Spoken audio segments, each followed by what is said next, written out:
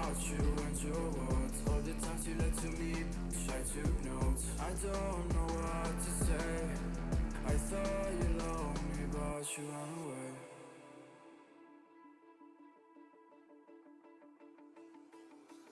I've been living in the shadows for a while. Demons calling me from the afterlife. Dark doesn't faze me anymore. I can see my tears into gold. Yeah, yeah. I don't care, no, I don't care. Yeah, yeah. I don't care, I said, 'cause baby, every fucking time you've played me, you should know that I don't give a single fuck about you and your words. All the times you lied to me, I took notes. I don't know what to say. I thought you loved me, but you ran. I know people come and go away, away. Sun is low, that's my time to shine again, again.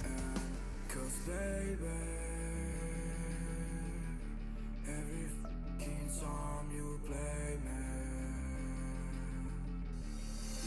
you call my bluff for the last time. This ain't a song, it's a battle cry. No life, I see the clue between the strobe lights. I'm haunted, black face, hey, follow me around, okay, black face, hey, follow me around, okay, used to want it bad, used to want it bad, but I can't taste it, I can't help you now, okay, follow me around, okay, black face, hey, follow me around, okay, follow me around, okay, black face, hey, follow me around, okay,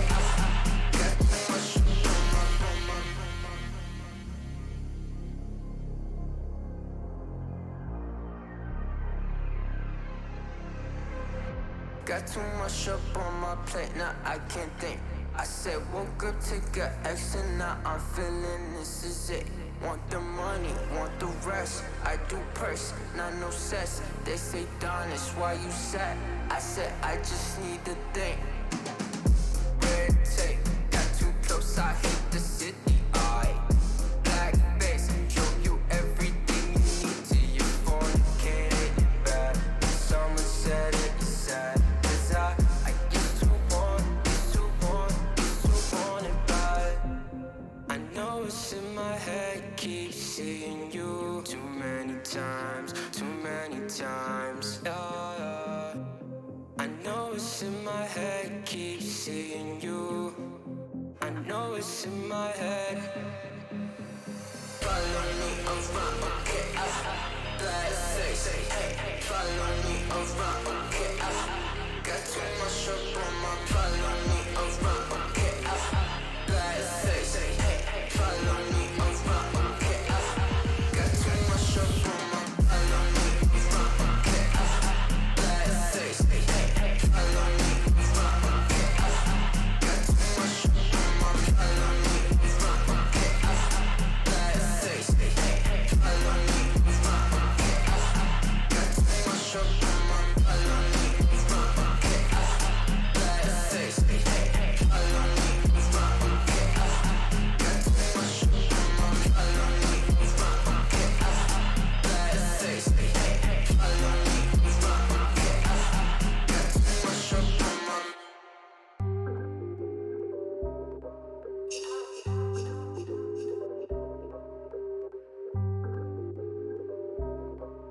Yeah.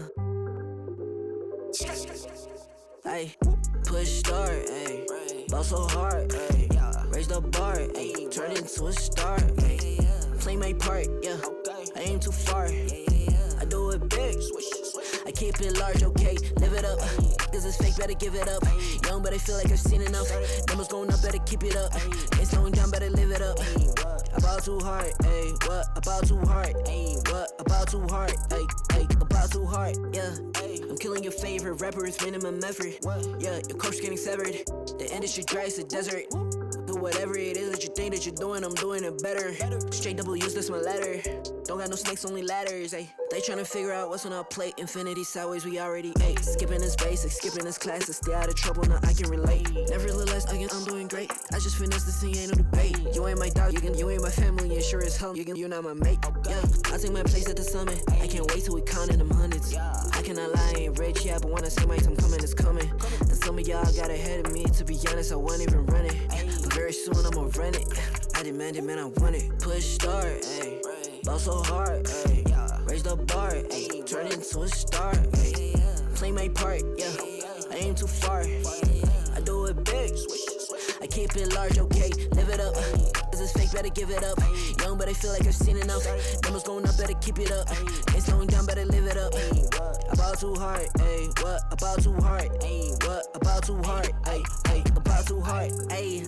They not gon' like this, don't like surprises. I cause a crisis, man, I'm a scientist. With the music I spice things, up to my liking. Man, I want nice things, nice things. This not an AK, it's a Uzi. I pull up and shoot it to movie. I'm chasing the bag, not a coochie. Cut ties with the fake, now it's Gucci. Word of my niggas from the 021. You count 6 shots and I count 2 guns. Some people still think I rap just for fun, but soon they look up to me just like the sun. Yeah, you can come over here. Swear it's like no career. Swear you got no idea. Soon you'll have no career. Take a good look in the mirror. They need to know that I'm here. Don't you act like it ain't clear. Yeah. Push start, ayy. Ball so hard, ayy. Raise the bar, ayy. Turn into a star, ayy. Play my part, yeah. I aim too far. I do it big. I keep it large, okay. Live it up. This is fake, better give it up. Young, but I feel like I've seen enough. Numbers going up, better keep it up. Ain't slowing down, better live it up. About too hard, ayy. What about too hard, ayy? What about too hard, ayy? About too hard.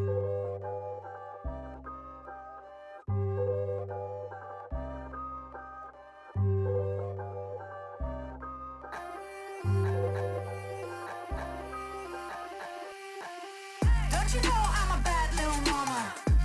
I got moves like Madonna. Don't tell me cause I move when I'm gonna. I'm not afraid to lose, I am a prima donna. Don't you see I'm a winner, I'm a queen. I cause no scene if you work with me. Don't stop me cause I fight when I wanna. I'm not afraid to lose, I am a prima donna. Step out as a motivator. Let them know that the weight's up. That's how we know when we level up. Ay, that's how we know when we level up. Level up. All we know about is level up. Are we ready not to level up? You know we fall and we get up. Level up. All we know about is level up. Are we ready not to level up?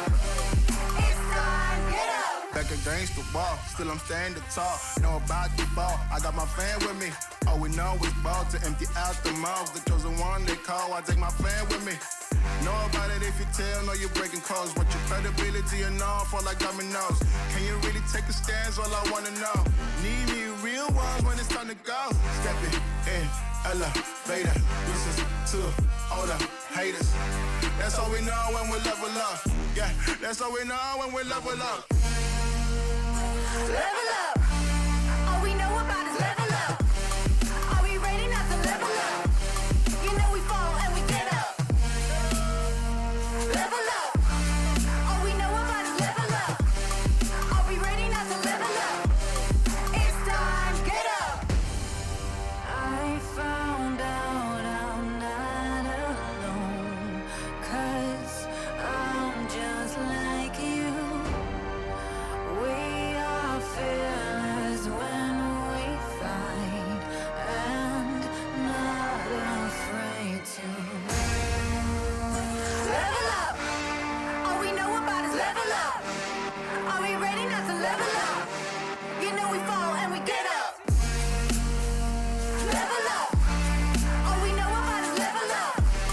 Are we ready not to level up? It's time, get up.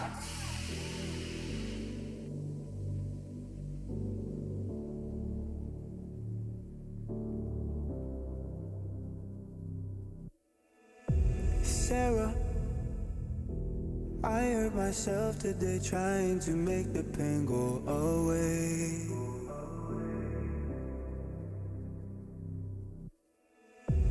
Sarah, I want to fade away, be with the stars in outer space. You come and you go, you take me high, you take me low, but I don't know how to do this on my own anymore. Oh no, now it's my leave for the melancholy. Couldn't fill a hole inside me. Damned if I do, damned if I don't. Now it's the Xannies till I know my psyche. Cocaine just to feel my heartbeat. Nothing to lose, nothing to gain. Sarah,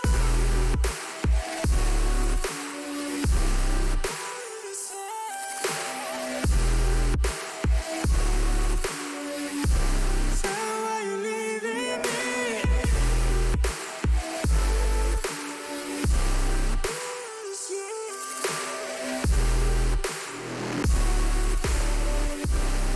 You know you can't leave me now. Sarah, I lost myself today trying to find ways to make you stay.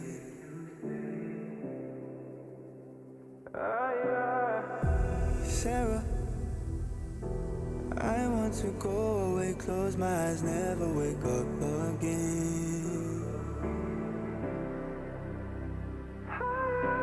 You come and you go, you take me high, you take me low, but I don't know how to do this on my own anymore. Oh no, now it's my leave for the melancholy. Couldn't fill a hole inside me. Damned if I do, damned if I don't. Now it's the Xannies till I know my psyche. Cocaine just to feel my heartbeat. Nothing to lose, nothing to gain. Sarah,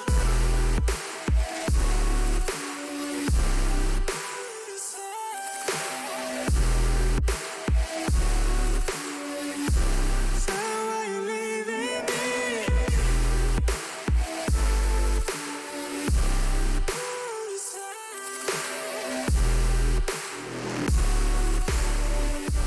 Put me on my misery.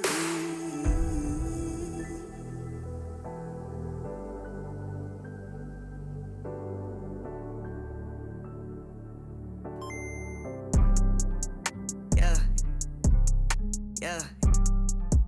Black sheep, black sheep, black sheep, black sheep. I don't even write no more, man. Tell him, yo, God, can't you come yeah. over? I'm on my contract commando. Yeah. Pulling up with clips extendo. That's no game Nintendo. I don't ever run out of ammo. I'm gon' need me a benzo. No fake friends, no pretend. Yo, think I might have found my 10. Oh, posted up in my tent. Watch your man go dumb, go stupid. If you're the best, then prove it.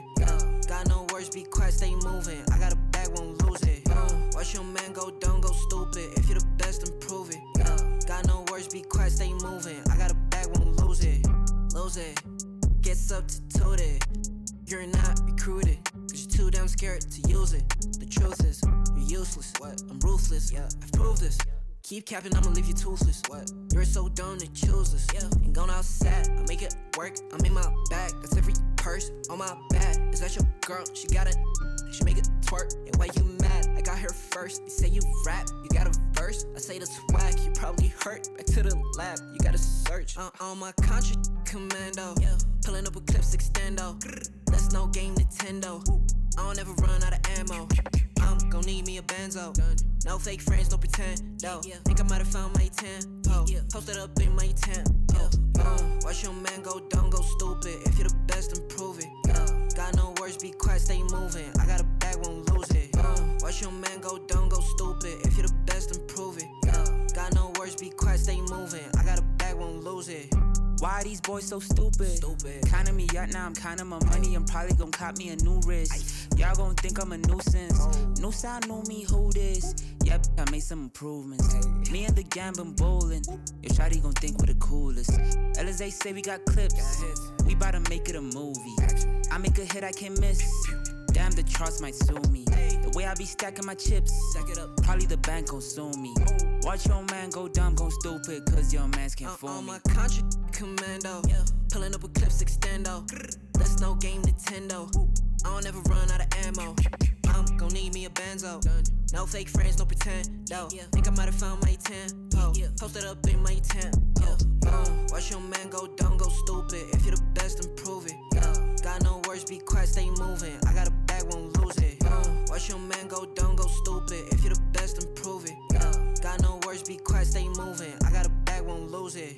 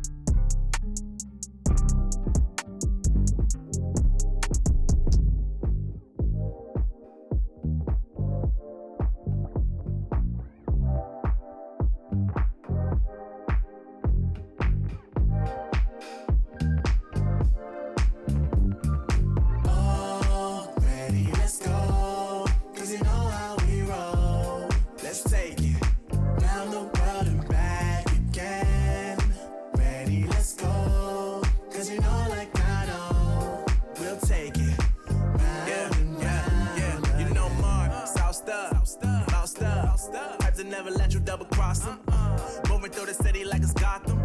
They told me get one, so I got one. Stop saying you're a boss when you not one. You ain't sacrificed, nah, you ain't lost none. All over the gram like you got a bag. You ain't big dog, we ain't hear none of that. I'm in the gym looking like a running back. How you know the flow, got them coming back. Who I was in the past, I'm unattached. Only focus in this moment is bringing the summer back. Oh, respect my grind, elevate souls and I spread good vibes. Young divine, you know I gotta shine. Raise your hands for a good time. Aye. Vibe until the morning, sleep until the noon. You said that you want it, so I got it for you. Let's all get together and show them how we move. We move, we move. 3, 2, bringing summer to you. Oh, ready, let's go. Cause you know how we roll. Let's take it round the world and back again. Ready, let's go. Cause you know like I know we'll take it round and round. Yo, hold up, let me switch my flow up. Back in high school, they were telling me I'll blow up. Doing talent shows and man, everyone would show up. Got in an accident and still made it for them to go nuts. You know what? I'm so what? I'm so That means I can't describe the way I vibe, the way I slide in with the rhymes that make the dimes. I'll close their eyes and fantasize. Young divine calling their phone number. Yeah. No, you know I love it. And you know me, I can't sleep without blazing beats on stages for their ones gracefully. And I got a smile that they hate to see. Young black successful, though life gets stressful. Though life gets stressful, go and vibe out with whoever you next to. Vibe until the morning, sleep until the noon. You said that you want it, so I got it for you. Let's all get together and show them how we move. We move, we move. 3, 2, bringing summer to you. Oh, ready, let's go. Cause you know how we roll. Let's take it round the world and back again. Ready, let's go. Cause you know like I know we'll take it round and round again.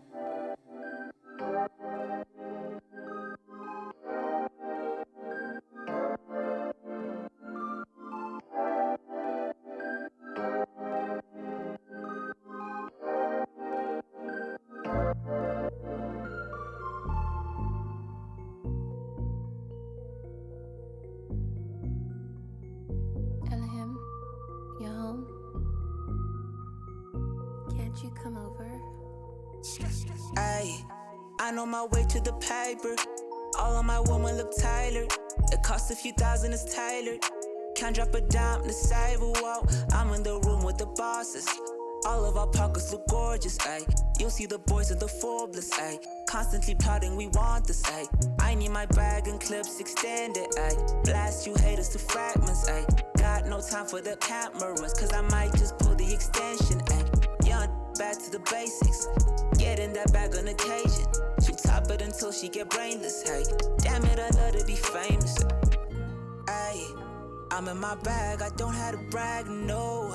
Ay, she's watching me stack as the water, my cap and fold. Ay, if I spend it all, it's just cause I'm racking more.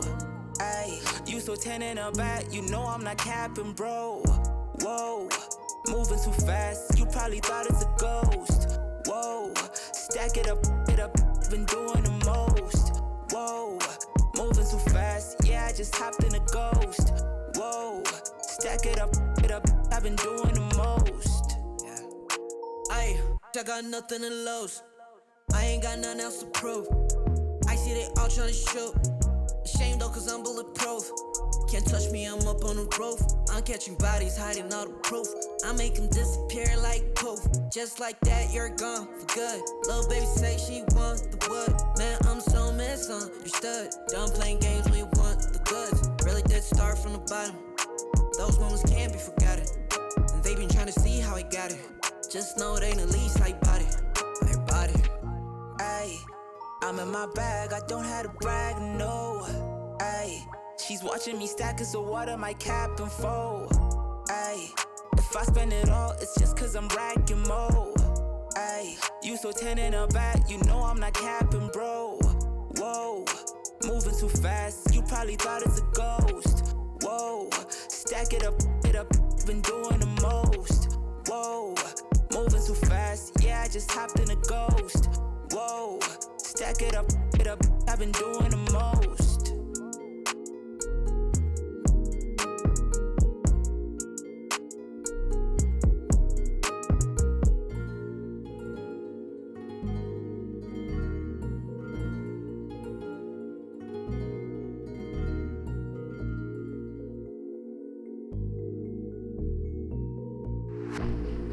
I was born like a fire in the eye of a hurricane. Always told, stay in line, be alright, better play it safe. I walk a different path, nothing can hold me back. I've passed the point of no return, something is calling me, it's in the air that I breathe. Bring me back to life again. Dancing with my fear, burning with desire. We gon' take it to the edge and come alive. Go to hell and back just to feel the fire. We gon' turn up in this place and come alive.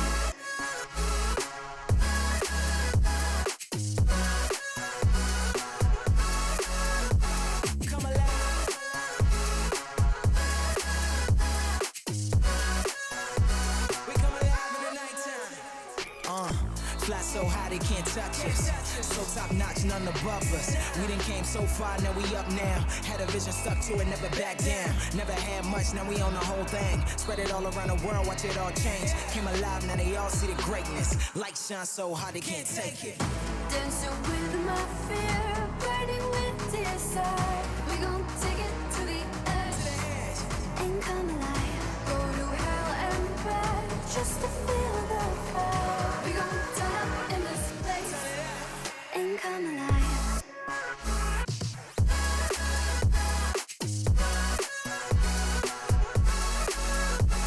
Come alive.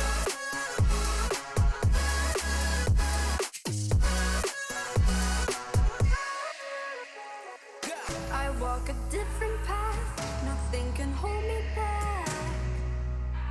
I passed the point of no return, something is calling me, it's in the air that I breathe. Bring me back to life again. Dancing with my fear, burning with desire. We gon' take it to the edge and come alive. Go to hell and back just to feel the fire. We gon' turn up in this place and come alive.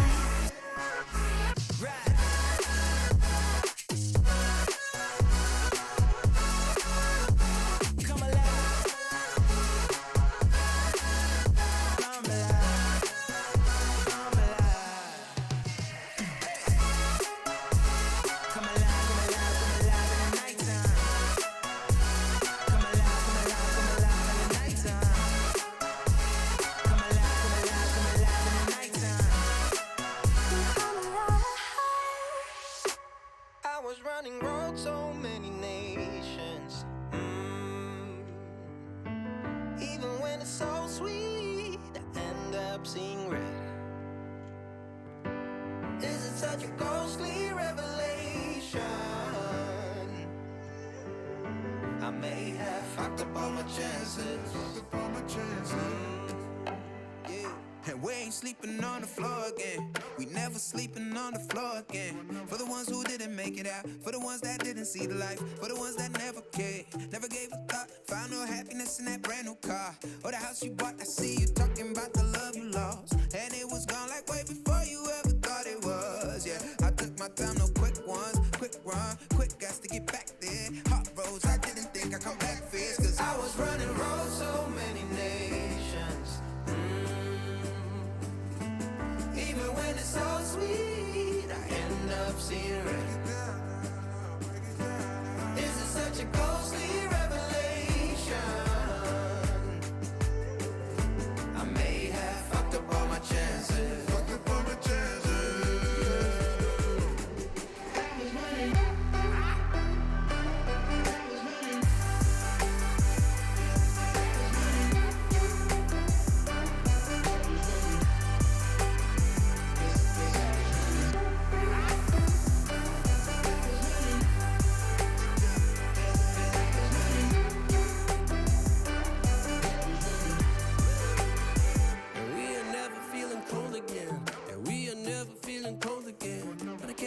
It's easy, it's hard to preach, cause I've been burning trees and watching fall.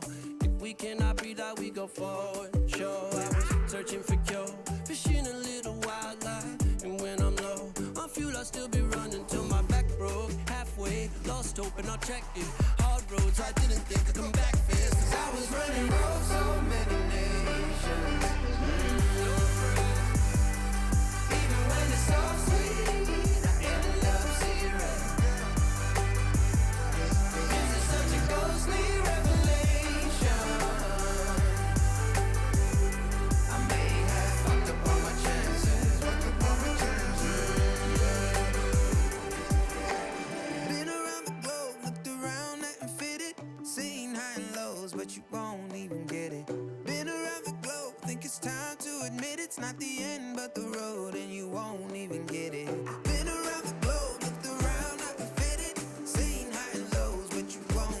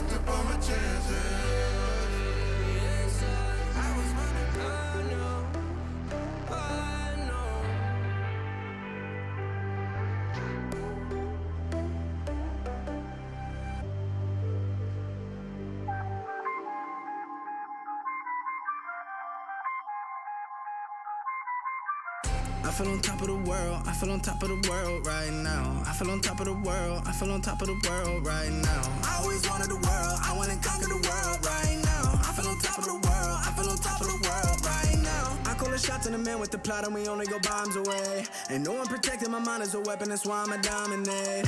Taking advantage of every second, now I ain't got time to waste. They all tryna sign my name, they want me to sign my name. Counting your blessing while I count that in my winnings. We take 50s and 100s and throw them up to the ceiling. Everything I envision, now everybody gon' witness. Only difference between us is I ain't stop till I finish, yeah. I feel on top of the world, I feel on top of the world right now. I feel on top of the world, I feel on top of the world right now. I always wanted the world, I wanna conquer the world right now. I feel on top of the world, I feel on top of the world right now. Savage, you've been distracted, your best my average, there's a reason for that's a fact. So they snapping back, mad at the fact that I don't have a backup plan, I ain't need that. Outworking everybody when I relax, so I ain't tripping about none of y'all feedback. Heard that, wonder when I'm gonna peak at. And that's why you count your blessing while I count that in my winnings. We take 50s and 100s and throw them up to the ceiling. These are those moments I don't think anybody else is going to forget.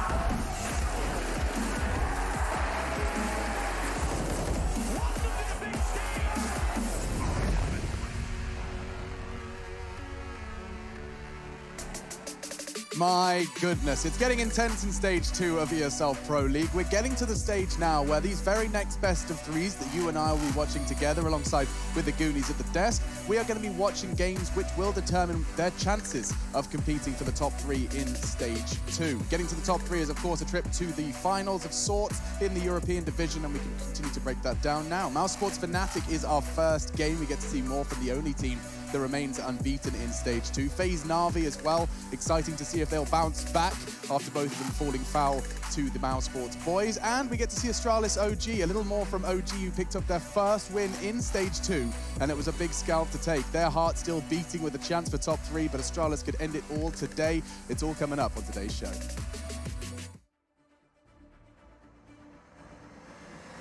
We are ready.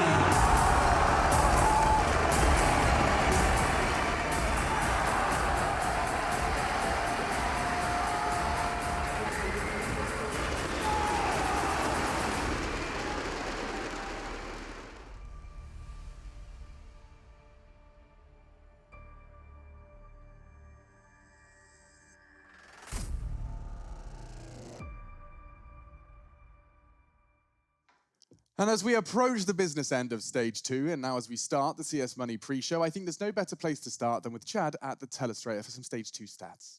Look, ladies and gentlemen, this version of Counter-Strike at this current moment is all about current form, and we need to take a look at that just quickly here. So let's get through these as quick as possible. Astralis, they're still doing the best in pistol stats, pistols, as well as second-round conversions. Utility, OG have taken the top spot there as far as ADR and Flash is going. Yeah, so that's a big one. Dust 2, still the most played map. We're going to give Carrigan the top in-game leader. He's the only one who's undefeated at this point. We'll keep flying through these here. AWPers, I've thrown Man2 in the mix with Simple. He's the second most AWP frags, and he's turning my head as an individual who is to look out for in the future. The playmakers, well, no surprise JW in there with the revolver, but MBK has been making some moves that has been getting them some map wins, and yesterday a series win. Bottom 5 performers still. So Golden, he's in there, but Fnatic still have a good shot of making that top 3. Here is your problems for today. coldzera and Olaf, both from FaZe Clan. They haven't won a game yet. Na'Vi will be taking on that today of FaZe, and they also have Boomich and Flamey within that bottom 5. So that's something we have to worry about and look into as today's matches progress. And most importantly, Simple is still at the top, but the undefeated Mouse Sports have Frozen and Rops still continuing this level of form, boys. It's looking nuts. Absolutely. Frozen continues to display a cool head under pressure with his wingman Rops here. It's looking fantastic, and they managed to take down the deadly duo of Simple and Electronic on Dust 2 as well. That was something that I didn't expect myself. I thought Dust will be going in favor of Na'Vi, but these guys continue to be a tag team duo that's not to be messed with. It's strange, right? Well, because you would always look at Robs when he first came on. We had him in the Pro League season. He's come on in, you know, we were just watching this kid who's come from the Pug world. Yeah. Frozen was playing more domestically within tournaments there, but for these two guys just to be playing at this level, at this current in Counter-Strike, it is great to see. And I mean, why don't we just go ahead and actually make this pre-show a little different? Instead of focusing on what you may have missed, we can instead focus on one team's journey. And this is actually the perfect graphic to start this conversation off. And so this will work as well. So as you can see, 4 wins, 1 loss. This is their first stage 1 performance. It may seem oh so long ago. That was from March 26th to April 3rd for Group D. And we saw them pick up 4 wins, 1 loss. But that 1 loss, I will remind you, I actually wrote it down because I wanted to get the specifics. Yeah. It was 2 rounds to 16 and 5 to 16. They got stomped by OG. Yeah, the only maps they've dropped to in this season so far is to FaZe and OG. It's surprising considering OG started off so slowly in towards this first stage of the tournament, Chad. Yeah, I think that game right there, you might put it down to a lack of a mental state. But here in the FaZe game, this is something which, look, Carrigan as the individual, the in-game leader, who used to be a FaZe clan, is always going to take an extra bit of stock in. Now, if you watch this series the first time round within stage 1, well, it went all 3 maps. And here's some highlights from those 2 names that we were just talking about. Rops and Frozen getting it done against the old guard of the elite, right? The coldzera's, the Nikos of the world. Players who they were looking up to when they were coming up the ranks. So they've beaten them once, and then they beat them over again within stage 2 as well. But that OG game, right? That one, we had the pre-game interview. I believe it was with Carrigan. We were asking him about like extra strategies and stuff, and he seemed very calm about it before going into that game. Well, the result afterwards, I'd say TeamSpeak wasn't very calm whatsoever. Well, one thing I will say about that OG result is they have actually got much better as the tournament goes on, right? So it's a sign of things to come potentially. The only team they really lost to was OG, and you can see the match the OG getting much better. 14-1.5. I can't even remember that. That's insane. Yeah, look, when I reflect back to this matchup, we were questioning what Mouse Sports were doing, right? Because they were all just individually trying to limp into situations, and OG were like, that's cool. You want to push through smokes, you want to take the fights against us? We're ready to play today. And OG, well, with that win, that's the only reason we even see them within stage 2, battling against these other best teams in the world. Yeah, it got into that playoff position where they could actually make it through towards stage 2 here. And yeah, fantastic stuff from Mousesports, generally speaking. Undefeated in stage 2, taking on Fnatic today.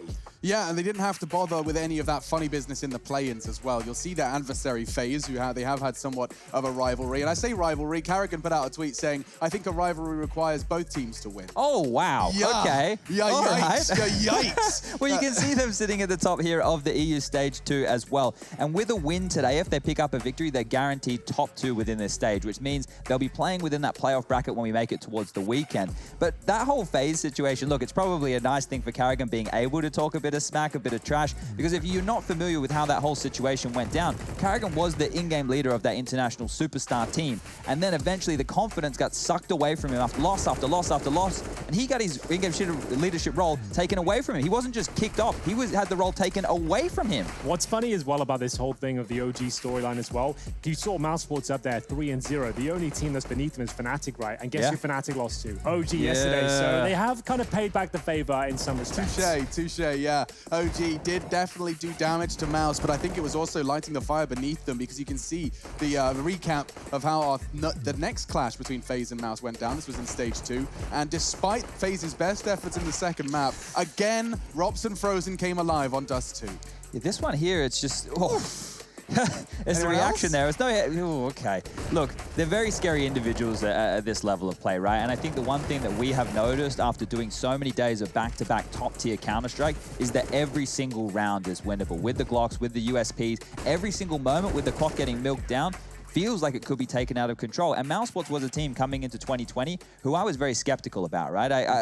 For good reason, because their tail end results last year, I wasn't sold on them. I was like, well, you're not playing against top tier opponents. Well, now they're doing it week in, week out with consistency, and those two individuals being super consistent as well. I mean, and of course, if anyone hasn't been following Counter-Strike up until Pro League, there was offline events prior to this, and we did see Katowice trophy get thrown into the Na'Vi closet. They picked up the huge win over in Katowice, but it was Mousesports who bested them this time when they met over at EPL. I mean, this is Na'Vi who've come in looking incredibly hot. Those crazy running the clock down 20-second rounds. The same thing Na'Vi have been doing, the same maps, just couldn't pull it off. It was a very compelling map pool for Na'Vi as well going into that one. It was Nuke and Dust 2 actually available to them there. And Mousesports especially, that's what we're talking about with this Dust 2 duo of Electronic and Simple, taking them down on that particular map. That's why it's so impressive. You've got these sort of plays being displayed here. Simple playing out of his mind this entire tournament so far. Perfecto, not so much, but he did turn up to this series and Mousesports are still able to topple them. Well, what this points out for me right here is the fact that Mousesports take this 2-0 means that with Flamey and Boomich clearly hemorrhaging, they're in the bottom 5 players so far within stage 2, that Simple and Electronic can only carry so much. When you're going up against Mousesports, who are clearly, they've changed their mindset. I remember when we spoke to Karrigan, it was along the lines of, yeah, we'll be saving those strats for LAN. Well, now LAN is definitely in question. We don't know when we will be heading back to that domain. So they need to treat this like it is LAN, give it 110%. They are the remaining champions, not the remaining, the defending champions of ESL Pro League Season 10, where they took down Astralis on home soil for Karrigan. God, yeah, and I almost let that one slip my mind. Yes, Season 10 did conclude with a Mousesports victory, and now defending champions find themselves undefeated in Stage 2. And I think in total, they've dropped what, Henry? I mean, like one map to FaZe, two maps to FaZe total. And OG as well. That's so 4 it, maps the only total. teams. Wow, that's crazy. And 1 so defeat. Quite the run. So out of 8 best-of-3s so far, they've lost 4 maps. So that's not too bad at all, really. And if they beat Fnatic today, like I said just before, guarantee themselves top 2. If they continue this form, they're probably going to guarantee themselves the first place, which is the best-of-5 grand final already. Okay, with a map advantage in the best-of-5. I think that's in the North American side of things. Oh, is that the we don't do that in Europe. In Europe, we want all 5. All there you go. 5. All 5. But and just the last point on that. With that said, who is the? Oh damn it! I had a perfect follow-up for the segue. If you said something, sorry. And there was another point. What's this phenomenon called? I wanted you to ask tip of the tongue syndrome. I wanted to ask you who is struggling in comparison. So you said with their same form, they're trending to qualify. My question was, with that same form trending for these other teams, who's on the hot spot? I mean, who's on the hot seat? Who's could not be in stage 3? If FaZe and OG lose today, if FaZe and OG lose today, they're out. They can't make it. Those 2 names right there, right? They've lost to what? Astralis, Mousesports, and Fnatic so far. So big names at least. They have got some lesser teams to come forward, but still, this is a cutthroat group, and FaZe have not shown the best form so far. Yeah, so right now, going into today, everybody is still in contention, tiebreakers, all that stuff. FaZe lose to Na'Vi, they're out. They're out. OG lose their game to Astralis, they're out. Mouse Sports win their game against Fnatic, they're through. So that's what's on the line today. It's quite clear. It's not too much for people to really dissect. All of those results going one way or another can set us up for tomorrow to either have 4 teams in the race or all 6 teams in the race. Oh, Chad, that's the perfect way for us to end the CS Money pre-show. For now, we take a quick break, but when we do come back, that first game we've just been hotly anticipating is on the cards. Mouse Sports are going to be duking it out in the ring versus Fnatic, and you don't want to miss it, that's for sure.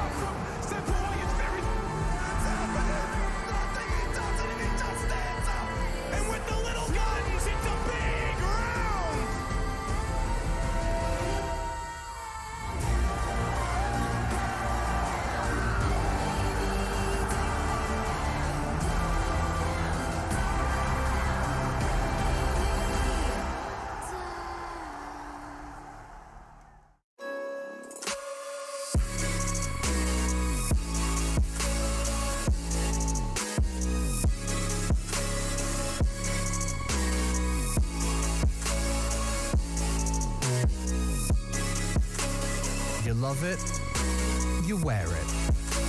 What's your style?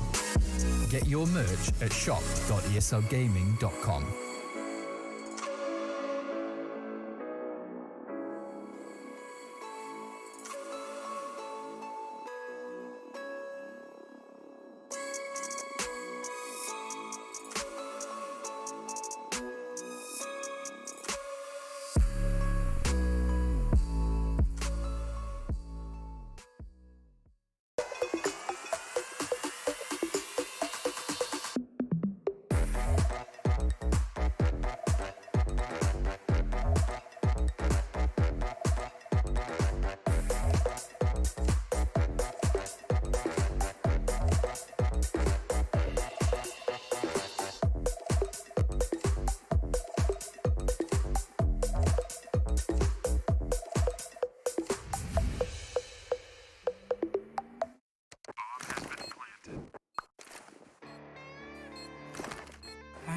Cool, right? Want to know where I got it?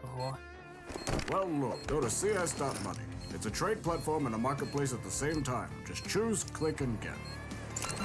Good luck, bro.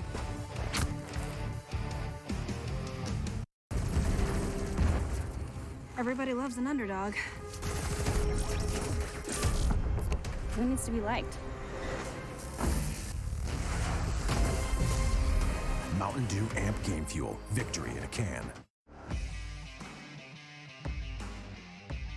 Charge up your game with excitement. Highest odds on the market. Take what's rightfully yours with GG.bet. My name is Jordan Gilbert, aka Nothing. Hi, my name is Sue Lee. My handle is Smix. I think it's important for these initiatives to happen. Empathy really, really goes a long way, and it always means so much to us, and I think that's where initiatives like this really help. I encourage everyone in the community, anytime they see bullying, anytime they see someone getting called names, I encourage you to step up and say something. Good luck, have fun. Good luck, have fun.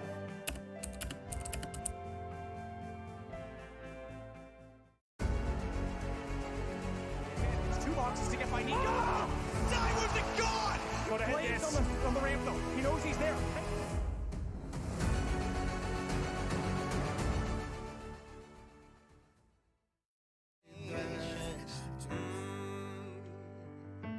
Even when it's so sweet, I end up seeing red. Is it such a ghostly revelation? I may have fucked up all my chances. And we ain't sleeping on the floor again. We never sleeping on the floor again. For the ones who didn't make it out, for the ones that didn't see the life, for the ones that never cared, never gave a thought, found no happiness in that brand new car or the house you bought. I see you talking about the love you lost, and it was gone like way before you ever thought it was. Yeah, I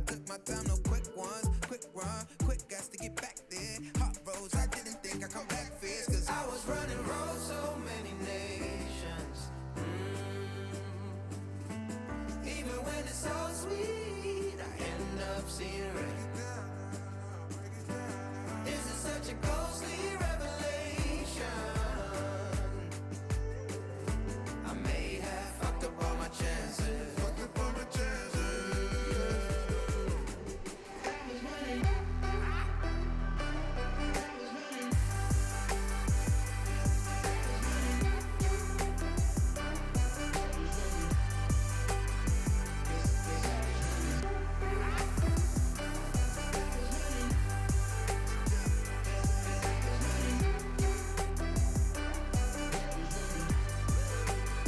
And we are never feeling cold again. And we are never feeling cold again. But I can't act like it's easy. It's hard to preach. Cause I've been burning trees and watching fall. If we cannot breathe out, we go forward. Sure, I was searching for cure. Fishing a little wildlife. And when I'm low on fuel, I'll still be running till my back broke. Halfway, lost hope and I checked it.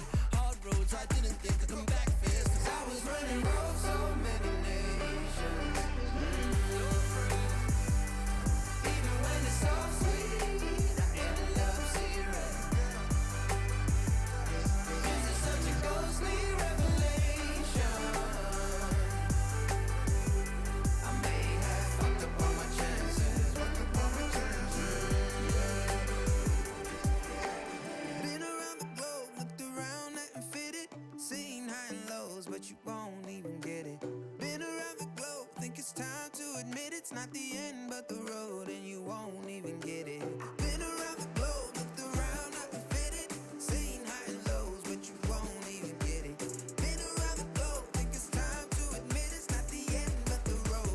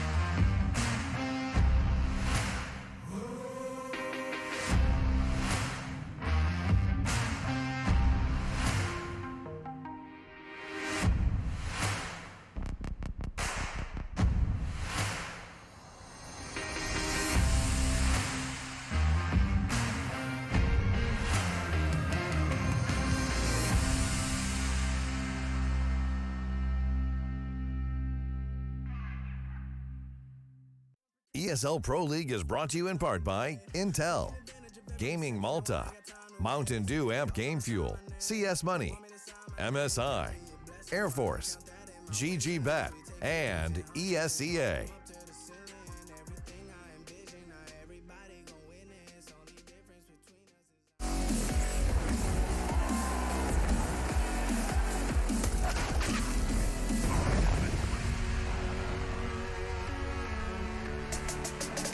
Oh baby, yes, we are into stage 2, day 4. Crunch time for Mouse Sports and Fnatic, and a rematch of the grand finals of season 10 of the ESL Pro League. It took place in Odense. This one takes place from their bedrooms, but it's exciting all the same. It's just as exciting, Alex, if you don't mind me saying. I'm very, very thrilled for this one. It's going to be, hopefully, a barn burner. It has happened before. Unfortunately, in that grand final we just referenced, it was a 3-0 in favor of Mouse Sports, and we did have the names we expect to be at the tippity top. That was going to be Frozen and Rops. It doesn't bode well in that respect, but Fnatic, I feel like they've got some fire beneath their belly right now. Well, yesterday, I think, Axe is another one of those wake-up calls. You come in, you have a sloppy day, you get a loss, one that could mean that you don't make the top 3 and don't continue within the playoffs here, and then maybe the next day you're going to wake up and give it a little bit more there. But OG, they looked great yesterday. They just kind of built into that series. Well, that's what the script was supposed to be going into this matchup. Both teams are supposed to be 3-0. Yeah. This to be the ultimate clash. Undefeated. And we're supposed to have the R8 era as well. That's and right. We're not going to have that today. It's been officially ended at this point. Has it? Yeah, OG have confirmed Oh, it's I guess, over. right? If he did lose, he did. But he was on a three-win streak, so maybe it's dead now. Regin made a tweet at JW today saying, are we going to keep the knives away? He was asking what type of Counter-Strike we're going to see. I hope not. I hope the knives come They out. got 5 knife kills on one map, and they still lost the series. This is why, because they don't get knife rounds anymore, unless they go to the third map. So they need their fill. They need to really fill their boots with that one right there. But there's a problem, I think, in this game here, Alex. There's a problem? There's a big problem. What's the problem? It's the Mouse Sports. They don't like buying the Krieg. And we saw what happens to little baby Brolin when he can't get his Krieg. On Now, the CT side. it's not that, look, I want to start this conversation. It's not that he's not a good player. It's not that he can't find his impact. It's just the level of impact he finds when he has the Krieg compared to when he has an M4.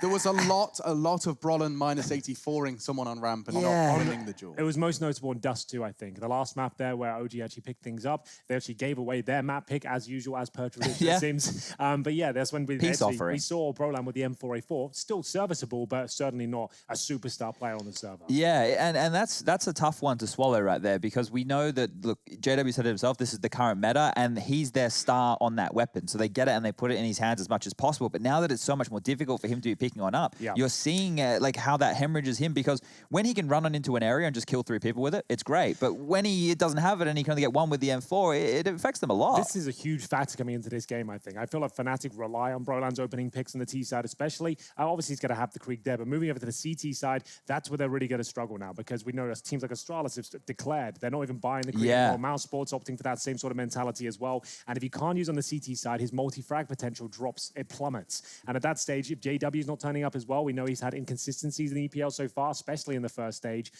That could be a problem for him. There is a stark contrast when you take a look at Mouse Sports and their stars, you know, Frozen and Rops, but neither of them have any issues or quandaries with the AK-47. If anything, Rops has been doing more ridiculous things with the AK than I've seen before. At the end of 2019, he was probably the best AK-47 user towards the last couple of months. He was insane with the weapon, continues to be so as well. And with rumors with the Krieg being nerfed, I think it's a good place to be in right now. If you're a master of the AK, it's old school, it looks great, and people respect you for it. One of the things yesterday that OG did to force Fnatic's hand in that game, if we just want to continue to reflect there, was force them to... Actually, they played their game. OG went in and played their game. They were disruptive. They were in their face. They were playing the mid-rounds. And that's something that Mouse Sports have no problem doing either, right? Because their individuals are just as good. If you want to take a heads-up duel, if you want to play Counter-Strike like that, Mouse Sports don't have any issues doing that. I think, you know, I'm going to make a bold statement right now. When Karrigan's going for all the entry kills and he's top fragging and the other players are a little bit behind, I think that's when Mouse Sports are at their most desperate. And that's not to say anything bad about Karrigan. It's to mean that the other individuals aren't hitting the shots that they're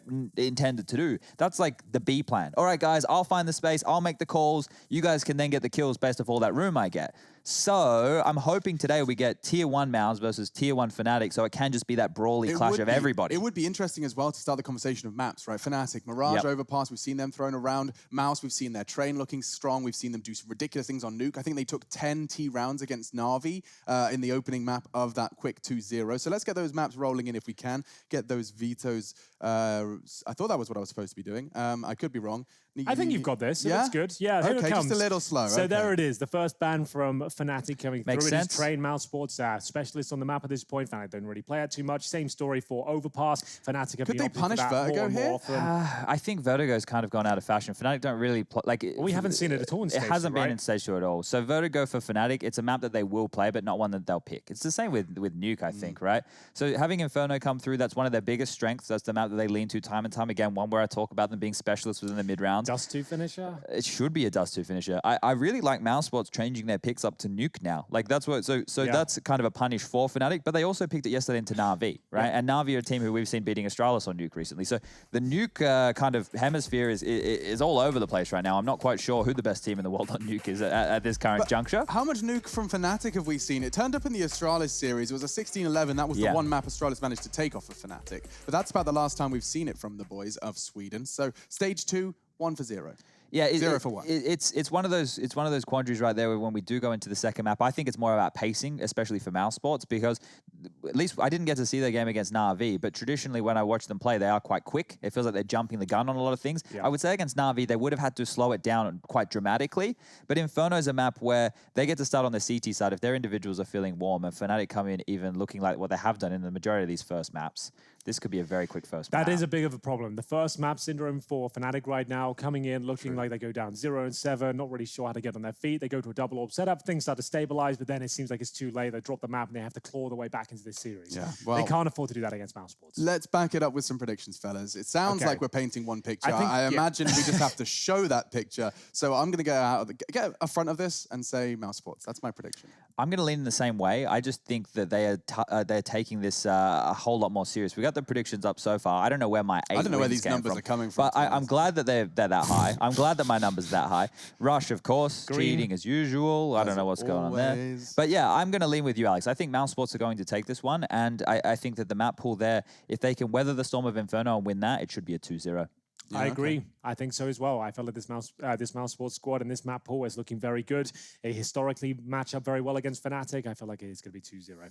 I mean, then that's kind of interesting. That does just summarize for me that this international roster really are ones to watch. If it does pose one question, and what about Rush? I can see he's in the wall. I see a prediction. 11 wins. You're looking for 12 today. I'm winning all the games, so I mean, I think you guys are completely wrong here. I think Fnatic's going to take this one. So for what reason? Well, you know, JW on that knife. You know, I saw his iris dilate by a quarter of an inch. And he's lying. Look, I've done some real weak analysis in my time, Rush, and that right there has to be some of the most pathetic I have once heard. he gets that knife, the knife is pretty exciting. Now let's talk about the mental effect, Chad, of the knife. When you do get knifed in the server, has it happened to you in your pro career a few times? Have you faced JW on the server? Have you felt the knife right between those shoulder blades there? Probably, but I'm too busy pressing tab, calling all the guns for my teammates, working out the next strategy, trying to work out the other side's money. Even when there's 5 knives in one round? Yeah, it's fine. Sorry, 5 knives in one round. That would be the new record. Before the actual Counter-Strike starts. Normally I'm still losing, so it doesn't matter how I'm losing. It's either I'm getting knifed or we're losing to the AKs. Either way, it's still a loss right there. I feel like if you lose this series, though, after getting 5 knives, that says more about you than it does the actual knifing itself. Yeah, well, they value fun over the W's. Some people like that. Some people love that. Should we have some fun now? I think fun is on its way. Tell your friends, tell your pets, tell everyone in between. Don't tell them. Just force them. Put it in front of them. Yeah. Put it on your phone. Videos are mobile now. You can't really have any excuse. Just put it in front of their face. They'll have to close their eyes. I mean, really. The internet's going to be massive. I can feel it already. Yeah, I think they're onto something with this whole internet thing. Mouse Sports Fnatic. And I've heard about this thing called, I don't know if you heard of it, MySpace. I was thinking about investing. You should. They are actually looking to make a huge resurgence right now. It's Tom's be really crazy. cool guy. Yeah, Tom. It's going to be a lot of fun as we get into our favorite 2 teams here.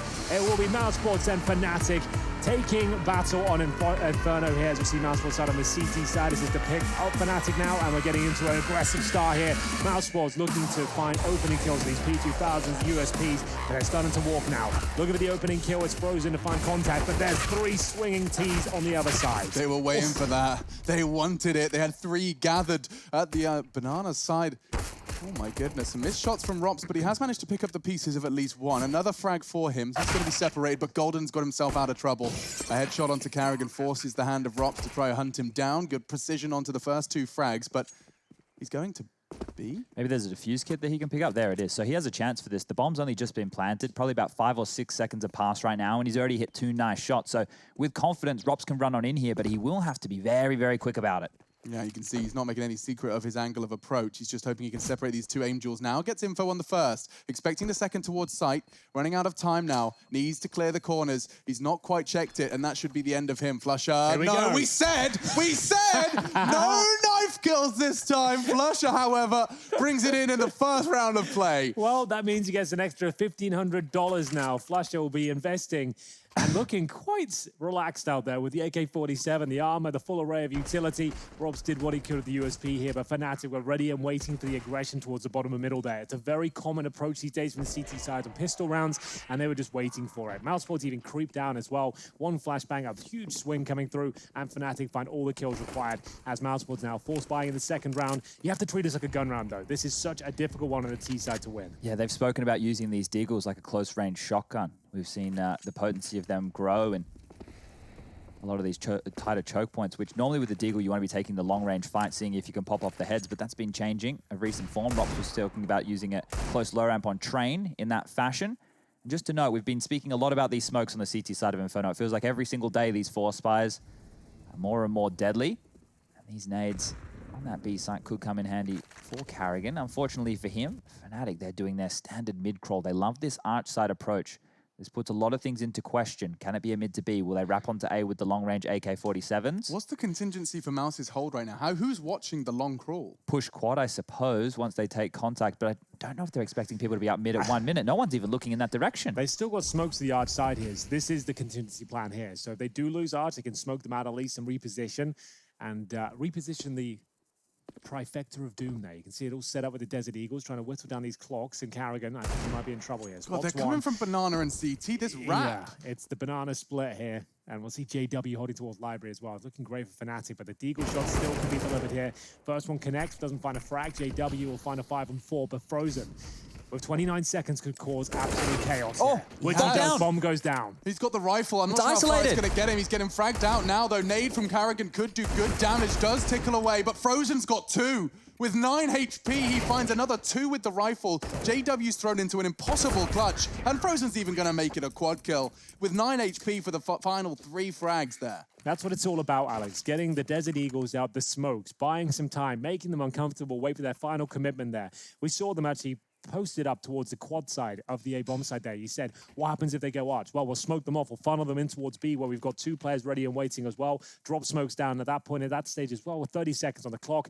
It's going to be uncomfortable. It's going to be messy. One mistake made and Frozen. He'll find the bomb, the AK-47, lock it down, and absolute pandemonium ensues. Yeah. And we'll see the force buy in response. A perfect round as well, just to give everyone an example of why we say Fnatic's T-sides are unlike anyone else's. That hinged on everyone winning their individual duels after some group map control was seized. We see that a lot from Fnatic, running through smokes. Like the bomb shouldn't be going through there first, like in any sense of the word of Counter-Strike, but generally speaking now, this will be a Mouse Sports round. They don't have the same sort of advantages on the Fnatic side we saw previously. They are going to have to try and break through and snowball their way into a bomb site, find an opening kill if possible. So he says the Eagles, as he goes down, trade potential there, but not found. Voxer with 2. Yeah, that second frag was real crucial. The trade from Brolin was on its way. Could have spiraled, but now, yeah, that's perfect. Carrigan's even going to get an extra $600 with the frag onto J-Dubs. And whew, wanted to get there before the smoke plumed, but it costs him his life. Golden falls and puts Flasher into a full 1 versus 5. Any sort of kill here would be nice. Maybe steal one of those rifles away and continue to chip away the Mouse Sports. But he's got 40 seconds. He's in no rush. It looks like he is going to go down, though. Chris J holding the line. Wow, that was the force buy, boys. They didn't get a single kill. Quite the disparity from Mousesport's performance in the second round there. No bomb planted either. Means it'll be the full eco going into round number 4 here. And remember, this is the pick of Fnatic as well. So finding themselves at difficult times here after winning the pistol. SMG for Carrigan. The rest of them on rifles. A couple of AKs thrown into the mix as well. Fnatic can't really justify any sort of investment here. So Glocks across the board, they get $2,400 into the next round. They're going to rush apartments, try and get a bomb down. Very unlikely they do. Ideally, you got the MP9 ready and waiting for them. Carrigan's over towards B with that, but Voxic happy to find a few frags here. Voxic was one during stage 1 that we were very critical of here on the casting panel. He wasn't performing up to that same standard. Not. So I'm glad that we get to see him again today and see how that AWP was working. There was a lot of impact coming out of the lines of Carrigan finding openings, was they were able to snowball rounds on. And then when the chips were really down, it was actually Chris J as the member we were highlighting as somebody stepping on up and winning them some big ones. Now, if you were here at the top of the show, you would have seen Golden has slipped into the bottom 5 performers at the moment. He is the 5th worst, statistically speaking, just from stage 2. And well, he's the in-game leader, so we tend to give them a little bit more slack in this one right here, but maybe a bigger performance from him today. Could see Fnatic picking up this win against Mouse Sports. We're going to get it underway with the gun rounds here, so I assume Fnatic are going to go with their traditional play that we've been talking about a lot, which is spreading out across the map. We have their default of Flusher and Golden over towards Banana, Brolin and Crims over towards that apartments area, and then JW in between. Actually, they've mixed things up with 4 straight towards the mid-stairs early, so this is a different look already. A little bit of damage inflicted by the HE, and there's some sort of set piece here. We can see the deeper smoke on the CT side, and it's not working out for them, but a couple of kills come through. Voxic still holding towards the second mid position. It's Carrigan bullying his way down toward the bottom of Banana. Mouse Sports are being very active there. I don't think Voxic gets away, though, at least. And now it's a 2 versus 2. Flush up. Pulls back Carrigan. The MP9 drops. Banana's still open. Frozen makes his way down towards the logs area. He's got no utility, but now a gap in that smoke. See them just slowing it right down here. Still a minute on the clock. Waiting for an inquisitive CT to overstep the mark, perhaps. They are segregated right now. You can see Rob's alone towards A. Has got an M4 as well. Still with a smoke and 2 flashes. I want to hold on to those. Very powerful spot that he's found himself now in at the bike. So If there was a Molotov on the other side of things, they can't flush him out late round. He will be able to extinguish that and then bide his time. But look at the push coming in the back line's Frozen here. He gets a freebie. Look at this. It's the duo we've been talking about. It is. You're absolutely right. Frozen and Rops getting it done once again and flushing with 30 seconds here. The ball on his back. If ever there was a man to fight his way out of this scenario, he certainly would be in the conversation. But a smoke only, Galil. And he's got to get Frozen here at this point as well. He could get his quick kill towards bottom and middle, run towards B, but it looks like he's been found. 4-1 Mouse Sports as they fend off yet another buy there for Fnatic. A few kills found, but the aggressive play from Mouse Sports, that deep smoke towards the second middle area to allow them to get a pick. While that's going on as well, there's a B push going on. Very aggressive, and Mouse Sports happy to win these bonus rounds, Chad. Yeah, I am just thinking here, that opening move from Mouse Sports, we didn't get to see it in full fruition. I'm interested to see how that smoke would play on out. Sure, yeah, so I guess the idea is there's so much aggression towards Banana, so all the bottom and middle players are taking care of that. And then you've got this deep second middle smoke you'd think is just the default one, but there's actually a huge gap towards second middle, enabling players like Boxy to get picks, which he has been lacking in his APL so far. It's great to see him posting big numbers in the opening map of this best of 3 because he has been quiet by his standards here, but AWP's out now, and on Inferno CT side, he can do some devastating work. Yeah, we spoke about yesterday as well that OG were forced into playing Fnatic's game, and that was something that unraveled them, so to speak. And now with this mid-round aggression from Mouse Sports as well, they're doing the same thing. They're meeting them at their own game, and well, here's a very standard Banana move that we've been seeing a lot of lately.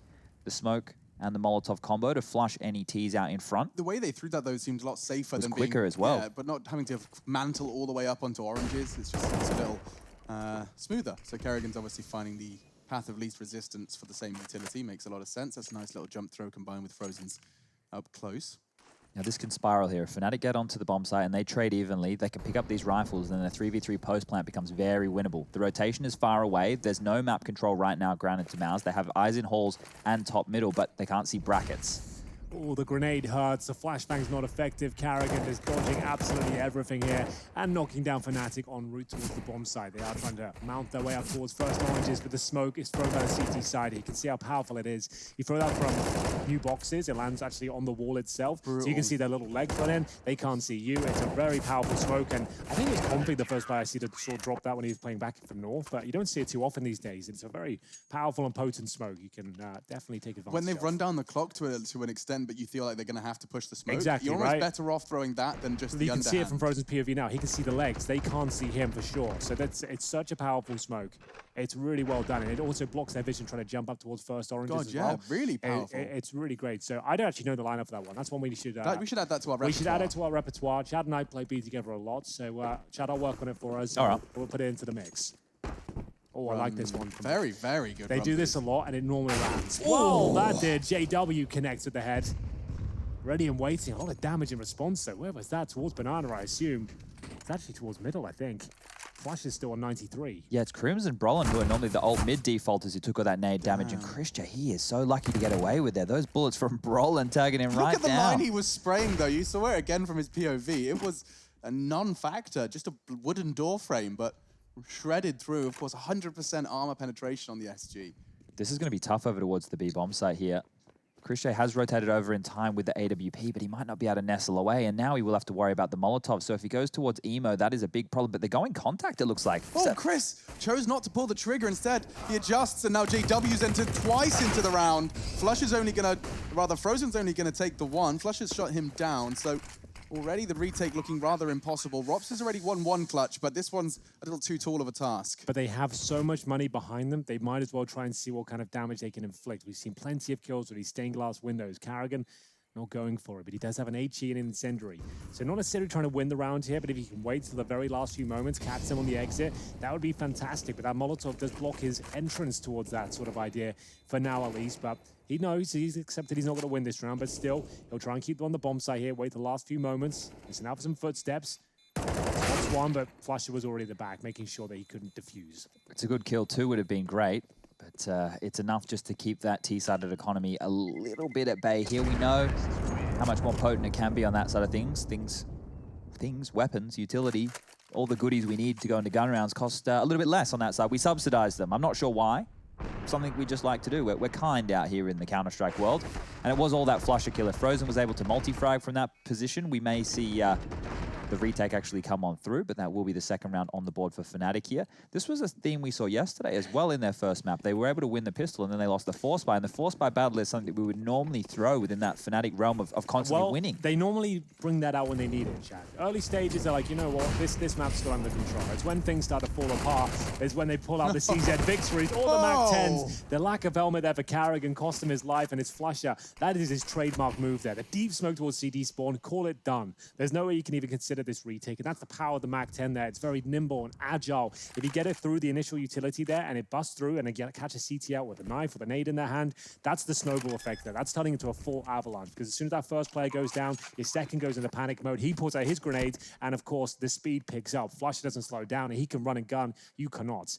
And you can see the Mac 10 is still super viable, even on gun rounds here. You just have to read the economy well. I know there'll be a few weaknesses on the map elsewhere. And then it's funny that Karrigan falls foul to something we've seen him do so often as well. Of course. That's That's a great point. That's Karrigan's move as well. Yeah, once we get to the freeze time, I'm going to highlight this in Skybox for everybody at home, just to see what Flush is running through. He obviously takes a lot of damage there, but we need to visualize for you what that gauntlet is. It's not just the enemy's utility he's running through, it's actually his teammates as well. Look at this. There's going to be a T-sided Molotov that's landed just here. Flusher runs through that. He's pushing through their own utility to get these two openings. Now, look, if he went down, he would have looked very silly, but getting both opening kills, it guarantees the round, and that is one on the board for Fnatic, so that's all that matters. Give it the Hail Mary play. Flusher, you fancy, got a good spawn, the Mac 10, the money. We just won the previous round. They might not have helmets here. And we've seen this going through all the flames here, negating everything. And that's it. You can see Frozen call the nades out. And then this is it. I think he had no helmet. No, Karrigan didn't. I think he could even afford one as well. Opted against it, knowing they'd have rifles after winning the previous round. So that's a very intelligent purchase from Flusher. Had a good spawn, got stuck in. That's his move as well. That's where he plays on the map.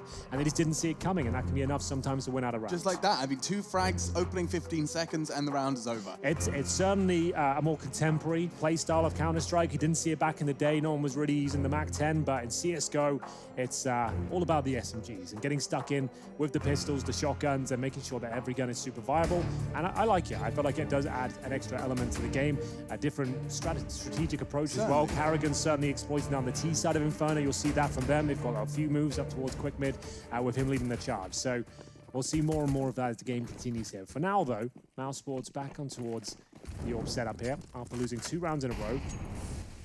Toxic still happy to challenge. Still got $8,500 behind us. That's wild. Their money is in a great position. If they lose this round, they get a $2,400 loss bonus. Mouse Sports are laughing all the way to the bank at the moment. They did have 3 players survive in the previous round by virtue of that rush. But yes, money's still fantastic for sure. They can afford a couple more orbs as the loss bonus will rack up. I exhale through my nose when I remember what Brolin did in the T side of Inferno yesterday. The ridiculous wallbang he hit. Yeah. It went into apartments from bedroom, but it was quite the angle. We got to see that one in slow-mo.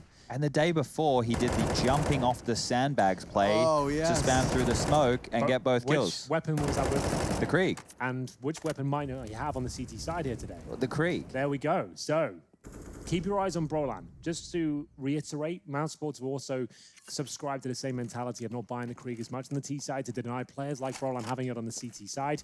We'll see if that comes through in the second half. But for now, an opening pick from Flusher. Molotov towards the yard side here from Golden. 1 and 7. He has had up and down performances in EPL, sometimes amazing, remarkable in-game leader stats, sometimes a little bit quiet. Early on into the series, hasn't found much, but here's Karrigan. Takes down Flusher early this time. He's doing this single-handedly. He does no support from Woxic, and he's got 2. Now Chris J arrives, does nothing but a dink. Brolin low should be finished off. Karrigan's on for a triple. Woxic's now perfectly swinging into J-Dubs, and that is the hold. Yeah, super strong from Karrigan again. His EPL stats must be very high by his standards, to be honest with you. Like, he's been so solid on all these bomb sites. He's leading the way on the T side, a lot of maps as well. Golden might even get a plant down at this point. It's only an AWP. He could win this. He's managed to get away towards Banana. The flash is good, but Robs is waiting. Oh, he's got the fight he wanted. The flash did catch Robs, but through it all, he does prevail. We will see the 6th for Mouse.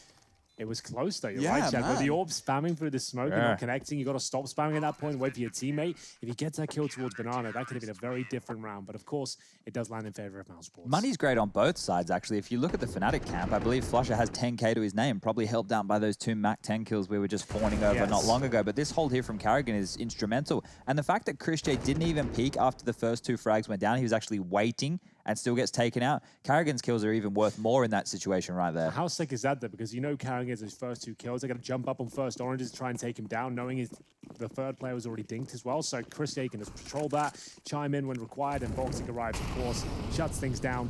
And we will have, as Chad mentioned, a strong buy for Fnatic here. A river of flames engulfed there towards the banana area. You can see them exchanging utility. It's Carrigan who will take the first blow, though. Down at 54. He's still a player at Sandbags as well, but he'll fall back. That's Frozen, also catching an 8. And a kill. Woxic was going to go down one way or the other. It's actually Brolin who catches him. JW, he's been winning the AWP duel in mid, that's for sure. Woxic typically, though, finding his feet over at the B site. Just to note, oh, hold up, we got to stay on board with JW. He is getting very, very frisky. He wants to push forward there. He's seen the corner of the arm, and Chris J will go down. It's now a 3-on-3. Map control completely in the favor of Fnatic. They have full banana control. They've got top mid control, and Crims is even patrolling rotations from end of halls here. Oh, dear. Well, there it is. Rob's quite proficient with the Krieg as well. He'll sit towards that pit position, and Crims will go down. Nice shot from JW, though. Gives them access towards the A side. The rotation's coming in slowly. They're double smoke towards Library. Not ideal, but still absolutely fine. And maybe this won't be, though. Carrigan encroaching in their position. That's a key kill. Golden gives them the advantage.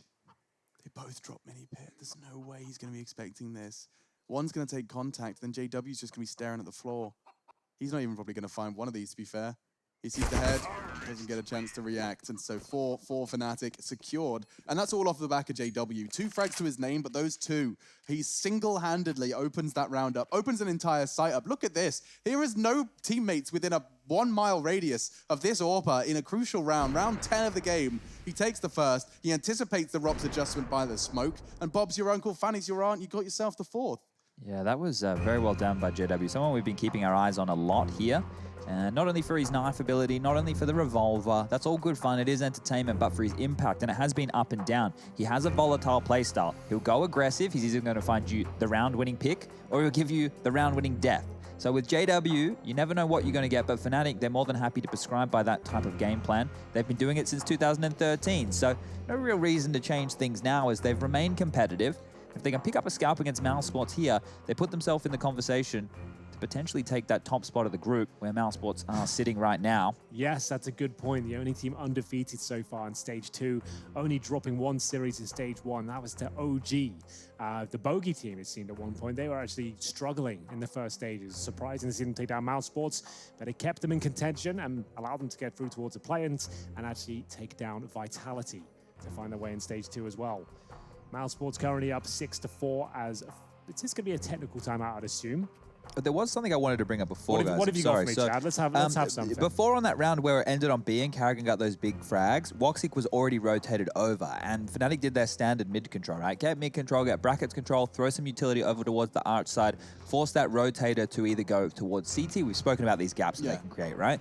But the gamble from Mousesports was actually, instead of having Woxic getting messed around by that utility usage and those rotations, he just went straight to B. So I'm not sure if there was a tell or if that's how they plan on dealing with this. If you want to take arch side, that's fine. We'll leave our 2 players, Chris J and Rops, to lock down pit. We'll give you arch side completely. You can spend all the round trying to find us. Right. We won't be there. So it is a gamble. To commit to B or A. Yeah, so I'm curious. That's one that I want to keep track of here, but okay.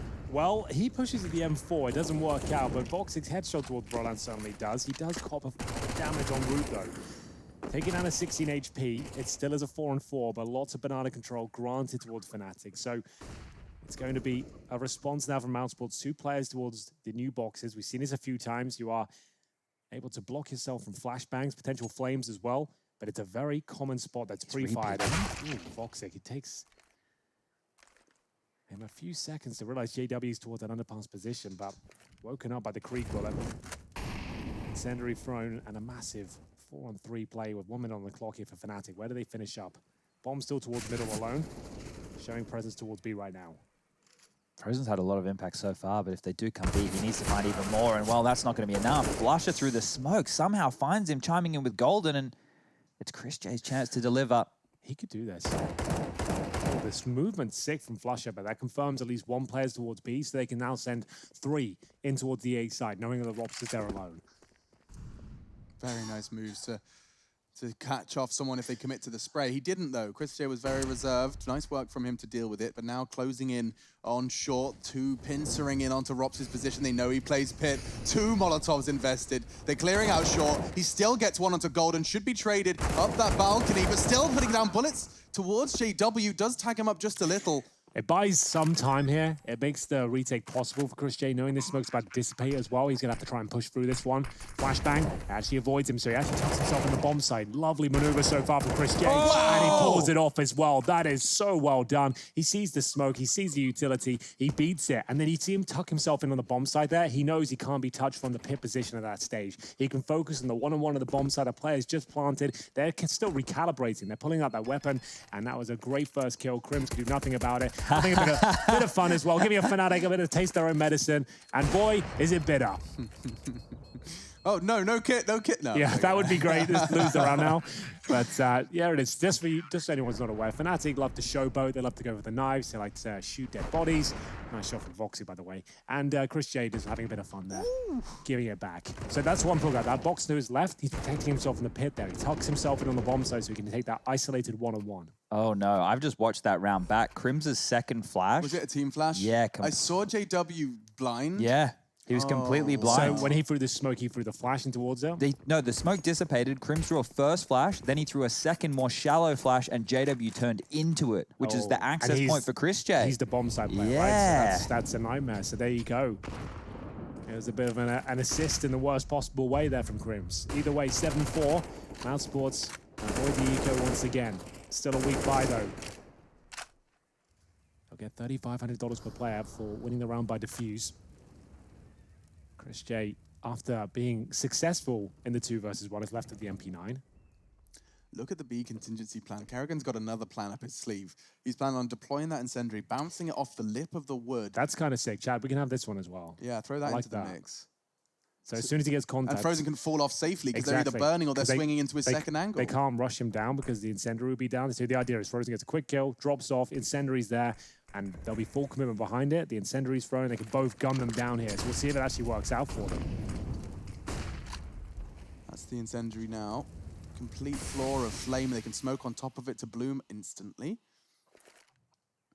No, caught out again. Pulls his nades at the worst possible time. Exposed in library. And Fnatic, well, they can commit off of this control they're taking. They're going to be throwing all of their utility to flush him out of the line. A flash is perfect. Woxic's completely deterred. He cannot really contribute. Rops is burning. Smoke does enable him to survive for a little longer. Threat from Graveyard, very real. Brollan's hunting, but he wasn't ready for the crossfire. Oh, Chris, that could have been a whole lot better. Now a 5 versus 4 made even better by Brollan. That's the power of the Krieg right there, getting it done. Face first, Mousesports will be dropped 1 by 1. Carrigan, Voxic, no choice but to save their weaponry here. They got the M4 and the AWP with JW. He doesn't want to let them leave with anything, taking no prisoners here, even alone with the AWP. Happy to take this challenge, and Voxic might give it to him. There is a player right by the half wall here, sat on top of the sandbag. That's Carrigan. If JW clicks his scope here, a swing can come through, so he needs to be very careful indeed. Even if he tries to get back towards logs, it could be detrimental to him. I think he just has to stand still now. Like a statue, he holds the line, and that's all that was written in round 12. Money's not great over on the side of things for Mousesports here. We were just talking about how their economy was bolstered in the early stages of this half. Well, their money's been whittled on down now by Fnatic, and with the scoreline at 7-5, there's still an opportunity for the Swedes to take away this first half victory. Look at that, spinning on a dime and then up and over the top. Even finds Rops. How does he see him? Look, just tucking away out the back of the smoke. He was on 15 HP there as well, so great work from Brollan, for sure. But we do have that saved weaponry and a force buy now from Mousesports. A key round here. Could actually lead to Fnatic winning the half if they give this one up. And Flusher barreling in towards B once again with this MAC-10. Is it enough to crack things open? Carrigan with the MP9, equal weaponry, and Carrigan comes out on top. That's huge. A big win from Carrigan. Fnatic, they're trying to exploit the lack of utility, knowing Mousesports could be forcing into this one, and now they've taken the site. Mousesports do have the favored numbers, but admittedly, Carrigan with low HP is going to be more of a decoy, perhaps, than anything else. Well, especially with JW's AWP in this mix as well. Good Molotov towards Ruins means he can really focus on spawn now. He has to be active as well. He can't wait for them to commit towards the bomb site. You see that's a fantastic smoke as well. Halfway gone. How do they even bust through this one? The flashbang's coming through. I would say maybe call the save at this point. They have to go now. They're committing, and a missed shot from JW. Rops is holding the re-swing, but the frags are coming in, and they're all favoring Fnatic. Nothing they can do. Mousesports, they went for the full retake on the Force. That's going to break them. Yeah, I wasn't a huge fan of that one. The Molotov, the smoke combination, it was just too much to deal with there, especially with the AWP on the retake. They will save that. Just to note, Karrigan on 2 HP will fall all the way back, but it will be Fnatic now closing the gap just to 1, and it has to be the eco going forward here. Well, it's $1,900 loss bonus right now for Mouse, so the rest of their half, it's over, unfortunately. They're just going to go into that last gun round, scraping something together, seeing whatever they have. They have this AWP that Karrigan saved. Are you giving that to Voxic? He's got armor, and he's your superstar AWPer, right? So Karrigan's going to use it with the diffuser kit, helmet, and smoke. Did he have a good spawn? He did for B, to be fair, so maybe that's why he's going for this initial pick. And we'll see if there's any smoke or flashes behind it. It's just going in dry, the CO Guardian pick, and it works out for 1. Surely not a second. The MAC-10's too close. We tagged one. He did. He wallbanged straight in, That's and Voxic's insane. done enough to finish the job. He's going to tag another one. Shooting from the hip. Karrigan tags up Roland. 3 are hiding behind the sandbags. Goldenson needs a fresh mag for the repeat. Imagine if Karrigan got another one. Holding down Banana, some close quarters AWPing. He's contributed to 3. This is actually sick from Karrigan. Will they check the sandbags again, knowing he's probably fallen back at this stage? Surely Fire they give a shot it now, Karrigan. Go just on. a courtesy check at this point. Make sure it's clear, Brolan, and indeed he will. Great shot. He's on for one hell of a round. Not the ace, but he's contributed massively here. I question whether he should have the AWP considering Vox is available, but I was dead wrong. Karrigan about to get the 4th kill here, and it's a beautiful one. That is what it's all about there. 1 saved AWP and a P250, and that's all it takes sometimes. And it wasn't just that. We're at the tail end of the first half of Inferno, which is a CT-sided map. The $1,900 loss bonus was avoided right there from Mousesports. They pick up some guns for free, and it's all through the in-game leader. There's a couple of these names right now that are floating around, but Karrigan has to be at the top of the list as far as it comes to impact that we're seeing in situations when the chips are down. I said to you in the green room about 3 days ago, Chad, there's something about Karrigan. In those sort of scenarios, and they need him to perform, when the team's on their knees, he always seems to find a round out of nothing. Who would have thought? The in-game leader, not known for his mechanical ability, given the AWP against Fnatic, the only weapon they have, he ends up getting 4 kills, saving the day and the half as we get into round number 15 here. And he just gave away the opening in this we one. bigged him up there. He's got to give something. He's not perfect. I'm not saying that. Every human has their fault. And that's B open. It was a good try. Poor old Frozen. He is going to try and stand his ground, but through the smoke, Flusher will prevail, and he's come straight back with a vengeance for the final round of this half. Yeah, a little bit underwhelming for this final half, the final round of this half, I should say. But still, Karrigan's efforts will be noted. You think about the difference makers, right? You think about the difference makers in this half so far. We've had Flusher running into B on several occasions now. We've had that round with the team flush under JW. Chris J gets the 1-on-2 in the site. And then we have Karrigan with the AWP. So we're getting a lot more of these messy rounds today. But for Woxic and Rops to win a 2-on-4 situation, well, it was a 2-on-5 with the bomb half ticks. This one's a tall task. Yeah, looks like they won't be winning this one, if I'm honest with you. It's currently a 4 versus 2. The Molotov and Spawn suddenly doesn't help things out, and so does the lack of time. It's less than a quarter remaining on the C4 here. Got to run through the flames, and at this stage it's confirmed it will be 8-7 in favor of Mousesports here, but Fnatic with a resurgence towards the end. They were actually 5-1 down to kick this one off. So great gun rounds from them. This is Inferno, and we're splitting it right down the middle.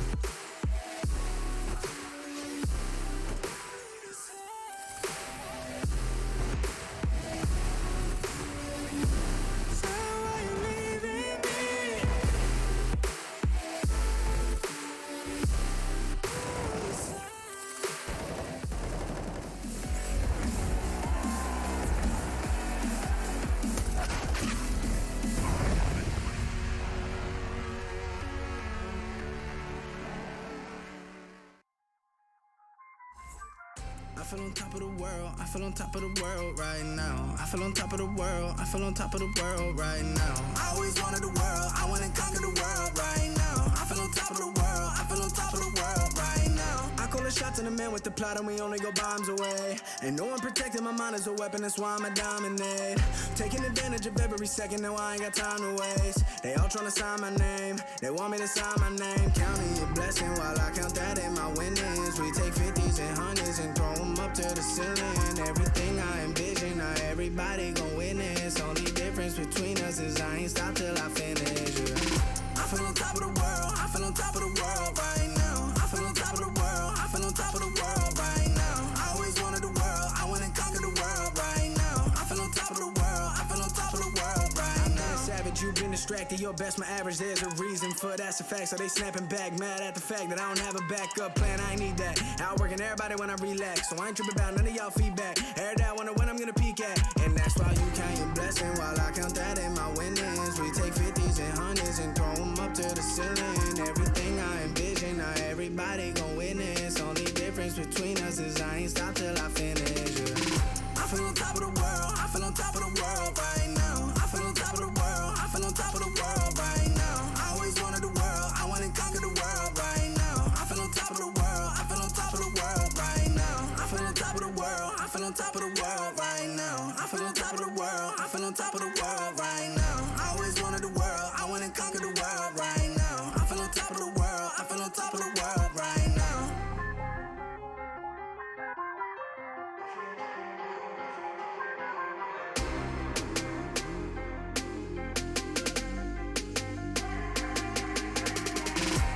Shots in the man with the plot and we only go bombs away. Ain't no one protecting my mind as a weapon, that's why I'ma dominate. Taking advantage of every second, now I ain't got time to waste. They all tryna sign my name, they want me to sign my name. Counting your blessing while I count that in my winnings. We take 50s and 100s and throw them up to the ceiling. Everything I envision, now everybody gon' witness. Only difference between us is I ain't stop till I finish. I feel on top of the world, I feel on top of the world right now. I feel on top of the world, I feel on top of the world right now. I always wanted the world, I wanna conquer the world right now. I feel on top of the world, I feel on top of the world right now.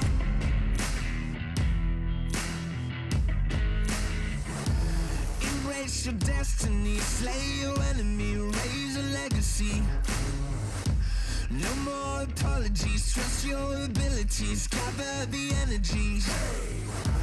Pull yourself back together and staying off track forever.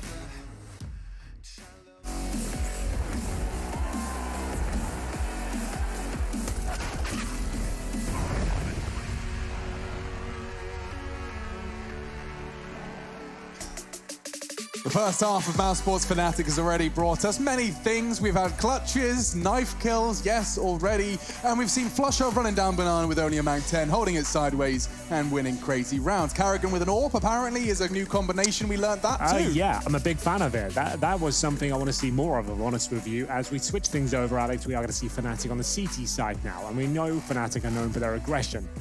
Mouse Sports displayed a bit of it early on as well. In the pistol round, they were punished for it. I'm sure they'll be familiar with the tendencies of Fnatic as well. This one will go the full distance, and so will this series, hopefully, if the stars align here, because we are looking for an absolute barn burner of a game. Remember, Mouse Sports 3-0 in Stage 2 right now. Fnatic 2-1 after dropping to OG yesterday in a close affair. We will see now if they can start to bounce back. Will they be the first team to topple Mouse Sports here? Good showing on the T side. CZ for Brolan. Using that towards Boiler Room primarily. Gives you a high amount of DPS towards that Boiler Room. Can pump out a lot of damage and hopefully take down multiple players. That's certainly going to be the game plan. Got decoys on the T side, by the way, 2 of them. They could throw those towards B. We've been talking about this, Chad. I like the fact that this is coming into the game more and more. They're going to throw those over towards B to suggest their smokes. Hopefully bait out some utility. So they've been thrown already. They've been thrown over towards B with flashes, and it's dropped the smoke from the CT side. Yeah, the Nico one, the coffin one. It baited out smoke from the coffin area, from decoys, and 1 flashbang. That's actually sick. That's really well played. This is exactly what we're talking about when teams are playing the smoke molly defense. You don't often see it on the pistol round, but this is one way to pull that out. They're just holding and waiting for the tell of the T's to drop their utility here. And now that they've expended it. Just to note as well, you can buy armor in the pistol round and get a decoy as well. And it's baited out of smoke there because you threw one flashbang, 2 decoys over. It was very convincing. And now the CT side are on a 5-on-4 with 1 smoke remaining. That's in the hands of Brolan, who's in Boiler. He'll get a couple of kills here potentially, though. Just the one. Carrigan, nice shot. Crims will have to find a few himself. What a lovely pistol round this is shaping up to be from Mouse Sports. Crims is in a lot of trouble. He won't even get one. But the smoke combined as well, not only baiting out that of Fanatics, but completely locking them out on the rotate. We're going to have to bring that one up, I'm sure. Yeah, that was really cool. I've been begging for years now the decoy has some sort of effect in the game, especially on pistol rounds. It seems to make the most sense there. On maps like Inferno, where it's all about smoking towards coffins and CT spawn, you see those telegraph decoys flying over. Just to make this as clear as possible, when you can see them flying, you can't differentiate between the decoy and the smoke. You see them flying through the air, you assume they're smoke grenades, right? No one's going to be throwing a flashbang in that manner. And the fact is a decoy lands, and it will stay there for a good 10 seconds or so, and it's baited out the utility. Then they can go back towards A, knowing they've actually got Fnatic on the back foot, as Flusher will desperately try and claw one back. That's what's a confirmed victory, yeah. That's lovely. That is absolutely lovely. As soon as I saw those 2 decoys, I thought they're up to something here. You clocked it very quick. Something was going a little bit differently, and it's going to be 3 kills for Robs, just to note that, and they'll keep 3 players alive. All right, so we can see the decoys coming over now. They're in the air. You can see them landing. There's the flash, and Golden immediately drops that smoke. So they baited that out. The CTs now, that entire defense is completely ruined. JW is coming in on the flank. As soon as they took him down, they reconfigured. How sick is that? So it baited out a flank as well. Yeah, and then they went back over to the A site where they had some simple utility. You can see the smoke landing. The flashes come on. Once they trade on Brolan, Crims is isolated on the site on an island right here because the rotation of the last 2 players is on that B bomb site. So good stuff there from Mouse Sports. Well, that's been my favorite pistol round so far of EPL. That was great. Really cool stuff. Like, I've seen a lot of B executions, but that variation of baiting out the smoke, that was very innovative and exciting to watch. Yeah, normally the term decoy around that nade is just a waste. Yeah. You know, it's not something which you're able to functionally use the decoy with the audible side of things because the pros, they know the sound so well. Think about maps like Train as well. You could use it to a similar effect. There's so many ideas, I think, and Mouse Sports may be unlocking some of that potential now with that demonstration. No doubt about it. Chris Shea staying on the pistol. We've been speaking to Mouse Sports within the interviews about their economical decisions, and Chris is the one who normally gets the short end of the stick. Just one final point on that as well. Imagine when you condition them to the point where every team thinks you're throwing the decoys, and then you do throw the initial smokes, you just a variation of it, and then you go in off with it. nades in their hands. You get caught with the nades. Like, there's so many different things you could do with that once you make it your thing, and then you just do the smokes instead of the decoys. Like, that's a really cool idea. All it has to do is work, and it has already. Yeah, so now evidence is there. Going forward, other teams are going to be working out, is this the decoy, is it the smokes? There's a lot to unpack there. Oh, I love it. Carrigan continuing to be ahead of the game. And at the moment, completely alone from his team. He's just going to walk through this. So this is the force buy, and he manages to get 1. And on 28 HP, if he stays alive here, he's done his job. He's going to go for more. It's Carrigan, of course. He gets taken down by Crims, and now there's still 3 CTs on that B bomb site. 20 seconds left. They have to commit through this. Oh, that nade's going to soften up Chris J. He's looking for information, but in the smoke, Golden lingers. Oh, it's a perfect angle, but he's been caught out. Flusher from Coffins with only 6 bullets left in that clip. He just has to stop the bomb plant, but Chris J's done enough. Bomb will go down with just 3 seconds to spare. Rob's arriving for the frag onto the Brolan. And that puts Crims into a bit of a nightmare. No kit, armor and a scout, a 5-7 on his back. Does tap away at Chris J and already has a good chance onto Robs, but rifle prevails, and 10 for Mouse. Really cool stuff there. Mouse Sports playing perfectly so far on this T side. A very impressive pistol round there, and that's exactly how you want to operate in anti-ecos as well, or the anti-force spice, to say. Getting a MAC-10 player up towards middle, you've given him some control there. He's got information that there's not a B stack. He's seen 2 towards Arch, right? So you can take an educated guess that B will be relatively open. At the most, there'll be 2 players at that point. It won't be a full stack. I'm sure it gets a little bit difficult. It always will be. Fnatic are force bought with Eagles and Smokes. It's going to be difficult to break through. But they've made all the right plays there. They've got information and made sure they actually end up at the correct bomb site. That grenade's going to hurt, though. There's significant damage towards Carrigan, especially down to 44. He's got that MAC-10 out again as he leads the charge towards middle. Brolan has a Zeus, Alex. I want you to make sure you're ready for that one. Always ready, Chad. I've got my sound effect in my back pocket at all times. So this is the smoke that can cause a lot of issues for the CTs on the gun rounds, and you'll see that at the moment, Carrigan's done enough to neutralize JW, pull him out of his hidey hole. The smoke is perfect. Completely obscures Crims' info. Brolan. Here we go. Get ready. Warm up your vocal cords. Not quite, Chad. Not quite. I'm sure we will get one today. And you know what happens when the Zeus kill hits? We all know the punishment. The forfeit will come through. I think Alex will have to do it today. Yeah, that's fine. I got it. And we'll have Golden as the final player remaining here. Mouse Sports are looking fantastic right now on the T side. That is going to be the 3-0 confirmed. Very clean stuff. So within the second half on the pistol, they had 3 survive against that very precarious force buy on that second round. They only had 2 survive, but they got through. And then they've just had 4 survive on this anti-eco round right here. So things are looking good for Mouse Sports, relatively clean. Now as we move forward into the first gun round, as per usual, I suppose, Fnatic always with some omissions going into their gun rounds. We saw yesterday, it just constantly felt like they never had everything that they needed. Either it was firepower or utility that was lacking. Yeah, well, for Mass now for Flusher, no AWP for JW, and the same approach from Robs as we saw from Flusher. This is starting to become a bit of a common trend on Inferno, just having one player as a martyr who's sent up there to find one kill potentially or just to disrupt the defense, and it's worked out perfectly. It's Flusher receiving the initial bullets there, but Crims will offer some back.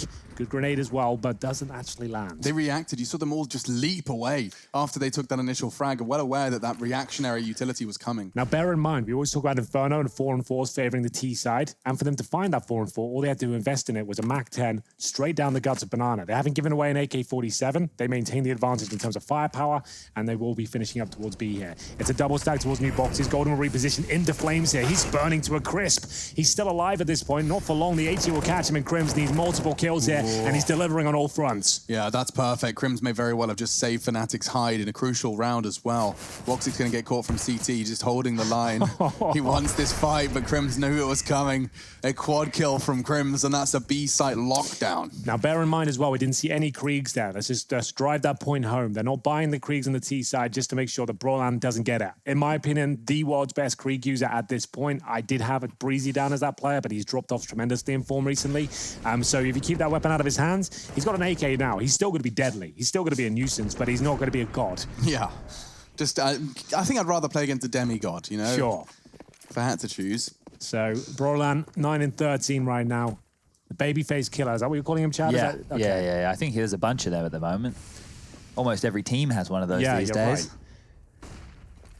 Right. So, Banana control. You'll see Flusher active on the T side and CT side here on Inferno towards this area of the map. Weaker buy this time from Mouse Sports, but they do have the AWP of Voxic. Difficult to have high impact to the weapon, but opening picks are not a problem.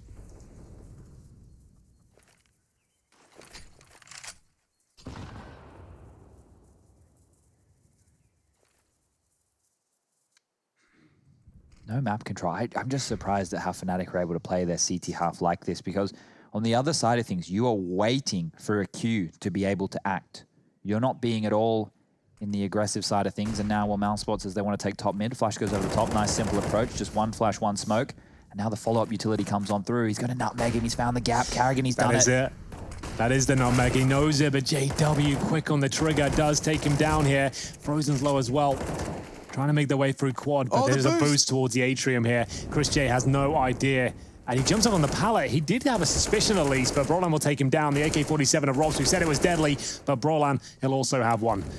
4 versus 2. Frozen low goes down to the AWP here. 25 seconds. Shouldn't be a chance for them to win this round, but can they cause any sort of financial damage on the other side? Time will tell, and time is an important factor here. 15 seconds, and they just want to hold on to the orb and the AK. I think they do.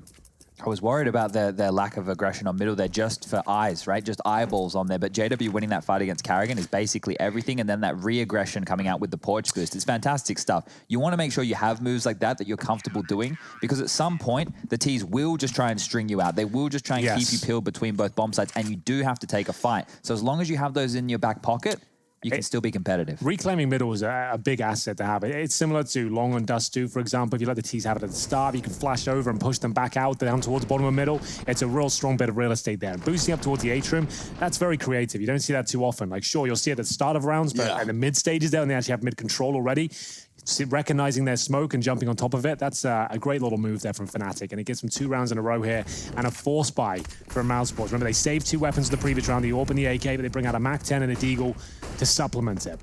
It's enough with Voxic's AWP out there. He goes to the aggressive pick, but he's fended off by the Molotov. Yeah, but now Flusher wants to go and bring the fight. He does this so often, just barrels down Banana with his bullets and his body, but for now, just the spray. JW, he could get caught out here. The nade's going to shoot past all of the Mouse Sports players setting up now in middle. They've taken this rather quickly. Chris J's trying to get info with the jiggle on the D-Eagle. There's so many members of Fnatic over here. They've got their full 4-man defense ready and bolstered for this A defense. It's going to come down to Jules. Carrigan's given him the bomb. That is scary. And Woxic, he's going to try and clear this corner, but Crims is playing it to perfection. He's on another double kill. Could be 3. Flush has got his own, and that is a Fnatic lockdown back to back to back. Very clean stuff right there. And that was the force buy, bear in mind as well. So this is where, should things equal up, Mouse Sports could be in trouble here. Their loss bonus is going to be at $2,900 in the next round. So they have $2,400 at this stage, meaning it's pretty much full eco. They can get like a P250 at the very top end for each player, but they need to wait till the next round. They've got 1 tactical timeout remaining. Used 3 so far. Here's the replay of Crims just getting it done with the M4, mowing them down, finding the bomb, jumping on the pallet here. An awkward angle for the T to challenge. And like I said, P250s at Deagle. I suppose if some players are feeling a little bit more flush than the others, as we take another US Air Force tactical timeout here, you can see Rops and Carrigan at the very top. Carrigan continuing to prove his worth within the team. Frozen up there as well, good to see him. Flusher, of course, and Inferno, 16 kills to his name. The master of Banana. The king is dead at this point. Yeah, we've got Masters now. 11 to 10. You said just a couple of P250s, a couple of players treating themselves to the Desert Eagle. Carrigan had a little extra cash to splash. Ooh! 99 damage on that first nade. Wow, it has to hit you to do 99. That's kind of insane. Your round's already done at that point. Of course, a second nade comes through, and down he goes. Well then. That's going to hurt. It really will. And we have got Robs here with P250 and Kevlar. Just a note, don't think he'll be doing a massive amount with it, but we'll give it his best shot. This is going to be one of those standoff rounds, ladies and gentlemen, where they see if they can find any picks, and if they can't, they'll just wait out that CT-sided utility. And this is where we, until the round gets a little bit interesting, can talk about something else, something a little bit less Counter-Strike related, or maybe Counter-Strike related. But I feel like we should have some features ready. Some features? Yeah, okay. like I've always promised a Counter-Strike quiz for you guys at one point. Maybe some questions could come in the downtime in these full eco rounds. We have to wait.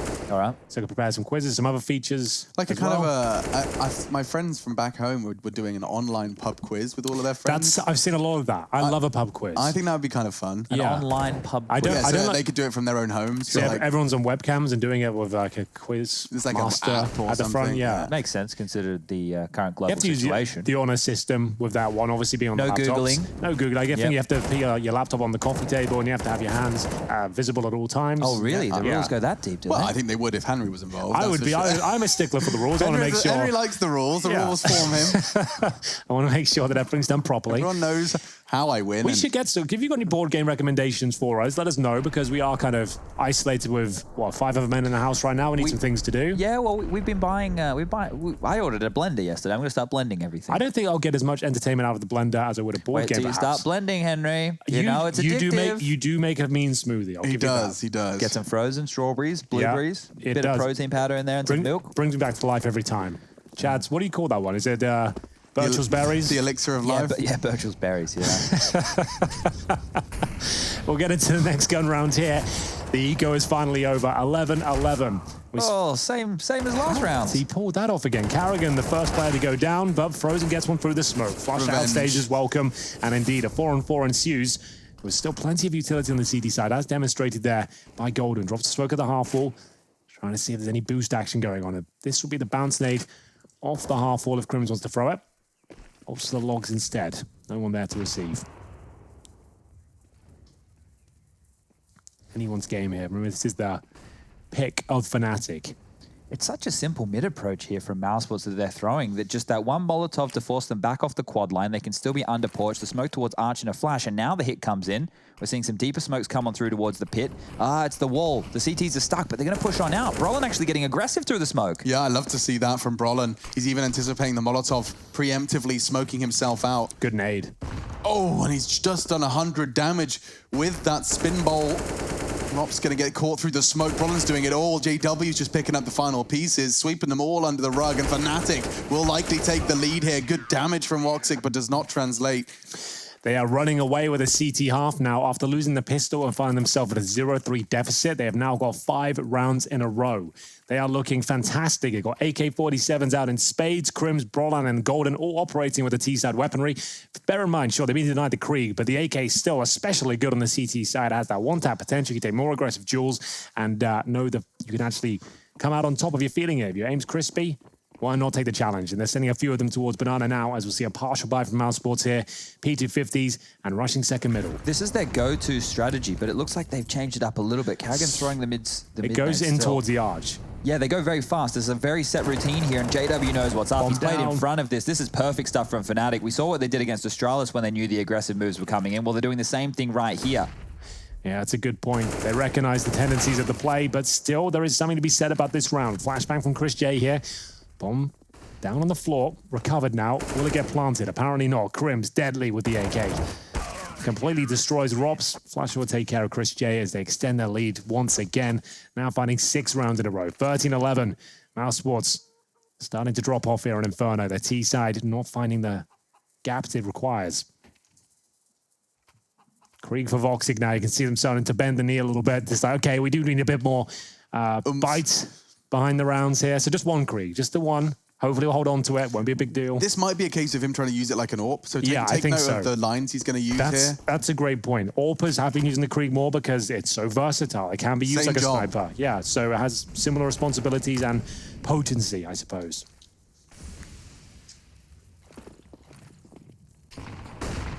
Stack nades again towards Banana, but nobody's home this time. But Flusher again inflicting some early damage. His routines towards Banana have netted him a whole lot of opening. Unconfirmed, but damage nonetheless. Ooh, okay, forcing the reposition. More utility from Fnatic, actively fighting for control here. They've got 2 AKs. You talked about this, Hank. When they're feeling the crispy, they will be ready and willing when they get this one-shot potential. Both of them stand their ground at Banana. And there's 4 members of Mouse Sports on the other side of this half-wall. This is about to be a bloodbath. It always is. Golden trying to bait in his teammate here, and it's working out nicely. Crims with the flashbang. Multiple kills found on either side, but a 3-on-3 remains, and they do know that Crims is still alive. He got a flash assist, and he's still alive, right? So they can guarantee there's still one more player on this side of the map. He has no grenades, but his aim is looking very sharp. Crims will hold towards first oranges. The bomb makes its way toward that side of the map as Rops, I should say, waits patiently in the boiler room. Molotov towards new boxes here, but Crims, remember, he's at first oranges, so this could be absolutely brilliant for him. As long as he gets just 1 kill, there's enough for the retake. I say he gets 2, though. 20 seconds, incendiary down. Wants to play, they can smoke spawn, flash over, and hope for the best. Yeah, that's pretty much it. There's the smoke, here's the flash, in we go. And Crims is perfect. Just going to come down to the individual duel. One will be enough. Where's that bomb? It's on Frozen, and they're all dead. Crims, get out of my bomb state. He screams as he finds another multi-kill on the Mouse Sports B hit. That's not the first. They knew they'd lost that round before they even entered the bomb site. That's one of those ones, you know, well, we've got nothing here. 1 smoke and a flash over, we're already done for. Crims is just waiting with the AK-47. We've got 8 seconds. You just have to go in. You can't not just go and sit back and T-spawn. So there you have it. It will be 14-11, and you can hear the tone shift somewhat. This is Fnatic with a resurgence. After looking like they were floundering in the first half, they were 6-1 down. They have managed to pull it all the way back here and now have a 14-11 lead. Their CT side has been perfect. After losing the pistol, they have found a great run towards the banana area, locking out Mouse Sports at every juncture. Now Mouse Sports will enter the round with Galil's AK-47, a distinct lack of utility, Robs with no grenades whatsoever. Inferno is all about the utility. It's about the execution, flushing out the potential of the aggression of the CT side. They'll have to operate here purely with headshots. Mouse Sports looking to find their first gun round since the first 3. Okay, big round of play here, ladies and gentlemen.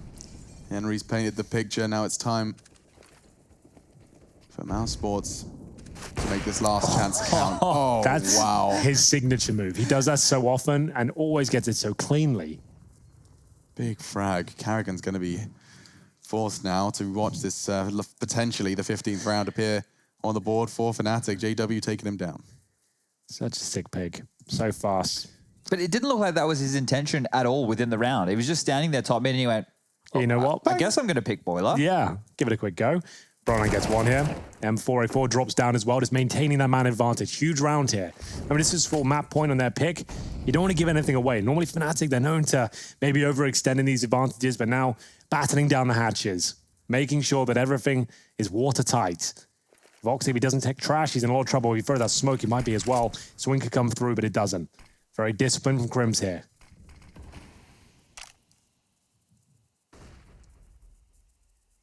They want to flush him out so badly, but they no don't have the Molotovs, right? That was the whole thing. Frozen has one. So perhaps that's where he chooses to invest it, but Pitt's also a very prime candidate for it. JW is going to get caught close quarters, but Brolan's baby sat nicely. And that's the end of that. 15 for Fnatic. It's JW to open and close the show. Stats-wise right here for this streak of rounds that have just been posted, the 8 on the board for Fnatic on the trot, they have only dropped one opening duel, and that was Rops with a MAC-10 within the early stages of this. So since then, it's been one-way traffic. Fnatic have been finding all the opening kills. They've been making these rounds look relatively easy. If you look at how many individuals are getting taken down, normally they're surviving with at least 3 players alive. This has been a very, very clean CT half right here from Fnatic. They are bouncing back from yesterday's loss very quickly. Yeah, I mean, they needed to. Needs must. And all that. Kerrigan's lost a lot of his health early again. He's been falling foul to the early damage from Fnatic, whether it's bullets or nades. These last few rounds, these consecutive CT rounds from Fnatic.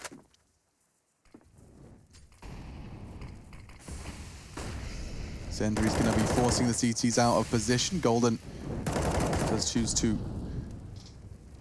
make that clear, extinguishing the smoke. Into the side they go, and Kerrigan does actually make the MAC-10 and 30 HP work for one.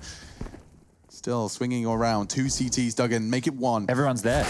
They're rotating in now, yes, but there's no smoke for CT, but they've got a cross. Chris J with just the Desert Eagle again. No rifle for the Dutchman, and he's got a double kill. That's 2 rounds we've seen Mousesports Dutch player known as Mr. Jonge.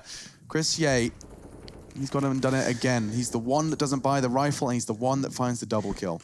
Well, he keeps them alive now. It was going to take 4 rounds in a row just to get to overtime, and that's their first of 4 found. Mousesports on the hunt for JW. He's got plenty of money. They're the ones who pretty much want to hold on to their weaponry, to be honest with you, so not really worth the hunt. But there it is. A good job. Managing to pick up their first round after losing, what was it, 8 rounds in a row? Yeah. So there it is. It's going to be a lot more where that came from. With their second opening pick within that 8-round spree. So that's the difference maker right there. With this, when this 8-round spree started on round number 19, they had the opening pick there. It was through the MAC-10 of Rops, I believe. And then once again, Kerrigan now with the MAC-10, I think it was, entering into the B bomb site. He gets the first and then immediately was traded on out there. But these 2 kills from Chris J that Alex is highlighting are everything. If they didn't deal with that as cleanly, if they traded 1 for 1 in those kind of scenarios, that post-plant situation might have gone down completely differently here. But it does just feel like a matter of time until Fnatic pick 1 round up because of how clean those 8 were. Well, they're going to change up the setup, generally speaking, as well. A double orb setup here, just needing 1 round, a change of pace, just get an opening pick potentially. It's going to be flush up. Again, aggressive towards B, but doesn't fully commit this time. He's got the sniper rifle. Frozen has broken through the initial line of utility.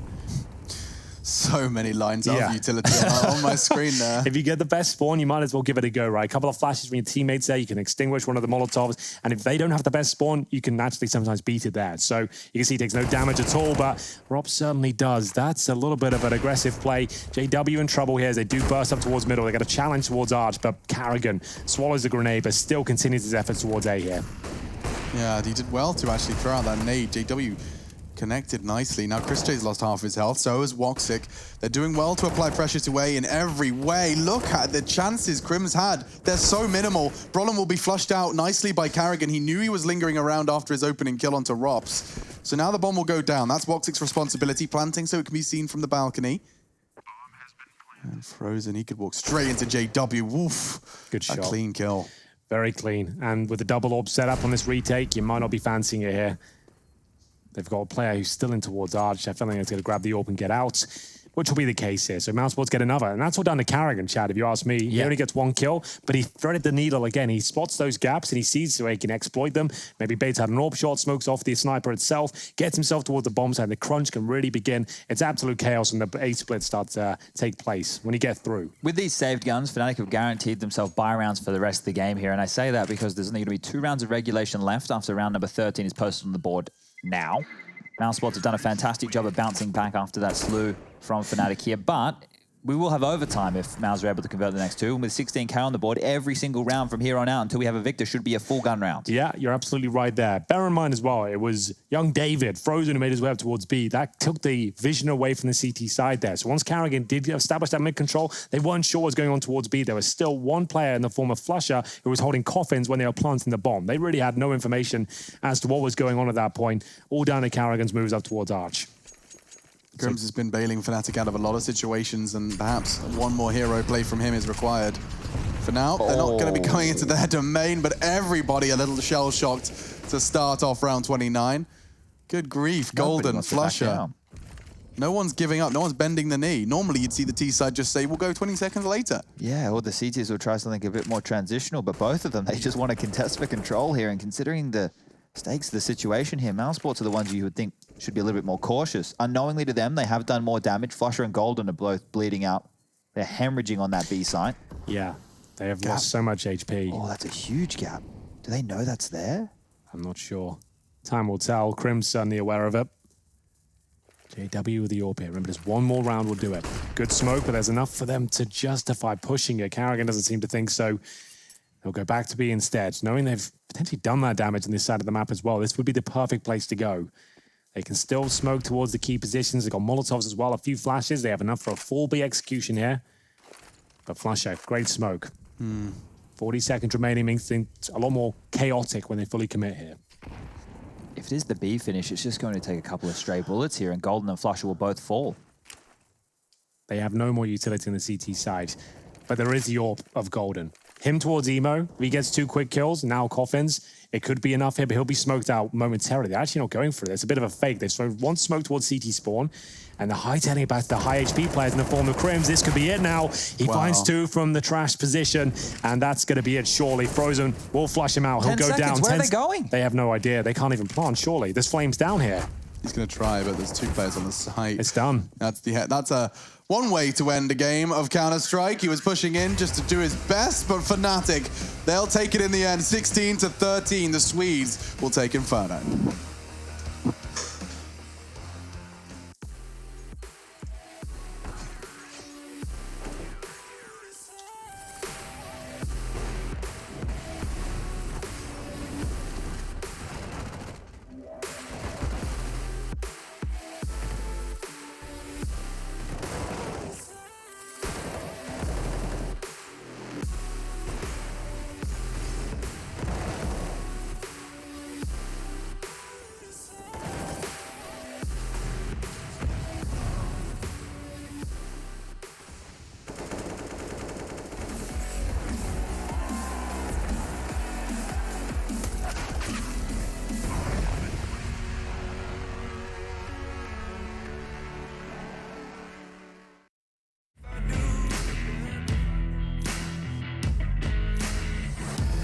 Embrace your destiny, slay your enemy, raise a legacy.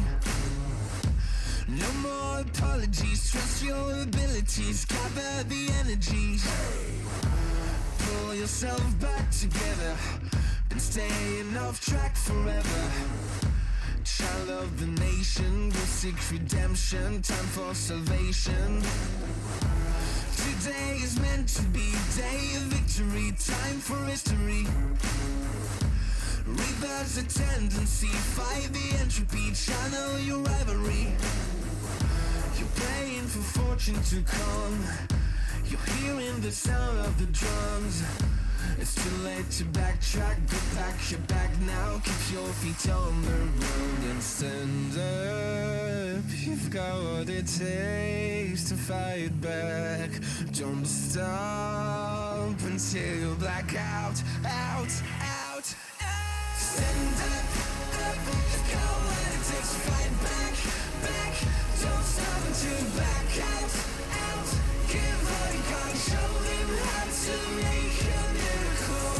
Stand up, you've got what it takes to fight back. Don't stop until you back out. Give all you got, show them how to make a miracle. Go save your team, be a hero. Take home the cup, be a star. They're waiting for you, take aim, shoot your arrow. It's your time to shine, show them who you are. Stronger, Gotta go faster, gotta get better, gotta work harder. It's fight or flight now, getting it up now. Go with the move, go for the goal, lead up the stadium, you know how it's done. Stand up, go what it takes to fight back, back. Don't stop until you back out. Give all you got, show him how to make a miracle. Stand up, go what it takes to fight back, back. Don't stop until you back out. Give all you got, show him how to make a miracle.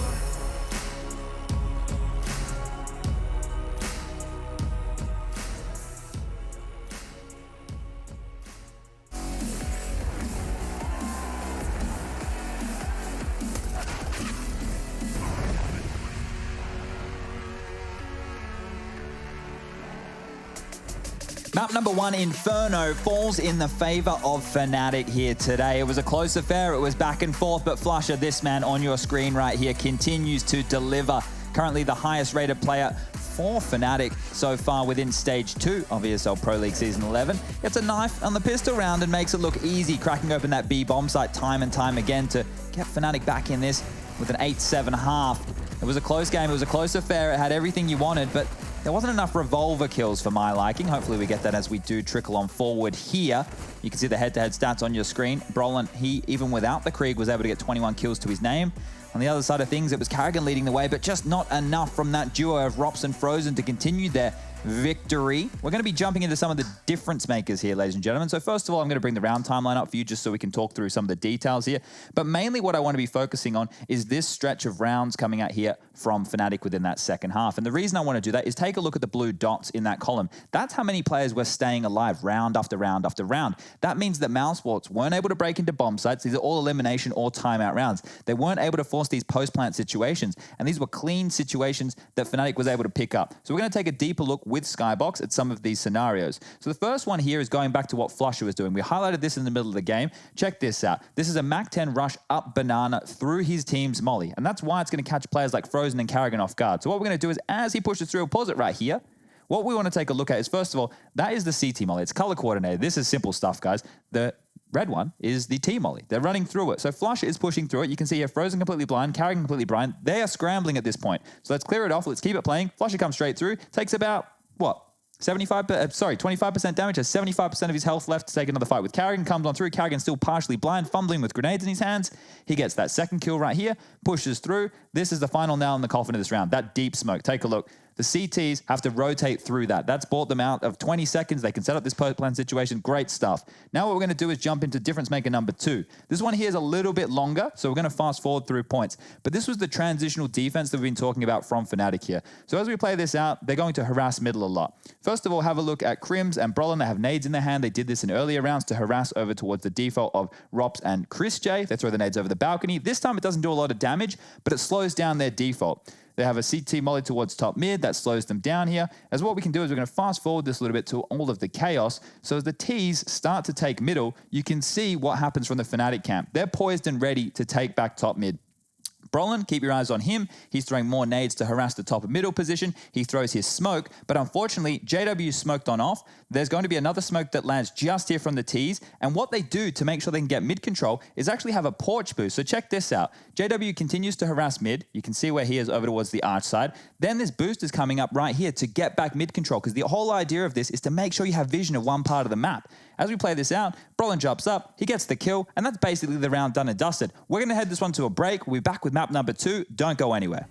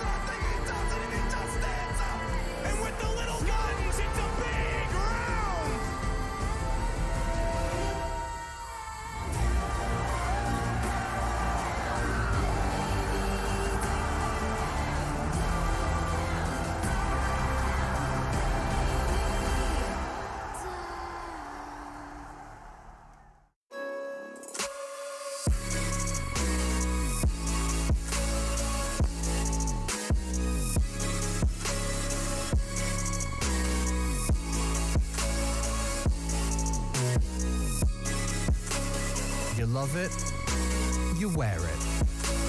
What's your style? Get your merch at shop.eslgaming.com.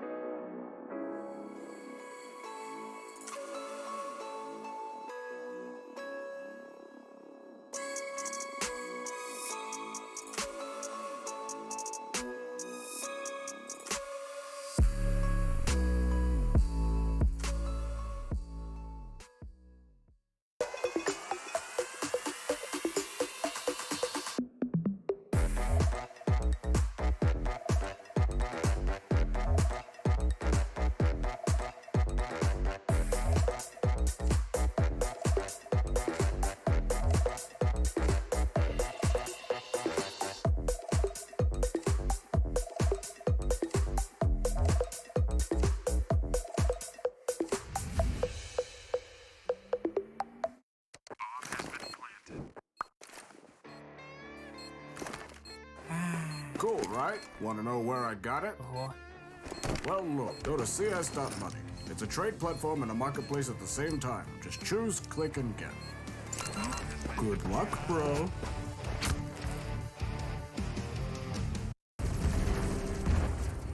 Everybody loves an underdog. Who needs to be liked? Mountain Dew Amp Game Fuel. Victory in a can. Charge up your game with excitement. Highest odds on the market. Take what's rightfully yours with GG.bet. My name is Jordan Gilbert, aka Nothing. Hi, my name is Sue Lee. My handle is Smix. I think it's important for these initiatives to happen. Empathy really, really goes a long way, and it always, always means so much to us, and I think that's where initiatives like this really help. I encourage everyone in the community, anytime they see bullying, anytime they see someone getting called names, I encourage you to step up and say something. Good luck, have fun. Good luck, have fun.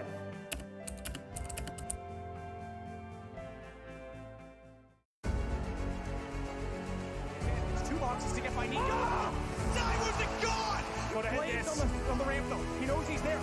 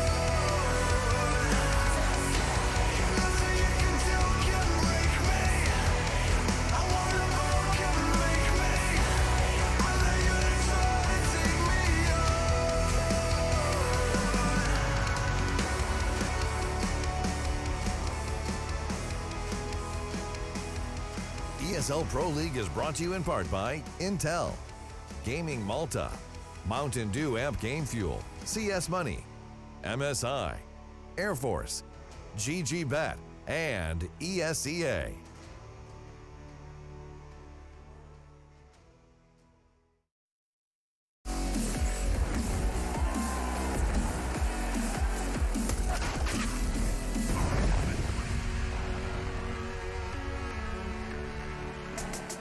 While we are going into map 2, it's Nuke for our first game of day 4, stage 2. It does continue. The Counter-Strike action is never ending, and neither was the second half from Fnatic. They managed to lock down Mouse Sports. I mean, the Swedes, we've talked about Mouse Sports, the fact that they've only lost one series so far, and Fnatic, of course, on the ropes of elimination.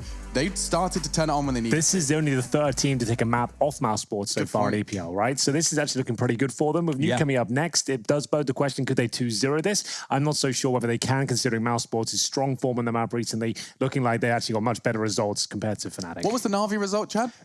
Yesterday it was 16-11 scoreline for Mouse Sports. Yeah, and when you look at that, you just have to look at the stats to see everybody on that team was fragging, right? I think there was maybe a 5-kill disparity between the bottom fragger and the top fragger. So that's normally a very good sign. That means everybody's doing their job right there. But I think coming into this one right here, I'm in two minds right now.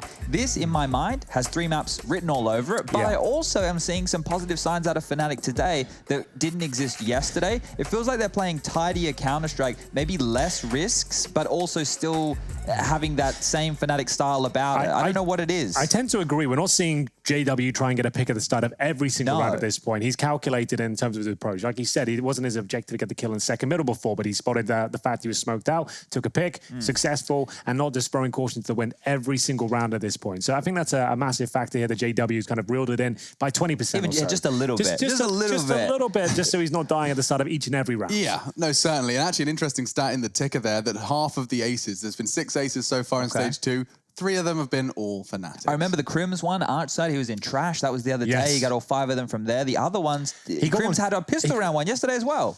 Was he getting the ace? I thought it was a quad kill. Oh, maybe it was a quad kill. Yeah, but it was good anyway. There has been a lot of multi-fragging. In fact, Crims actually had 2 huge swing rounds that he managed to multi-frag on the B site on Inferno. I wonder what's going to be happening on Nuke, because that is our second map. We've already broken down the first. My question and quandary, though, is that Fnatic, they've been working on Nuke, but it's far from being at the top of their map pool. I'm seeing 2 Nuke games in recent history, 1 4s, 1 Astralis. There's not too much to go on. Astralis is a pretty good scout to take, I suppose, but that was a very weak Astralis. Well, coming it was 16-11 loss, right? It was a loss, no, I didn't say they'd won it. There's just been 2 games, 1 win versus 4s and a game versus... But they did beat them back in Malmo. So maybe you're confusing it with that. That was last year in September, that when they first came together, they actually won that event. They beat Astralis in triple overtime on Nuke, I believe it was. I think the most positive thing going into this map right here is the fact that Fnatic get to start on the CT side. And you were just talking about multi-kills. This is the side where you need the multi-kills. If you can slow down these rotations, you can make sure that we don't get these smoke gimmicks, pushing around to ladder, getting down secret, stopping all those rotations. If Fnatic come out right now and they just show some of that big energy that we know that they have, they can lock this one out. Once again, eyes on Brolin, see how he performs without the Krieg on the CT side. It's a very interesting point, and Nuke will certainly be an interesting factor. It is the CT side now, and it will be the pick going from Mouse Sports. If Fnatic will start on the CT side, it's going to be something going forward into this one. Nuke is considered to be the most CT-sided map, but that certainly is changing as the T side develops, and this map has played more and more. Remember, we haven't even seen Vertigo played once so far in Stage 2. Nuke plenty of times, and we'll get into the pistol round here. We'll have a look at the buys as they come through. A Molotov and a decoy for Karrigan. That was a key talking point there in the first map of their T-side pistol. Will it be utilized in the same way? Time will tell. And they've got 4 sets of Kevlar to go with it. Diffuse give a flush out in the HE, not the smoke. We'll see what he's got in mind, potentially trying to deny a lower plant here as Golden spots 4 towards the ramp. He used it as a fake flash for ramp. It did kind of force him off, I suppose. JW is going to be forced out, and they're going to descend lower with a vengeance. All 4, make it 5 now, descending towards the low site. Bronze lost his life elsewhere, taking the initial duel. Golden, he's going to be forced out of windows just by bodies alone. There's just so many players, he's overwhelmed. Doesn't make it look like that. That's ridiculous from Golden. A 3rd frag. I did not see that one coming. Frozen and Woxic, they're going to do their best to pick up the pieces. One, another, this time found by Frozen. It is down to the 1v1 despite... Oh no, the doors, but the...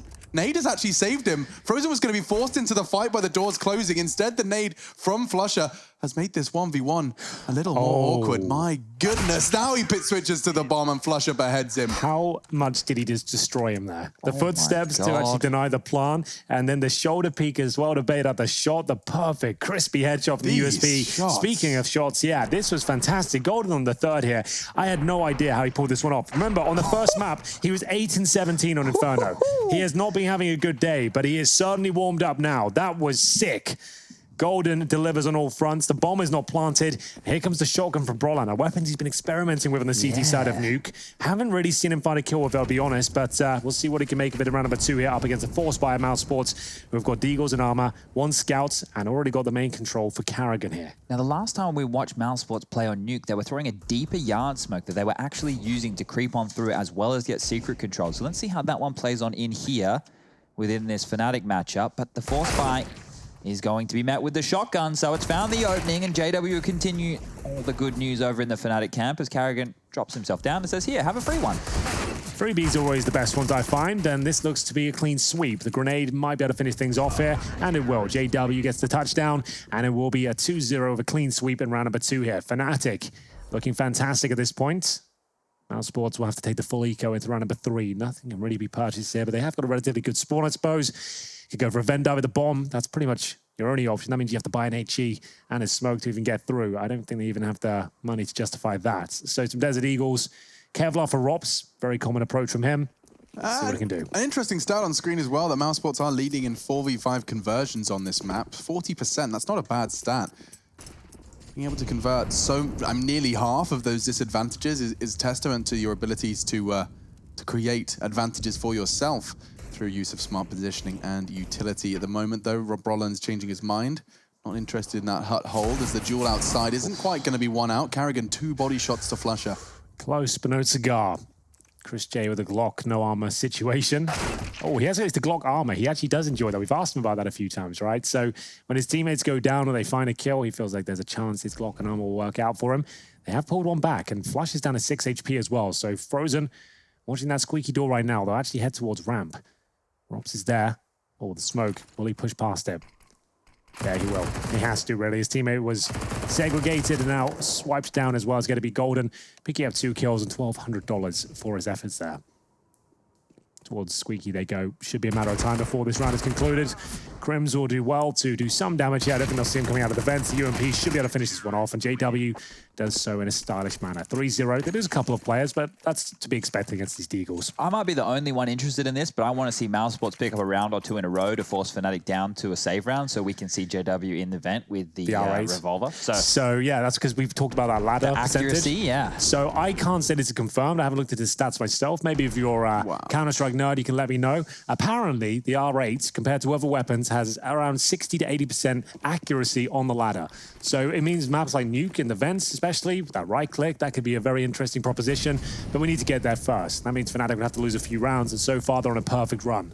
3-0 on their opponent's pick here on the CT side of Nuke, up against 5 AK-47s. Again, Mouse Sports denying that Krieg. Just with Brolan on that shotgun, I would love to see him have a P250 or something a little bit more potent as that sidearm right there. I don't mind, yeah. Whenever I have an MP9 is going to shoot the bonus round, I always get a 5.7 just to kind of... Just in case. Just in case the range comes through. You're down towards lower, and it's a deep 1-on-1. At least with the 5.7, you can still dink him a range and do something about it. So smokes towards outside. Much later than usual, but JW spots 1. Going to go down towards lower and patrol secret by the looks of things. It's getting there fast. Yeah, this is a very quick rotation. So they've spotted him at main now. They surely don't anticipate him here. He takes quite a lot of damage through the Molotov, but wants to get here quickly. Good information right now that it's clear they don't need to have another rotation go down towards the lower site, so they can keep 2 players on the top site here to defend. Nothing towards lower on either team. You can see that on the mini-map in the top left. The shotgun will have to deliver here. It's not good enough, though. Rops with the first, and it's the MP9s once again. Crim's doing a great job. Gets a double dink there. Frozen at 5 HP. Bomb goes down. 3-on-2. AWP in the M4 to retake here, and Golden has managed to get it towards Heaven. Flashbang from CT Spawn, normally very effective. In he goes. Golden finds the first, nails the second, not quite. It looks so good for the transfer. And now JW knows he's low, will drop down, but Rops will meet him.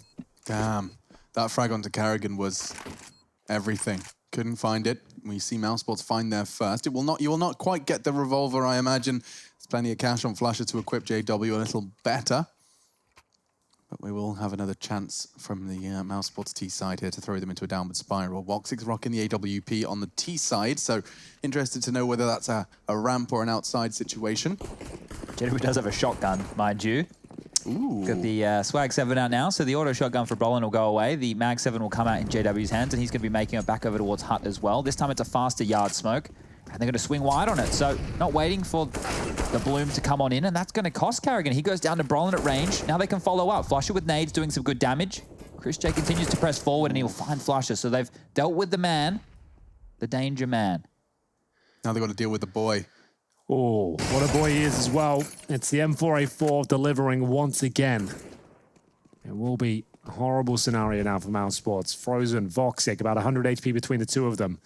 Robs, though, still alive and kicking. We've talked about his AK for months now, especially on Nuke. Bit of a home map for him. Crims will fire off some shots from the huts. Could enable a wallbang potential, but JW with that Mag 7, it looks so perfect. Crims' jump towards hut, though, certainly not. An oversight there. And that's not the perfect weapon for the job. He actually does well to make it as 1-for-1. Now a 2v2. So they've killed 2 players on the bomb side floor here. You might assume it could be clear, and they're looking towards heaven as well. So it's very well done so far from Fnatic, but not out of the woods just yet. Robs, as I said, a master of Nuke. 40 seconds to his name. Bomb down, though, in an awkward spot right on the side. Brolan with a very strong smoke as well. He's got utility in the form of incendiaries, HEs. Golden holding towards lobby for the flank from Hut. All Robs can really do is just walk to the bomb and hope for the best here. Yeah, but with Brolin as a threat, exposed. Nice catch, and that's actually 4 for Brolin in that round. They added up nicely. He caught that first one, long range on the cross. Carrigan decided to go no smokes and take the fight yard. You don't have any like heavy criticisms for a play like that? No, I see a lot of teams doing it. I think that it's a good way to catch off these CT sides off guard, right? Because if you see the standard close smoke and the molly's coming out, you're expecting the next 2 to follow, right? And then you're already potentially rotating down if you don't have an aggressive play. Right. If you're aggressive, it's great for Mouse because there's no smoke for you to hide behind. They get a free duel. And if you're rotating, it should be clear or you're caught running the other way. So it didn't go that way for Mouse Sports, and now they're forced down to yet another save round. Flusher aggressive again. This time Carrigan will find his man. For a short time, and he will have to drop on the P90. Okay, so JW really bringing out all of the weapons here today. We don't see this one ever really within Tier 1 Counter-Strike. The P90, it went out of fashion as quick as it was in. The gun was quickly nerfed down. You don't get as much in terms of reward for a kill with that SMG compared to the others. But it still is a lot of fun.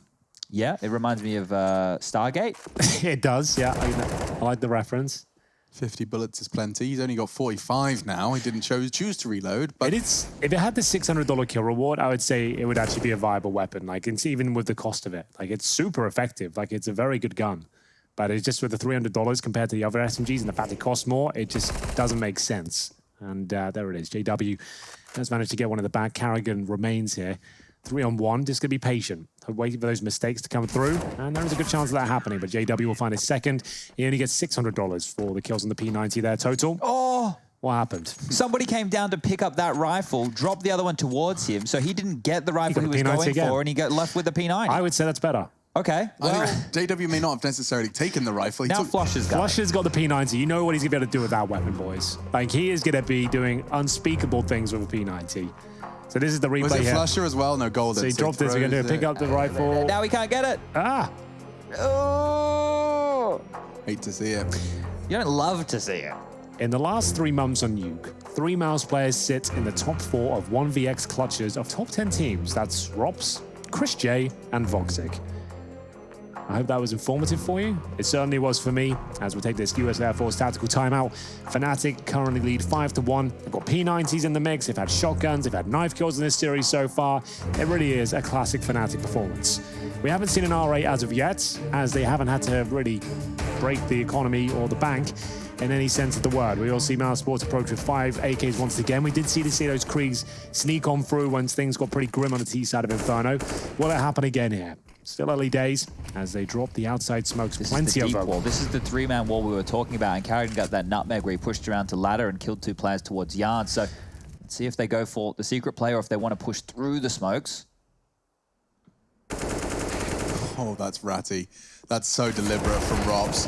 He is going to get caught. Does take good damage into JW before he falls, though, so something that's positive. And here's the P90 round 2.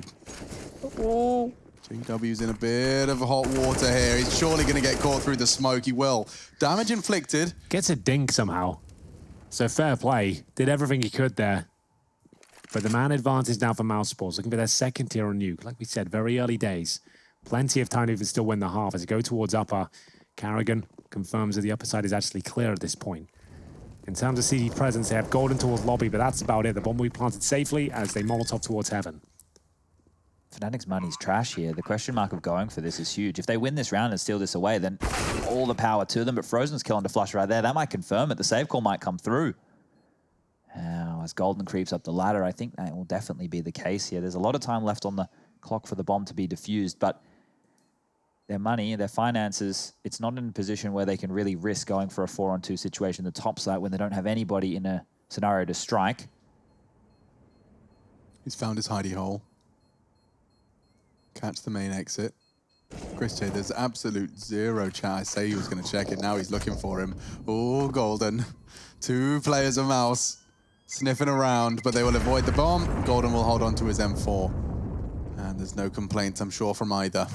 That's important. Just look at the money now. So Brolin can buy himself. Golden and Crims could drop a FAMAS each if they wanted to. Maybe a Scout could come out on the board and they can still have a buy right now.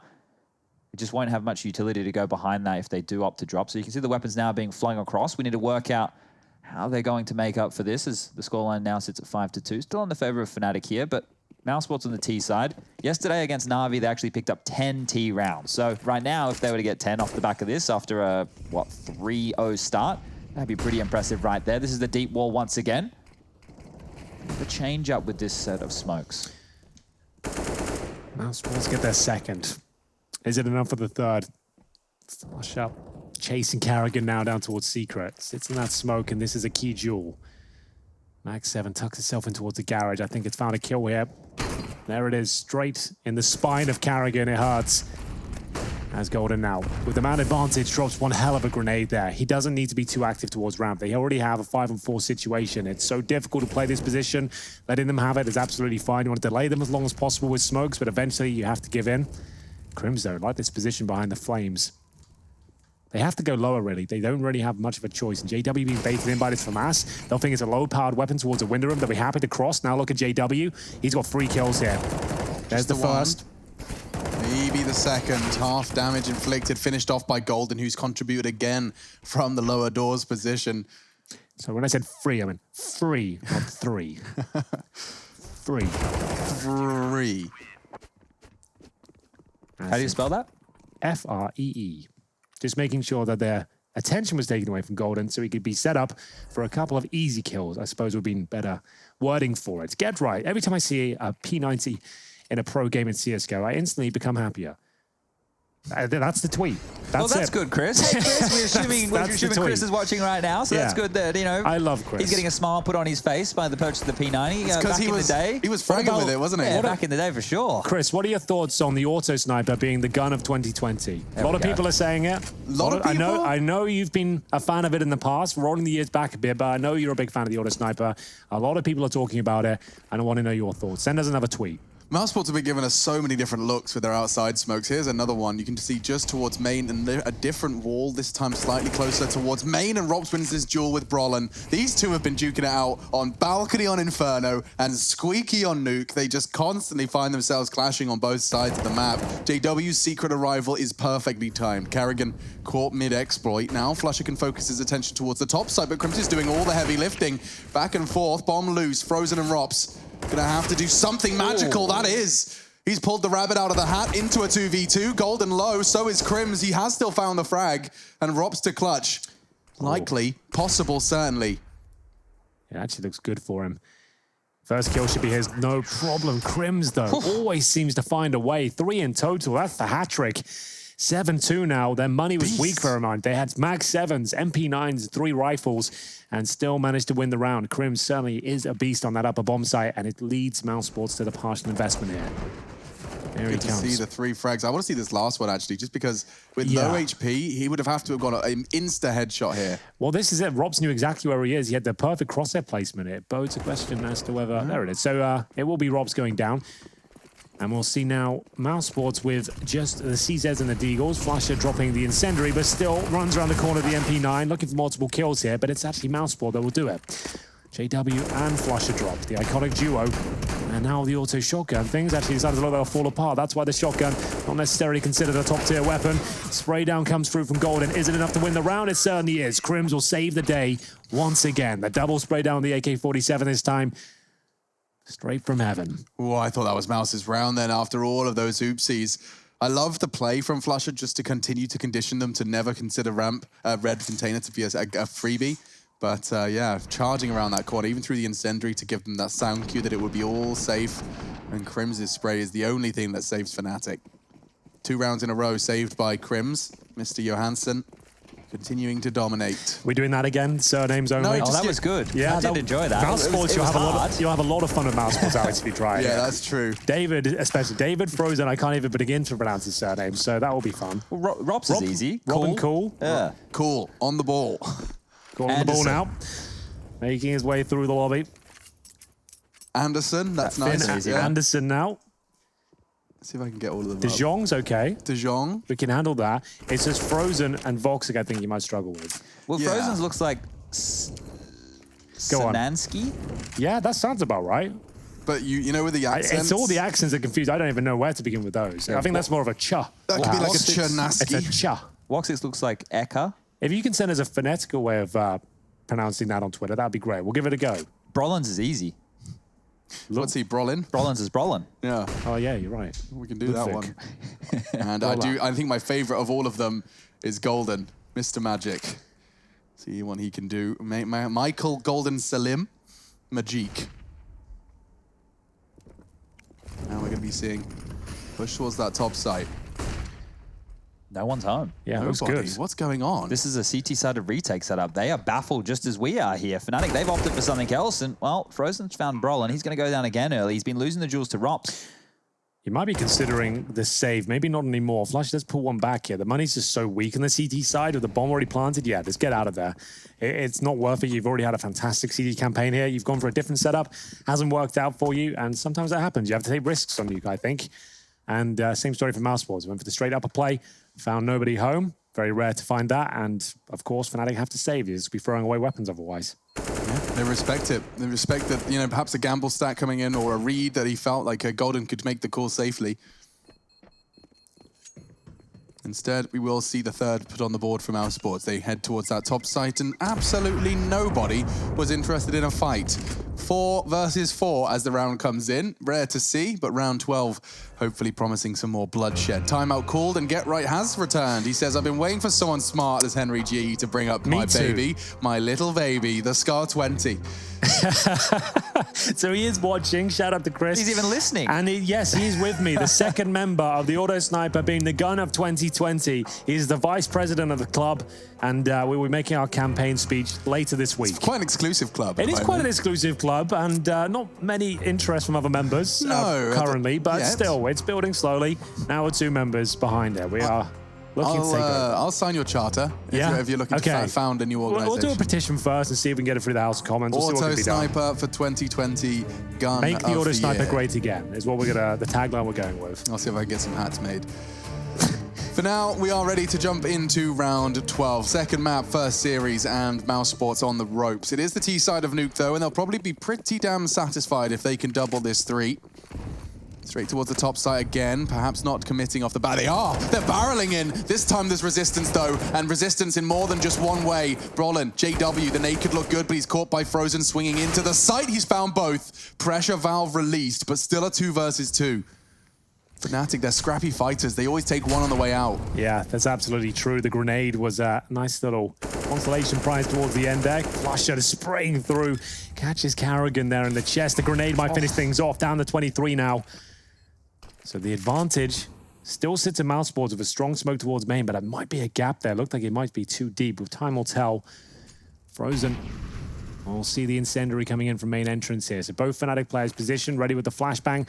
Here he comes, leading the charge. It's Frozen to deal with it. No problem at all. That should be the round here. Flusher surely out of options. Yeah, I mean, he knows where one is, right? Frozen got the kill. The other option is, well, it's kind of expected. Oh, he even hit him through the container. Does transfer. Flusher's hunting for Frozen, but he just doesn't have the time. He has the kit, but the round is going to be Frozen's. Flusher, intimidating as always, will preserve his rifle and survives to fight another day.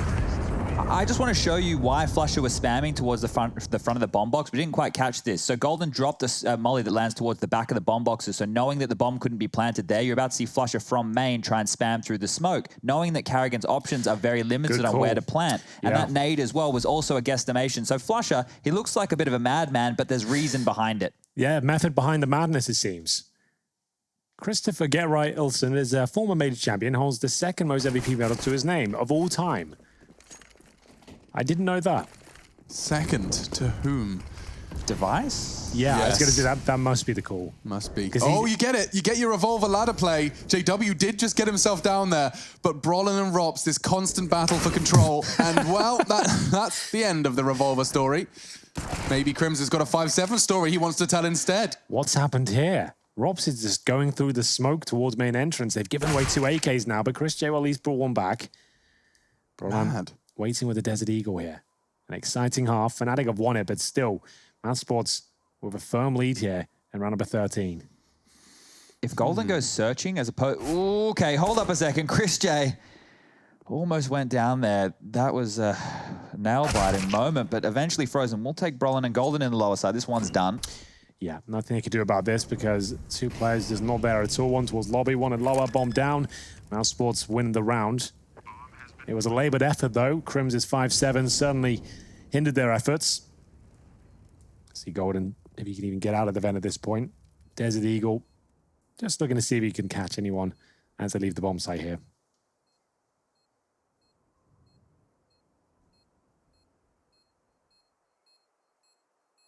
Did he see him? Oh, he did see him. Frozen gets Golden. Flusher will find the kill. Gonna do his very best here to make this expensive, but he will lose the AK, he will lose the armor and the diffuse kit, and what does he take forward? Yeah, I was about to say, he actually had the kit. I think he was actually going for that. If he gets that kill, he probably runs in with the diffuse kit. And yeah, in terms of money, they get 2,400 into this round. So they will have enough. Flusher can still buy M4 and basic utility. Here's Frozen taking out the R8. No real problem at all there, to be honest. Not the ideal angle for the R8, I'd say. You want to just be in a really dirty position and either unload 6 bullets at close range or trying to pick them off and do damage at very long range outside, perhaps. This round right here is the difference between a 9-6, sorry, a 10-5 half or a 9-6, potentially even a 8-7 for Mousesports. So they 3 in a row and they open up again. Frozen with another one. Carrigan's not caught yet, and through the smoke he connects. Mousesports so many early advantages, and now this is just going from bad to worse. Golden desperately trying to push through the flames. He wants to punish Frozen. They're throwing everything at him. He does still find the frag, but oh lordy, is that a terrifying prospect. Well, there goes the 3 versus 1 situation. Golden, they know exactly where he is. The bomb's down, they can molly the vents. This is going to be 8-6 at least, and in terms of loss bonus, like we said, they're going to get 2,900 into the next round. So money's at absolute 0 right now. Golden will not be surviving this. Mousesports are going to ensure it. But the final round coming up, they can afford to throw at least a couple of players at him and make sure he doesn't take that AK into the next round. And down the vents they come. Oh, they've snuck past him as well. He has no idea. He's made noise as well. So, Carrigan didn't hear him running away? Guess all the shots going off and the bomb beeping as well. Might not have caught it. Golden's going to survive this one here. He's off towards ramp. There's nobody to greet him over there. So he's done very well to hold on to this AK. But the problem is right now that 2,900 loss bonus won't grant them a bye here in the final round of the half. They are going to have to force behind this AK-47. I'm curious to see if we get the revolver coming out. This battle, Alex has been talking about it. It's been happening time and time again. Usually Brolin's up there or being close to that smoke. Crims has gone down this time, but Rob's got the better of both of those 2 names within the top side. So if one individual can walk on out and kill your 2 inside defenders, should be pretty simple. But JW, he's got other ideas, boys. The revolver's back out. It's still the R8 era, as we're calling it, or as he's calling it, I suppose. We'll see the grenades towards outside, do substantial damage towards Frozen. And now this is where the revolver does make sense to me. A long range, but you're not taking quick duels, just trying to do a little bit of damage and tag them up. that's where it can actually have some impact here. But there's going to be Crims and Brolan working out a couple of kills here, but I don't think it's enough. And as Golden finds a big spray down here with JW. Yeah, so JW draws the attention, and that's the spray down you were hoping for. Golden, he's got one more duel in Carrigan from the same direction, and Golden saves the day. A triple kill from the in-game leader. It was Mano El Mano. Carrigan El Golden puts it 9-6 at the half.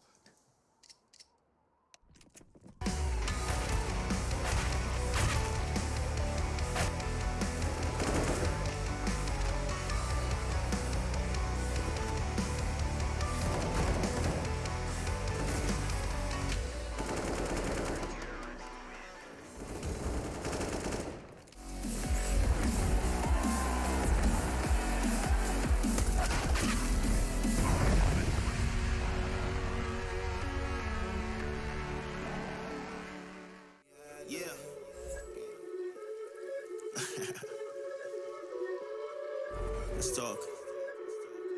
Look, ayo, we rose from the dust to the sun. They claiming that we the one, never one-on-one. Teamwork till we done. Sent on a mission, we got ambition. Never scared, we won't run. Never one and done. Some sit back and some like the hunt. I pick my teammates up when they fall. And if I ball, we all ball.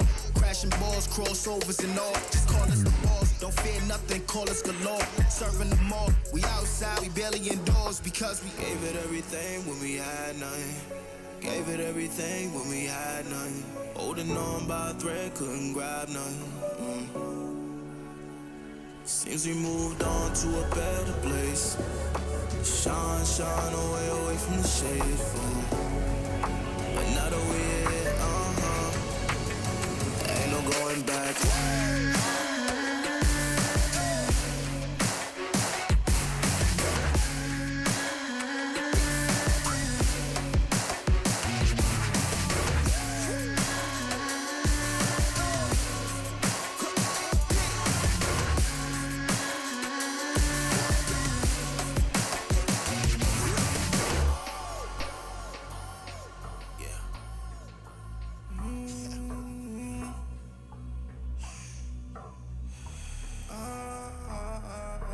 This is the moment to go. This is the moment to shine. This is the moment to show. Show me the rocks you could climb. This is the moment to feel the path like you legally blind.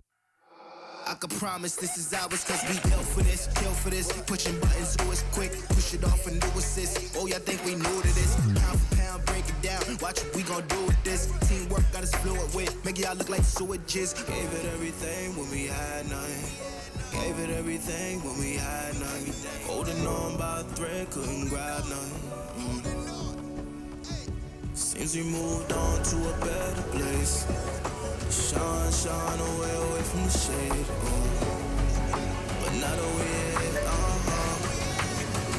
ain't no going back.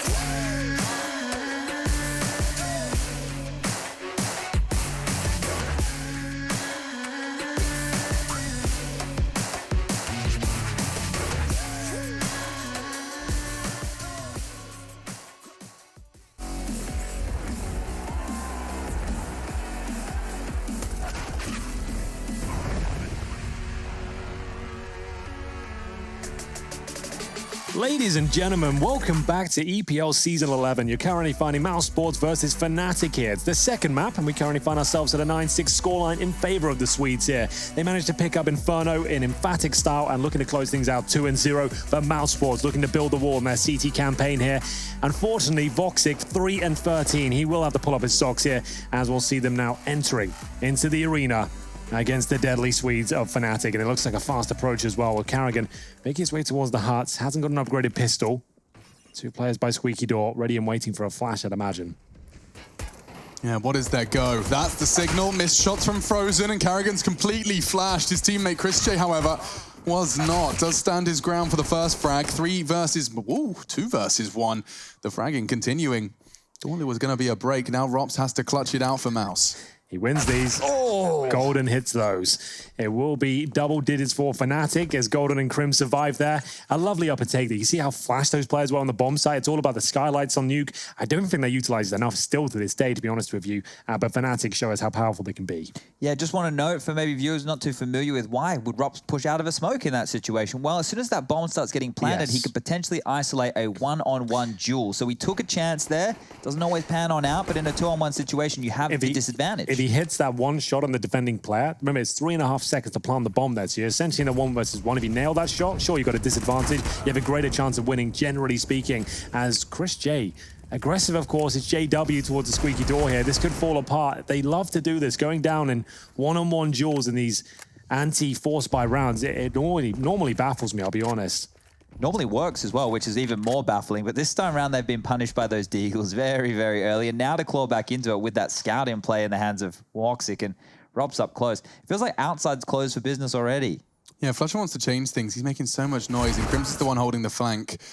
So good work from them, and that missed shot from Woxic. I wonder how many ramifications that could have, because they're still so healthy, so bear that in mind. Would have been on to Crims. He had the bomb as well. Golden has been hiding in Squeaky. The trade doesn't come in. I'm surprised. He's got 2, though. He does get overwhelmed. Good information. 2 top site, 1 tagged is what's been conveyed from Golden's duel. And now with Flusher into the vents, 45. Crims outside still, making no secret of his descent. Carrigan was, though. My goodness, he just charged down that ladder. Plenty of noise, and now Fnatic back into control of a round that looked like it was out. Full control, Alex. You can see they've got full health here. A 2-on-2, Chris J's low, and they're on a 5-on-3. So they have pulled this back in spades. We are going to see Flusher with the MAC-10 as well. That's going to be punishing for the low HP Chris J. A scout for Voxy as well. Is that the worst setup you could ask for in this sort of scenario? No kits. They got a smoke. That's at least going to maybe force a fight if they get down there. Yeah, but the thing is, you just know they haven't got kits at this point, right? So like, even if they do smoke the bomb, you're not panicking. You know they're just touching it. They're trying to make you uncomfortable. And we're getting to the point now they can't even defuse in the next 5 seconds or so. That's the smoke, doesn't even land on the bomb, and that's the frag we were expecting. Chris J's low HP does meet the MAC-10 as prophesized. And the 11th is secured by Fnatic, turning it around, and credit again to be directed this time towards Crimson Flusher. It's Golden that's keeping up with them, though, and I want to keep my eyes on his fragging, because if this is the difference maker in this Fnatic Mousesports duel, we talked about his impact being, you know, a little hot, a little cold. Yeah, he finished the first map with 7 kills. So it's certainly quite the turnaround. He was also, when we highlighted the stats from Stage 2, only in the bottom 5 performers thus far. So for him to be having a big game right now against a big opponent, the one who is undefeated so far within Stage 2, he is definitely stepping on up. Mr. David, or as he's else known, Alex, as Mr. Chadansky, has held a 1.39 rating across 5 maps played on Nuke. He is excellent on all maps, I would say. Has had consistency issues in the past, but I feel like those are starting to flatten out now. We're not seeing so many. Most of the time, he's a real solid player on the server, getting the job done, and he certainly has done an EPL so far. But right now, finding himself on the ropes there. Already a map down. 11-6 comes through, a full eco, and some saved Deagles from Rops here. That's actually invested with the Deagle. He actually went for the 1,700 investment, so his teammates have a bit more cash than him. He's been doing this quite a bit. He did it on Inferno as well. Chris J's got the USB Kevlar. Same story. Chad actually asked him directly as to why they do that. He just feels like he can maybe pick up a gun if they find success. That's pretty much it. And we'll pick up one of their upgraded weapons. So he doesn't expend the 500 on a CZ. He does 650 on Kevlar and hope one of his teammates dies or they find a kill and he can get a weapon then. Yeah, certainly makes sense. A way to make something out of nothing. And well, for now, the CZ is on the cold streets. Unfortunate. What the hell? JW saved by Golden. They look like they're on polar opposite sides of the map, right? Those 2 MAC-10s just then. One in the lower bomb site towards the vent and JW and Squeaky Door. But they're both having the same goal. It's cutting off the lower rotation through the vent position. So you're getting down there. You're making sure that the CTs don't have free room of movement. JW up the top site. As soon as Brolin spotted, oh, well, we need to get the quickest point of access. That's usually top site down the vent. Well, he was there ready and waiting and picks up 2 big kills, but there we go. Rops with the upgraded Deagle and armor is able to lop off his head and leaving them in a 4-on-2 situation, but Brolin continuing to push forward. Eventually, if he goes back towards lobby, he should find Chris J. They're so disconnected. That bomb plant would be a very big way to secure the round, and I think that's exactly what Golden's thinking too. Flusher sweeping through lobby. He could very well get caught out by this Chris J corner. Will Flusher do the deep sweep? Of course he will. It's Flusher. He manages to find the kill. Rops will be left with the Desert Eagle. Remember, he invested in armor as well. He might actually want to save this, considering their situation in general. Maybe get a rifle. Whoop, no chance. He gets a rifle firing at him. At least that's something. 12-6. And Crims will secure the final frag. The Fnatic, they've come into this half exactly how they needed to, win the pistol and convert. Well, this is the business round right here, though. If they take this gun round, well, they've set themselves up to win the map and the series 2-0. What's going to happen right now? If Mousesports lose this, they'll go into the following with 3,400 loss bonus. And assuming they don't save any weapons, that's not enough to get a CT side to buy with defuse kits, utility, and the primary weapons. And you can see right here, they're going into the first gun round without any kits. So this is do or die. If we get into a post-plant situation, keep your eyes on the clock. It's out top. They go. Golden leading with the MAC-10, drops down the vent. Did he take the bomb? No, Crims has that still. So lower presence at least. It's a massive move to make, though. If you get someone down towards lower, it just makes everything so much more stressful on the CT side, knowing you've actually got to go reclaim territory. Do you know the bomb's down there? They've actually got 2 players down towards lower at this point. So JW in the vents, Golden patrolling lower itself. They have to go ramp, but Rops is in a horrible spot. Yeah. What does one does he defend at this stage? Oh, he can't even drop lower now. He has to stay and fight. He does, you're right, and he out for a fight for his life. Brolan will take him down. It's a 5 versus 4. Perfectly orchestrated approach here from Fnatic here. That one Molotov, where Rops had already been disrupted down towards lower, so that's one exit point locked off, and now the ramp's been disallowed as well. That's a nightmare. Perfectly done from Fnatic. What a round that is. 5 players should survive it. You're not even considering this one of your Mousesports. Is that true? I'm not 100% They yet. shouldn't be back. going for it, right? Based off the fact they only get 3,400 in the next round and they haven't been competitive. I also painted the picture of no defuse kit. So with the bomb already down and nobody in a position to find any frags, saving is the only option. But here's the problem. The MAC-10 in the hands of JW, the economy on the side of the T's, with this bomb going off, they're going to get even more money. So they can start hunting. They can try and take these rifles away. Frozen's stance there is so passive. He knows the importance of maintaining this rifle, and so will just hold the most passive line of all. No one's going to be taken down. Is there a chance that we can see that one again? I can bring it up on Skybox here that we can show the Molotov situation. Just because that Molotov sealed Rops' fate. He really did have no other options. Okay, so here it is. They're set up over towards ramp. The Molotov just bounced off that back wall, so it bounced off here. So now it's landed on the ramp. Normally a ramp holder will spot and fall. Right now, he can't fall. So let's play it out.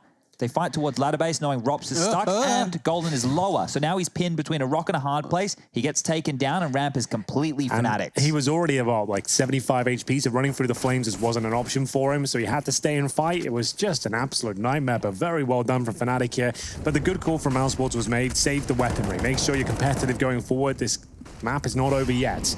It's a CT side, they did it again and it's to the them. helmets that are lacking here, and we'll see the M4s chime through. Flusher and JW bring it to a 3 versus 4 in their favor. Chris J on top of the hub for now. Rops will join him in the upper bomb site. Towards lower, no one on the CT side. Vox is outside. Brutal. So now dropping down the vent, I think that's Chris J. He can't really afford to fight. He does want to find the equalizer, of course, but extending like that can get punished. Woxic, he's brought down to 15 HP. Not ideal. And Brolan, he wants to continue this fight. He may not be expecting to see Woxic have disappeared straight back in towards the window room. 50 seconds. Crim's going back topside suggests maybe he's going to like Molly Hut. Smoke Heaven, perhaps? No? Yeah, potentially even vents to lower on this type of a play, just because it's so last minute and they don't exactly know where the CTs are. They could pull a rotation. They're going to flash towards the CT vent here. Rops will be face checked, and Golden will plant the bomb.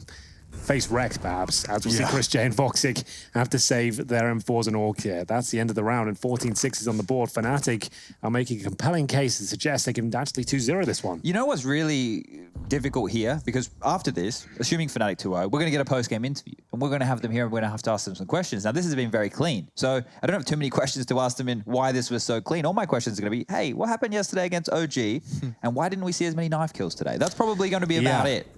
Have we had an R8 kill today? We haven't. We've had 2 appearances, but no kills yet. No, I don't think even a tag. So that's a big question as well. A lot of people wondering. Yeah, the people out there, they're keeping the numbers, they're checking the stats, they're making sure it's... Yeah, it's It's all on the tip of our tongues. We'll see what happens in the next round here. They do save the 2 rifles on the CZ side. Have a look at the replay here from Flasher. I'm sure there's something ridiculous that's occurring here. Look at the flashbang he throws before he drops down. It's so sick. It doesn't flash his opponent, but it certainly does look cool. His movement mechanics are top tier. Yeah, there's very few that understand all the nuances of Counter-Strike more than Mr. Flusha. And him alongside with his squad are all fragging. 13 lowest, 19 highest. There's only 5 frags separating all of the individuals of Fnatic, and when they're all on, you can see just how deadly it looks. Woxic, he's been very silent here on Nuke, and we heard Makaleli actually of Godsent in stage 1 talking about his woes of trying to hold it with the AWP, especially against those top-tier teams. Well, what feels like Woxic's feeling the same kind of pressure on that CT side AWPing duty. 4v4 as the dust settles. Bronnon lost his duel, so did Frozen.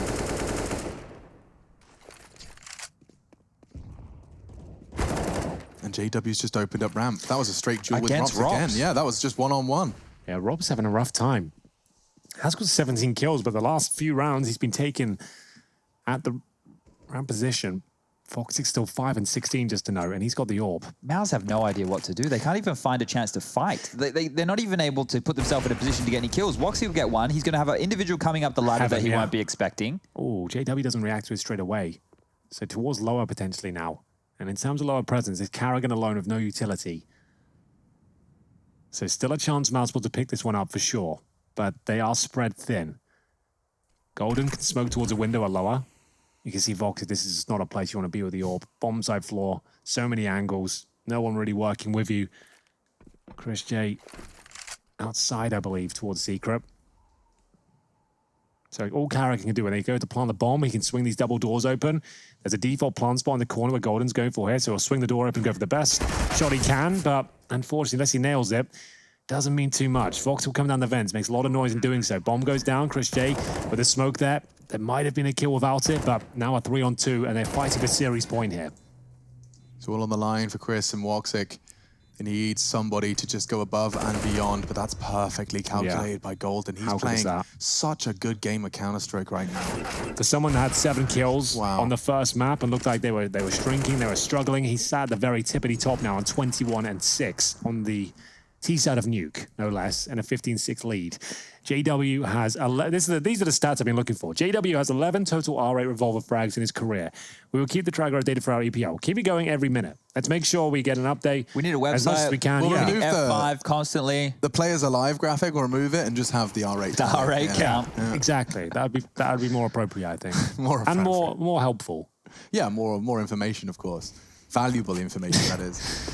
So, final round potentially. Money's actually not too bad, all things considered, after saving 4 weapons. Yeah. They're actually got a fighting chance here of winning a few more rounds, to say the very least. But you'd like it to end now, considering it seems like it's done. 9 in a row from what we've seen from Mousesports on Nuke so far, and the first map, admittedly, not quite the showing. Missing, like, when Voxer goes missing in this sort of manner, that's when you notice it. Like, he normally is their superstar AWPer, right? He's in that conversation for a top 5 player right now. Yeah, there's a big disparity, obviously, between Frozen and Rops's kills of 17 apiece, and the rest of the team, no one yet to crack double digits, so that is a bit of a problem, and the CT side is all about fragging. We spoke about that. Could there be just an element of them not actually going outside? Like, Woxic's been on the rotate with that AWP and finding himself in transition and having a lot of awkward duels due to the choices that Fnatic have made, as well as his own performance.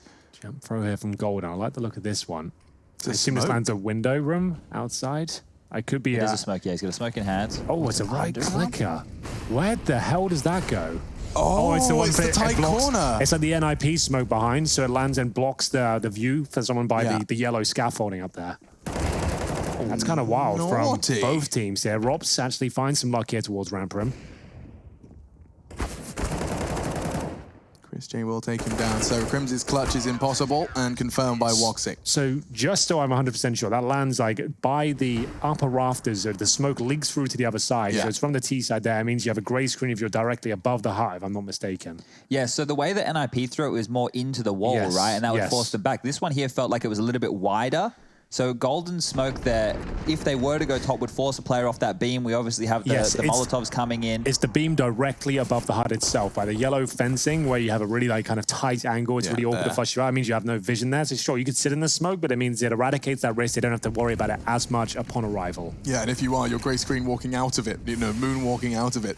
Typical outside smokes coming in, and we are going to be seeing them bloom successfully. No gaps for Woxic to exploit this time, so he'll be throwing some speculative shots, but nothing particularly concrete. Yeah, he wants to fire one more before he makes his way down towards lower. I like the boost here. Brolan normally finding the opening picks for Fnatic with that Krieg. Smokes go down now, but there's players already towards lower. That's only just one, though. Brolan will be down there. Golden not far behind, and Chris J needs a kill here. 9 and 16 to his name, but the flashbang might be coming. Brolan thinks better of it. Holds a more defensive line. Up against the AK, that's the correct choice. Yeah, he's not necessarily needed yet. The component of him comes into play when there's blood drawn elsewhere. You can see that there is absolutely no rush for Fnatic. 60 seconds, and now with Golden descending, Chris J's going to get a little apprehensive. He wants information, and Brolan's patience is rewarded. He takes a lot of damage, but that's a very, very big frag. That was the only CT presence towards lower. Chris J removed. Where does the rotation begin? Rops normally found towards the ramp room with no utility. He's actually in heaven this time. Just giving up ramp room. It's a scary part of the map to concede. And you'll see the Fnatic, they're going to acquire it, but they'll do so loudly. You'll hear the flashes, you'll know there's presence. Well, they have to go lower, presumably, at this stage. With 22 seconds, the rotation come through from the CT side here. They still have utility. And it's going to be JW nailing that first shot. Woxic gets destroyed. Brain splattered against the wall there. Could go on for the second. Rops will take him. Gives a valuable information, at least, though, and Crims is ready to 7 seconds capitalize upon it. Oh, they denied the plant? No, they haven't. It's close. Golden planting safe, though, and now Carrigan trying desperately to get an 8th round on the board for Mousesports. There's 3 opponents to find, and presenting his head. Golden not dead, but tagged. Brolan expecting to find Frozen here as he jiggles his way in, and a neat and tidy second for the Swede. Should very well make this a confirmed 2-0 victory. It was compulsory for Fnatic. They needed that, and they take the scalp. Finally, Mouse find their first loss of Stage 2.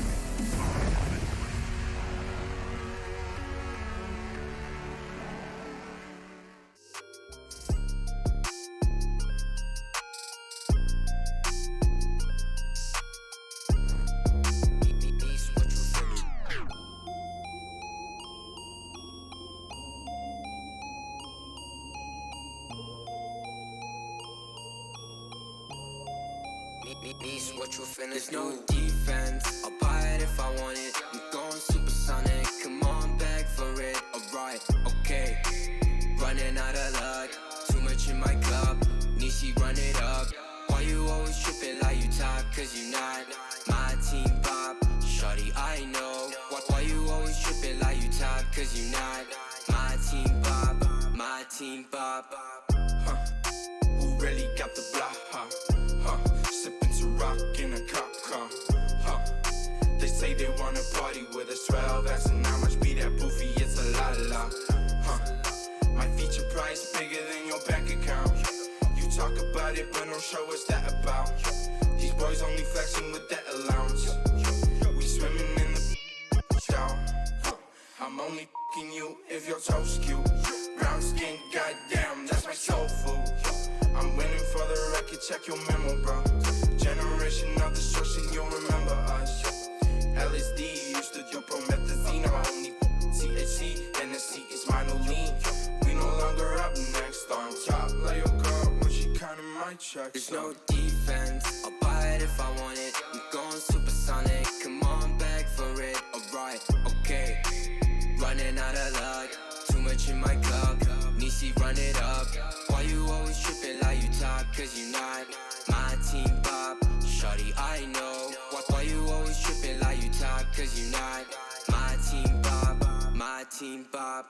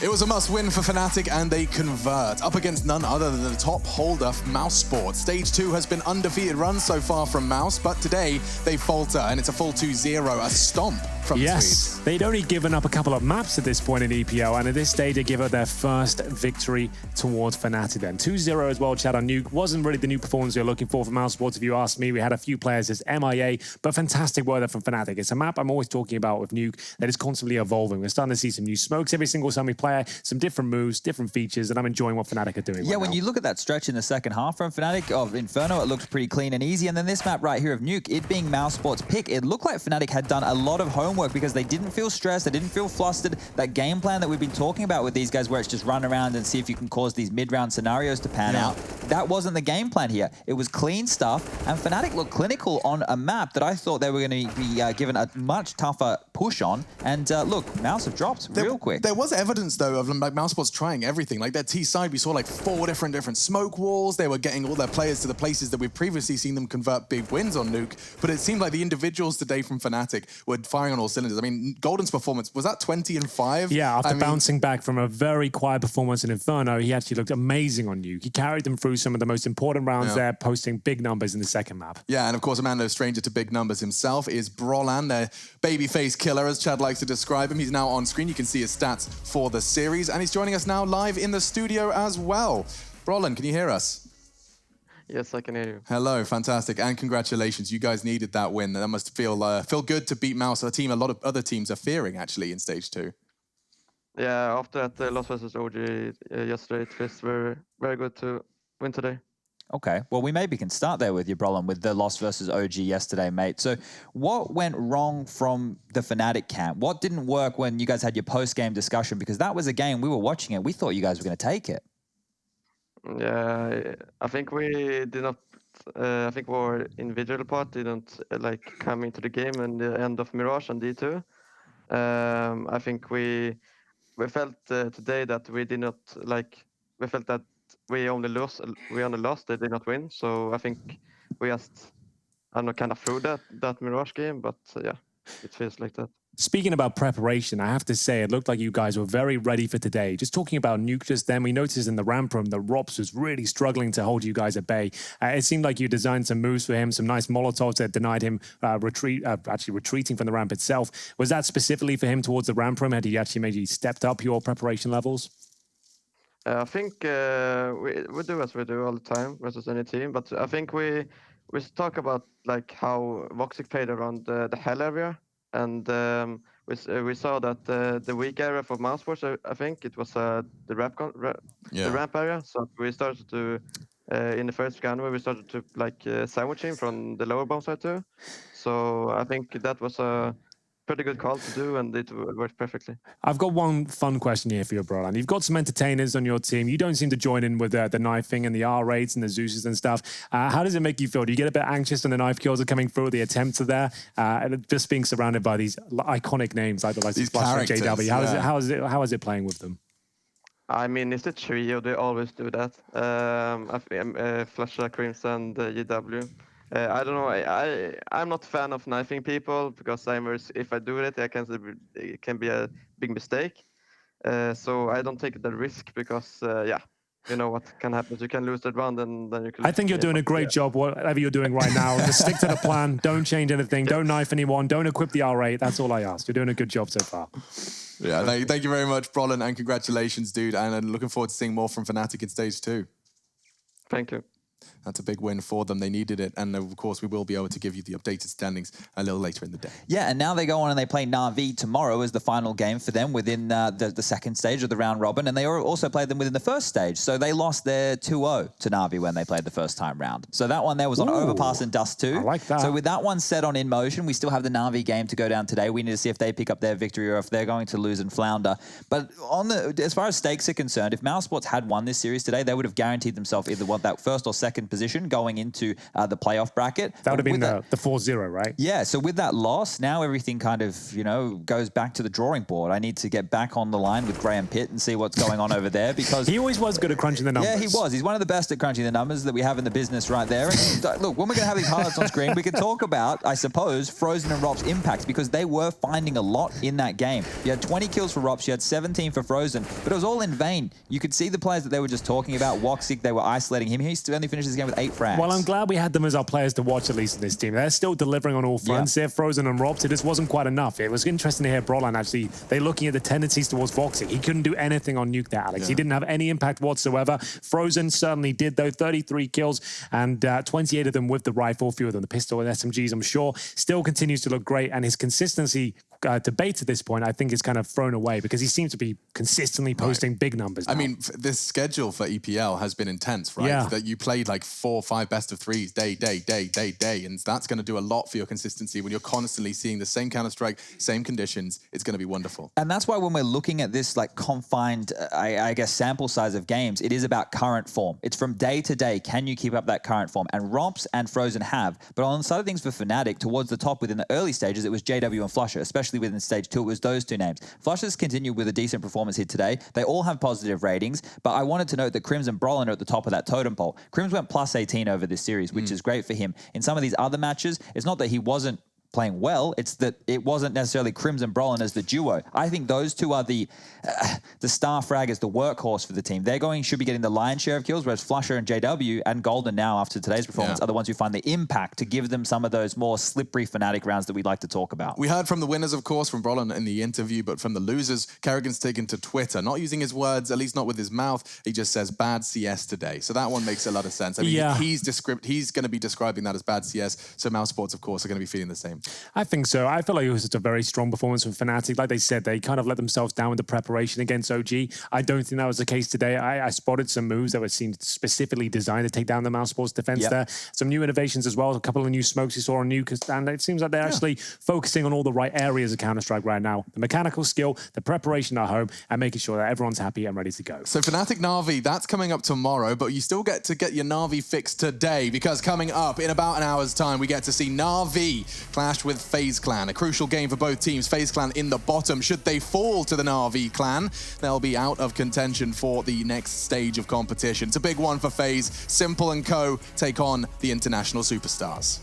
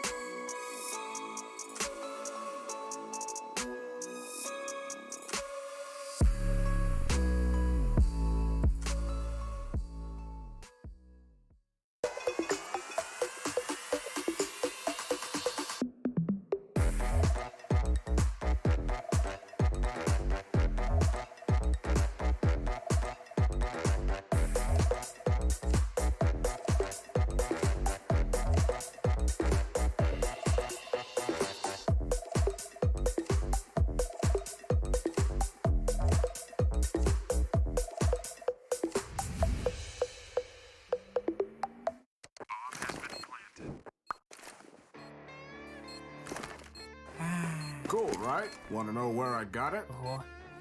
Well, look, go to CS.money. It's a trade platform and a marketplace at the same time. Just choose, click, and get. Good luck, bro.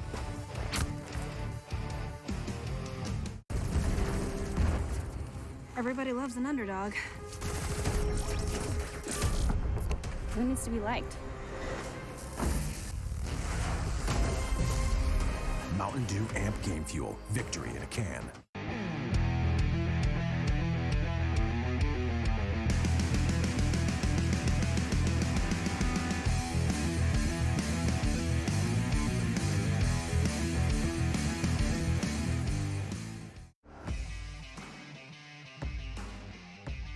Charge up your game with excitement.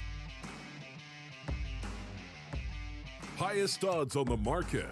Take what's rightfully yours with GG.bet. The future waits for no one, so we refuse to wait for it.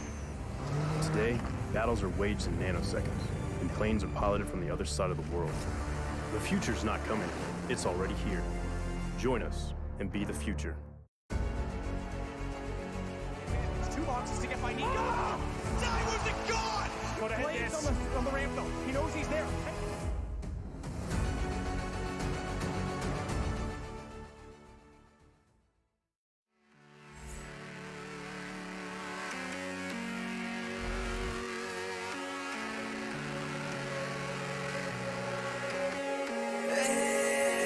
It's so high from here.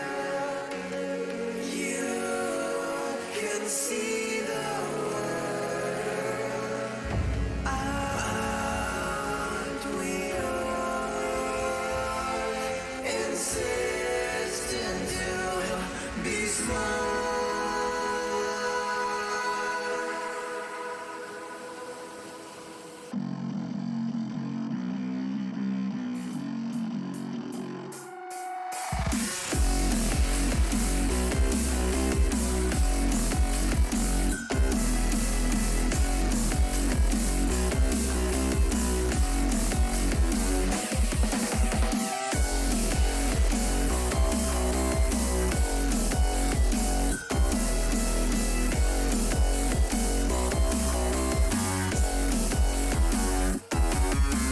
Set aside your subdivine. I'll show you how it's done. There's no sight we go inside. The man is the one. You build your walls with faith in God. They never come around.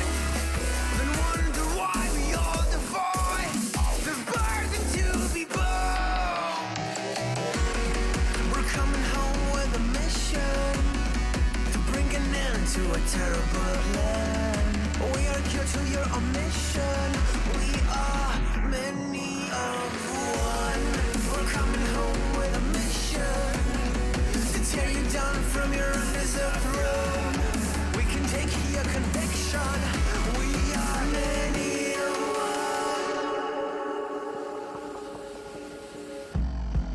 one. You may call it a virus, but we call it the antidote. It's an answer to silence. The future is here to revolt.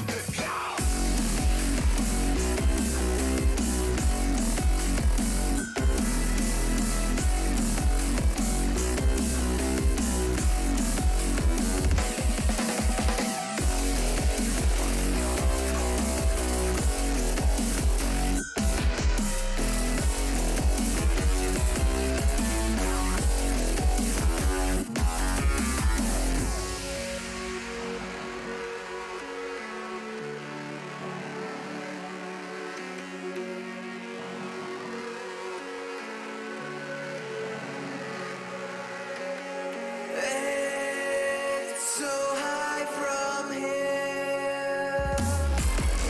You can see the world. Aren't we all insistent to be smooth?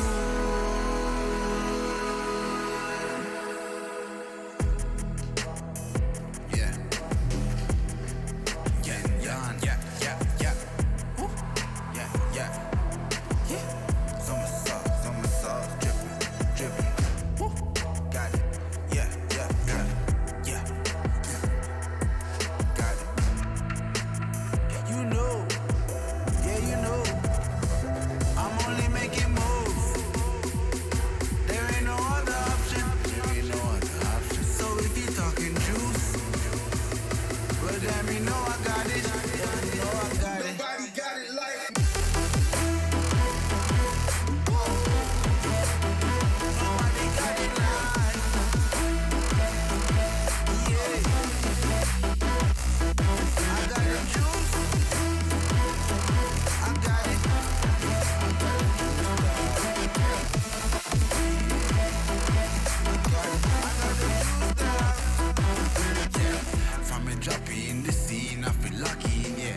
got them watching from Paris to Popping, yeah. With this music was lurking, now I'm attacking. Now with the chatting, I just step up and make it happen. It's a lifestyle. Living young and restless, yeah, we quite wild. If I want it, I'ma get it talking right now. And I ain't got no regrets, it's my time now. Lights out when you see us talking moves. You don't know that's the topic. And if you talking juice, well damn you know I got it. Damn you know I got it. Nobody got it like me.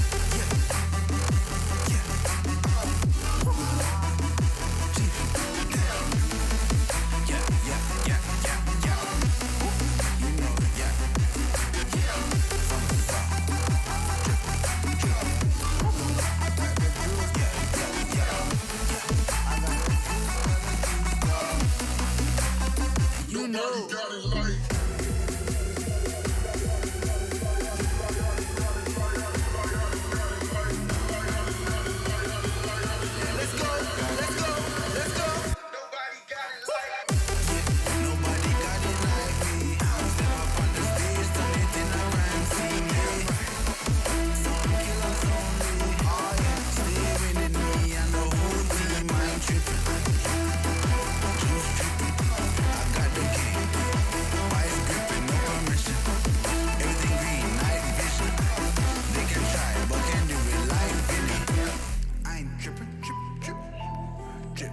They can try, but can't do it like Vinny. Yeah, no permission.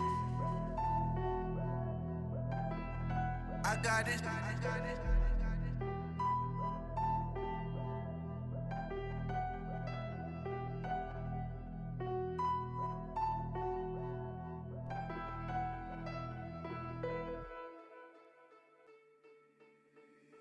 You thought that I was blind, but to be honest, I don't mind. Cause I don't feel the same way I used to do. Every time I see you, know the truth. Cause baby, every fucking time you've played me, you should know that I don't give a single fuck about you and your words. All the times you lied to me, I took notes. I don't know what to say. I thought you loved me, but you ran away.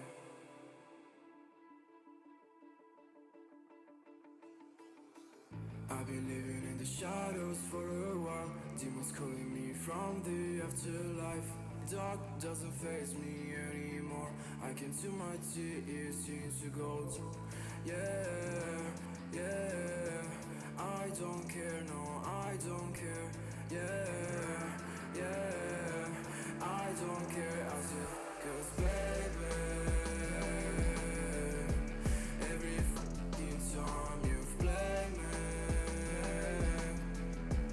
you should know that I don't give a single fuck about you and your words. All the times you lied to me, I took notes. I don't know what to say. I thought you loved me, but you ran. I know people come and go away. Sun is low, that's my time to shine again. Cause baby, every fucking time you play me, You call my bluff for the last time. This ain't a song, it's a battle cry. No life,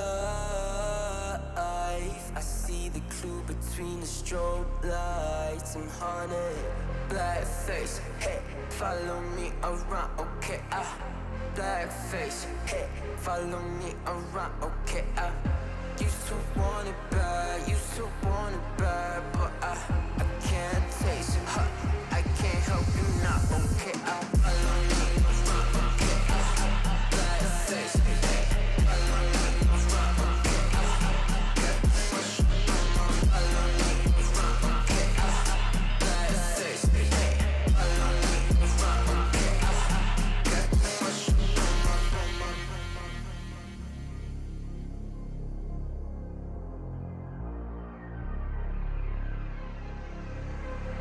got too much up on my plate, now I can't think. I said, woke up, take a action, now I'm feeling this is it. Want the money, want the rest. I do purse, not no cess. They say, Darnish, why you sad? I said, I just need to think. Red tape, got too close, I hate the city. Black face, show you everything you need to your phone. Can't hit it bad. Someone said it's sad. Cause I used to want it bad. I know it's in my head, keep seeing you too many times. Yeah.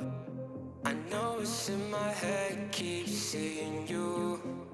I know it's in my head. Follow me around, black face. Follow me around, got too much up on my. Follow me around, black face. Follow me around, got too much up on my. Follow me around, black face. Follow me around, got too much up on my. Follow me around, black face. Follow me around, got too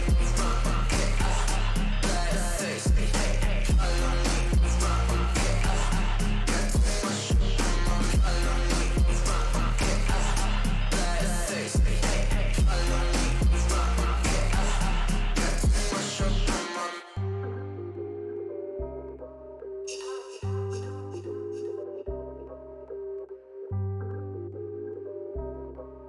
Yeah. Ay, push start, ay. Ball so hard, ay. Raise the bar, ay. Turn into a star, ay. Play my part, yeah. I aim too far. I do it big. I keep it large, okay. Live it up. This is fake, better give it up. Young, but I feel like I've seen enough. Numbers going up, better keep it up. Ain't slowing down, better live it up. About too hard, ayy. What about too hard? Ayy, what about too hard? Ayy, about too hard, yeah. I'm killing your favorite rapper, it's minimum effort. Yeah, your corpse getting severed. The industry dry as a desert. Do whatever it is that you think that you're doing, I'm doing it better. Straight double use, that's my letter. Don't got no snakes, only ladders, ayy. They tryna figure out what's on our plate. Infinity sideways, we already ate. Skipping this basic, skipping this classes. Stay out of trouble, now I can relate. Nevertheless, again, I'm doing great. I just finished this thing, ain't no debate. You ain't my dog, you ain't my family, and sure as hell, you're not my mate. Yeah, I take my place at the summit. I can't wait till we countin' them hundreds. I cannot lie, I ain't rich, yeah, but when I say my time coming, it's coming. And some of y'all got ahead of me, to be honest, I wasn't even running. But very soon I'ma run it. I demand it, man, I want it. Push start, ayy. Ball so hard, ayy. Raise the bar, ayy. Turn into a star, ayy. Play my part, yeah. I aim too far. I do it big. I keep it large, okay. Live it up. This is fake, better give it up. Young, but I feel like I've seen enough. Numbers going up, better keep it up. Ain't slowing down, better live it up. About too hard, ayy. What about too hard? Ayy, what about too hard? Ayy, about too hard, ayy. They not gon' like this. Don't like surprises. I cause a crisis. Man, I'm a scientist. With the music, I spice things up to my liking. Man, I want nice things, nice things. That's not an AK, it's a Uzi. I pull up and shoot it to movie. I'm chasing the bag, not a coochie. Cut ties with the fake, now it's Gucci. Word of my niggas from the 021. You count 6 shots and I count 2 guns. Some people still think I rap just for fun, but soon they look up to me just like the sun. Yeah, you can come over here. Swear it's like no career. Swear you got no idea. Soon you'll have no career. Take a good look in the mirror. They need to know that I'm here. Don't you act like it ain't clear. Yeah. Push start, ayy. Ball so hard, ayy. Raise the bar, ayy. Turn into a star, ayy. Play my part, yeah. I aim too far. I do it big. I keep it large, okay. Live it up. This is fake, better give it up. Young, but I feel like I've seen enough. Numbers going up, better keep it up.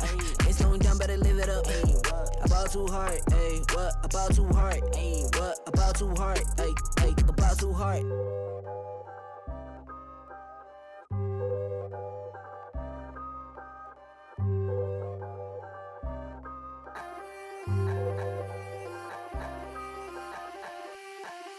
Don't you know I'm a bad little mama? I got moves like Madonna. Don't tell me cause I move when I'm gonna. I'm not afraid to lose, I am a prima donna. Don't you see I'm a winner, I'm a queen.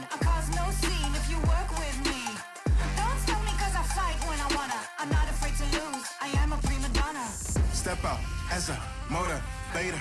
Let them know that the weight's up. That's how we know when we level up.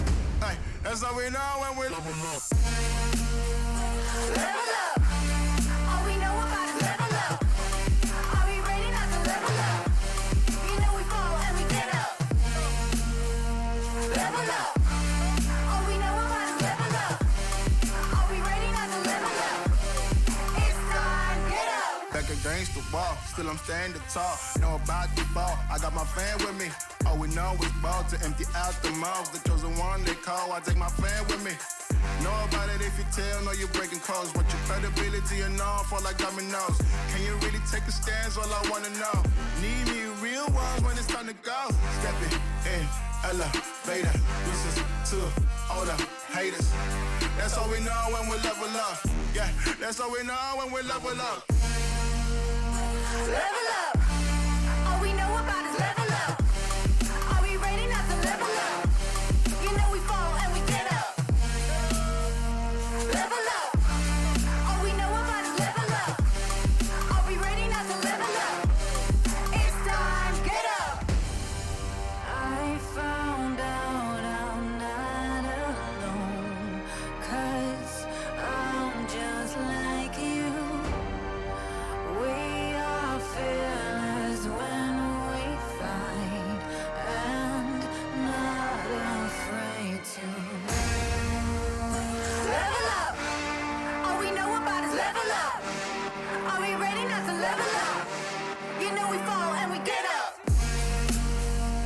Level up. All we know about is level up. Are we ready not to level up? It's time, get up.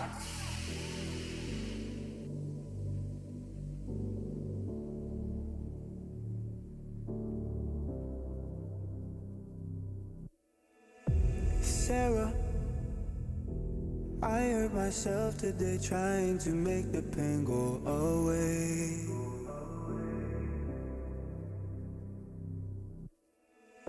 Sarah, I want to fade away, be with the stars in outer space. You come and you go. You take me high, you take me low. But I don't know how to do this on my own anymore. Oh no, now it's my leave for the melancholy.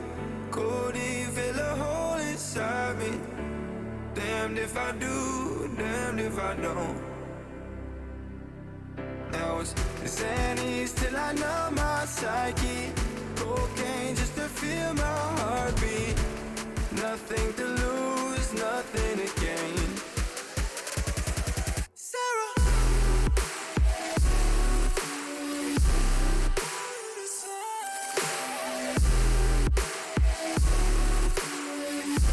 Sarah, why you leaving me?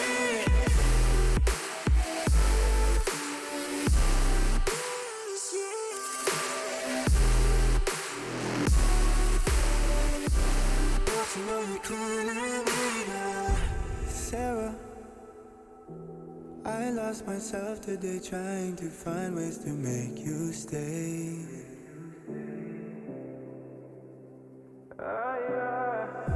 Sarah, I want to go away, close my eyes, never wake up again. You come and you go. You take me high, you take me low.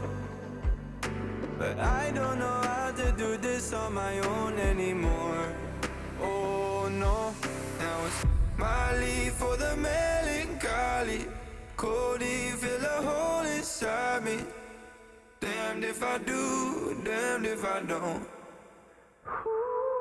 Now it's Xannies till I know my psyche. Cocaine just to feel my heartbeat.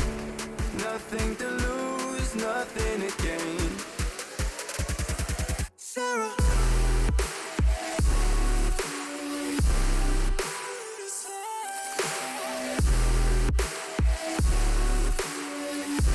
Sarah, why you leaving me?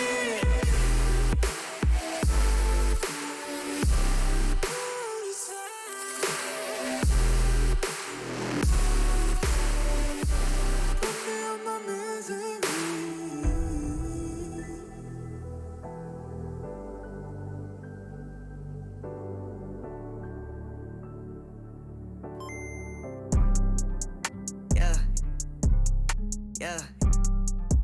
Black sheep, black sheep, black sheep, black sheep. I don't even write no more, man. Tell him, yo, God. can't you come over? I'm on my contract commando. Yeah. Pulling up with clips extendo. That's no game Nintendo. I don't ever run out of ammo. I'm gon' need me a benzo. No fake friends, no pretend. No. Think I might have found my 10. Oh. Posted up in my tent. Watch your man go dumb, go stupid. If you're the best, then prove it. Got no words, be quiet, stay moving. I got a bag, won't lose it. Watch your man go dumb, go stupid. If you're the best, then prove it. Got no words, be quiet, stay moving. I got a bag, won't lose it. Lose it. Get substituted. You're not recruited. Cause you're too damn scared to use it. The truth is, you're useless. What? I'm ruthless. Yeah. I've proved this. Keep capping, I'ma leave you toothless. What? You're so dumb to choose this. Yeah. Ain't going outside, I make it work. I'm in my bag. That's every purse on my back. Is that your girl? She got it. She make it twerk. And why you mad? I got her first. You say you rap, you got a verse. I say the swag, you probably hurt. Back to the lab, you gotta search. On my contract commando. Yeah. Pulling up with clips extendo. That's no game Nintendo. I don't ever run out of ammo. I'm gon' need me a benzo. No fake friends, no pretend. No. Think I might have found my 10. Oh. Posted up in my tent. Watch your man go dumb, go stupid. If you're the best, then prove it. Got no words, be quiet, stay moving. I got a bag, won't lose it. Watch your man go dumb, go stupid. If you're the best, then prove it. Got no words, be quiet, stay moving. I got a bag, won't lose it. Why are these boys so stupid? Counting me out now, I'm counting my money. I'm probably gon' cop me a new wrist. Y'all gon' think I'm a nuisance. New sound, new me, who this? Yep, I made some improvements. Me and the gang been bowling. Your shawty gon' think we're the coolest. Alizé say we got clips. We bout to make it a movie. I make a hit I can't miss. Damn, the charts might sue me. The way I be stacking my chips, probably the bank gon' sue me. Watch your man go dumb, go stupid, cause your mans can't fool me. On my contract commando. Pulling up with clips extendo. That's no game Nintendo. I don't ever run out of ammo. I'm gon' need me a benzo. No fake friends, no pretend. No. Think I might have found my 10. Posted up in my tent. Watch your man go dumb, go stupid. If you're the best, then prove it. Got no words, be quiet, stay moving. I got a bag, won't lose it. Watch your man go dumb, go stupid. If you're the best, then prove it. Got no words, be quiet, stay moving. I got a bag, won't lose it.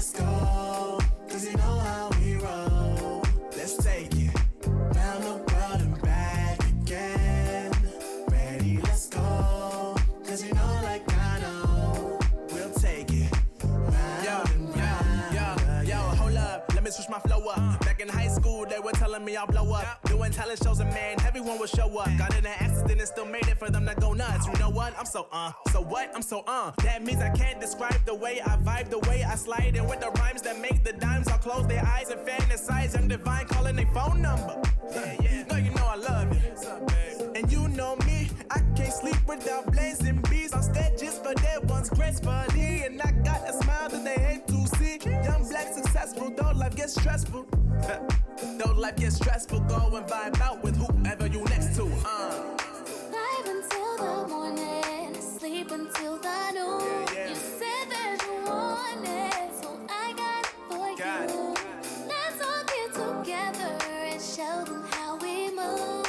We move, we move. 3, 2, bringing summer to you. Oh, ready, let's go. 'Cause you know how we roll. Let's take it round the world and back again. Ready, let's go. 'Cause you know like I know. We'll take it round and round again.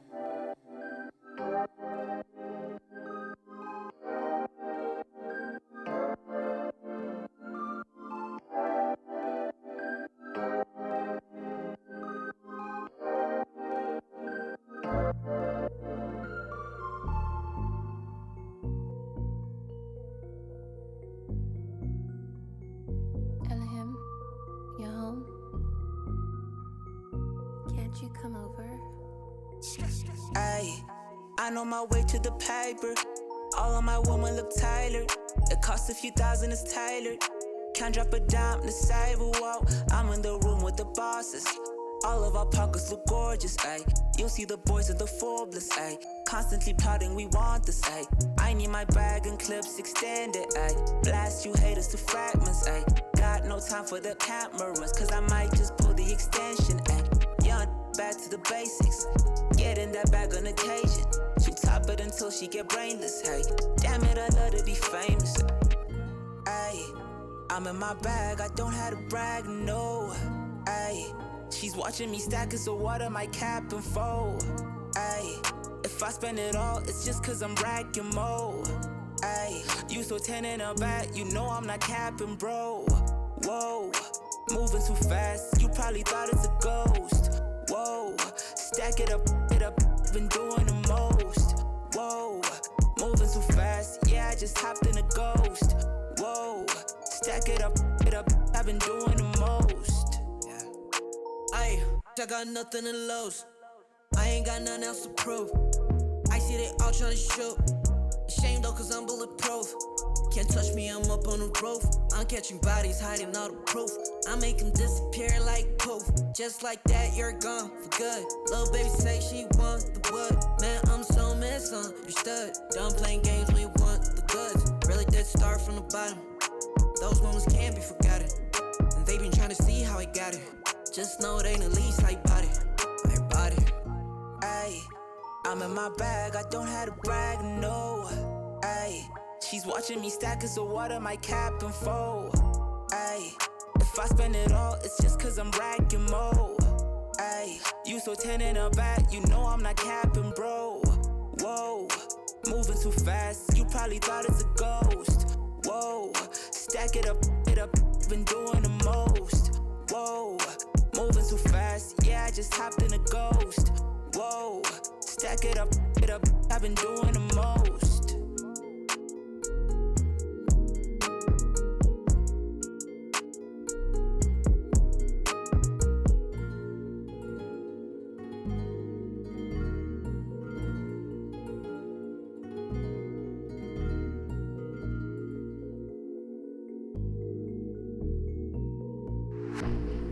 I was born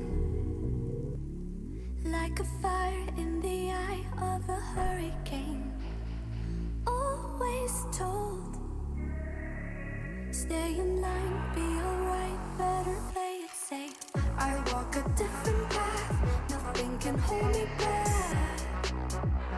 I've passed the point of no return, something is calling me. It's in the air that I breathe. Bring me back to life again. Dancing with my fear, burning with desire. We gon' take it to the edge and come alive. Go to hell and back.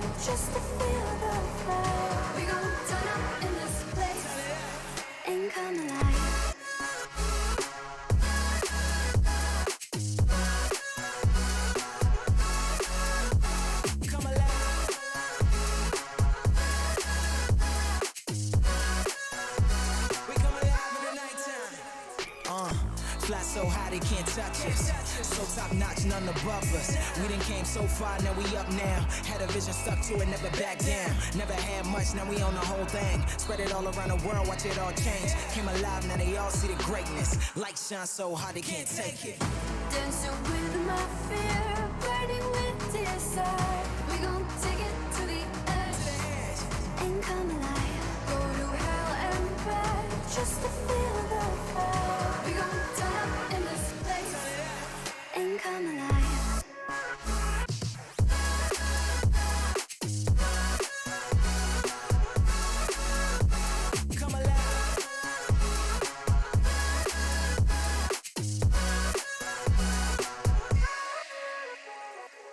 I walk a different path, nothing can hold me back. I passed the point of no return, something is calling me. It's in the air that I breathe. Bring me back to life again. Dancing with my fear, burning with desire. We gon' take it to the edge and come alive. Go to hell and back just to feel the fire. We gon' turn up in this place and come alive.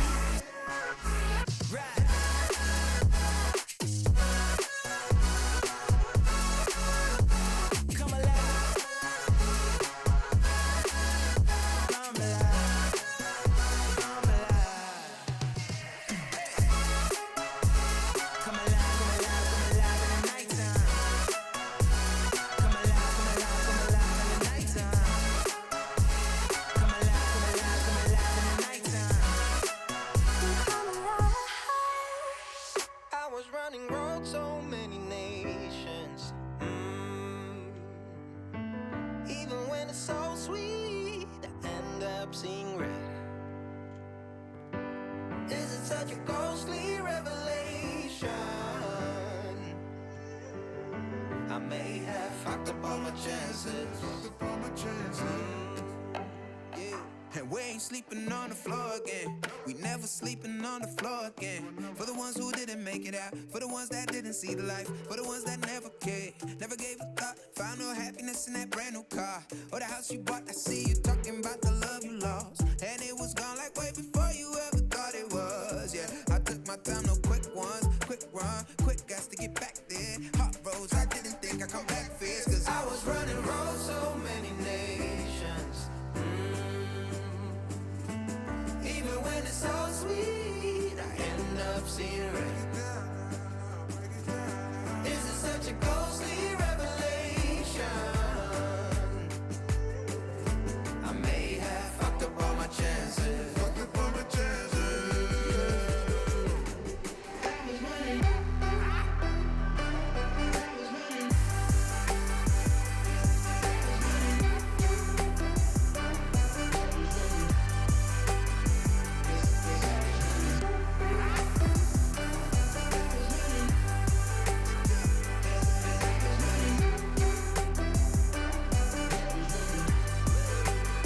And we are never feeling cold again. And we are never feeling cold again. But I can't act like it's easy. It's hard to preach. Cause I've been burning trees and watching fall. If we cannot breathe out, we go forward. Sure, I was searching for cure. Fishing a little wildlife. And when I'm low on fuel, I'll still be running till my back broke. Halfway, lost hope and I checked it. Hard roads, I didn't think I'd come back fast. Cause I was running roads so many nations. Even when it's so sweet, I ended up seeing red. Is it such a ghostly revelation? I may have fucked up all my chances. Fucked up all my chances. Been around the globe, looked around and fitted. Seen high and lows, but you won't even get it. Been around the globe, think it's time to admit it's not the end, but the road, and you won't even get it. Been around the globe, looked around, nothing fitted. Seen high and lows, but you won't even get it. Been around the globe, think it's time to admit it's not the end, but the road.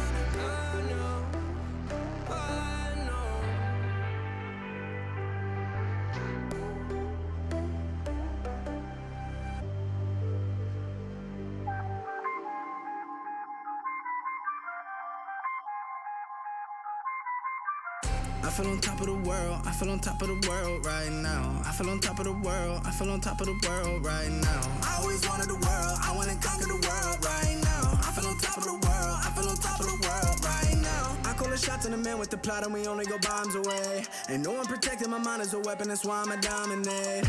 Taking advantage of every second, now I ain't got time to waste. They all tryna sign my name, they want me to sign my name. Counting your blessing while I count that in my winnings. We take 50s and 100s and throw them up to the ceiling. Everything I envision, now everybody gon' witness. Only difference between us is I ain't stop till I finish, yeah. I feel on top of the world, I feel on top of the world right now. I feel on top of the world, I feel on top of the world right now. I always wanted the world, I wanna conquer the world right now. I feel on top of the world, I feel on top of the world right now. Savage, you've been distracted, your best my average, there's a reason for that's a fact. So they snapping back, mad at the fact that I don't have a backup plan, I ain't need that. Outworking everybody when I relax, so I ain't tripping about none of y'all feedback. Heard that, wonder when I'm gonna peak at. And that's why you count your blessing while I count that in my winnings. We take 50s and 100s and throw them up to the ceiling. Everything I envision, now everybody gon' witness. Only difference between us is I ain't stop till I finish, yeah. I feel on top of the world, I feel on top of the world right now. I feel on top of the world, I feel on top of the world right now. I always wanted the world, I wanna conquer the world right now. I feel on top of the world, I feel on top of the world right now. I feel on top of the world, I feel on top of the world right now. I feel on top of the world, I feel on top of the world right now. I always wanted the world, I wanna conquer the world right now. I feel on top of the world, I feel on top of the world right now.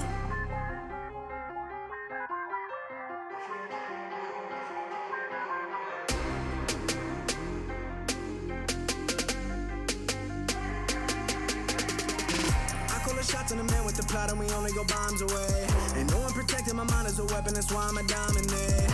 Taking advantage of every second, now I ain't got time to waste. They all tryna sign my name, they want me to sign my name. Counting your blessing while I count that in my winnings. We take 50s and 100s and throw them up to the ceiling. Everything I envision, now everybody gon' witness. Only difference between us is I ain't stop till I finish, yeah. I feel on top of the world, I feel on top of the world right now. I feel on top of the world, I feel on top of the world right now. I always wanted the world, I wanna conquer the world right now. I feel on top of the world, I feel on top of the world right now.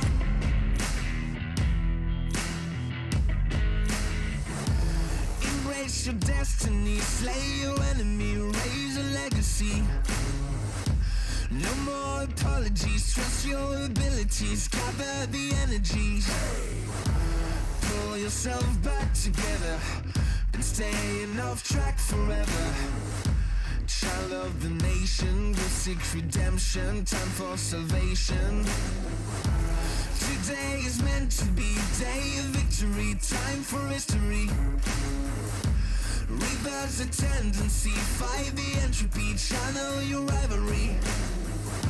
You're praying for fortune to come, you're hearing the sound of the drums. It's too late to backtrack, go back your back now. Keep your feet on the road and stand up. You've got what it takes to fight back. Don't stop until you black out, out, out. Stand up, up. You've got what it takes to fight back, back. Don't stop until you back out, out. Give all you got, show them how to make a miracle. Stand up, up. You've got what it takes to fight back, back. Don't stop until you back out, out. Give all you got, show them how to make a miracle. Go save your team, be a hero. Take home the cup, be a star. They're waiting for you, take aim, shoot your arrow. It's your time to shine, show them who you are. Stronger, gotta go faster, gotta get better, gotta work harder. It's fight or flight now, get up now. Go wake the move, go for the goal, lead up the stadium, you know how it's done. Stand up, up, go what it takes to fight back, back. Don't stop until you back out, out. Give all you got, show them how to make a miracle. Stand up, up, go what it takes to fight back, back. Don't stop until you back out, out. Give all you got, show them how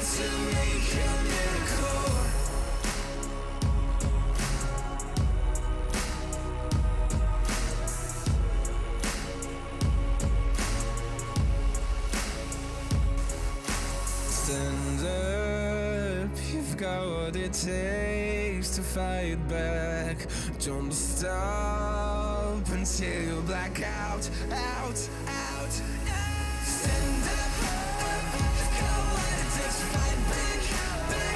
Don't stop until you black out. Keep holding on, show him how to make a miracle. Stand up, you've got what it takes to fight back. Don't stop until you black out. Keep holding on, show him how to make a miracle.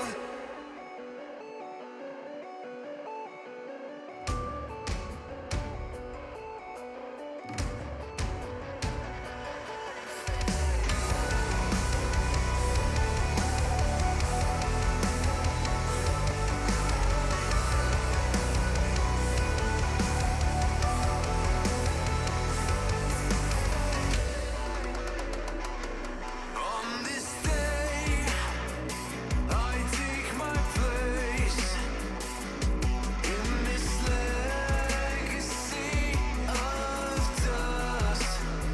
I ricochet all in your face, and it quenches my bloodlust.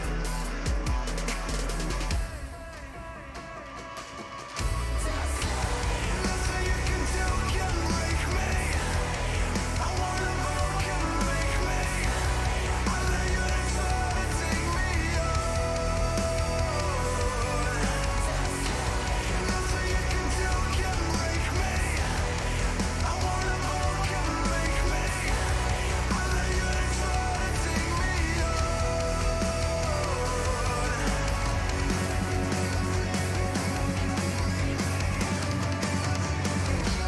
I got you in my crosshairs.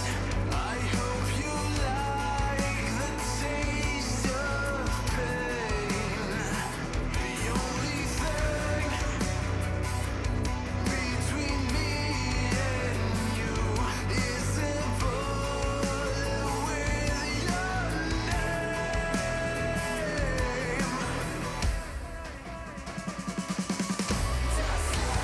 Nothing you can do can break me. I wanna move, can break me. I let you try to take me on. Nothing you can do can break me. I wanna move, can break me. I let you try to take me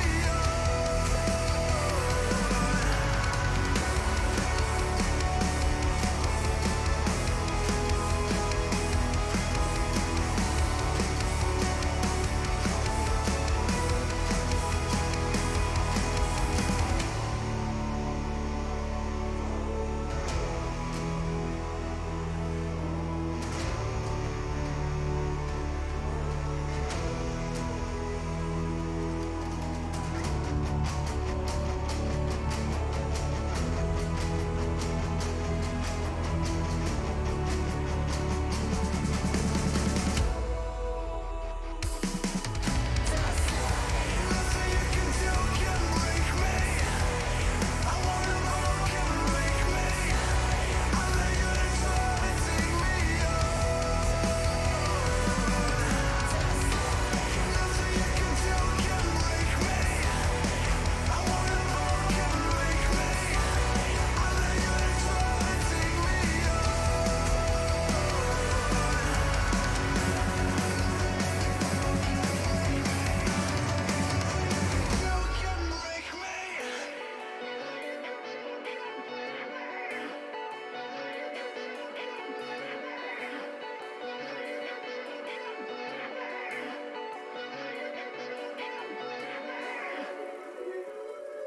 Yeah.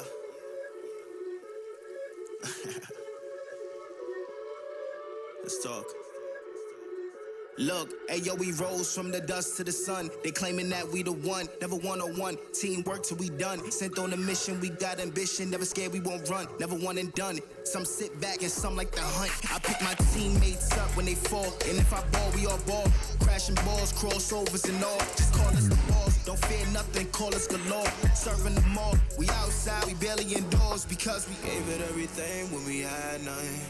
Gave it everything when we had nothing. Holding on by a thread, couldn't grab nothing. Seems we moved on to a better place. Shine, shine away from the shade. But now that we're here,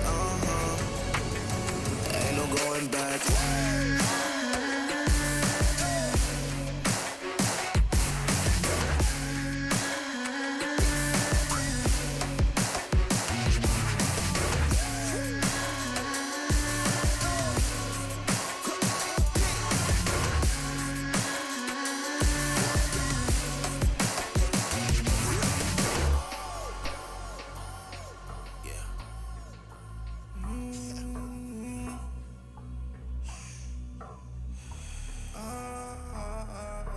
This is the moment to go. This is the moment to shine. This is the moment to show. Show me the rocks you can climb. This is the moment to feel the path like you legally blind. I can promise this is ours cause we built for this, kill for this. Pushing buttons, do it quick, push it off and do assist. Oh, y'all think we new to this? Pound for pound, break it down. Watch what we gon' do with this. Teamwork got us fluid with. Make y'all look like sewages. Gave it everything when we had nothing. Gave it everything when we had nothing. Holding on by a thread, couldn't grab nothing. Seems we moved on to a better place. Shine, shine away from the shade. But now that we're here, ain't no going back.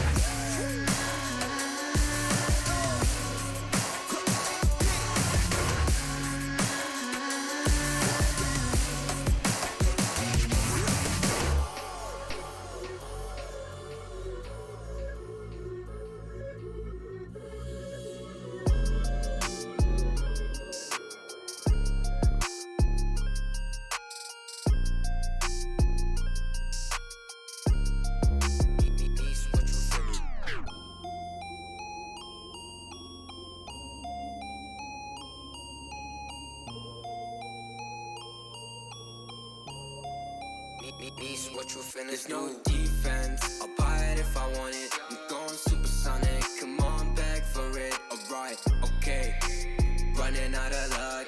Too much in my cup, Nishi run it up. Why you always tripping like you top? Cause you not my team pop. Shorty, I know.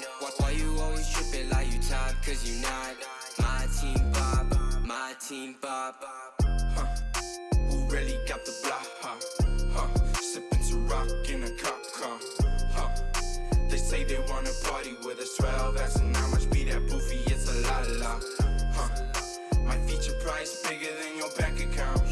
You talk about it, but don't show us that about. These boys only flexing with that allowance. We swimming in the down.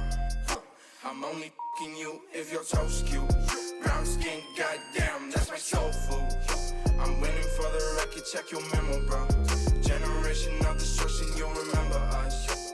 LSD used to do promethazine. I'm only THC, Hennessy is minor lean.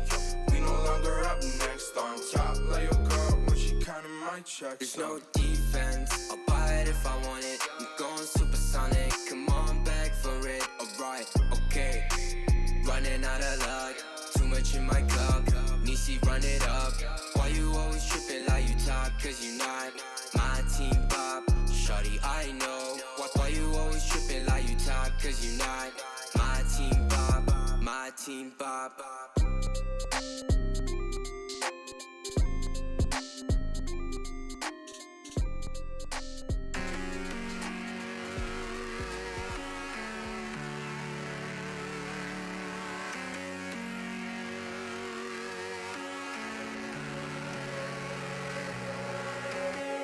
It's so high from here. You can see the world.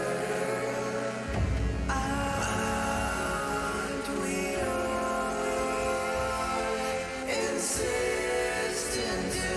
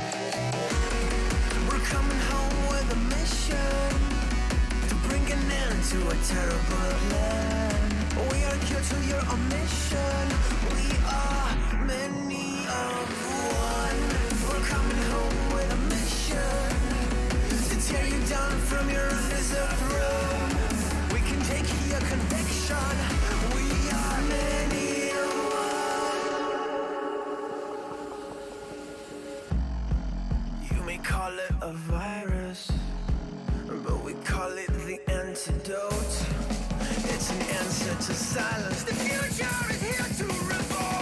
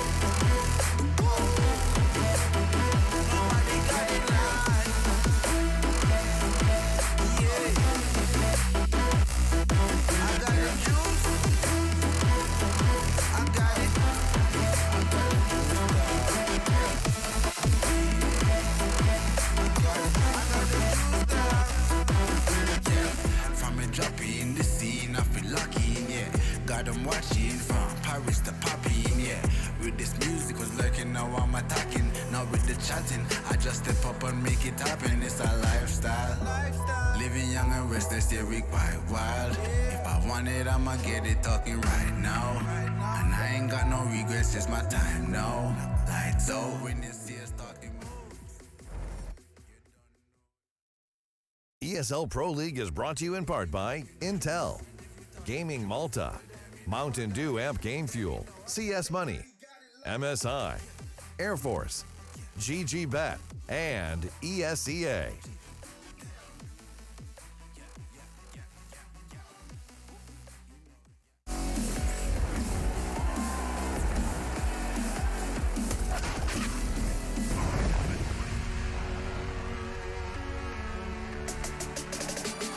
It's time for FaZe Clan Na'Vi. Ladies and gentlemen, we appreciate your patience. A quick 2-0 in Fnatic Mouse left us with a bit of an hour to fill, but now it's over and the Counter-Strike can continue. We get to see more from Na'Vi, who we did have a battle versus Astralis just 2 days ago, and more recently, we do see Na'Vi now facing FaZe Clan. Now, Chad, if I haven't watched any of Pro League, if I've just tuned in today to see what on earth's been going on in Counter-Strike, how excited should I be about FaZe? Well, you should be excited about FaZe because they've been picking up some big victories, but also tight losses. When you look back at their run so far in Pro League, their losses have all been 2-1, other than yesterday against Astralis, where they did lose 2-0. So potentially they're starting to taper off. It's 3 losses on the trot right here. But on this side of things, we've been impressed with what FaZe has been bringing, right? Because it was not only the stylish Counter-Strike with the likes of Nico and Cold Zero and the Deagles having the highlights, they had the nice strategical edge as well. But something's not clicking, something's not working, and they're at the bottom of the barrel here, 0-3. They are up against Na'Vi as well, who are 0-2. So this is the battle of the bottom of the barrel at this point, at this stage in stage 2.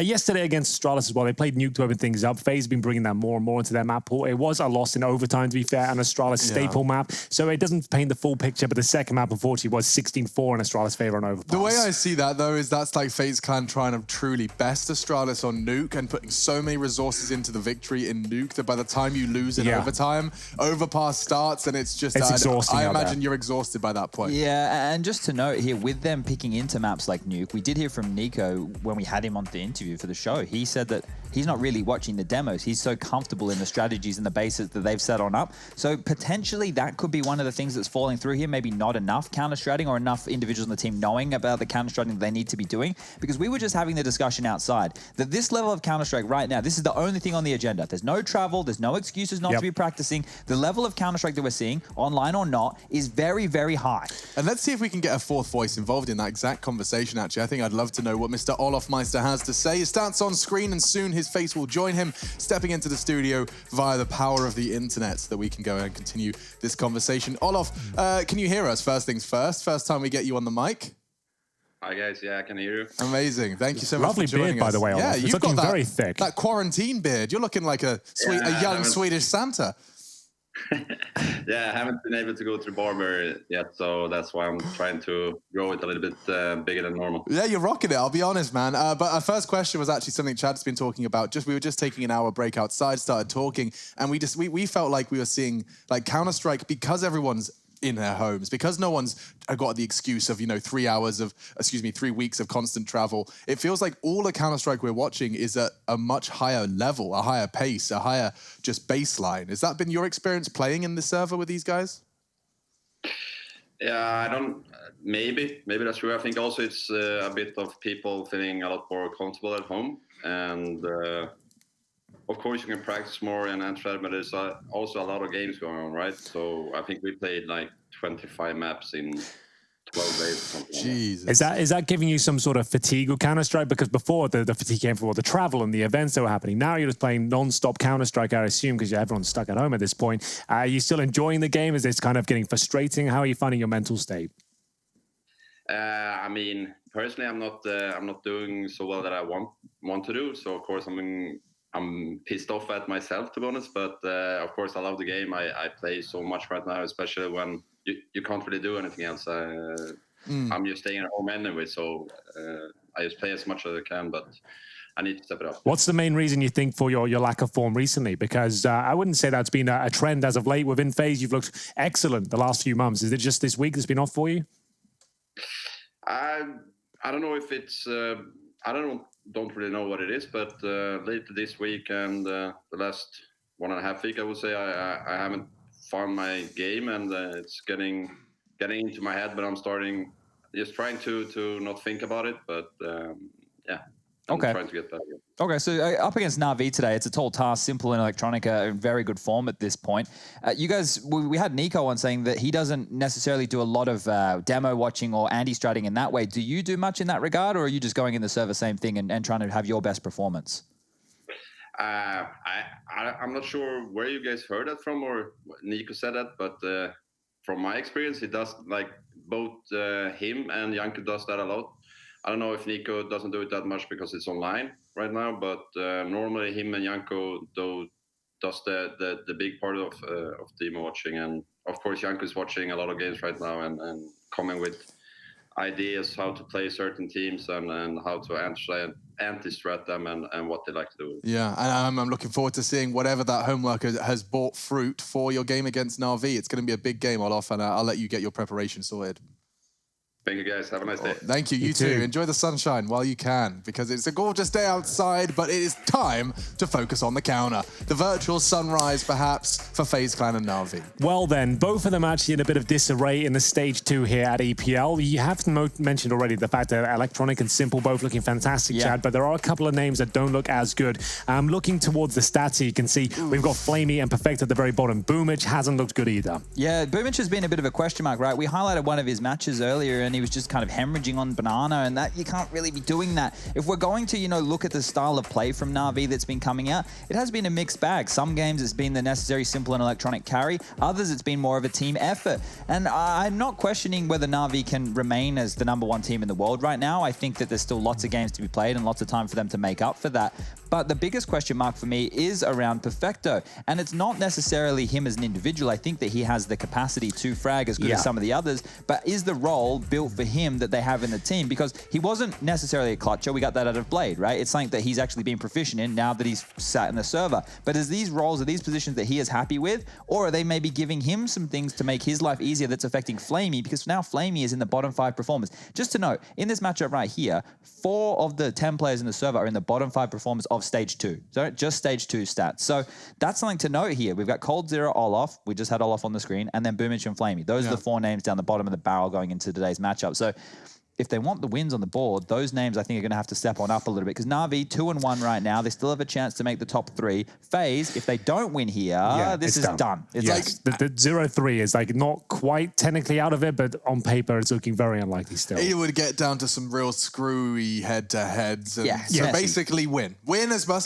and as best as you can. And up against Na'Vi, it's no easy feat. There has been somewhat of a kind of a eye test read of Na'Vi, which is when it is only simple electronic, they will struggle against anyone in this stage 2, but as soon as there's a third name, I'll throw a Flamey into the mix. I'll throw a Boomich 30 bomb into the mix. As long as there's one extra component to those 2 consistent pillars, I feel like Na'Vi win this 2-0. That's what I'm saying right now. What are you feeling?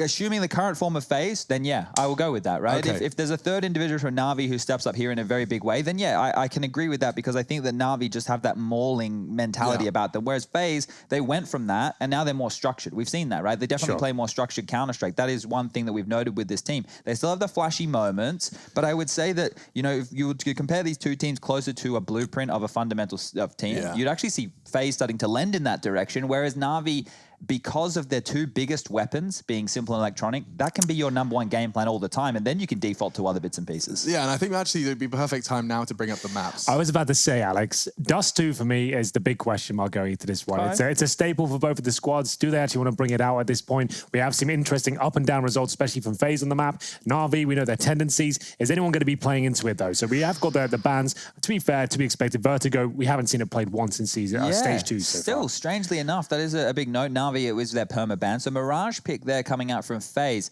I don't hate it. I think that Mirage is a map where once we get into the 3v3 mid rounds, FaZe are very good, but it's about getting into those 3v3 mid rounds is where I find concern. I think, okay, a train pick. We've seen a bit of Na'Vi train. When they first came together with Perfecto over at the Ice Challenge, where you were casting in the grand final against Mouse Sports, that was actually the only map that they picked up against Mouse. So that's a good starting point for the team on train. And as they go forward, you think about letting Simple roam around with the AWP. There's lots of positives there for that one. 2v4 was very impressive on this map. We did break that down, didn't we? Do we have the classic Inferno finish here? It looks like we probably will, to be honest with you. Dust 2 has been removed by FaZe. They haven't looked as good on it recently, and Na'Vi seem to be specialists on the map at some point. And Inferno does get removed, actually, so it will be Nuke. And remember, FaZe did lose to Astralis on that just yesterday, right? That was the overtime game. And Maus lost to, Maus beat Na'Vi on that map as well. So we will be, if we do go the distance, we will be seeing Nuke. And that one right there, I'm not sure. I would start favoring FaZe if we make it to the 3rd, because I like their depth on their T side. I think that they have more to fall back on,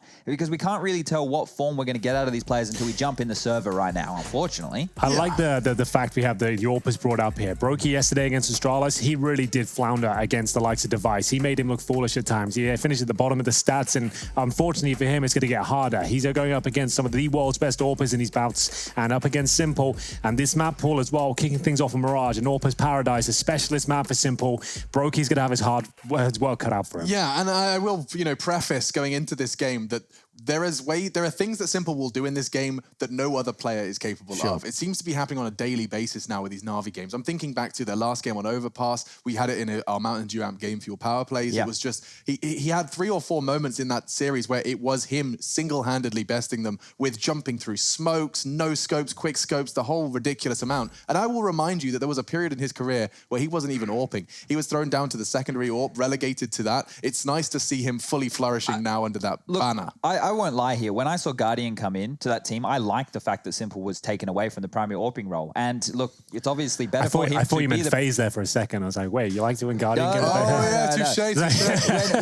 Na'Vi had the whole changeover, I thought that was going to be a good direction, because I think Simply such a good player. Don't tether him to a role where he has to be stationary. But they've given him the AWP role, but not in the traditional sense. It's simple. You can AWP, but you're going to do whatever you want. And you could hear from him in that post interview with Trace, where they were breaking down that round on train, their understanding of mistakes. So Simple as an individual, he's not just running around with good reactions, hitting all these shots. He's calculating all these bits and pieces once in these scenarios. And that's what separates him from all these other players. Is there are great players out there. There are great players in the server today. There are some of the best Counter-Strike players of all time going toe-to-toe right now. But Simple is the GOAT. Simple is the god of the game. What interests me, the point you're making in that 2v4, the first thing, when he's asked to explain how you did it, he's not talking about the shots he hit. No. He's not talking about the players he killed. He's talking about the mistakes he made. He was like, well, the first thing I did was actually climb up on red train. That was our first mistake because it was exposed to bomb train. And it's like, instead of talking about the frags, he's talking about those missteps that he still managed to win. Well, the most exciting thing about this is as well, Chad refers to Simple as the GOAT. That means the greatest of all time, right? Remember, Simple's only 22 years old. And this stage, you're looking back in the Counter-Strike history books. You're looking at your Neos, your Forest, your Get Rights, right?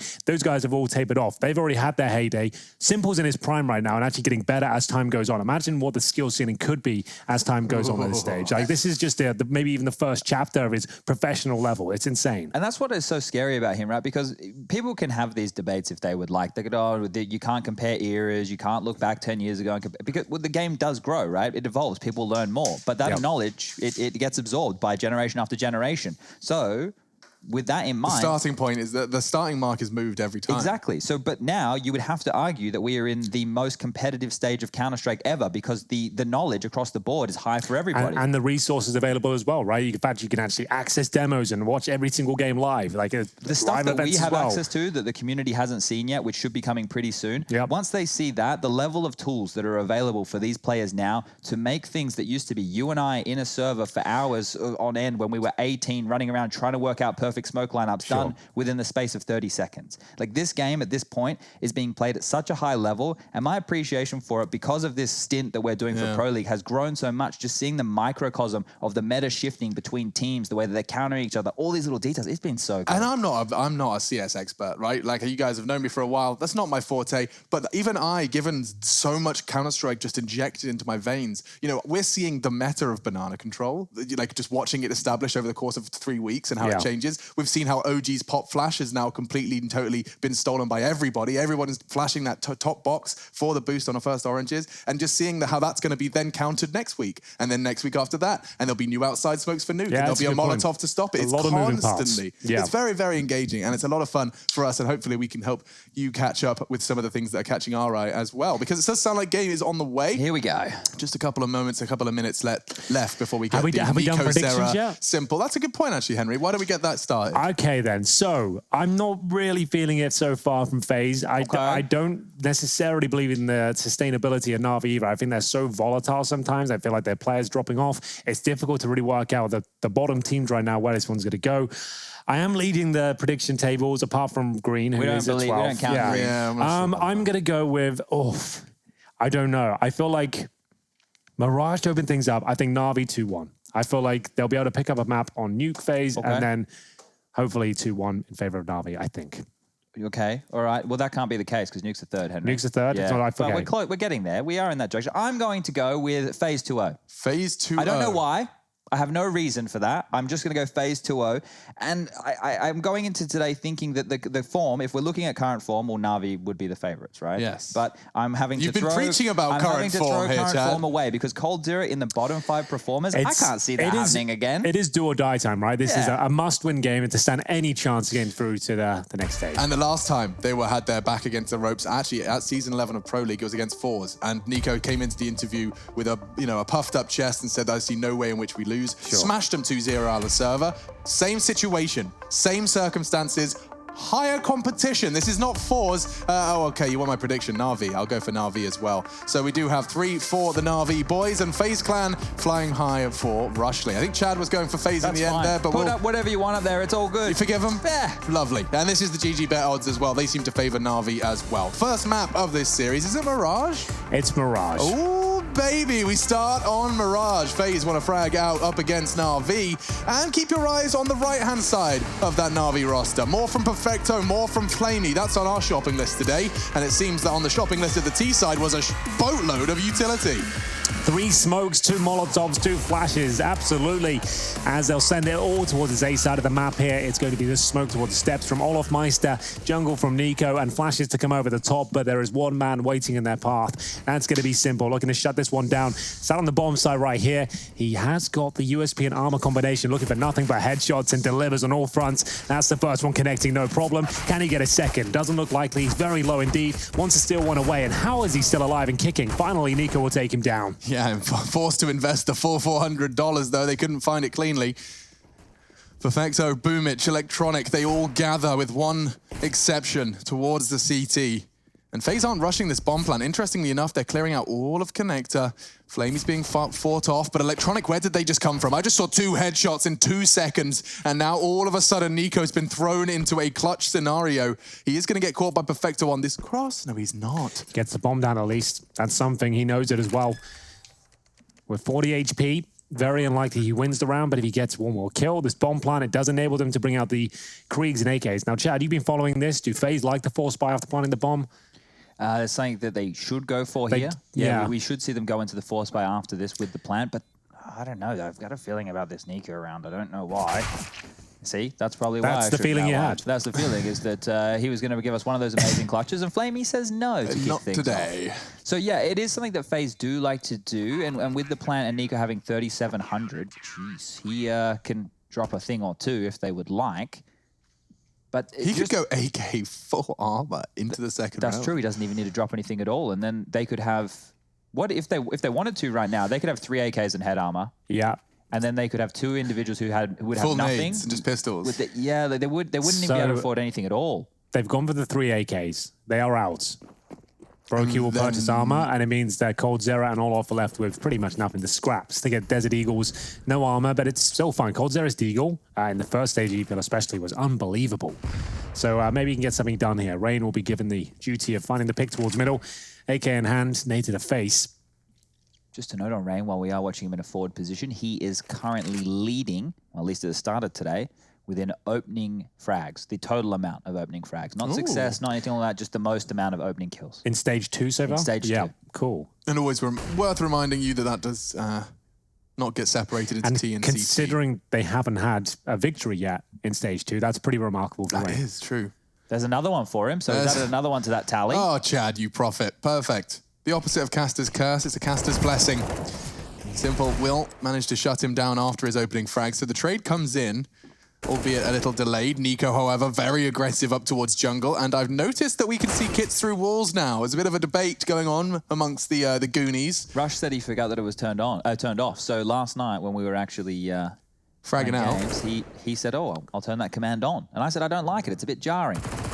It is a bit much when there's like 5 kits out on the map. They're everywhere and they're green as well. Yeah, it can be, like I said, a bit jarring. I think it would be really good if it was in like a clutch scenario. They don't have a bomb, toggle it on, you know, like you just make a key binding. The problem is it's one extra button for Mr. Rushley to press, and you know, I like pressing his buttons.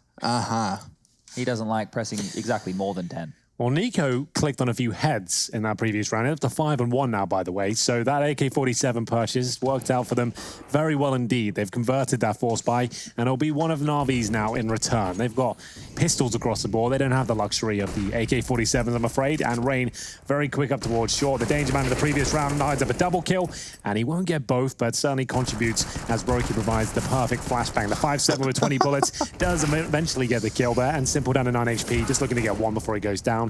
Not going to happen. Olof Meister talked about his lack of form, and I was trying to be very careful with the wording of the question there. When I asked him, I was like, okay, I don't want to say you've been playing badly, but what's your thoughts on your general situation? It hasn't been usual scenes for Olof Meister this week. Just remember, though, at the start of this year, they were still playing the same Counter-Strike as they were in 2019, but then, before they went into Blast in London, they transitioned and changed the roles.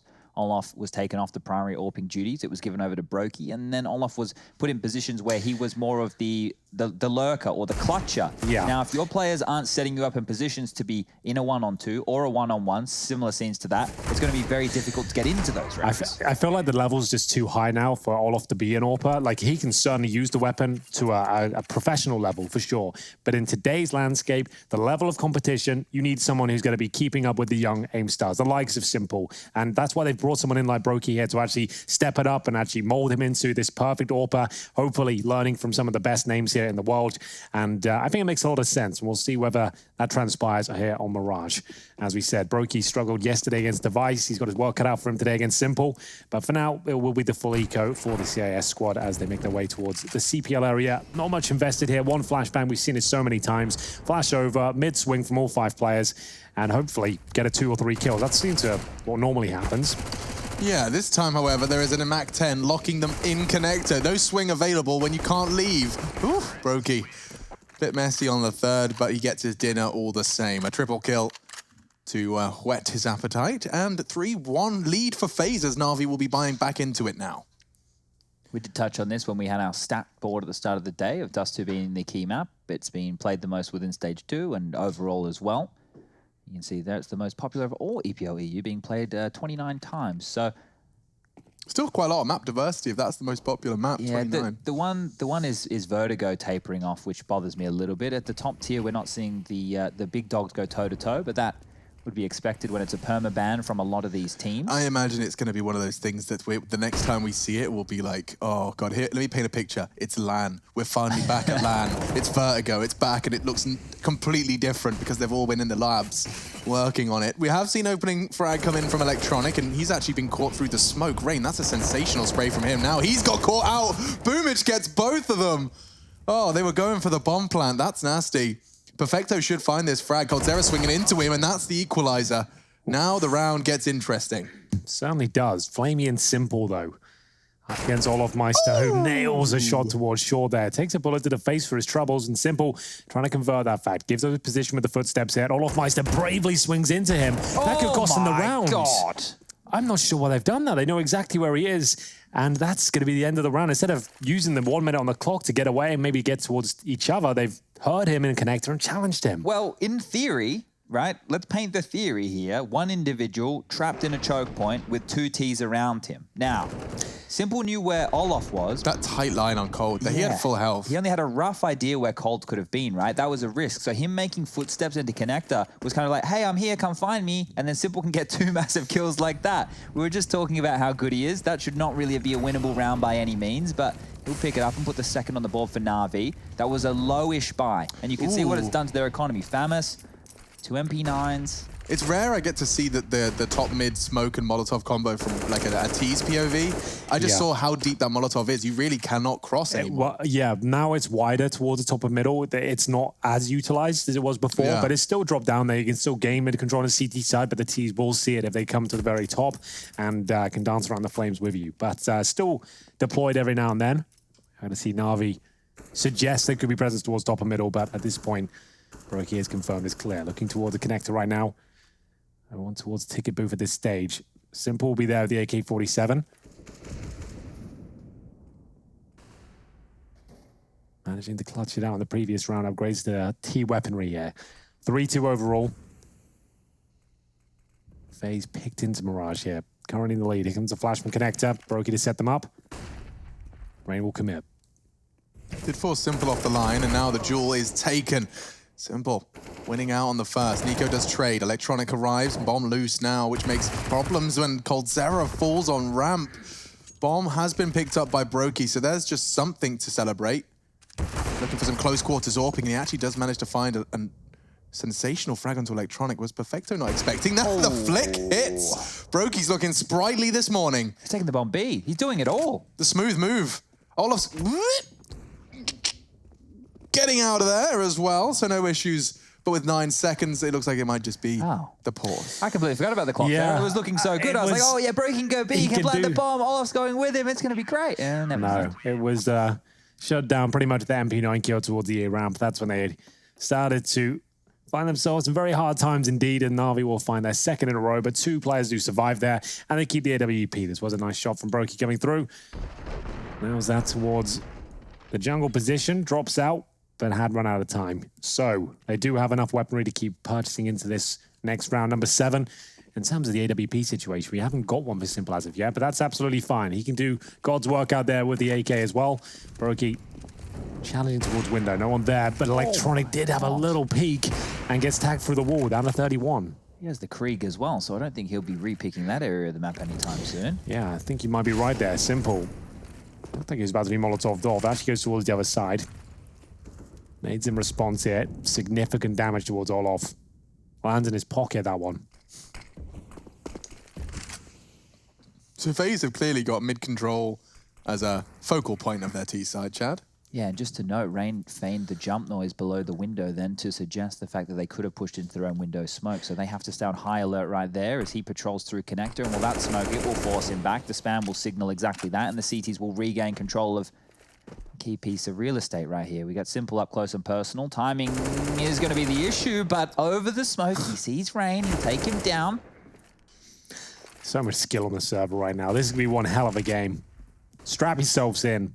You've got Nico, coldzera, Simple, all on the server right now, firing off and exchanging blows. This is going to be a lot of fun. Yeah, I mean, I'm going to ban myself from saying, and it's over now, you know, mid-round. Sure. I just honestly don't think it's relevant, because at this point in time, well, the trades just keep on going down, this time favoring FaZe, but look at the damage inflicted. Perfecto's loosened him up, and Simple, he just has to pull these final two teeth. No, not going to happen. coldzera does find his head, which puts us into a 1 versus 3. They're tagged for Boomich, but the one healthy player takes the duel. Well, there it is. FaZe Clan with that mid-control up towards short, managing to fight back against Na'Vi there. Looked like Simple might have had a chance with the double swing coming from the bomb side there, but he times it a little bit incorrectly. The moment he looks away, they both swing around, they gain bench control, and then at that point, he had no chance. He was already low. coldzera, some fantastic shots here, especially that one towards Simple. That pretty much secures the round, and then fires off towards short as well. Just to close things out here. coldzera is feeling it. 5th kill to his name, and we will find ourselves another partial by not even that. Eco for Na'Vi here, as they have pistols across the board. Electronic with Kevlar.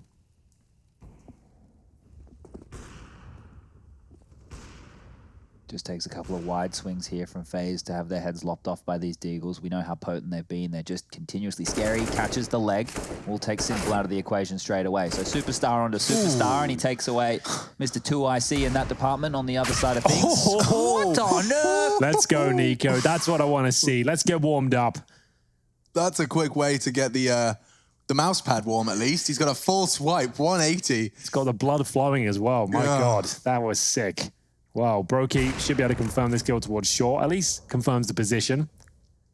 Does Boomich and Perfecto remain pistols only? One towards Palace. coldzera might be caught in the back here.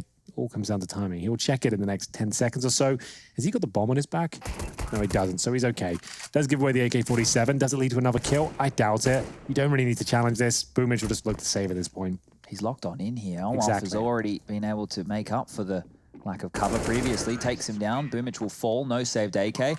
The plant will come through, and the round will go on the board for FaZe. So nice and clean. Kicked it off with the heroics there of Nico in connector, leading by example. Wants to get his opening duel frags as high as Reigns if he possibly can. But he's already got 14 kills to his name. He is blistering hot in these first 8 rounds. He is not going down without a fight. Nico has turned out to play today. If you are just joining us and you missed the pre-game chatter, this is FaZe now 0-3 in stage 2 of tournament. They've lost some big names here, and it only gets harder. Up against the world's #1 team now. A must-win game, but they are up 5-3 on their map pick here on the T side of Mirage. Brokey hitting some shots, looking confident. And up against another Eco here. Yeah, should be a 6 on the board. This is a blistering start from FaZe here. If they can get up to 6 T rounds already. They lost a pistol as well, remember? Yeah. The Masters are winning that second round force by. And it's got them this far. This is going to be a connector smoke on the CT side of it, which enables a lot of control to be taken.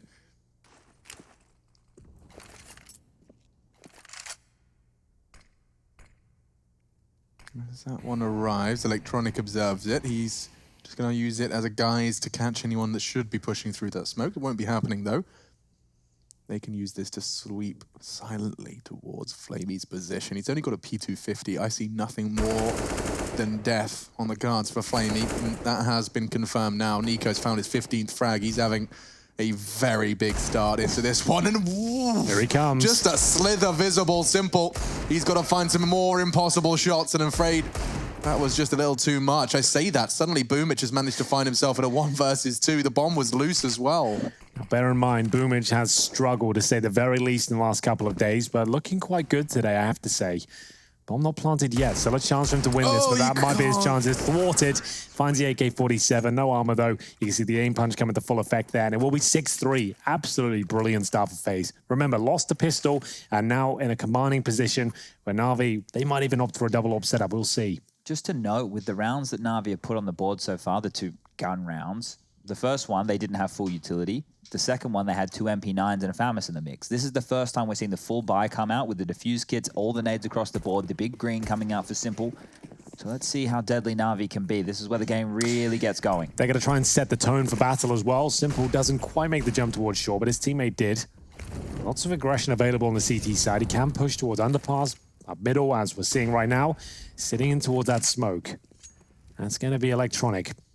Hoping to catch a player unsuspecting on the other side, but they've committed towards B, and Perfecto knows it. 1-7 to his name right now. Needs to find a couple of kills here. Backer from shore coming through. Yeah, he's already got caught out by Olof's swing on bench, though, and Reigns found Flamey. In for the retake is Simple, and through the Molotovs, there's 2 of them. Oh. The floor of Flame brings Simple down to just 12, and Electronic, he's managed to find the bomb. There's something to say about this round. It was looking like it was done, but that 1 kill from Electronic and the fact he has full shore control now, no bomb planted as of yet, this could still fall apart for FaZe. This is not locked in by any stretch. Does that grenade hit Rain? It does. The only player that was low, they actually have the man advantage He's now. playing around the smoke. You can nutmeg him here. Brokey's still scoped in. He has no understanding that Electronic has actually moved from this position. He will check it, but he's going to be spotted by Coldzera. So a 2v2. Where's that bomb now? Still loose. Yeah, this is kind of insane, the fact they haven't planted yet. It was looking like they had absolutely everything going in their favor. First 2 kills were theirs, bear in mind. It was looking like Simple had to save. He was running through the river of flames, and now Boomage has got out quietly as well. He can't deny the plant. He gives up his spot. The AWPs to swing around and take him. That's Brokey. Nails it. Up against Simple now. Play for the bomb boys. No one needs to challenge. Working these crossfires as he holds towards Kitchen, is waiting for a mistake. He's low HP. You know that already. And you can see the kits available. He hasn't got one right now. Has to save, unfortunately. Yeah, no fireworks today. This is him simply waiting for someone to misstep. And Brokey, to be fair, was, 3 inches away from considering it. Didn't, though, and no punishment necessary. We'll see FaZe convert into 70 rounds already. Wow. That is, unfortunately, a rough time for them to be doing a heavy mid setup. You could see the player from Catwalk scrambling to get back in position, dump the Molotov as they were already coming out of the B-Apps position, but they were already at bench. You could see Perfecto wasn't ready for that. The flashes came through. He was completely blind. He drops back. They're already on the site with him. So his death, very early, he didn't have a chance in stopping this take. And here's the mollies one more time, running through the carpet of flames. Yeah, so they would have stacked as well. So they'd cross over at any point and taking double damage at the intersection. So a lot of damage being put out there, but he did survive. And it will take the AWP into the next round. Here we go then. A tactical timeout brought to you by the US Air Force here. It's 7-3 in favor of FaZe on their map pick. Currently yet to win anything in stage 2 of EPL. 0-3 at the bottom of the barrel. Na'Vi haven't looked much better. They are 0-2. See if this form continues from Na'Vi, or if the beasts will awaken. Yet to see too much of a kill discrepancy. Of course, FaZe haven't really let them. Perfecto with 1 and 8 does have some cause of concern, but he's the B anchor, bear in mind. It's one of the most difficult positions to have big numbers on if they're not already going there. You get a struggle, and if they do, they normally rush for an execution. You're just trying to get 1 kill and survive, so you can't read into that too much, but it's going to be in his head. He knows his numbers haven't been amazing as of late. Simple, though, his certainly have. Taken down by Nico, who has got himself a 16th kill. No signs of slowing down either. That is beautiful. In towards a connector. He absolutely rocks Electronics World, and that's 2 of the heaviest hitters now from Na'Vi removed. Speaking of which, Coldzera will be taken down towards the A ramp, but they know exactly where Boomage is, and Nico's taking no prisoners today. He's furious. 18-6. The demon inside of Nico is in the server. My God. And that was the only AWP, right? They had the hero AWP on Simple. He's doing the power play, which is going straight out the window, landing the skill jump. And Nico, he just comes straight out, and Flamey, he meets his demise. He had to scope out. There was a chance he hit that, but ultimately, it is all off Meister to secure the penultimate frag. Nico on for 4. Happy to hunt as well. In towards B. And that's exactly where Perfecto resides. We'll see whether he can actually find one more kill here. There's a chance with the timings. There it is.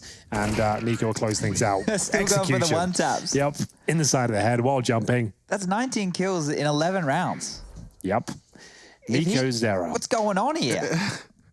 He's making Na'Vi look silly. The devastating duo both held the highest rating of EPL EU on Mirage with 1.43 and 1.39 rating respectively. There you go.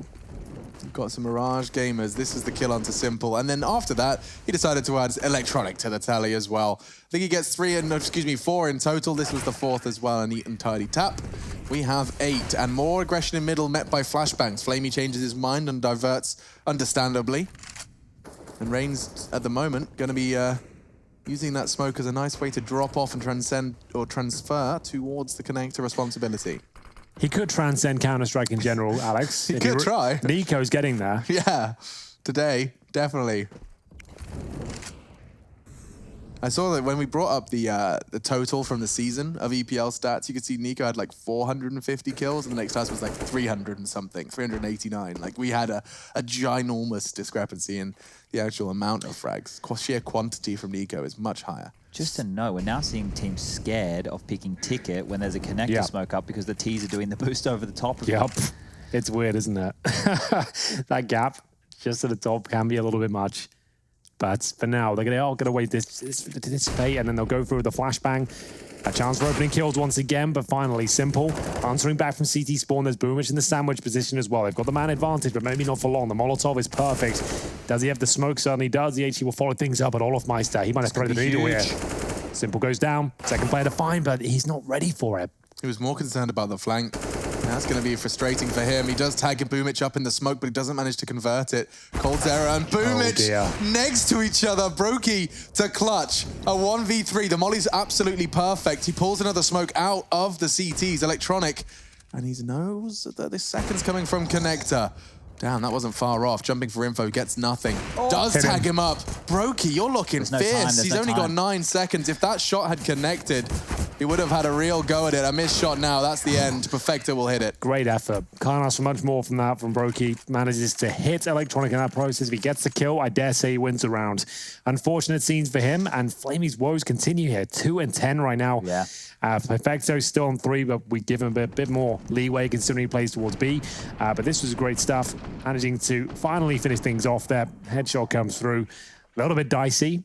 I would have liked the full plan. Like knowing it seemed like he knew he did the damage to Electronic after pulling out the pistol. It might have been enough to dissuade him from challenging the plan, but either way, they have enough money going forward, of course, after winning 5 rounds in a row. Yeah, and Simple not dissuaded from going for this play after Nico just rocked his world with it on the hero warp. The flash work by FaZe has been so good. Brokey's been responsible for a lot of flash assists. He has. I've noticed that too. Top right. Yeah, you're absolutely dead on. I've seen that. Why is Brokey always the one getting the flash assist there? Flash attack. He's got 2 more, and a fast attack, and perfect hold. Just as they enter, or rather exit Palace, another body's been dropped in middle. That was Nico providing the assistance there with the flashes, and they hit every single shot. I love that strategy on Mirage. When you've just conditioned them into the mid defaults, the executions, you just drop that one in with one flashbang, and they've got all the orbs set up, their smokes out, trying to fend you off from Connector. That's when it works so well, especially when you've got the likes of FaZe, who will absolutely hit every single shot upon entry. Perfecto now, again, like we said, B anchor. What can he do in this round? He holds B by himself. They've fully committed towards A. All his teammates are dropped. He's got an AK, but it's now been removed. Nothing more he can do about that, unfortunately for him. Yeah, an involuntary choice. And it's going to have to be a save or a force buy here from Na'Vi. They can't force this, Chad, surely on 3K. Well, it's Na'Vi, Henry. We know they like to do some interesting things here. Well, Simple's just bought an M4, so... I don't like it. I think they'll probably go for the hero M4 with pistols around it. Like, this happens a lot. Na'Vi kind of created this. They were the ones who founded this idea on the T side. I've not really seen it too often on the CT side of an M4. It's not really the high-impact weapon that could shift the tide of battle, but we will see. Simple, M4 now won't have the orb going forward unless someone drops it for the last round. Yeah, I'm struggling to see where Simple's actually playing right now. Okay, so he's actually on top of each other's head. That's why I'm struggling. On the bench, yeah. This is so low yield, though. Like, if they don't come B, he's useless. And now with that first kill coming in from Nico, he has to reposition. That's true, because now he can be exposed from short, so he has to get off. So 1M4, I don't know. If it was an AK, I'd be like, sure. Like, if you can buy an AK, Simple can certainly win the round. with an AK-47. The M4, though, he'll be good for a couple, I reckon, but ultimately, he's going to have no money going to that last round. That's if he doesn't survive, of course. If he does, forget about it. It's all Perfecto fine. can drop him an AWP. It's all right. Yeah. Get the Sanji treatment. Consider, yeah, I think he probably will. And he'll have to accept it. The only problem for FaZe right now is if they finish B. That M4 is the only scary weapon on the field. That boost. Whoa, it's so powerful. Does enable him to find the angle in the fight on towards Nico, using his teammate as a floor mat. Yeah, that's exactly the same height as the actual platform itself, so you can just duck and weave towards shore. That's really cool. They're working out A's clear, though. You can see Reigns just starting to piece it together, saying, it's a little too quiet over here. Simple's here. We did say the M4 shouldn't win them the round, but could get a couple of kills. He's certainly in position to do so, but nice shot from Rain. Can he get the double? Not quite. Simple. Still alive for now. Second frag found. This Brokey, hero what are you up to? rifle, I'm not sure. Brokey's actually caught Perfecto, but that's not the target he needs. Yeah, get out of there. Rifle on Flamey, and the AK did actually manage to find Brokey, so now pressure valve released. Simple can start to be a bit of a rascal. There is no kit, I remind you. I'm not sure what his plan is here. He's going to get caught on the edge of the smoke. There is only Flamey, no kit, no armor, no hope into winning this one. He's just going to try and preserve the rifle, won't even get that. I think he was trying to find the AWP maybe on the ground if possible, and then maybe run away with it, or get some ridiculous shots. Either way, though, it doesn't work out. It means one player will be compromised here. So Simple with 4,100 does get dropped the AWP, and it's actually okay. Who's actually... So Flamey has no utility, but he still has cash. Simple with no utility, but he got dropped the AWP. It's actually okay, generally speaking. Yeah, it's worked out. Hasn't actually cost him too much here. So just one player by utility. There's one kit out there as well. It's enough to win a round, and they're going to have to here. 10-4 down on the CT side of Mirage. Fast play, but looks things towards B. Maybe just a nice little execution from FaZe, just round things off. We haven't seen much towards B at all. That's reflected in Perfecto's numbers, 4 and 11. He's only got kills on rotation, really. Yeah, and that's one of the hardest places to find the frags. But now teed on up with that AUG. Brokey has an idea that the jump up could be possible. Setting up his grenades right now. It looks like the execute's coming in. It's a bit of a pop attack. So flashed. He's in trouble. He can't even fire a bullet. Perfecto can. That's something, an equalizer, but you just feel like his days are numbered. He's trying to bait him in. You can see Ranger using his bloody kneecaps. Those Norwegian knees, they're tempting. And that's enough. Perfecto takes the bait, and the fight is won. So there it is. A nice little B finish there. We've seen A attacks, mid defaults, A executions, a couple of B rushes, and then there's a B execution to close things out there as well. Perfecto alone, understandably so, hasn't had much action. He manages to get one. I don't think that's going to be enough here. Brokey has turned up today. There's a big question mark after the performance against Astralis. Looking great. Does go down to Simple here, and it's still a 3 versus 2. Will that be cut down to 1? Simple at 41 HP. Boomage looks very assertive on the bomb site here, but Nico, he will get a ridiculous amount of frags there in the first half. 22 to be exact. It's 11-4 on the T side here for FaZe. They have turned up the play. 0-3 in the league right now. They're fighting for their life.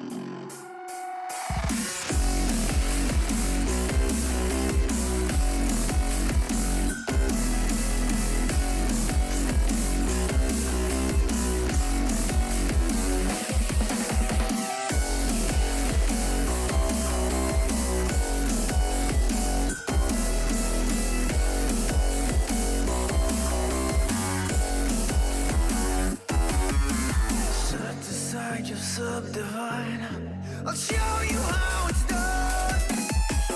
There's no sight, we go inside. The man, he is the one.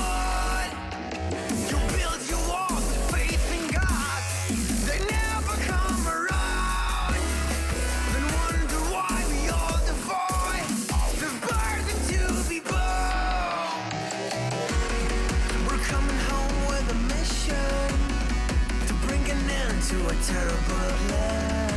We are a cure to your omission. We are many of one. We're coming home with a mission to tear you down from your undeserved throne. We can take your conviction. We are many of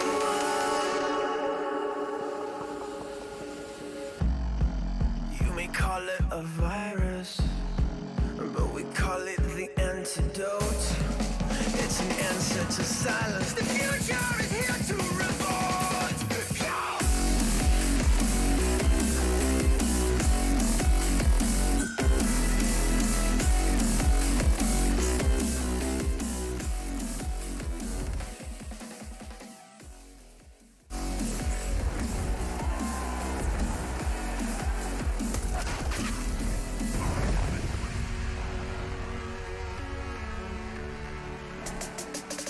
Mirage is going one way and one way only. An 11-round lead for FaZe Clan as they enter the defensive side. It does look like we could be seeing the 1-0 lead in favor of FaZe. I say we, myself, Machine, Sponge, and Henry G residing for the second game of our fourth day here for the second stage of the 11th season of ESL Pro League. And we've been here for every single one of them. All the seasons and all the days as it continues here. The Counter-Strike is delivering on all fronts, and hopefully Na'Vi can wake up here because they've got a bit of a meal on their plate here, Alex. A lot to do, and Boomage, not the best start.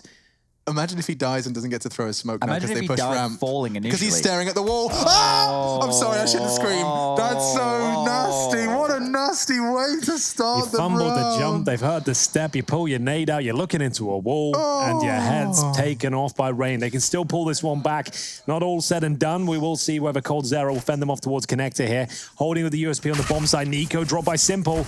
We said there'll be a few more twists and turns here, and Simple up towards that Palace position could be enough, but maybe not. He is there alone now.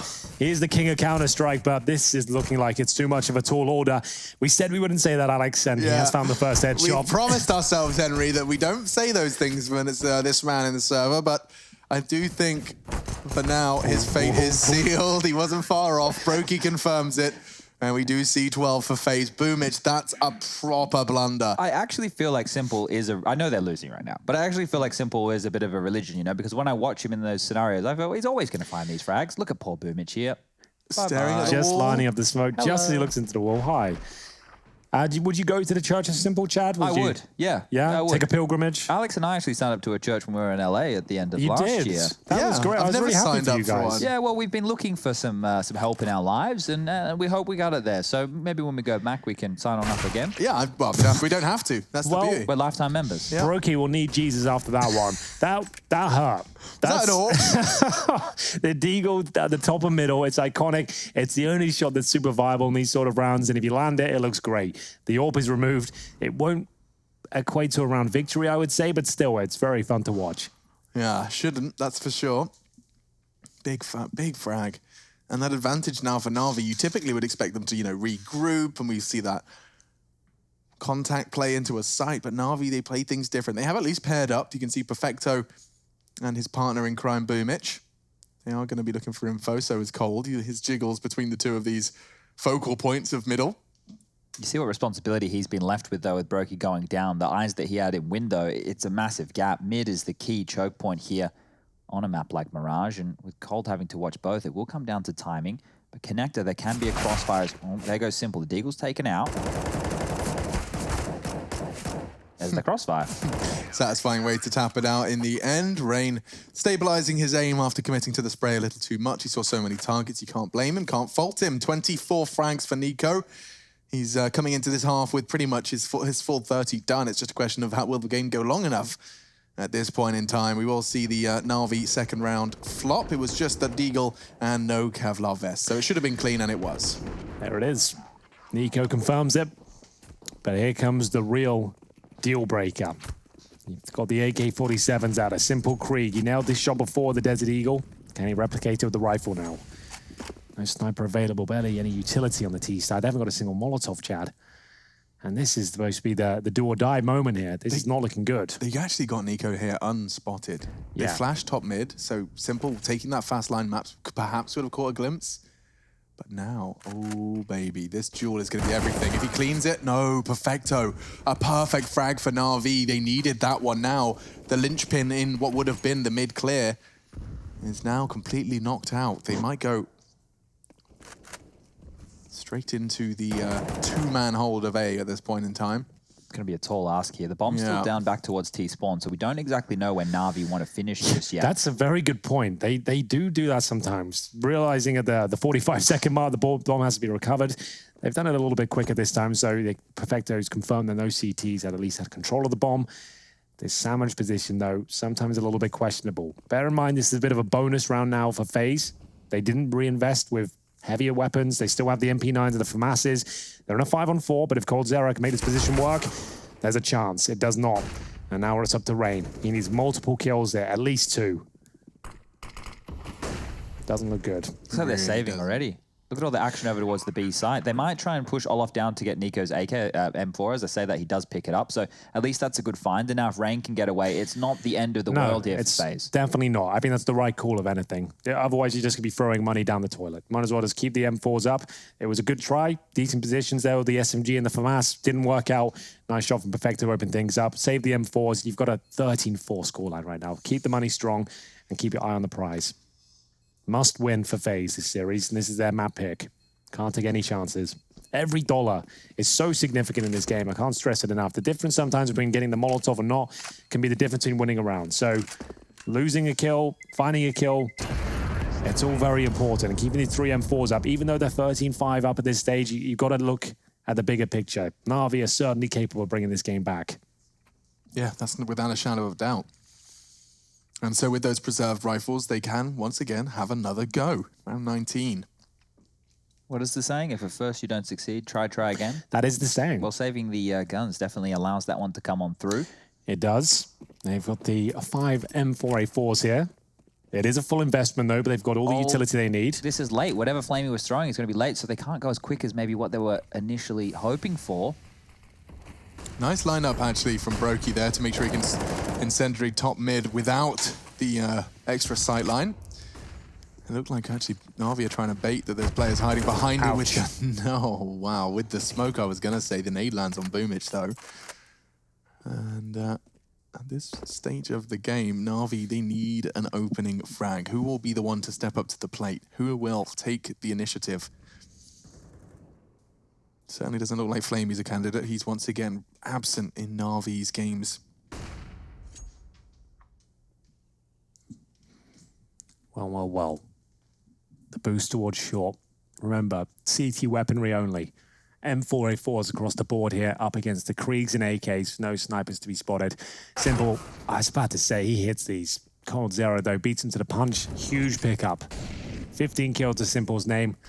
A few names not really turning up, and that's Electronic 8 and 15. So what's the next play here? They have limited resources, no smokes, a few Molotovs, and they're creeping their way up towards shore. But that smoke window will go down momentarily. Nico's there to catch them if it does. Does he get the timing? Oh, it's horrible. He could have actually got them there. If he gets a little bit more to the left, he'd have spotted 2, but they're very well set up either way. The corner from coldzera is perfect. Oh. They've done everything. They've milked the clock with Boomich and Perfecto. They still find kills. The HP's not great, but they can get that bomb down if they're quick.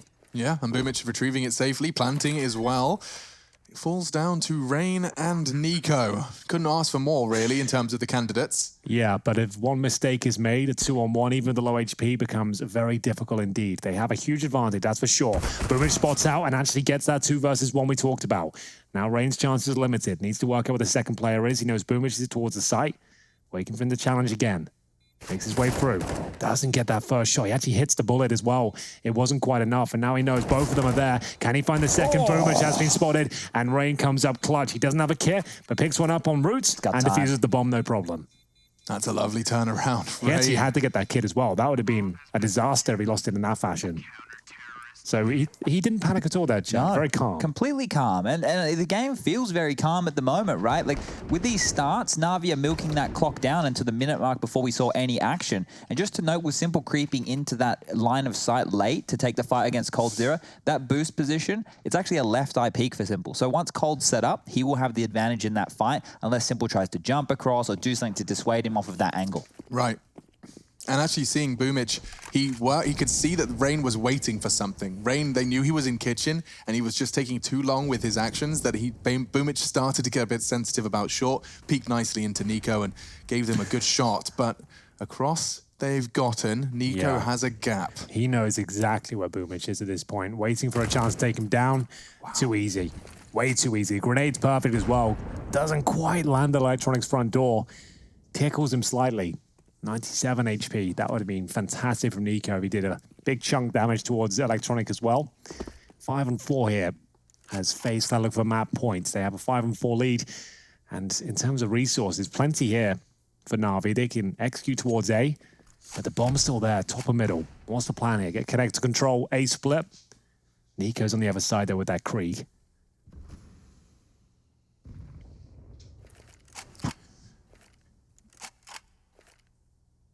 Good smoke from Nico.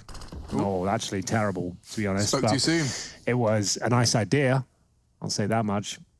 He knows it's missed. He's had to back on out of there because it's left a massive gap. So assuming to rotate towards CT It spawn. would have been such a brilliant smoke as well to whittle the clock down to what, like 15 seconds before they could do anything. But either way, we'll see Rain now fending off the Molotovs. 25 seconds remaining. Has to be the A finish now. The bomb's in connector. Brokey in towards Shadow.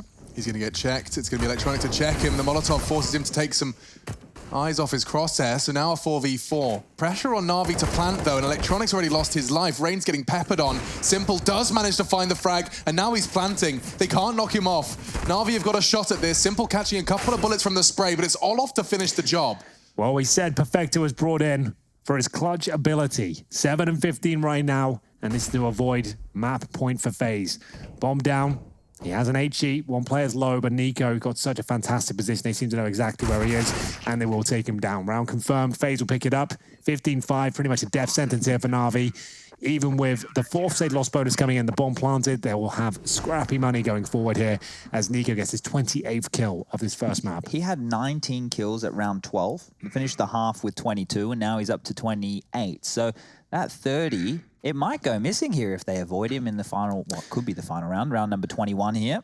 Could be, but he has got a good chance of finding a couple against these pistols. Perfecto's got Glock and full utility. He's got 1700. There's a scout at the end. I was about to say that. That's a little bit odd, but goes for the scout towards the very end of the round, or the freeze time, I should say. So 1 CZ, 3 rifles, one of which is a Galil. No nades for Flamey or Simple at this point. Execution. Throw it in. Hope for the best here, boys. Take a deep breath. See what can be done. That's all we really can do. Okay, so they are throwing all of their eggs towards A. Rain tucked in on Sandwich. He's going to burn. He's just waiting for the timing. He does actually manage to get away. Oh, no. God. There's 2 carpets aflame. He'll throw down a 3rd. It will delay them on Tetris, but that's the opening frag they needed.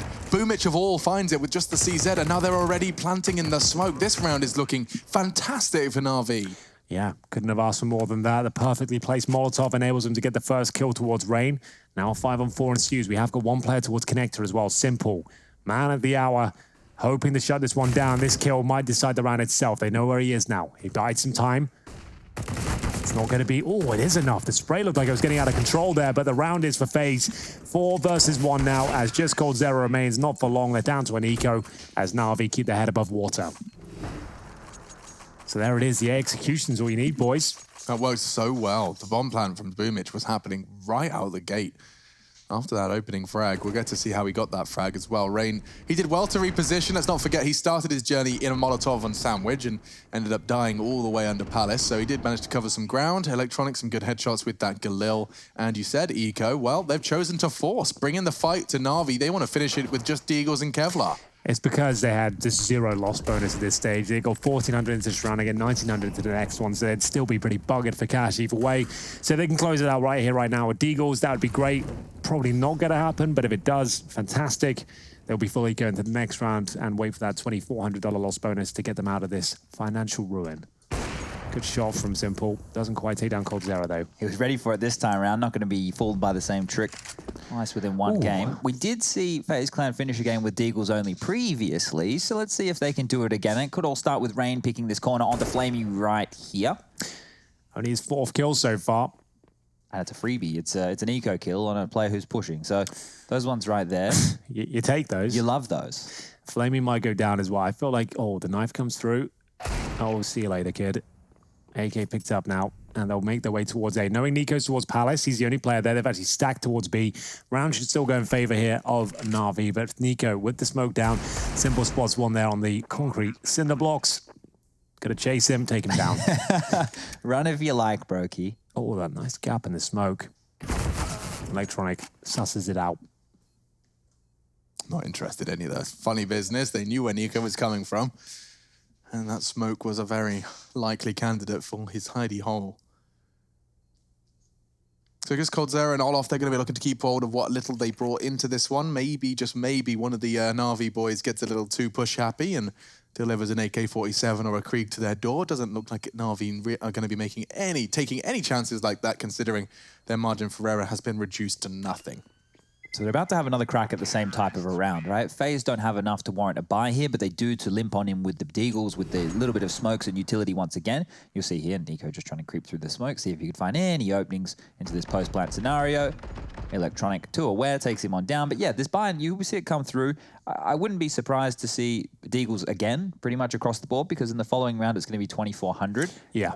Nico and Rain yet to buy anything. Brokey either. Maybe Rain's holding onto his cash to drop an AWP over for the following. He saved about 1,500 the previous round as well, so I think that's exactly what's happening. Considering he had a bit more money than everyone else, he just took it on the chin and said he'll drop the orb going forward. He wants to win the game, not find massive amount of frags for himself, of course, so it all makes sense.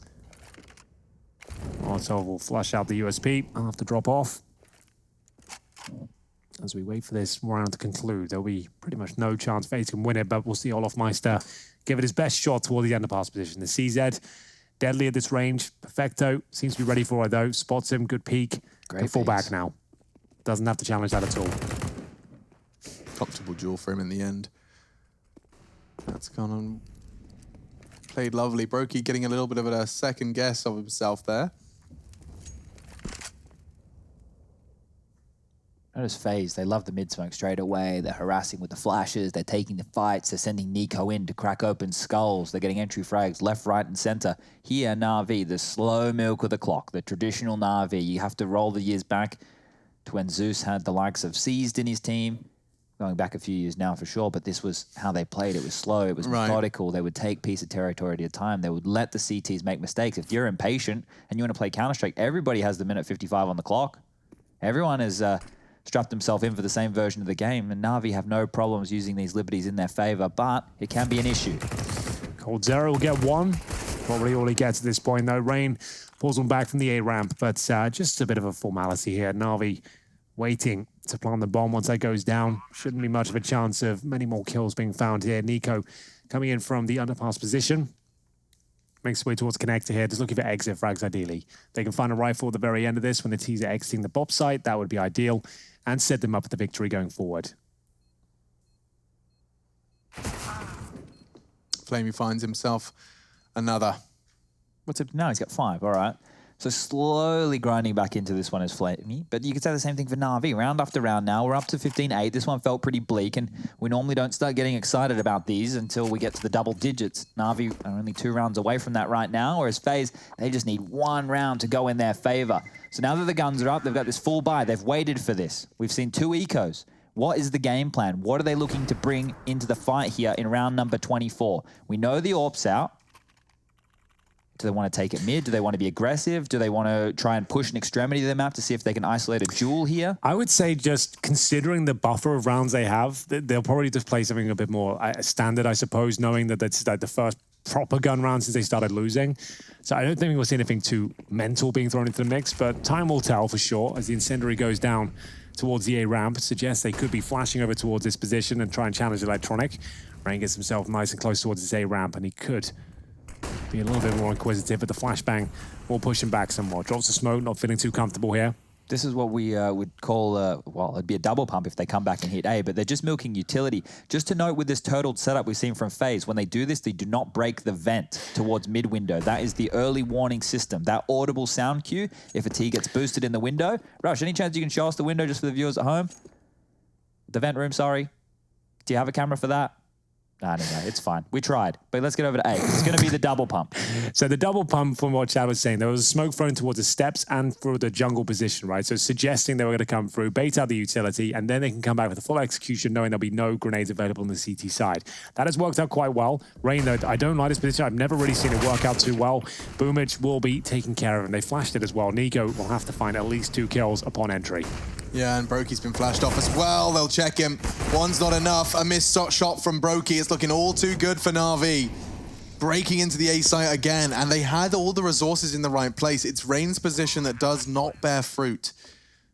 All right, let's fly there now, Rush. Fly over towards the CT vent, right? Head over there. The one you break when you're shooting the flower pots. See, it's not broken. So this is what we're talking about, right? So if the T's traditionally get mid control, they boost window and they want to flank towards the B site, or CT spawn around to flank A, they would have to break that. So in that setup that FaZe are doing, they know that jungle is a vulnerability, right? They're well aware of that. I apologize, Russ. I used the wrong lingo before. I'm glad that we've got a cam for it. I'm sure you're very happy with that. All the cams. That's why Rush doesn't need more buttons. He's got all the cams as well. Overwhelming amount. So this is a problem for FaZe because they get the $2,900 loss bonus right now. You can see that's not enough to buy. Cold Zero could drop a Famous, so could Olaf if they want to force into this one right here. But knowing there's only 1 round left on the board and Yanko's influence behind them, what we're most likely going to see is just some upgraded pistols yet again, and then those rifles trying to be used in an aggressive way to see if they can find an individual straggling across the map. A stat for Na'Vi here. They have secured 83% of wins on Mirage as a roster. Simple averages a 1.38 rating and 1.76 kill to death ratio. I missed the last few words, but G's. G's. Woof. Well, a couple of M4s as they limp into round number 25 here. And that does suggest Na'Vi could do this. 6 rounds away. This one a bit of a lock-in, considering up against 3 pistols, but you never know. Could be enough here. Olaf Meister and Cold Zero of M4s. Might just be enough to get them over the finish line here.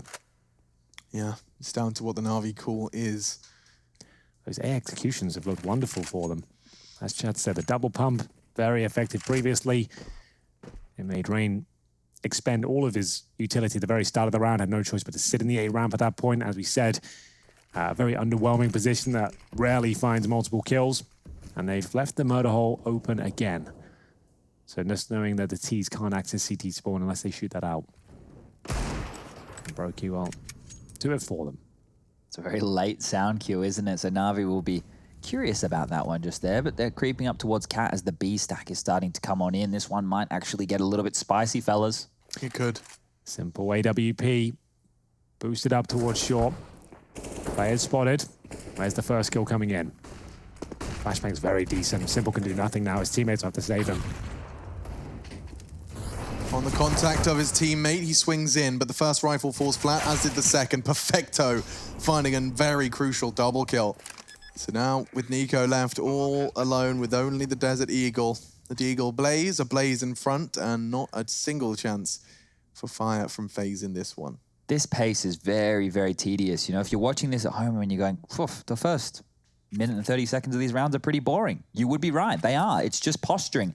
Neither team are taking any risks early. FaZe don't want to run into Na'Vi because they know Na'Vi are waiting. Na'Vi don't want to give up heads-up duels because they know FaZe have all the good utility. They've got aimers who are on point. Right now, what they're doing is they're making this round just turn into the late round 2-on-5 situations. You know, if you're going to execute this late, the CTs have to either gamble stack, you might catch them out of position as they start to look for information, or they're just getting a bit jittery. They've been sitting there for almost 2 minutes, focusing on their crosshair, and nobody's come. So FaZe right now, 1 round. That's all they need to take map number 1 here. And Na'Vi continuing to milk round after round as the aggression, it finally comes in. Nico finds the odd. Taking matters into his own hands, Shaddy's had enough of this. Boomich, the in-game leader, removed. Courtesy of Nico there. An aggressive push towards top of middle. He swaps out the orb with Brokey. They've got a 5-on-4. Is this where they can actually close Mirage out? They were 15-5 up. It's now 15-10. They'll be frustrated at this point, and maybe even more so now. Nico arguably had the advantage there, and he gets absolutely busted by the Krieg. They boost into window, smoke it themselves, and then disappear. Now the FaZe Clan squad are going to be asking a lot of questions as to where they've relocated to. It's a massive gap over on A here as well. Look at the gap on A. So the window boost is possible. They can flank towards B or A through CT spawn. So those options are now on the cards right here. They're both in the bomb site. Traditionally, you see the CTs playing retake because they need to pick up all the slack, but they're going to transition and push forward. I think they're going to just push on a contact play and try and get control of the A ramp in general.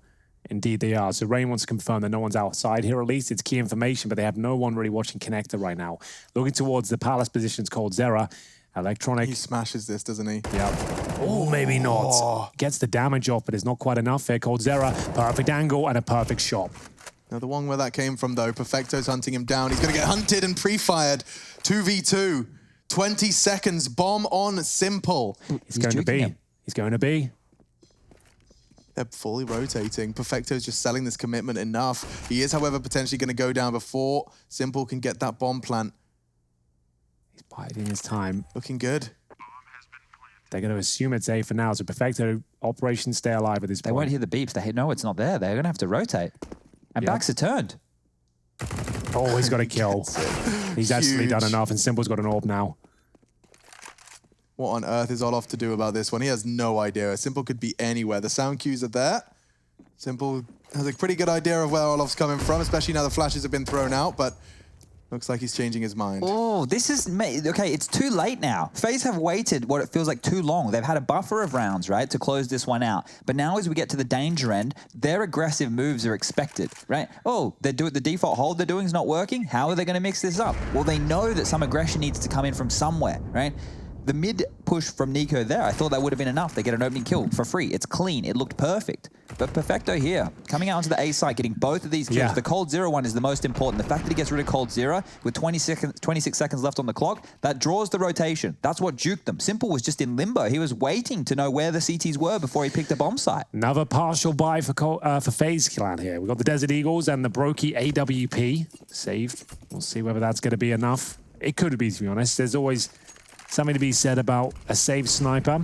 Brokey looks towards shore right now, using the box to try and dodge flashes and any ensuing tees. Focusing his efforts towards shore. Boomage will be close to that smoke, though. Fires off a shot, gives him his position, doesn't get anything for it. Just the way that Na'Vi are playing this. If I was in the server right now, I would be frustrated. It's just so slow. There's no real engagements or interactions early. The CTs can always force it. There's no problem with that, but it's not advisable. The idea is to hold the bomb sites, not to take the fight to them. And now, with the scoreline most likely going to be 15-12, FaZe have run out of chances to start going aggressively to close out this match. We'll at least get some Palace control, which could prove to be some information at the very least. It doesn't look like he's going to meet Flamey, as they are eventually going to be passing one another. Flamey's heading to rejoin his squad towards the B and middle sides. So well, B looking like the one. Well, the CTs are there. They are actually tucking tail, making their way over. Bombs making its way there as well. Rain, though, still towards the A side of the map. The B finish could be on. Is this where it ends? Brokey, the AWP, can watch towards shore. Oh, they're falling back, of course. They're wrecking them here, aren't they? Full gamble stack. Oh, Na'Vi, the calls are so good right now coming out of Boomage. He's pulling the CTs around the map. Electronic had so much control. He can cut off the rotate. T-side Na'Vi. They're winning rounds without even needing to get into fights. Yep. Which is the power of suggestion. Which is wild. They took that hook, line, and sinker. They were rubbing their hands together like, they're coming B, boys. We've got this. Stack. Here we go. We've worked it out. We've rumbled them. There's steps in apps. There's nades coming in. I mean, rushes versus versus Ecos. We've watched the Pro League. Yeah, we've heard what Henry said. We've all seen it. It happens every time. Na'Vi too. Wow, this is going to be 12. This is when the discussion is no longer the FaZe dominance on Mirage. Instead, it's more the Na'Vi T side could keep up. Yeah, imagine if this goes overtime now. They were 15-5 up, and they're on the CT side of Mirage as well. This is their map pick, and FaZe are starting to crumble. It is 3 rounds, and from what we've seen so far, that certainly could happen. It's only the first tactical timeout here from FaZe. Oh, we were going to get some cool music there. What did we name the music, Alex? Did you come up with a good name? There it is. The Tension Tickle. The Tension Tickle. Okay. Ladies and gentlemen, strap yourselves in. FaZe Clan currently 0-3 in Stage 2 here at EPL Season 11. They had a 15-5 lead, but they've completely wrecked it. They have found themselves now at 15-12, and Na'Vi have strung together 7 in a row on the T side here of Mirage. This is absolutely everything here. They're starting to crumble. The money's weak. No one's finding any kills, and Simple is coming online and looking dangerous. He currently has 19 kills, Electronic beneath him on 18, and those are not numbers you want to hear at this stage of the game. FaZe will take their first pause, and is it a solution to their problem? They've gone for a double orb setup, Chad. Is that the right idea at this point? Well, nothing else has worked so far, so let's give this a crack. It's going to be Olaf picking up the secondary, and once again, this passive setup without the vent broken. They want to sit back, they want to wait. That's the call. I'm sure that Yanko's got involved with this, but now it's the pace change from Na'Vi. They finally changed it up. So, still looking for that one round. Double orb setup seems to be the remedy to this problem. See if it's enough for the first pick. Olaf Meister, aggressive towards B. Nails it. Perfecto and Electronic down. Surely this is where it ends. It's looking promising. And another frag potentially for Nico, but instead, Flamey lives to fight another day in his Palace position. The bomb's loose top mid. Broki's already caught Boomich.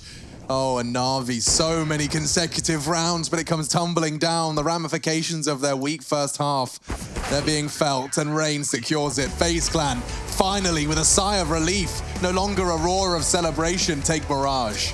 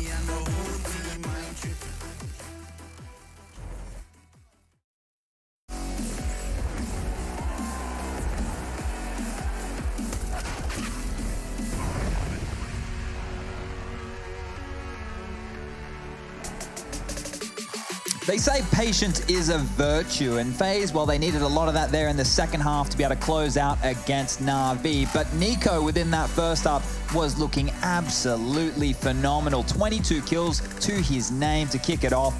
They kicked on over towards that CT side. He kept up his form and he finished with over 30 frags here. This man is on an absolute mission right here to claw FaZe out of the depths of the 0-3 and see if they can potentially qualify for the playoffs here of ESL Pro League in season number 11. Now let's take a look at this round timeline we've got on the board right here. It kicked on off with domination from FaZe. Check out all these rounds. Nico was involved in most of them. They were paddling the bottoms of Na'Vi over there, but when we flick on over, FaZe were able to secure 15 pretty early. It was 15-5 at one point, but the slow, methodical, drawn-out rounds of Na'Vi is why we got back into a 16-12 scoreline there to finish things on off. Now, look, they finished it with a pace change. It didn't work on out, but Na'Vi were banking on a pace change of their own coming out from that FaZe clan side of things.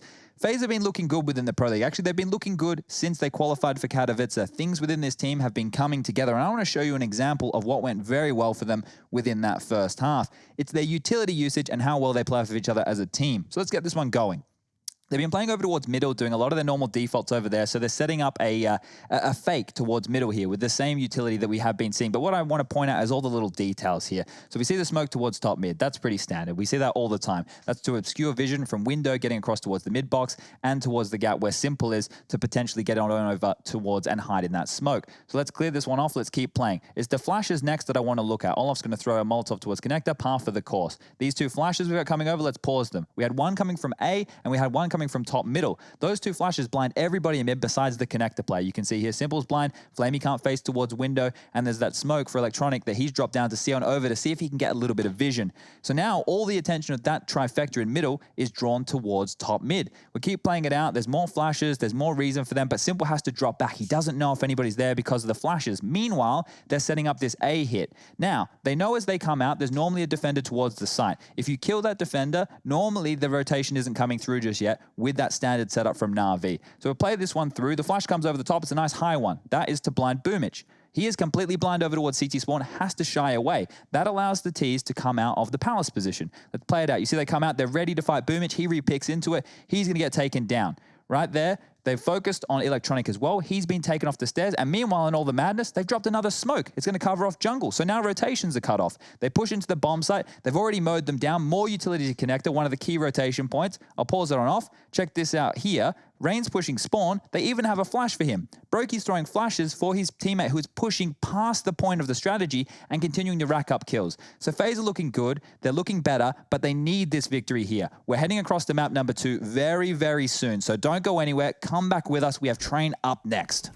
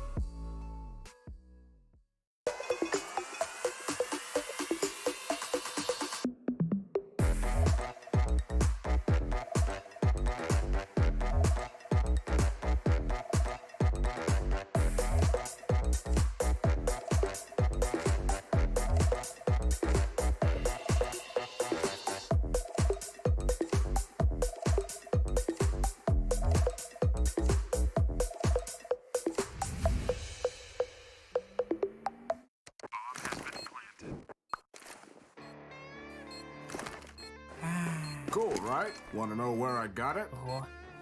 Well, look, go to cs.money. It's a trade platform and a marketplace at the same time. Just choose, click, and get. Good luck, bro.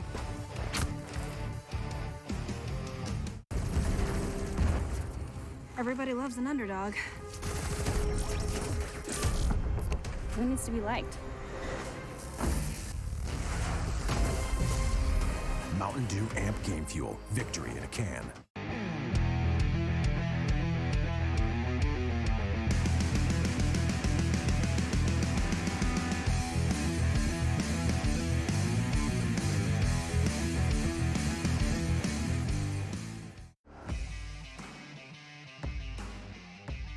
Charge up your game with excitement.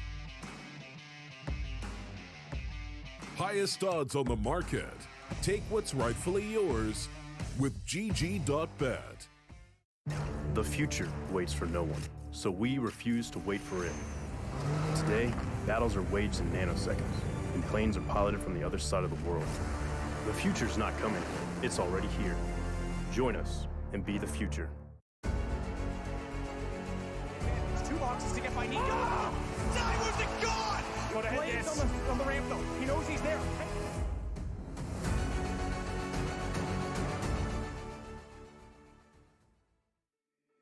You thought that I was blind, but to be honest, I don't mind, 'cause I don't feel the same way I used to do. Every time I see you, I know the truth, 'cause baby, every fucking time you've played me, you should know that I don't give a single fuck about you and your words. All the times you lied to me, I took notes. I don't know what to say.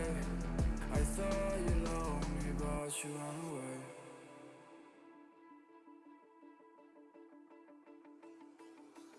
I've been living in the shadows for a while. Demons calling me from the afterlife. Dark doesn't faze me anymore. I can see my tears into gold. Yeah, yeah. I don't care, no, I don't care. Yeah, yeah.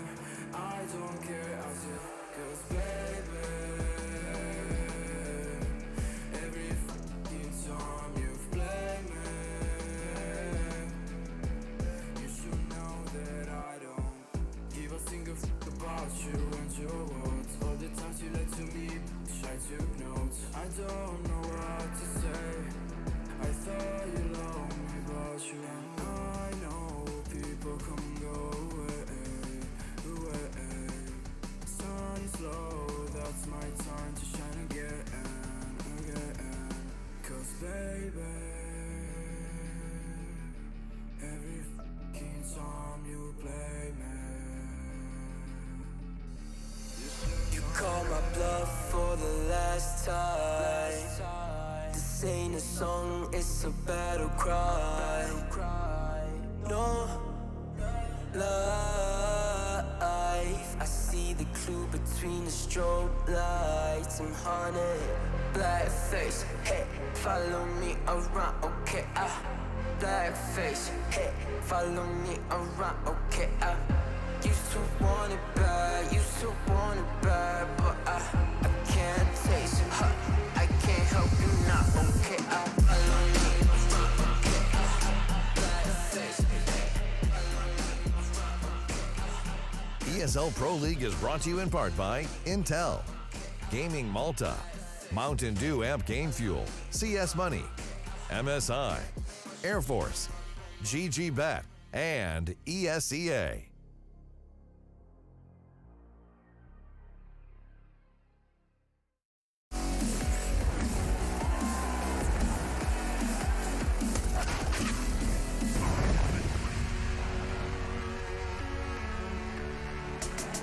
Keep keeping things on track, on train. Up next, we get to see Na'Vi and FaZe duke it out. It was quite the slog on Mirage, despite a very solid first half from FaZe Clan. Yeah, and a second start as well. They actually had a 15-5 lead in the second half, and they came all the way back, and Na'Vi did actually show some promise towards the end. Yeah, I'm baffled at how that game went on so long, but as I was just breaking down the patience from FaZe, I thought that they were going to change gear. I actually thought within that map they were going to just start throwing, caution to the wind and going aggressive and seeing if they could capitalize, but they stuck to their guns, and that passive double AWP setup eventually was the winning formula, right? So Yanko's doing something right over there, but as they transition into train, they need to do what they did against Mousesports the other day, which was a 16-9 victory. It was 11-4 first half, starting on the CT side, which is where they will be here, going up against Na'Vi on their map choice. And Brokey was the top performer, 24 kills to his name, and I think it was 13 kills out of that 24, maybe 14 was with the AWP. So that's a good performance from Brokey. Yeah, and we didn't see that yesterday against Astralis. He's looking good in this first map here against Na'Vi as well. It's actually looking pretty decent. Remember, this being Na'Vi's pick as well. They will start on the CT side as train FaZe it is. They win the pistol, get a decent start here. There is every chance they can 2-0 this and find their first series victory in the second stage here of EPL. And if they pick it up, Alex, I might actually need production to change my prediction on the graphic because I did say FaZe. I want the points. I want the points. He's I chasing need the green. points. And look, Rush isn't going to beat me in Counter-Strike, and I'm not going to let him beat me in prediction. So I've got to start somewhere. Yeah, taking note of the train stats for both teams, you'll see there is a bit of a lead for first kill percentage for Na'Vi, so keep your eyes on those opening kills. Could get a run away with FaZe Clan before they actually get Brokey all set up in the places he desires. But we aren't quite there yet, and with the predictions already being discussed, I want to remind everyone that there was only one man who believed in the FaZe Clan 2-0, and I want to kind of explore why we had faith in Na'Vi for a second. Why could this go 3? Well, the fact that Na'Vi, off the bounce of Katowice, of course, they did lift the trophy there. It was unexpected. It was been a team for, what, 2 weeks at that point? It wasn't a very long time. It was Ice Challenge. That was it. There is some stock to be put into the fact that no one really knew how to play against them. As now time goes on, obviously lifting the trophy there, one of the most iconic CSGO tournaments in the world. If you win that, a lot of eyeballs are going to be put towards your direction. But still, Na'Vi still look a very powerful team with Simple Electronics still delivering big numbers. They are missing a few key members here. If we can see more from the likes of Perfecto and Flamey, hopefully we can get to a third. Well, the stats definitely back up that this one should be a Na'Vi win, right? They've played this a bunch of times ever since Perfecto's joined the roster. They started it with 2 wins over their Ice Challenge against Godsent. They even beat Mousesports in the grand final of that Ice Challenge event. That was the only map they picked up in a best-of-5 final. Their only loss has actually been to Astralis, and that was in the London event that we had over there in Blast. So it's looking really good for Na'Vi statistically, but their individuals are starting to drop off. Yeah. That's the problem. I mean, Perfecto did step up. I mean, I said there had to be a third pillar of the Simple Electronic +1. It turned out Perfecto was actually fragging on Mirage, and he did save them a couple of times on their path to get to double digits in the end. Couldn't close it out. Perhaps Train is where things shape up a little better. Map 2 of our series, and already we've seen Na'Vi shaken. Will this be the chance for FaZe to stir and find their first win in Stage 2? Well, they almost had the golden run complete on Mirage. Na'Vi will start on the T-started train here. They had a lot of utility in that first pistol of Mirage. We'll see whether they'll replicate it here. It's a very technical map, and FaZe are getting better and better at it. They did manage to take down Mousesports recently. I have to go one step further and take down the world's #1 team at this stage. And we'll get into it now. Na'Vi have just one smoke and a couple of flashes, no upgraded pistols. Looks to me something quite basic here. They're going to just be smoking off in towards Connector from outside. And actually setting up the flashbang as well. That's towards the end, they go and all of It takes 99 damage from that shot, down to just 1 point of health. He panicked and dropped They're going the back nade towards immediately. Pop Dog, right? Oh, okay, there you go. Well, Nico has managed to stabilize his aim. He's anticipating the electronic push and pre-fired. So now Na'Vi, they are set up to win this pistol, and there it goes. Perfecto does behead Brokey. Rain has gone unchecked. Perhaps coldzera could find one, and he has. Now attention is drawn towards him, and Cold knows survival is integral. However, Rain spotted out and fragged out. It's all confirmed now. The kit light lies on the site, and Olof has just a single point of health. His heart is practically being kept alive through the electricity in the air. There's not really much else keeping him alive, that's for sure. It's going to be Olof Meister, 3 versus 1. Nice play there from Na'Vi. The outside smoke from That was a cool T-Spawn smoke. lands all the way in Connector, and at that point, they actually fall back towards the Pop Dog room after getting the headshot on Olof Meister. As soon as he's gushed, he's had to call for backup, right? They've confirmed that shot. Smoke down towards Connector, back towards Pop Dog means they can flash out, have 4 players down towards E-Box, and their CTs are caught in transition. Not really sure where they should be positioned at that stage. Caught out, and Na'Vi will have 3 players surviving here. Some great shots, even though there was CT presence towards Heaven. I want to see if I can show you guys why that was also important here. Maybe we can bring Skybox up at the end of this round, and that gush onto Olaf, it has more than just damage behind it. There's a lot more that goes into something like that. Olaf will save a defuse kit. He hasn't got armor, but it's something. They got a force buy into the second round. Having the defuse kit could be the difference maker. So watch this. Brokey's watching Connector, right? The smoke lands. That obviously obscures his vision, but as soon as Olaf takes damage, he has to be committed to this rotation. So they've pulled the players who are watching Pop Dog off of the line here. Even though Rain's in this defensive position here, it's not the best to be watching that. They can team on out, and as you see there, he's being gushed and immediately has to drop back. Yeah, Nico could have done a lot more with that, I think. But it's a player of his caliber. Having a few players in front of him, he didn't quite find the crispy one-shots he was looking for. Got one kill. Was enough to maybe win the round, but they couldn't get over the line. But Nico will step up here. A nice swing towards the upper ramp. Has found Flamey. That scout shot connects. He is pretty brutal with that scout. Simple, those spots one towards lower. Olaf Meister takes some damage, down to 55. He has a smoke, but he doesn't want to deploy yet until he feels like he has to. So same sort of situation. Olaf Meister tagged up, calling for backup here. He's still got Nico there towards Connector.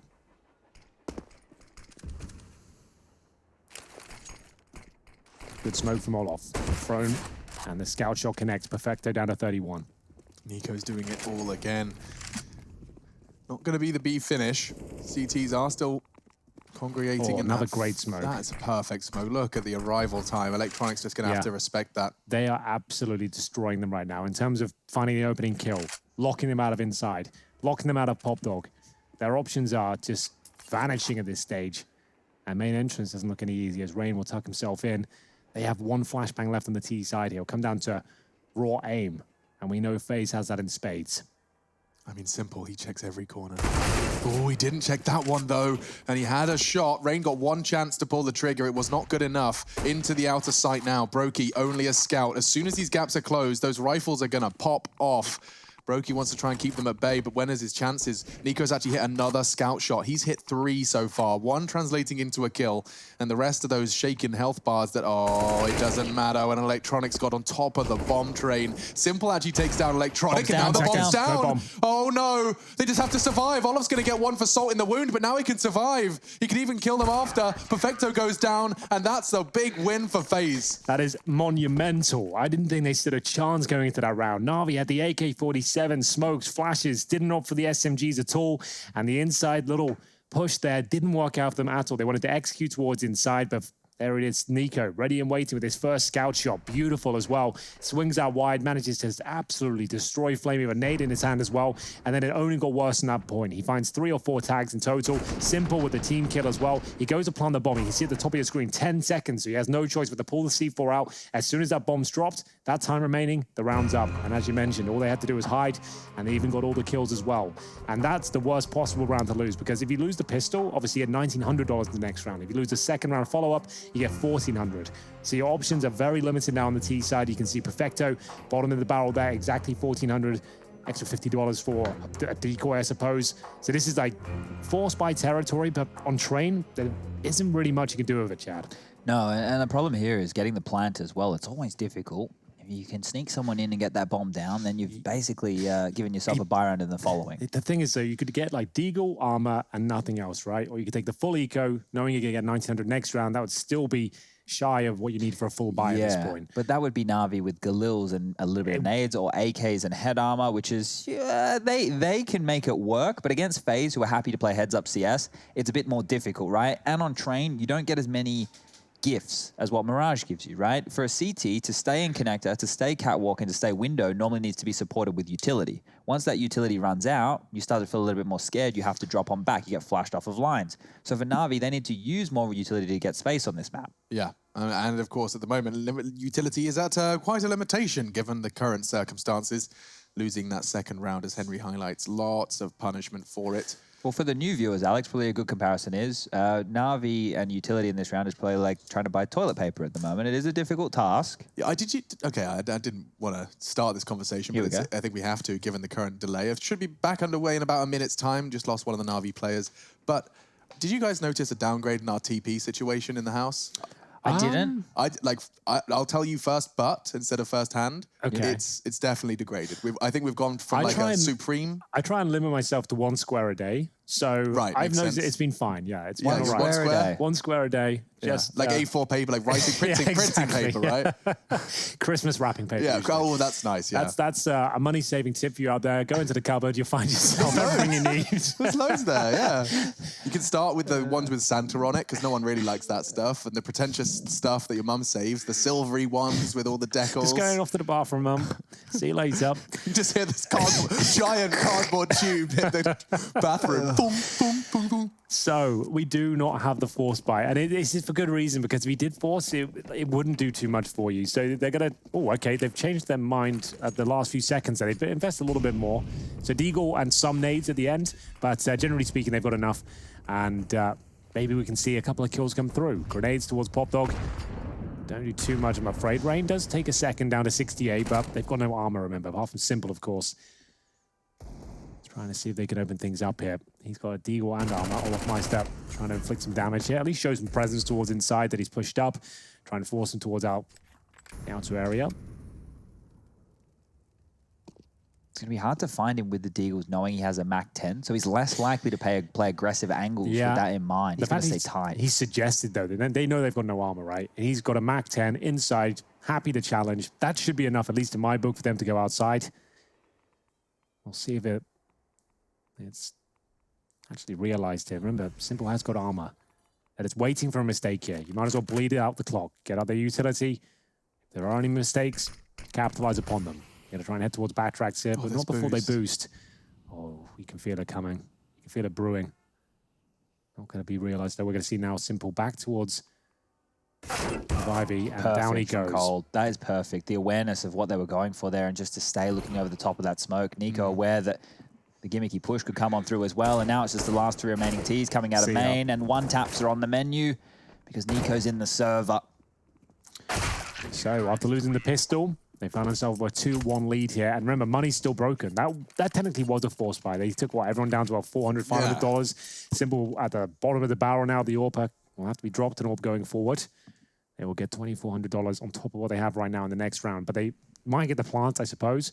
Here's Nico with the 1 taps, I think. Boop. 1. And then here comes tap number 2. Well, I wonder if the 3rd was a tap as well. Yeah, that's what it did look like one. But the thing is, he's playing like Scream, but making it work in modern-day Counter-Strike. So props to Nico for having that poise under pressure. Not many players have that. Yeah, especially when you know you're up against the pistols as well, no armor. You can take your time a little bit more, style on them a bit. And Olafmeister looking to do just that. The Mac 10, didn't like that. I would fall back at this point. You know there's going to be multiple players here. He'll be lucky to get 1 at this point. Gets a couple, that will do. Price is averted. Yeah, double kill and the bomb now found. Brokey's going to have that one in his domain, and the last 2 with low HP. They swap their pistols. That's pretty much the only thing they can contribute. Maybe Flamey with his extra health pool will 1D Nico. Damn, Flamey. That's not too shabby. That's a start. A whole lot more needed, though, and he already hears Brokey stepping around towards Oil Train. A second fight being given to him, and he's taken the head off Rain. Bullets connecting. Brokey, he stands his ground. He catches 2, though. Here he comes again. Simple has got a chance to win this, considering the low HP of Brokey. He needs to recover the bomb first. You can hear probably the nice shots exchanged in chat right now towards Flamey's direction.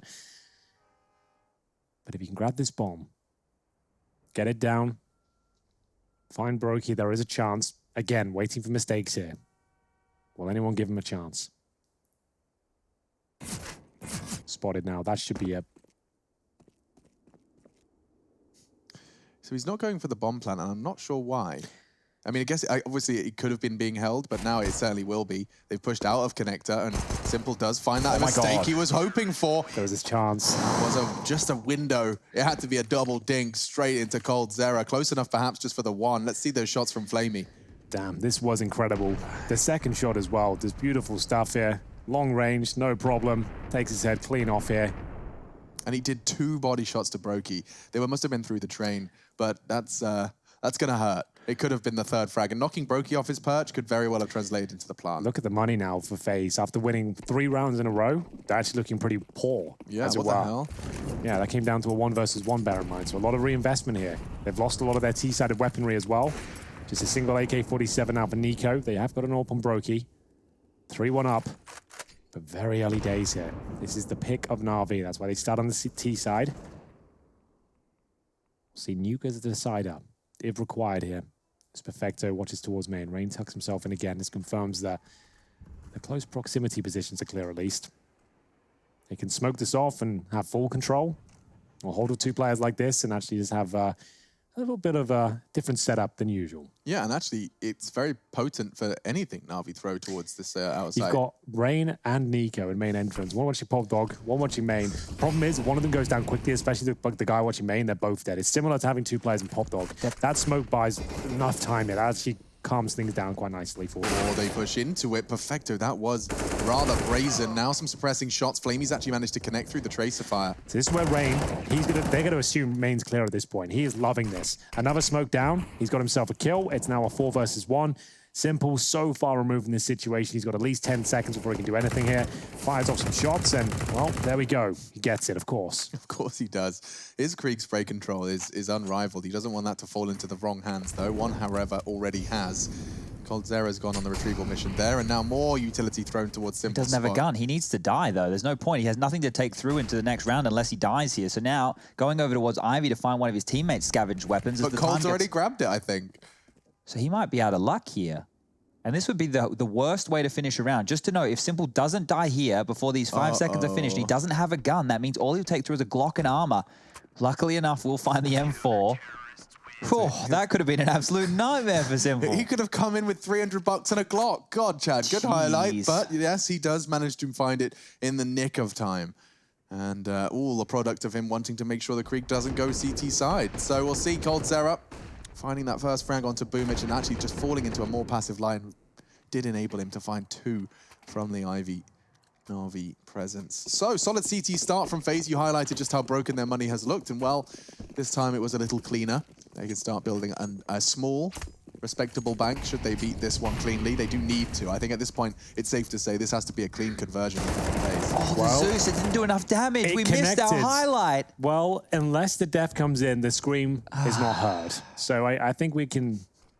Well, we didn't miss it, at least. All right. Boosting Simple up with the saved M4. I'm always like, whenever Simple is like alive, I just feel like, what's he got on the menu here? What's going to be happening? He even throws down a pistol to try and bait out something. Like here, a bomb drop sound? Yeah, just anything that will get them inquisitive. Another interesting setup here. You got the AWP watching towards upper ramp, then a rifle at lower. It's interesting that Brokey's playing it so high. You know, obviously there's that headshot angle, very common pre-aim. Yeah, I guess he wants to avoid that. The cross will be coming out at the plane of the upper ramp, right? That's where you'll be aiming, so he puts himself up there. He's more exposed, but with the AWP, he should have the advantage. And plus to note, if they do come out low ramp and that player close towards the high ramp spots them, he can then swing into upper, and then Brokey can fight low ramp from the high ramp. Good point. Looks to be a clean round here, boys. Olaf Meister, Craters, absolutely fine, 2 HP, and there it is. The clean sweep 5-1 after losing the pistol. That's... Don't often see that, do you? You don't see that. Against Na'Vi, this is unheard of. They would have won a Deagle round by now. Yeah, that's true. When they don't work out, when Na'Vi's rulebook breaking moments don't pay off, you can start seeing some holes in their game. This is the Zeus. It's kind of BS that if you connect to the Zeus, like that should be a kill. It seems like such a dark art, like whether it's a kill or not. I know it's a ranged thing, but if it connects, like it should just be a kill. I think. Right. If you're close enough that your Zeusy electronical little wiry sticky innie bits. Yeah, if they want to reduce the range in it slightly just so it's a guaranteed kill, I'm fine with that. Like you should be, if you connect it, minus 80. And bearing in mind, that is a one and done weapon. You're pulling out nothing after that. You also get no kill reward for it or anything. That's a good point. Yeah. So when it was having its heyday and Tarek and everybody were using it on Cobble and you were getting a kill reward and it was, you know, at a price that was basically nothing. Yeah, it was $50, wasn't it? It was a problem, right? Now it's just a bit of a funny gimmick that can potentially net you a easy kill over towards close choke points like Pop Dog here. But Na'Vi with the bomb above Pop, look like that's where they could potentially be setting up for. Some smokes out towards the outer yard are on the agenda here. We can see them lining them up. 1:05 wants the call. And the flashes down Pop will follow. And that gives them 60 seconds to work with those smokes. Ooh, I say that. They're not going just yet. Instead, Coldzera has the info. There is still a lurk on Ivy. Most of the Na'Vi boys are hitting inner. Olaf springs to life with some missed shots, and Perfecto does not make that same mistake. I think that's a save already. Olaf Mice has done nothing to them there. They've got the bomb down. Even got a lurk here for Electronic as well. The round is completed, I would say, and they're aware of the lurk. They'll at least get another Krieg for their efforts. Good upgrade. Yeah, that will do, right? And you can see why they're focusing towards inside, because Olofmeister, we know he's not in great form right now, probably arguably the weakest of the fraggers these days within FaZe Clan. And if he's got there alone of the M4, obviously it's going to be quite tantalizing. A bit of outside presence there, making their way through upper and lower. You can see him trying to get some bullets off, but very overwhelming with the Kriegs coming in. The AK-47s, they're going to hit their shots. And it's Na'Vi posting their second. Their first gun round with 4 players surviving. Well, if FaZe are able to like immediately bounce back here, this is going to stifle the progression of Na'Vi. Do they go for Olof on the secondary orb now, do you think, towards inside? That would make sense to me, at least. Like, if he's struggling with the M4, it was evident in that previous round. I feel like that would be a nice adjustment, just to kind of boost his chances of getting at least 1 kill and fending them off a little bit more. Yeah, or they could have given him that saved Krieg. That, well, there it is. Yeah, so he's actually picked that up. So that means he can be a bit more versatile in the way he defends this. You can go close, low ramp, scoped on in. You get the 1 bullet potential. If you get pushed back after that, you can play passive and retake with it as well if they would like. So you can see what he wants to do early. Na'Vi are doing this set out smokes, and Olof wants to show presence so they can't just snowball him down early. Tried to nutmeg him. Nico not missing many today. That's impressive. That was... No, okay, excuse me. Thought the X-ray was that's deceiving me, and that's mad. Brokey gets caught by Simple practically straight through the smoke. Just so precise. Just a laser beam through the smoke. Down you go, kid.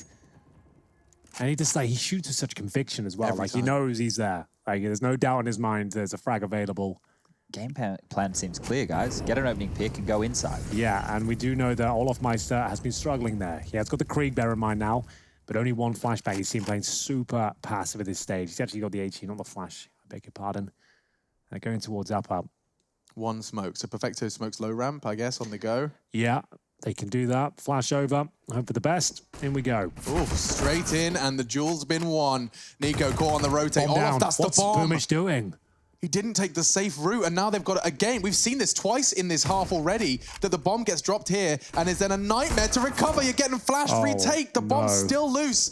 Boomich, he could have completely let this round slip away. Boomich has thrown the round there. It's as simple as that. It really is. The in-game leader should know better. He's the one calling the shots, pulling the strings. He's got the bomb on his back. The only player he can be mad at is himself. He's run down the pavement or the sidewalk and lost the bomb in the worst possible position there. He saw the flash retakes come through, and they got the opening pick there. They had a 5-on-4 on entry, surprised him on flash Nico, attack. the star Nico of goes Mirage. down, and then Olofmeister just gets 1 kill.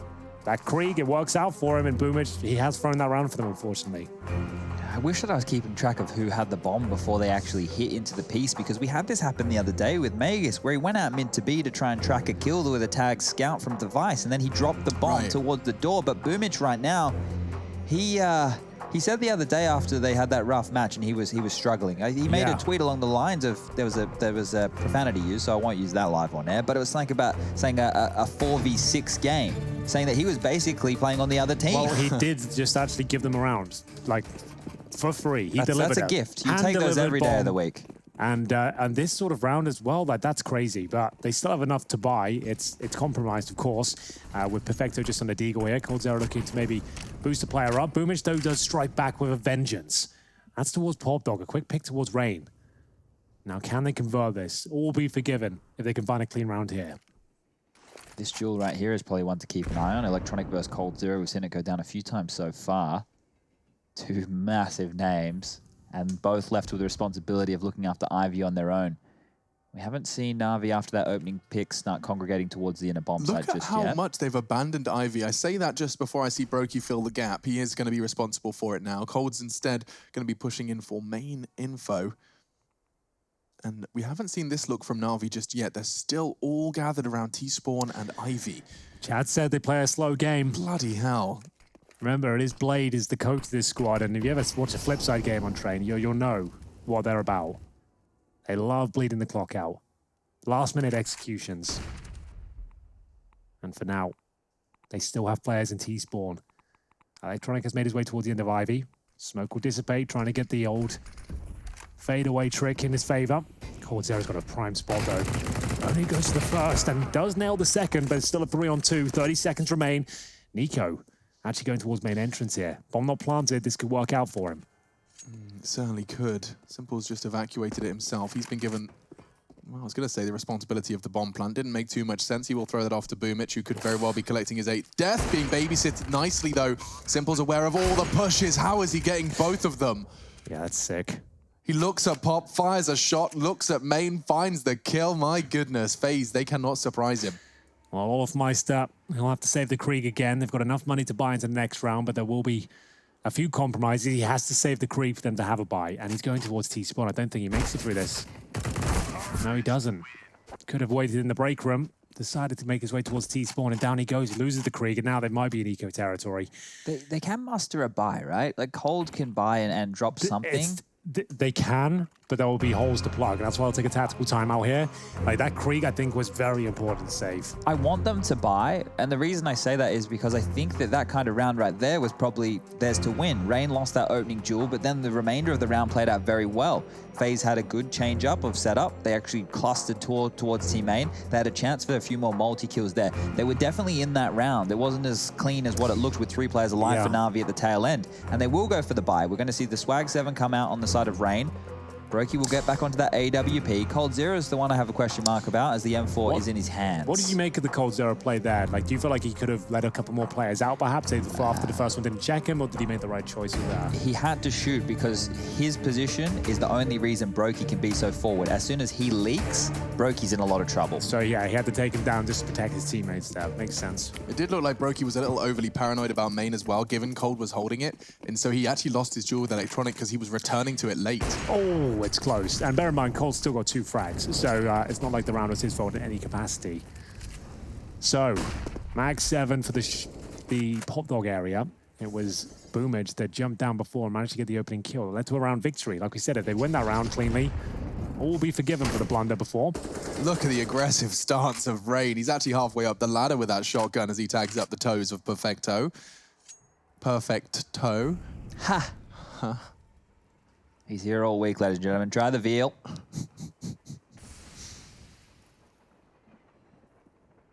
Oh, back to the rinse and repeat. Map territory, spread out, trying to do some damage, regroup. We've seen them have a couple of different looks from the top of Pop, but knowing that there's a shotgun down there, I don't think they'll be in any hurry to drop on down, especially with the totem drop. That could be mincemeat, and we're going to see this top ramp set up again, so we might get to see this come into fruition this time round. As Olof's actually going to continue forward. That's going to make life difficult. Yikes. Could be the inner execute. Takes full damage as well. This has been very effective, this area for Na'Vi. Into the site. As long as they have the bomb go in the correct area, they'll be absolutely fine. You can see how cleanly they break through. They haven't even taken any damage yet. They're going to get the bomb down here in a 5-on-5. Olofmeister, it really is struggling in this area. 20 seconds, bomb planted. And now FaZe need to work out this is even worth it. Brokey confirms it. Takes down the danger man himself. Simple. Electronic will strike back. Good flashbang towards Boomich, but he recovers. Check your close corners. Rain was pulling a nade. Brokey's doing it all. He's on for 3. Could be the 4th. Electronic trying to clutch it out, but between the 2 of them, they make it work. Just the 2. Brokey and Nico rip apart the Na'Vi assault. They hold on to the inside area. It wasn't looking good there. In a 5-on-5 retake scenario where Na'Vi have actually got control of the inside bomb site as well, you wouldn't put that in favor towards FaZe at all, especially with that sequence from Boomage as well. It looked like he was going to spray them all down. Brokey with 3 kills in the AWP. Nico comes in with the 4th. And it's just about enough to get them over the line here. Now, the money for Na'Vi, they are going to buy with 1 hero rifle. Now, let's see how much of investment. They're all in. Oh, they're all in. Okay. It's actually not bad overall. There's only 1 player with the pistol. Yeah, it looks pretty good for me. The AWP is simple with the helmet as well. They've definitely got a full buy here. Yeah, I'm going to see that smoke towards Sandwich. Flashbang behind it as well. Cold Zera just investigating towards Ivy. It's a nice deep smoke, but he maybe receives a bit too much damage for his efforts there. Sure, it helps delay towards Ivy, maybe pushes them back. Nice wall bang damage there, that evens the playing field. Actually gives FaZe a slight edge. They're going back to inner again. They really want to give Olof the beans here. Olof isn't finding any kills here, to be fair, so it does kind of make sense. He's got What's he going to do with a flash on that jiggle? Throw it up the ramp? I guess so when he feels like they're committing, just to lob it in towards that lower ramp, and he knows they go for surprise contact plays or just 1 flash executions. And it's the same thing. 1 flash, and he's just trying to have some self-preservation. The flashbang's perfect. Yeah, and he actually manages to get 2 out of that. That's brilliant. Brokey stole one of them from him, but the frag's all the same. And now bomb going down. That's Electronic out of action for 5 seconds. They're boosting, and Brokey's going to profit from it. He's doing so much work, but the backs are all turned and missed shots. Who was that? Flamey's going to feel a little hot under the collar after that. Yeah, and he had some amazing deagle moments on this very half as it all falls down there. That is so sick. We were talking about the phase details with utility, right? As soon as they lose into control, the awareness if there's no connector smoke that's being called because they push sidewalk, right? We know they push sidewalk. We've seen that a bunch of times. Well, they smoke it themselves. They boost over that, knowing Simple's job as the AWP player is to cover connector while the rest of them swarm the rest of the bomb site. That's the first point in, right? When you think about the rotation, you're either coming through connector or CT spawn. Well, if Simple locks down connector, he basically has hump, which completely covers the CT spawn low ramp rotation. And as his teammates push up, they can comb the site. Well, FaZe, they had an answer for that. And I love seeing these little details. This is what it's all about.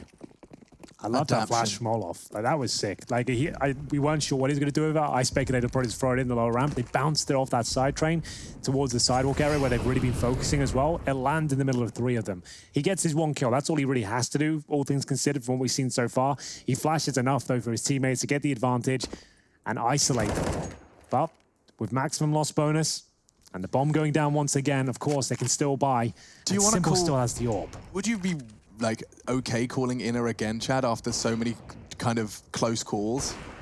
Well, the problem is they haven't set a precedent of any form of conditioning on Yard. We haven't seen the constant 5 and E-box smokes coming out, so it limits your options here. But this flash is almost going to be perfectly timed from Nico.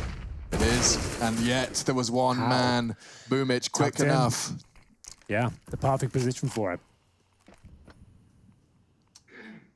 Aware of all the little moves FaZe have up their sleeve, and they've got a 5-on-4 here, but there's less than a minute. Remember, Na'Vi operates very slowly on train. They do have 2 smokes and Rain. Decent map control here. You can confirm they might want to start getting some players towards inner at this stage. Incendiary thrown towards the lower ramp. 30 seconds coming up now. The bomb still a T-spawn. And Simple, if he doesn't get his kill quickly, they could be in trouble. Great smoke from 30 Rain. seconds on the nose. Yeah, they have to go inside now. There's no other way, 2 ways about it. They either go popped off fast together. Oh, they're going through. They want to fight. Looks like Boomich is trying to lead by example. They have to run through together and hope for the best. It's either Rain gets 3 or they get him cleanly.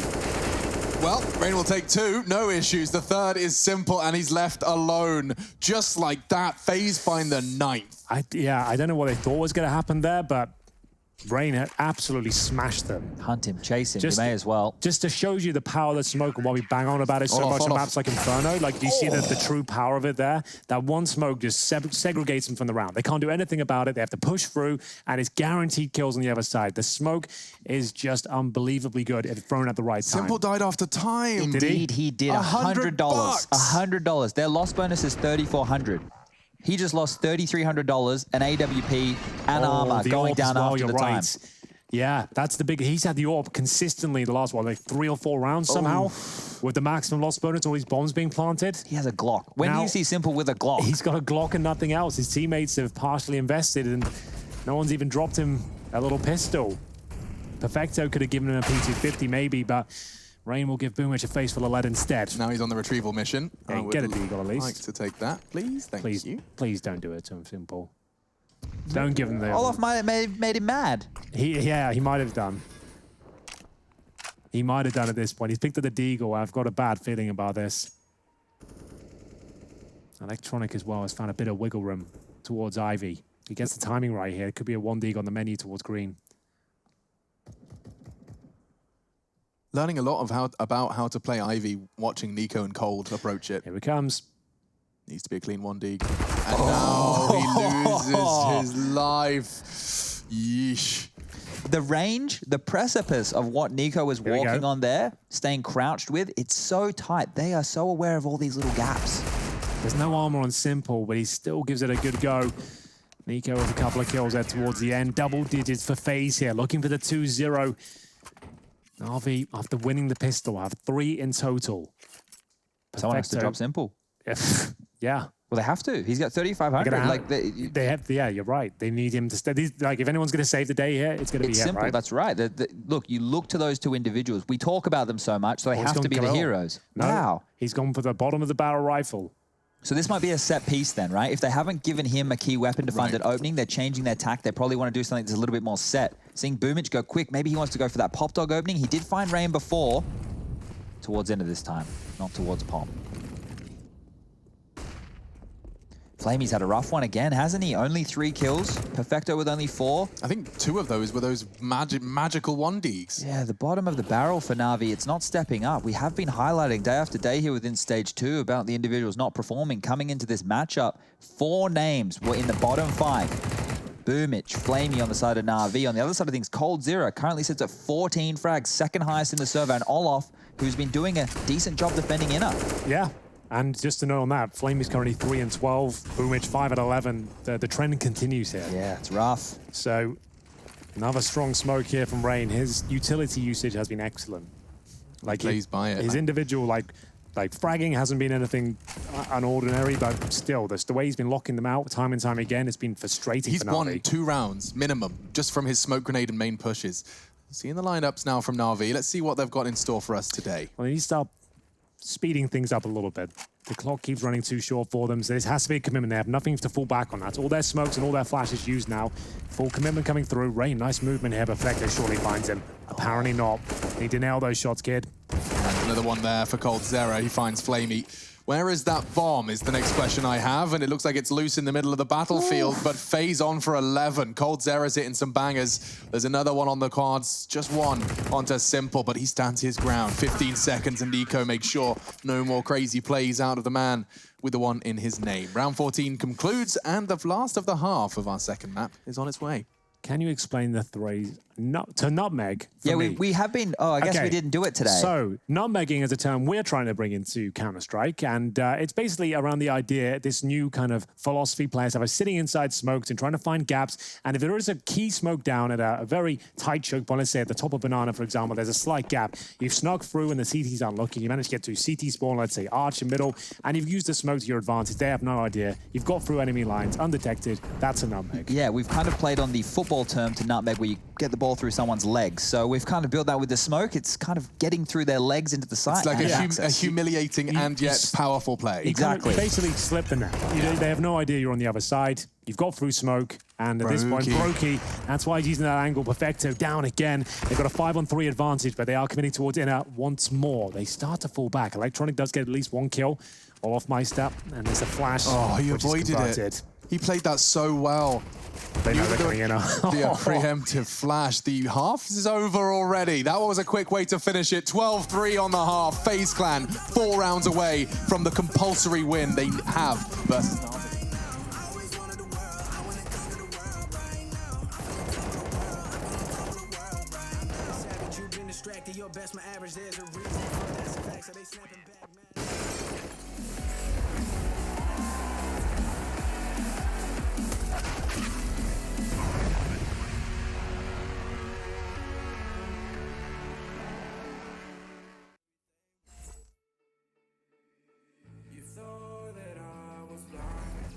To be honest, I don't mind, cause I don't feel the same way I used to do.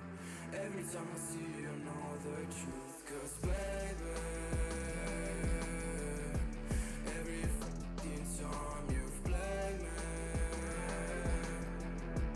you should know that I don't give a single fuck about you and your words. All the times you lied to me, I took notes. I don't know what to say. I thought you loved me, but you ran away.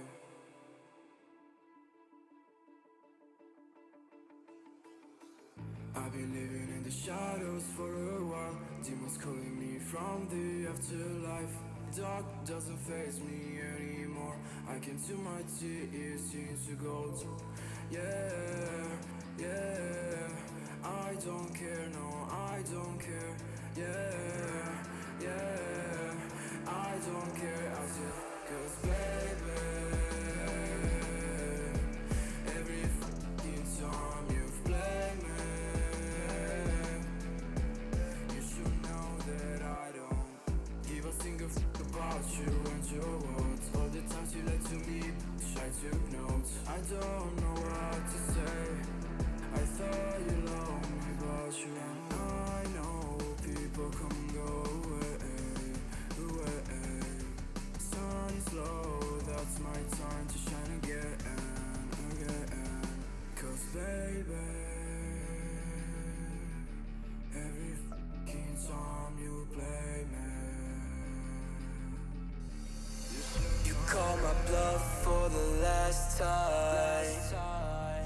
ain't a song, it's a battle cry. No life. I see the clue between the strobe lights. I'm haunted, black face. Hey, follow me around, okay? Black face. Hey, follow me around, okay? Used to want it bad, used to want it bad, but I can't taste it. I can't help you now, okay? Follow me around, okay?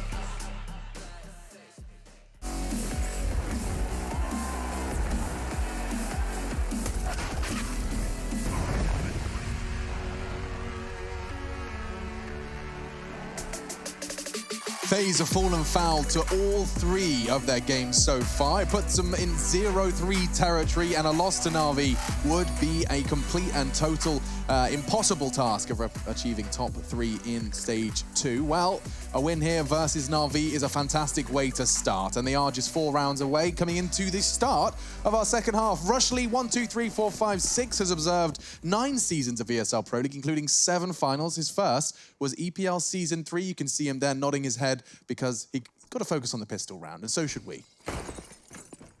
Straight down Pop Dog. Nico's got in to send a Molotov. I'm very intrigued to know where that's going. Could be a post-plant Molotov, and it's already gone through towards the bomb site here. So we'll see whether that works out for them. Electronic can't find a quick headshot. He's going to have to go for a reload now as they get closer and closer.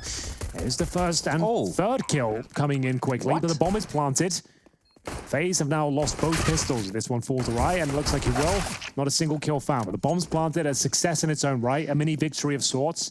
Krieg secured. Krieg's, well, they might not have 3 of them. Don't they have to have kills as well? Yeah. They can definitely get 2 rifles here, but I don't think the third is possible without a few kills coming in. We'll see. What do they want to do here?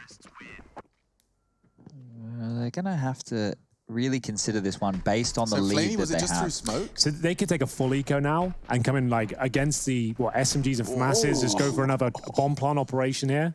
At this scoreline, that's what I would be saying to do. If I'm Yank, I'm saying you don't buy here. We're going to try and plant the bomb. They're going to have SMGs. Let them kill us all. If we get the bomb down, great. We'll buy up next round and close it out properly, which is what they're doing. You can see they haven't even invested in a lot of SMGs because they know that they can't. So the thing is, with the buys on the CT side versus the second round, if the plant comes in, you have to have rifles to deal with the Kriegs and AKs. So they've done 2 outside smokes. The most common area to plant the bomb is inner. So they're trying to keep as much presence towards outer as they possibly can here. They're going to just run down lower ramp with 1 flashbang, try and get 1 kill. That's all they need. Maybe 0 kills is enough. Just going to need to get the bomb planted there. Perfecto will try and slow them down. They have to commit off this. They would have just roasted. Unfortunately, their efforts will be thwarted now. They are aware. They've spotted multiple players, and Simple has rotated over. They can still bust through towards inside. They'll wait probably 30 seconds now, just to suggest they've gone elsewhere. Potentially a controversial opinion, but I feel like jiggling with an incendiary in your nade and then throwing it down is just a little bitch move. That's what that right there is the best way to be the solo anchor inner. Because I know, I understand it. It is the meta. Okay. It does just seem like such an unnecessarily sad way to play of an FPS game. Yeah, well, that's a lot of the roles that the supportive players get left with, unfortunately, is their job is just to be caretakers of areas to wait for backup. It doesn't mean that Perfecto can't get kills. It just means percentage-wise, you probably want to make sure you have backup before you're fighting the T's. And it's just so annoying when you're doing an inner hit and you just see that you just see some goggles from the CT and then flame on the floor. Everything's ruined. So going into this next big round here, I wouldn't be surprised if they throw caution to the win and bring an AWP out. They already have. There we had it. So they've perfected just buy Simple and AWP straight away. And they said, right, just go over it. We can't afford to lose rounds here. We're not trying to build money. We need to actually just string rounds together. We need the most powerful AWPer in the world to come online at this point. On the CD side of Train Chat, it could be enough. So we'll see whether we can do it. Simple, the AWP. Brokey has his as well, so we're getting it early. So 5 players survived in the previous round. They had to throw away an SMG for this. Is it the right call? Is it the play that saves the day here? Let's see.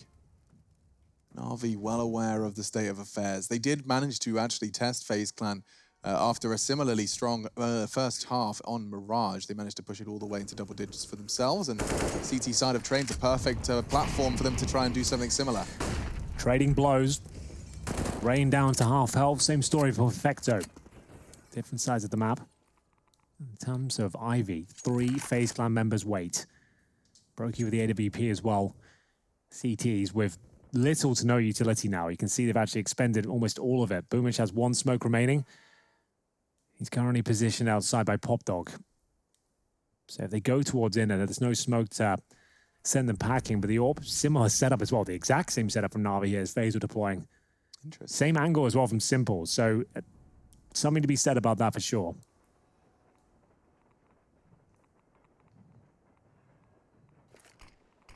Oh, they can leak the backline. So Flamey's going to try and do what Cold Zero did, but I think that smoke is very, very deep over towards Ivy.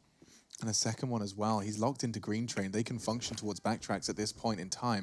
Rain knows the game, but Electronic still wins it. That's crazy. Pre-fired and all. And with a FAMAS, he comes out on top. That's the jewel you need to win. Orban Bomb. Express delivery from Electronic Ltd. Well then, that certainly turns the game on its head. And knocks Cold Zero's off. The inside push to the MP9 will leave Olof Meister a 5-on-1. Alarm bells going off now. Na'Vi getting comfortable. They've got the AWP out. They've got money behind them. All the utility they could possibly ask for. And now AK-47s and a double AWP setup on the CT side. All right, it's going to get difficult now up against those double AWPs. This one here, you feel like Rain should have had the better of him every day of the week, but he did take a little bit of damage earlier in the round there, so softened up for Electronic to be able to finish off there. FaZe, if they play this half in the same way they did their second half of Mirage, Na'Vi are going to win this map. I don't think you can play on the T side as scared as what we saw them play on their CT side of Mirage.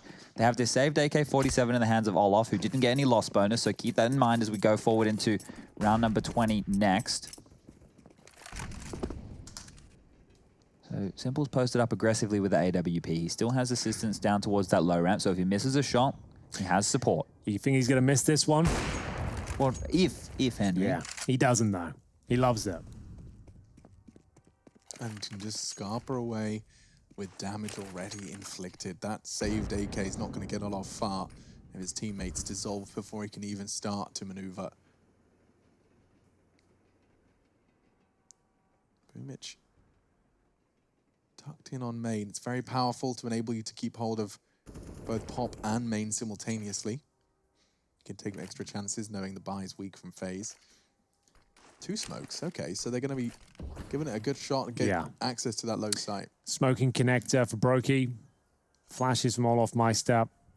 Smoke towards upper from Rain to block off vision from the AWP that could be upper. They'll limp into the site here. They might get a bomb down unless Olof Meister goes sick. Should be a very convincing Na'Vi finish. Or the incendiary might confirm it.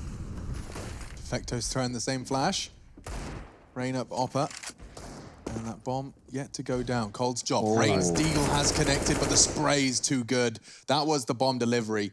And now that preserved rifle just wants to try and take a couple away. That's Perfecto caught. Olof would have to go wicked sick, and he has. A third frag from Olof. He's lost so much health, though, and that bomb is so difficult to retrieve. It's under CT eye line, and that's the end. Well, he had 10 seconds remaining, so that was a fair enough pick from Flamey there. And even if it went down, it's unlikely that Olof can even recover the situation. So there we have it. 12-7, 4 in a row now for Na'Vi. You can feel it coming. FaZe Clan need to post their first on the T side here to get number 13 on the board. Big spray down for Perfecto. Happy to take it against the unarmored FaZe. Olof Meister, good job here, a couple of frags. Electronic especially, good shots. Does keep them on some sort of a relative leash. You can see Perfecto and Simple fully invested in this round. Made towards the bomb train.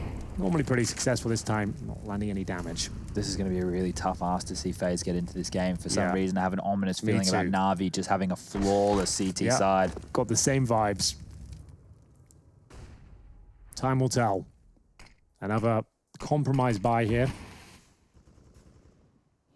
See if Rain can hold on to main entrance this time. Bested by the FAMAS in the previous round.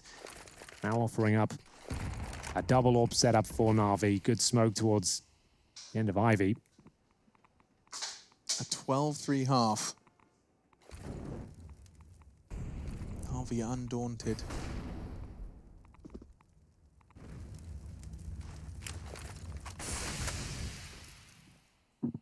They're back in it as soon as they win this round, Na'Vi. The game is totally on at this point. Olof Meister basically says, come and get me. But that could be the right call. You see the bomb actually positioned by Pop Dog right now, trying to get as much attention towards Ivy as they possibly can. They have snuck towards the backtracks a couple of times now. Electronic watching for the boost. There is a chance to deploy that here. Things a bit rough at this point. Not going for looking for the gap. Another smoke down. Now the nutmeg. This could be another. I think Olaf's dead for sure, though. Yeah, Electronic ready for it. And it's the inside play. The nade's devastating. Perfect amount of damage. My God. Doesn't get better than that. Perhaps it does. Perfecto looking perfect on the inner hold. All three, not quite. Nico will just about enable that bomb plant, but the winning the round is far from a reality. One tap, one shot. I hate this from FaZe. Yeah, they've lost their pacing, their confidence. It seems like it's very flat. I understand it. Like, it's very, very scary to play against Na'Vi. If you go 4 outside, you're dealing with Boomich, Simple, Electronic, and obviously Flamey's in the backlines with that secondary AWP. So it's a scary prospect to be hitting yard fast, but the opening smokes, right? The opening smokes is a way to give them space, to allow them to actually take duels. What have Na'Vi been doing to stop Nico pulling a Carrigan? You know, like just straight up out main, out Olaf, smokes towards Sandwich, and it's all chaos. Yikes, that's stat.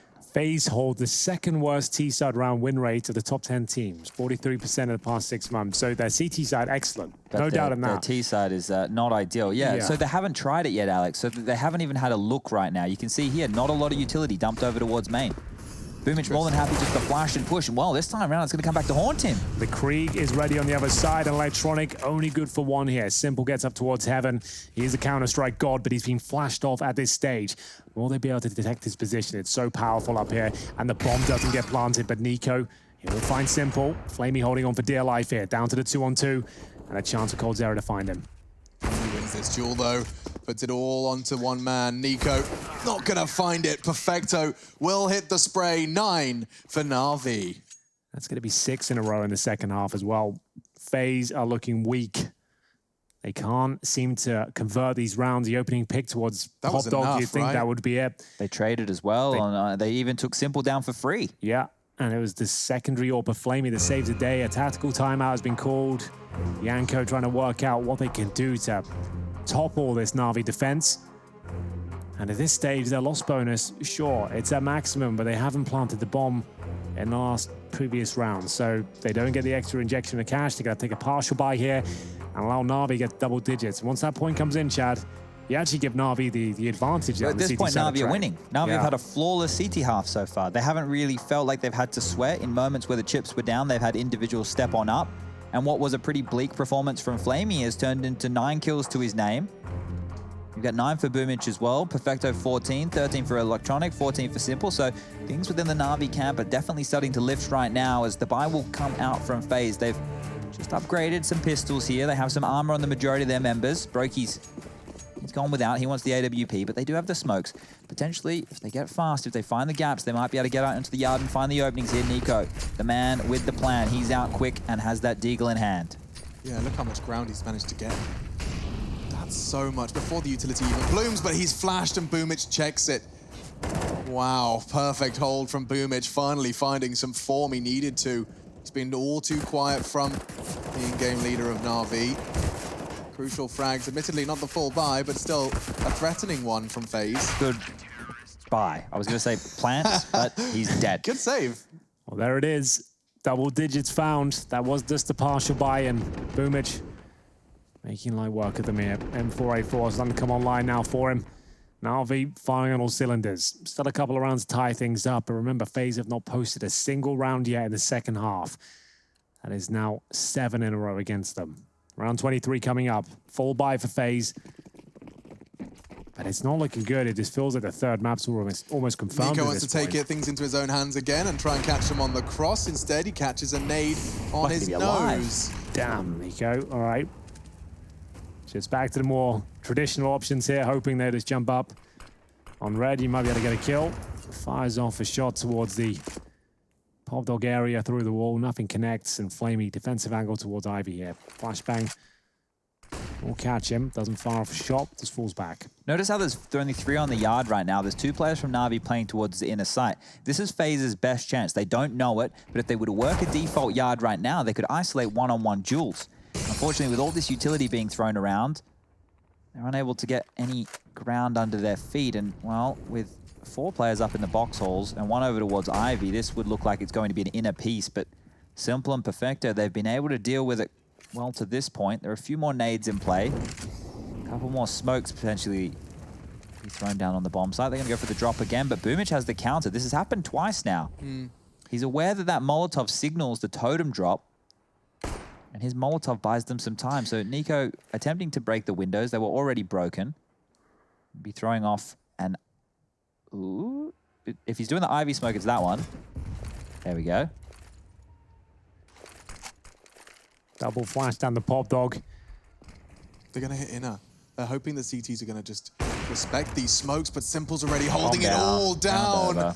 Oh, this round's over just as it begins. Just so much waiting around and then into the bloodshed. Na'Vi, they have put up a wall on the CT side. They're certainly throwing the smokes and flashes to suggest an outside play, but unless there's any players actually behind it, there's no territory. It doesn't do anything, right? You're just seeing utility being thrown over, and it's like, wow, they're probably just faking it. But to note, on the upgrade round that FaZe ran, where we saw Boomich get those 2 kills, and he peeled out and he killed Nico, they are clearly aware of Nico's maneuver there, right? Because that was a flash from Flamey, who's the Ivy player. Electronic was close to the smoke, so the 2 of them were coming through to sandwich Nico to take him out. So they already have a play in mind of how to deal with that. The disparity of these two stats. When we read about about FaZe before, and now this. In the last 6 months, Na'Vi have won the most CT rounds of the top 20 teams. 65% on train. Those two stats really do clash. Yeah. And that's going to be a problem for FaZe. The stats don't lie, Henry, and the stats suggest that we've got the worst T side on train and the best CT. So this could very well be converted into a third map, despite a 12-3 lead. Oh, he landed on his teammate's head. Style points for FaZe Clan. But at this point, the YY ladder stalls are not what FaZe are looking for. Yeah, just trying to bully their way out of main entrance at this point. You're going to do well against this double orb setup.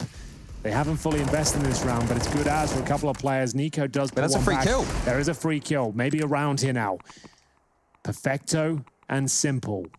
Both waiting towards outside here. 3 players for FaZe also. They put the brakes on, working out what their next move will be. Suggesting they're going to have to worry about inside. Smoke down towards Pop Dog. Simple will use that to suggest still outside presence as he does rotate towards Connector. And Perfecto will take a more passive line. Simple was making a lot of steps on the bomb train, hoping that the green train player would get a little too interested to take the fight with both of them, but didn't work out. So Simple's now checked inner, called it clear for now. Oh, it still feels so tense. This kill's a lock-in. It's a Na'Vi round. Yeah, Simple. He's got the information now. Time's ticking away. They're nowhere near planting. Electronic. He managed to get 1 kill. So did Flamey. Simple to close things out here. And he's going to bomb down. And FaZe just look so timid right now. They don't want to take these duels. Like normally in a 3-on-2 like that, they'd be assertive. They'd be finding the shots required just like that. Now up against just one play, he jumps up and offers himself up as Simple. He devours him, and yet another round found after a couple of opening kills there. The closest FaZe have come, and they had to fully invest on 2 players, Coldzera and Olof, 3K per piece, and they're going to have to either buy here with Galil's in the mix, or take another eco partial buy as yet another timeout. 12-12. If it's me, I'm force buying and I'm doing the yard smokes. I'm doing the 5 in the E-box smoke and I'm throwing everything at them. I'm just doing a fast out and hoping that you catch them off guard and you can trade efficiently. Because otherwise, whatever you're doing is not working anyway. You know, you're doing the slow default to spread it across the map. Henry said, you've got the smokes. We've already touched on that, the utility usage from FaZe. Why haven't they just tried it once? It's just because you listed the players, right, of Na'Vi holding it. And it's obviously something which, you know, you need to be able to exploit a certain gap. Knowing Electronic is the sandwich player, he's a tough ask to get on top of here, right? So I just think that it's not the easiest of moves to establish early if everyone knows you're going to do it. And I think FaZe's game plan coming into this was not to start with that maneuver, but nothing else has worked. So now that you're so many rounds in the hole, what are we, 9 on the trot here for Na'Vi? That it's the same thing that was happening in Na'Vi's T-side. They haven't established a pattern, a rhythm, because they haven't been able to. A flawless defense from Na'Vi on their map pick. Certainly does look promising for CIS squad. Well, this looks better. Bit of spring in their step this time. FaZe aren't entering with just a default. At least a bit of territory has been claimed at the start, but look at the response. The grenades are just flying in now. Remember, FaZe have not posted a single round after finding a 12-3 lead in the first half. That's insane. It felt like a done deal. All they had to do was win a pistol, close it out, but of course, Na'Vi are grinding it back round by round here as they find the opening pick. Rain, the player to find the territory, has been removed. Molotov's decent, but doesn't do enough to actually remove Simple from any sort of danger.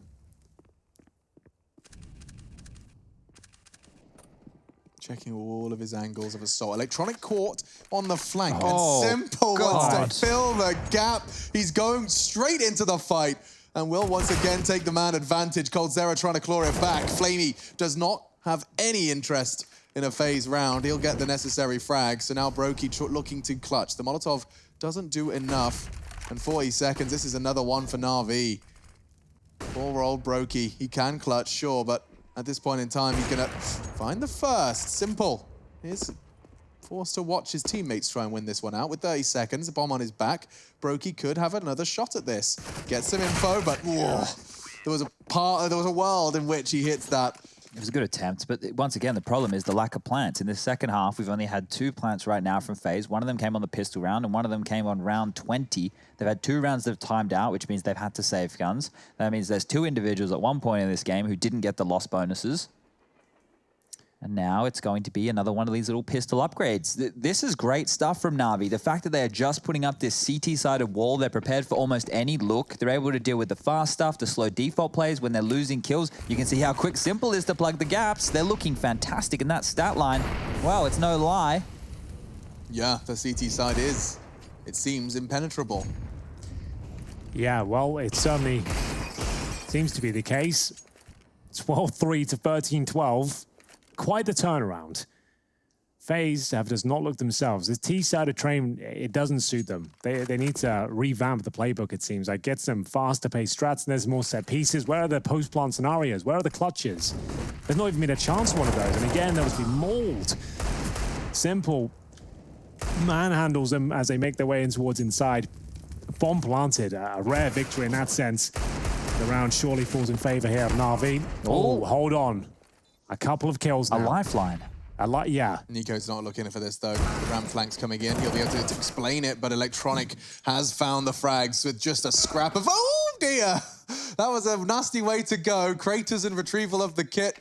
Boomich fortunately has one, and he's still totally safe and sound. Yeah, they got plenty of money as well, so not a huge deal.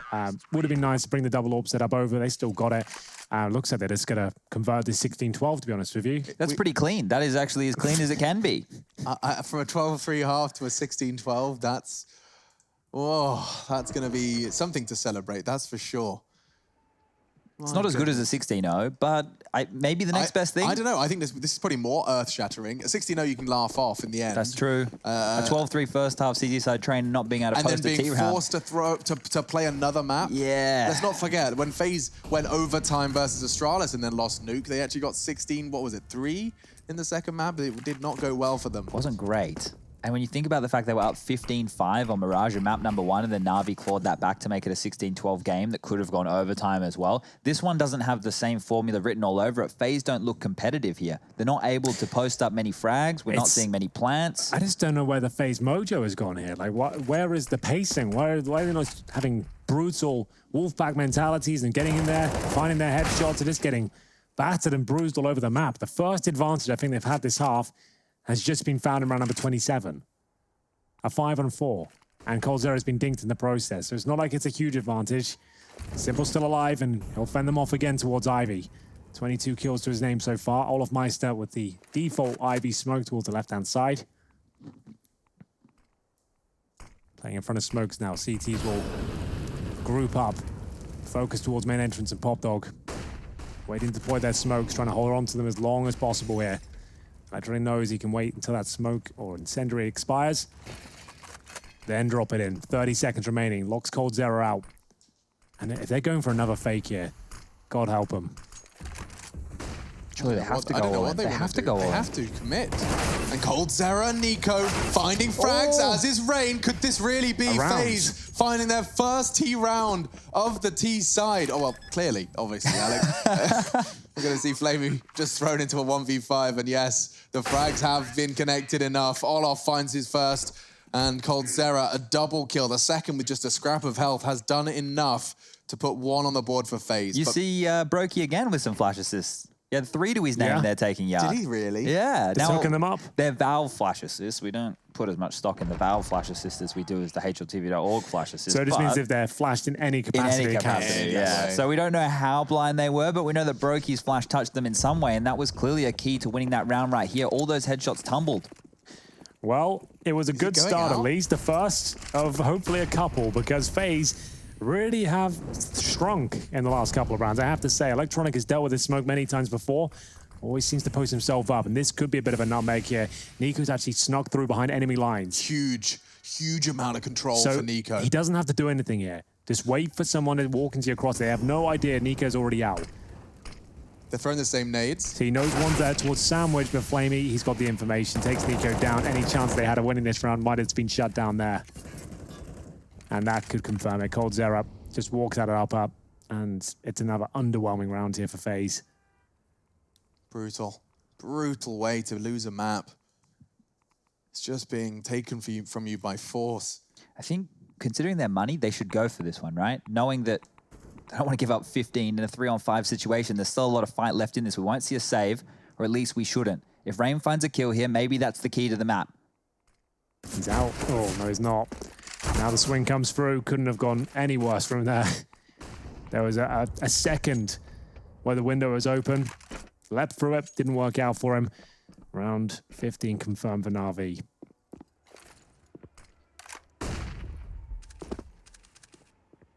Damage could be good here, though. Look at the money for Perfecto. It's not great. Electronic, not great. Simple down the bottom as well. If he can find a couple of kills here for anything but a clean round, that secures it. It is a perfect, flawless CT round there from Na'Vi. And a flawless CT half pretty much at this point. Only giving up one round after a 12-3 deficit. They find themselves with a 15-13 lead. Who would have thought this would come full circle? It's the 12-3 EPL scoreline that always seems to deliver. Round 29, we'll have NiKo just down to a deagle here. They need 2 in a row for overtime. If they can somehow get there, they will come back online. They'll get a second win, but I just don't see it happening. Yeah, 2 rounds on the T side of Train. Well, they've only have 1 so far. They'd have to more than double their efforts. And we've already seen 13 rounds.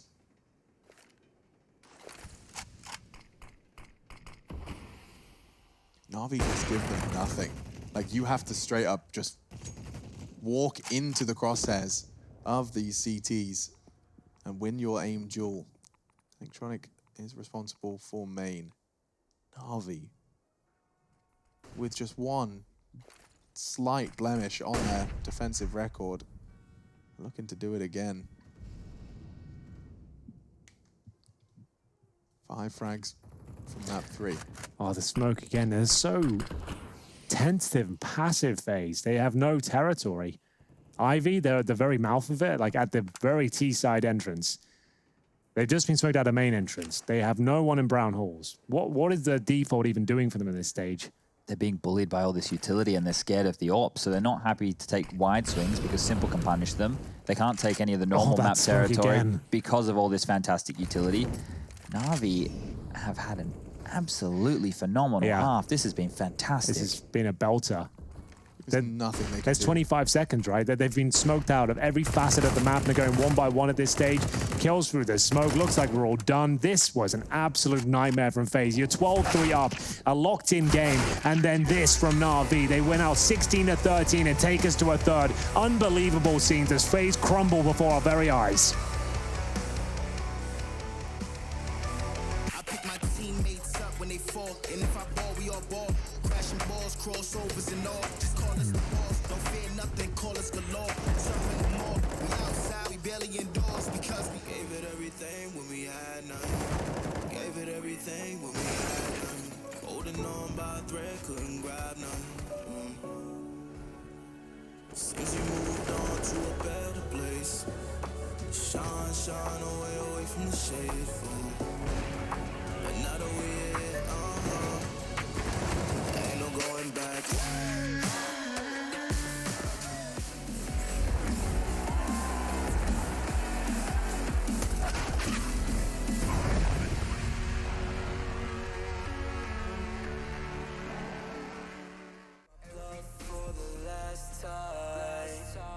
This ain't a song, it's a battle cry.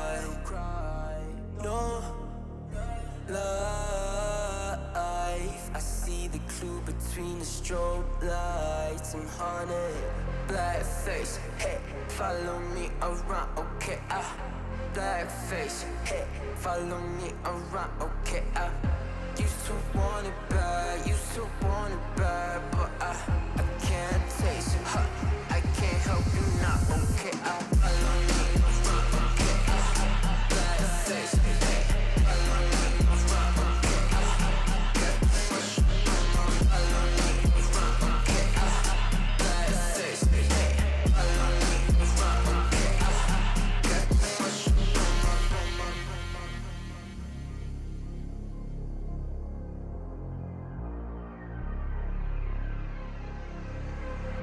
Got too much up on my plate, now I can't think. I said woke up, take a X, and now I'm feeling this is it. Want the money, want the rest. I do purse, not no cess. They say, Donis, why you sad? I said, I just need to think. Red tape, got too close, I hit the city. I black face, show you everything you need till you fornicate it bad. Someone said it is sad. I used to want it bad. I know it's in my head, keep seeing you too many times. Yeah. I know it's in my head, keep seeing you. I know it's in my head. Follow me around, okay? Black face, hey, follow me around, okay? Got too much up on my follow me around, okay? Black face, hey, follow me around, okay? Got too much up on my follow me around, okay? Black face, hey, follow me around, okay? Got too much up on my follow me around, okay? Black face, hey, follow me around.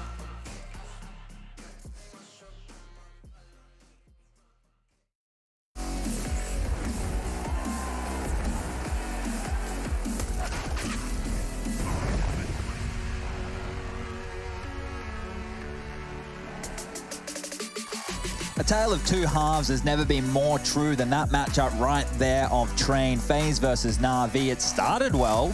Nico, on their CT side, he was setting the pace. He was looking hot to trot. Everything was going in FaZe's favor as they were able to mount a gargantuan 12-3 first half. Most Counter-Strike fans around the world, they probably thought that one was done and dusted. They probably thought it was over. A quick FaZe 2-0 was on the cards, but no. You have to remember who they're playing. It's Na'Vi. They love Train.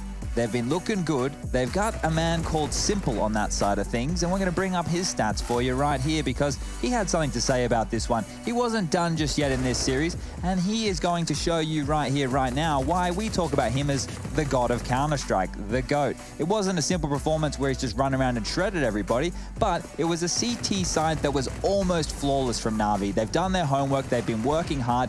You can see just how meticulous they were with utility usage to deny FaZe access all across the map. And well, we're going to dive into a little bit of a breakdown with some of the rounds that went on down just there. So let's just take a look at the round timeline so you guys can see exactly how this one panned on out. What a CT half it was from Na'Vi. Things were pretty good for FaZe, but it wasn't this good. Now, we've been talking about a move that's been going on a lot on Train lately, guys. And if you've been tuning into the Pro League, as I just scroll all the way back up here, you'll have noted to me about me talking about one of these moves that Mousesports loves to run. Well, FaZe have stolen that move as well. So you get the smokes. They're going to go 5 and E-box standard smokes. The molly drops down towards the Ivy position. Flashes are plenty over the top. And then what we've been seeing from Carrigan is a move where he comes out main, he comes back around Sandwich, and he dips around the smoke, and he's able to find some area on the map. Also, he can do a variance where he comes down and pushes through towards the cutout position, or even going through the smoke towards back of bomb train. Lots of things you can do from these set pieces if you can find the room.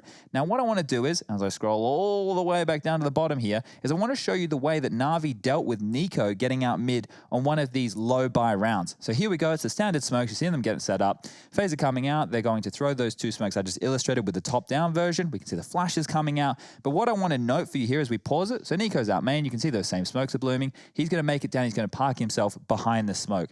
Now, I love the awareness from Na'Vi of how they're going to deal with Nico in this position. We're going to continue to play it out here, and you're going to see a flash and a crossfire from Electronic and Boomich, which is great. So I'm going to pause it.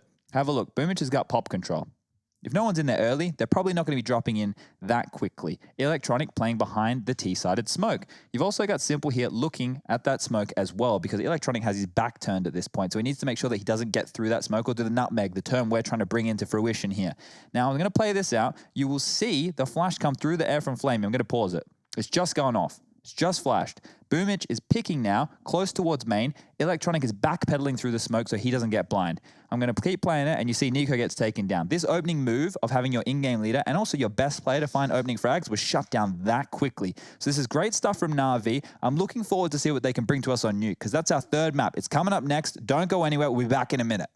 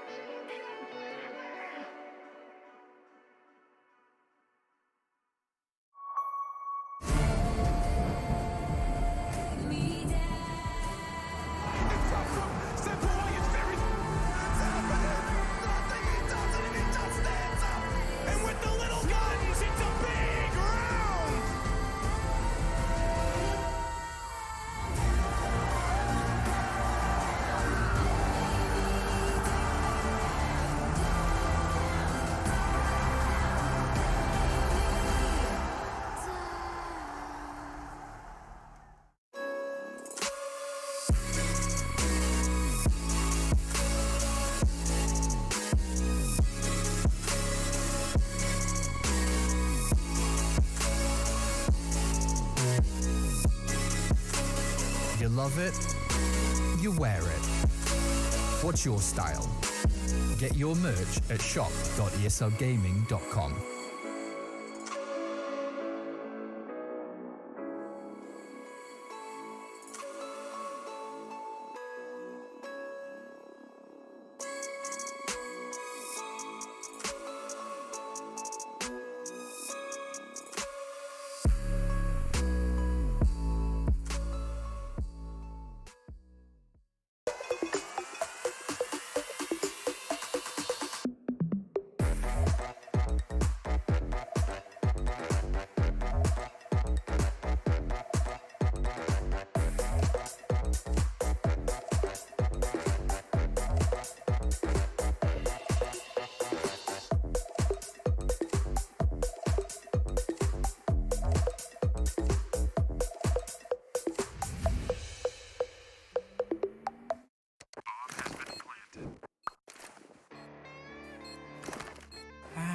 Cool, right? Want to know where I got it? Well, look, go to CS.money. It's a trade platform and a marketplace at the same time. Just choose, click, and get. Good luck, bro.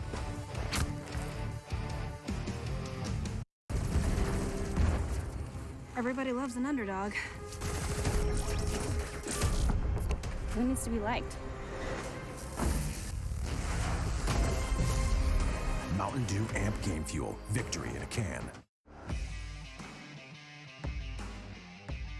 Charge up your game with excitement. Highest odds on the market. Take what's rightfully yours with GG.bet. My name is Jordan Gilbert, aka Nothing. Hi, my name is Sue Lee. My handle is Smix. I think it's important for these initiatives to happen. Empathy really, really goes a long way, and it always means so much to us, and I think that's where initiatives like this really help. I encourage everyone in the community, anytime they see bullying, anytime they see someone getting called names, I encourage you to step up and say something. Good luck, have fun. Good luck, have fun.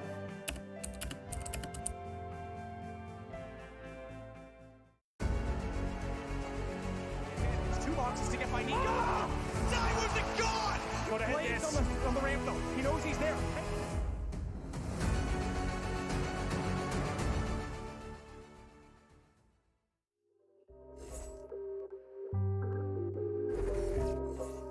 Yeah.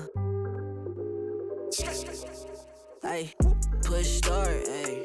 Ball so hard, ay. Raise the bar, ay. Turn into a star, ay. Play my part, yeah. I aim too far. I do it big. I keep it large, okay. Live it up. Cause it's fake, better give it up. Young, but I feel like I've seen enough. Numbers going up, better keep it up. Ain't slowing down, better live it up. I ball too hard, ayy. What? I ball too hard, ayy. What? about too hard, about too hard, yeah. I'm killing your favorite rapper with minimum effort. Yeah, your coach getting severed. The industry dries the desert. Do whatever it is that you think that you're doing, I'm doing it better.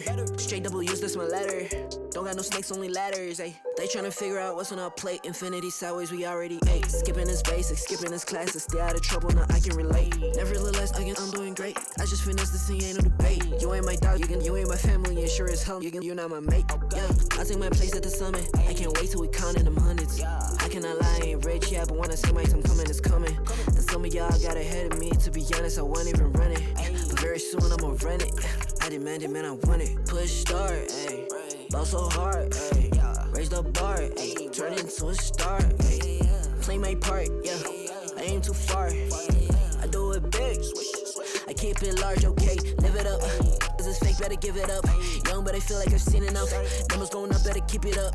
Ain't slowing down, better live it up. About too hard, ayy. What about too hard, ayy? What about too hard, ayy? About too hard, ayy. They not gon' like this, don't like surprises. I cause a crisis, man, I'm a scientist. With the music I spice things, up to my liking. Man, I want nice things, nice things. That's not an AK, it's a Uzi. I pull up and shoot it to movie. I'm chasing the bag, not a coochie. Cut ties with the fake, now it's Gucci. Word of my nigga from the 021. You count 6 shots and I count 2 guns. Some people still think I rap just for fun, but soon they look up to me just like the sun. Yeah, you can come over here. Swear it's like no career. Swear you got no idea. Soon you have no career. Take a good look in the mirror. They need to know that I'm here. Don't you act like it ain't clear. Yeah, push start, ayy. Ball so hard, ayy. Raise the bar, ayy. Turn into a star, ayy. Play my part, yeah. I aim too far. ESL Pro League is brought to you in part by Intel, Gaming Malta, Mountain Dew Amp Game Fuel, CS Money, MSI, Air Force, GGBet, and ESEA.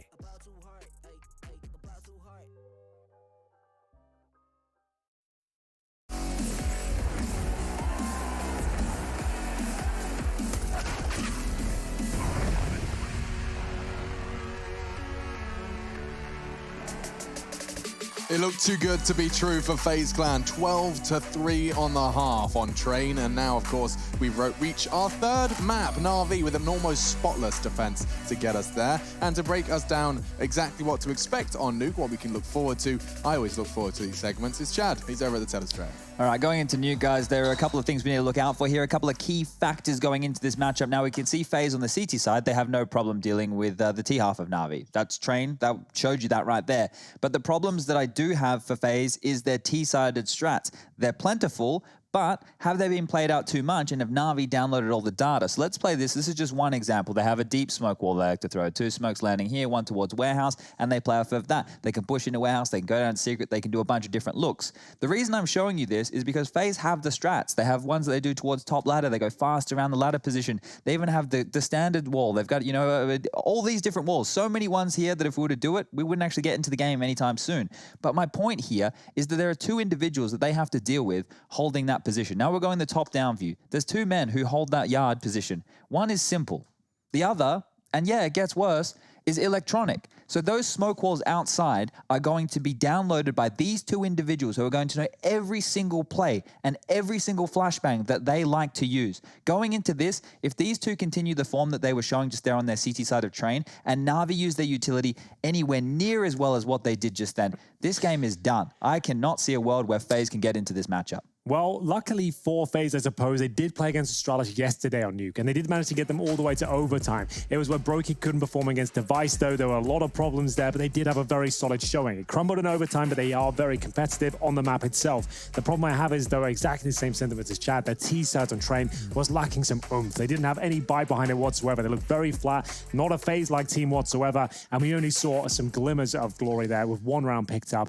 The CT side was excellent. Can't really poke any holes in that whatsoever, but the CT defense there for Na'Vi, the smoke utilization at the very most was impossible to stop. It was great to see. It was really good stuff because Na'Vi, normally we just talk about those 2 weapons going out and winning the rounds or then playing around those weapons. Well, they actually did it as a team. Every single individual in their positions showed up right here. And the GG.bet odds on your screen, well, they're still favoring FaZe Clan going into Nuke here. Na'Vi, they've got something to prove to the pundits, apparently. Interesting. Indeed. And bear in mind as well, we did state it before going into this one, it was a 0-3 scoreline for FaZe in the group stage so far. They have lost to Astralis, Mouse Sports, Fnatic, and maybe Na'Vi. They had that previous map in the palm of their hand. They couldn't grasp onto it, though. No, and perhaps they've let it slip through their fingers because our third map, yes, we've seen a lot of FaZe playing Nuke. It certainly seems to be a new one in their wheelhouse. But this is Na'Vi. Chad's highlighted, Yard is held by their superstars, but that will have to wait because with FaZe winning the knife round on our third map decider, they will have the choice of side. Are likely going to be seeing them start in the blue corner on the defense. It was exactly where they started off train and found such a nice early lead. Going to be looking for something similar in our third map. A must win. FaZe's chances of the next stage of competition hang in the balance. And Na'Vi, well, they were just looking for another win. This would be their third. And the odds do look like they've been updated just a little bit. Na'Vi given the edge as we jump into our third map. Oh, here we go then. Na'Vi starting on the T side. FaZe Clan up against a P250 armor combination is simple. We've seen this before. Na'Vi like to bully themselves in towards the ramp room. Olaf Meister has been given these difficult spots the last couple of maps. Inside on train, ramp on nuke. And his form isn't amazing right now. We know that. So they are going to be focusing towards these positions. He's being overwhelmed right now. He even gets one kill. That will be a miracle in itself. Yeah, he just revealed his position and then couldn't fire another single shot. There's so many steps above him. Bombs already planted. Oh, Na'Vi, they are looking like a team possessed. All of them just rabid, looking for shots like that from Nico. Maybe, just maybe, he can find another one of them. Simple still alive, though. P250 in hand. As soon as they shut down Nico, that could be it. Very good with the USP. Damage being inflicted here. The shot's not quite connecting, though. Brokey, he'll find one, but Boomich, Perfecto, all chiming in. And it's going to be 2 players surviving there. Ramp rush converted to a round victory. It is going to be 1-0 on the T side for Na'Vi here. And the force buy, normally an option here on the CD side of There Nico. it is. And, well, it does come from, I was about to say, maybe FaZe will go against it, considering what we saw on train. But they will go for the Deagles. 8 cheese, 3 of those so far. Maybe a scout for Coldzera. Hasn't purchased yet, goes to the Deagle as well. Okay, Bit of a master with the weapon. 5 Deagles here. Brokey will not have Kevlar. So they've got 3 grenades. So they use this outside potentially. Just try and get some damage done early on. Smokes are important. Ooh, Squeaky gets open, Couldn't the nade's pop out. going in. Hello. Oh, it's completely missed, or did Boomich take all that damage? Yeah, he did. They're going to try and go towards lower. Through the ramp, and the player diving down, and that might be it. Let's rank us 2-1 Look at all Deags the here. They're in damage, trouble. though. There is a player at the very back. Brokey could be overlooked. This position's never checked, by the way. It's really not. Looks like he's been spotted, though, and he doesn't get a chance to do a single thing. Gosh, FaZe looking a little flat here. Again. Yeah, there's some on the CT side, but obviously very early days. It will be Na'Vi to confirm the round victory with this bomb plant. They haven't dropped a single player. So, Chad, they've done the same approach again with a 4 Mac 10 and 1 rifle. We see this from Na'Vi all the time. I'm not a huge fan of it, but they make it work. Why are no other teams like really doing this right now, do you think? It is risky against the force buy. I just think that Na'Vi know they can pull themselves out of the hole with, or maybe they don't know, but more often than not, they can pull themselves out of the hole. Coldzera will take down Flamey there. If you're going to go fast like that, it completely makes sense, right? Sure. The idea is get Boomich down the vents, cut off rotations. He can probably just die very easily there. That should be almost a kill for free in some situations. I suppose if you are taking more riskier plays like a Venn dive or a ramp rush, if you do lose players, you're not giving away AK-47s. Yeah. So you're going to keep that on your star player, and hopefully you have him surrounded by the bodyguards of the Mac 10s. So obviously it's viable. It works. You just don't see any other teams approaching in this sort of manner. It works out, though, for the 2-0. And in terms of survivors, Nico and Raim holding to the Deagle Llama. The rest of them, though, can't really invest much at all. Brokey can maybe get a P250, considering he's already got 3750, but he is the AWPer, so can't get much more than that. Yeah, just another thought on it maybe is if they keep the Mac 10s and they win that round like they did, you just highlighted the fact they're not giving away any weaponry, first of all, that they can save or use against them to win in that round. And then moving forward, if they do win the round, now they get to go up against unarmored opponents with the Mac 10s, which makes life even easier. And then going into the first gun round, most likely a whole bunch of unarmored opponents as well, because they need to start prioritizing utility. Well, here comes that Mac 10. Looking to farm some cash here. I feel like he's on to something. Takes a bullet to the face, but Electronic will open things up and get the hell out of there. That's enough. Pulls out some utility, and I say some, all after the CT utility. It was a single smoke on Nico and just bounding into the site. Simple, his feet barely touching the ground before the frag is found.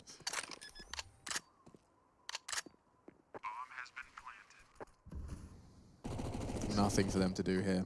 With 3 Mac 10s left over, the world is the oyster for Na'Vi. Let's say they want to do the smoke wall, cross secret. 3 Mac 10s barreling down secret, great. Top rush, if you can get out Squeaky, great.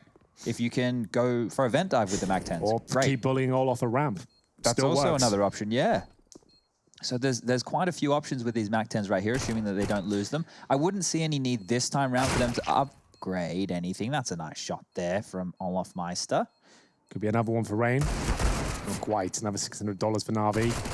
Olaf, even if he saves the MAC-10, he won't be using it the next round, so might as well go for the kill. Doesn't work out for him, and they'll save 2 MAC-10s here. And as Chad said, like a map like Nuke especially was just so momentum-based. If you do get a quick kill and one of the key choke points of the map, you're definitely going to keep onto it, keep hold of it. So we'll see Boomich and Flamey MAC-10s here. Keep a look at the helmet situation for FaZe. They currently have 3 players without them, meaning those MAC-10s become a lot more powerful. There would have been 3 MAC-10s if it wasn't for this shot from Olaf. His first kill into the game. Quite a stunning one there towards Simple. So we do have the MAC-10s out, and there are 4 players without helmets here. So those MAC-10s become lethal before the round even starts here. Smoke for the vent dive, but Nico's... Ooh. Luckily, it only takes tiny amount of damage there.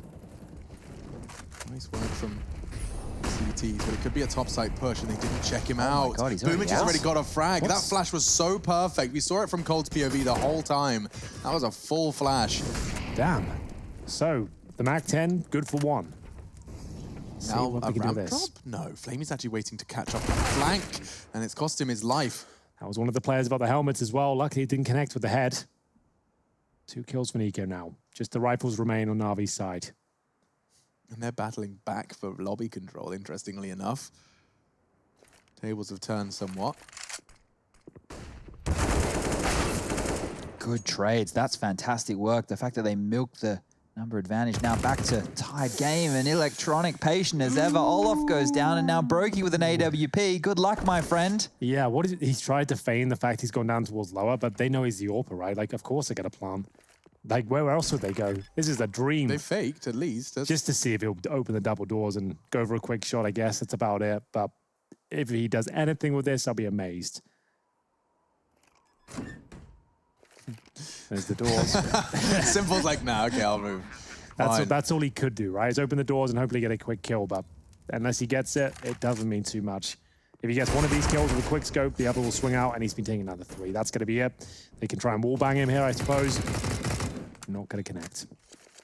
So one little detail from that round right there that we might need to keep in mind as the game progresses, the CTs, and I believe it was Rain, actually Molotoved into the T-vent. That's why Nico only took a little bit of damage to the Molotov, because it was team damage from that Molotov. Now, the reason that they would probably be doing that is because Boomich has an affinity with dropping down that vent. He loves it. It's a way to cause the CTs to scramble and force out those rotations early to be a bit of a mess. So if that was intentional and they did mean to drop that Molotov straight down the vent, they're trying to stop Boomich from having that freedom. But Boomich just went out hard on some basic utility from his teammates at the top side and obliterated that defense. So he has a couple more tricks up his sleeve, old mate Boomich here, as we will get into round number 5. The guns will be brought on up on the Na'Vi side of things for sure, but the question mark is over towards FaZe. What do they want to do behind the saved AWP? It's currently the most expensive piece of equipment out there on the board, $47.50 right now, and well, to back it up, they're going to purchase some armor, some nades, and some upgraded pistols, and hope they can hit a couple of bangers, because they're going to need it now. 4-0 down on that CT side. 4-0. Brokey saves the AWP. Na'Vi on an absolute tear. If you're just joining us and missed the second map, you think it's a pretty par for the course. Picking up their own respective maps, we're on to a third. But no, it was FaZe actually had a 12-3 lead at half on Train. They couldn't get a single round together until the very latest stages of the half before it ended 16-13. Now finding themselves down in the doldrums here. 4-0 against a T-side Na'Vi who shows no signs of slowing down. Up against Pistols right now. Brokey has got the AWP, but as I mentioned before, he's not one of those AWPers that you'd be convinced like he's like an Oscar or a Voxic or a Simple. He's going to carry the round for you. Certainly a very good sniper, but doesn't really fall into that category. More problems for FaZe here. This is the first time in this series they've started behind.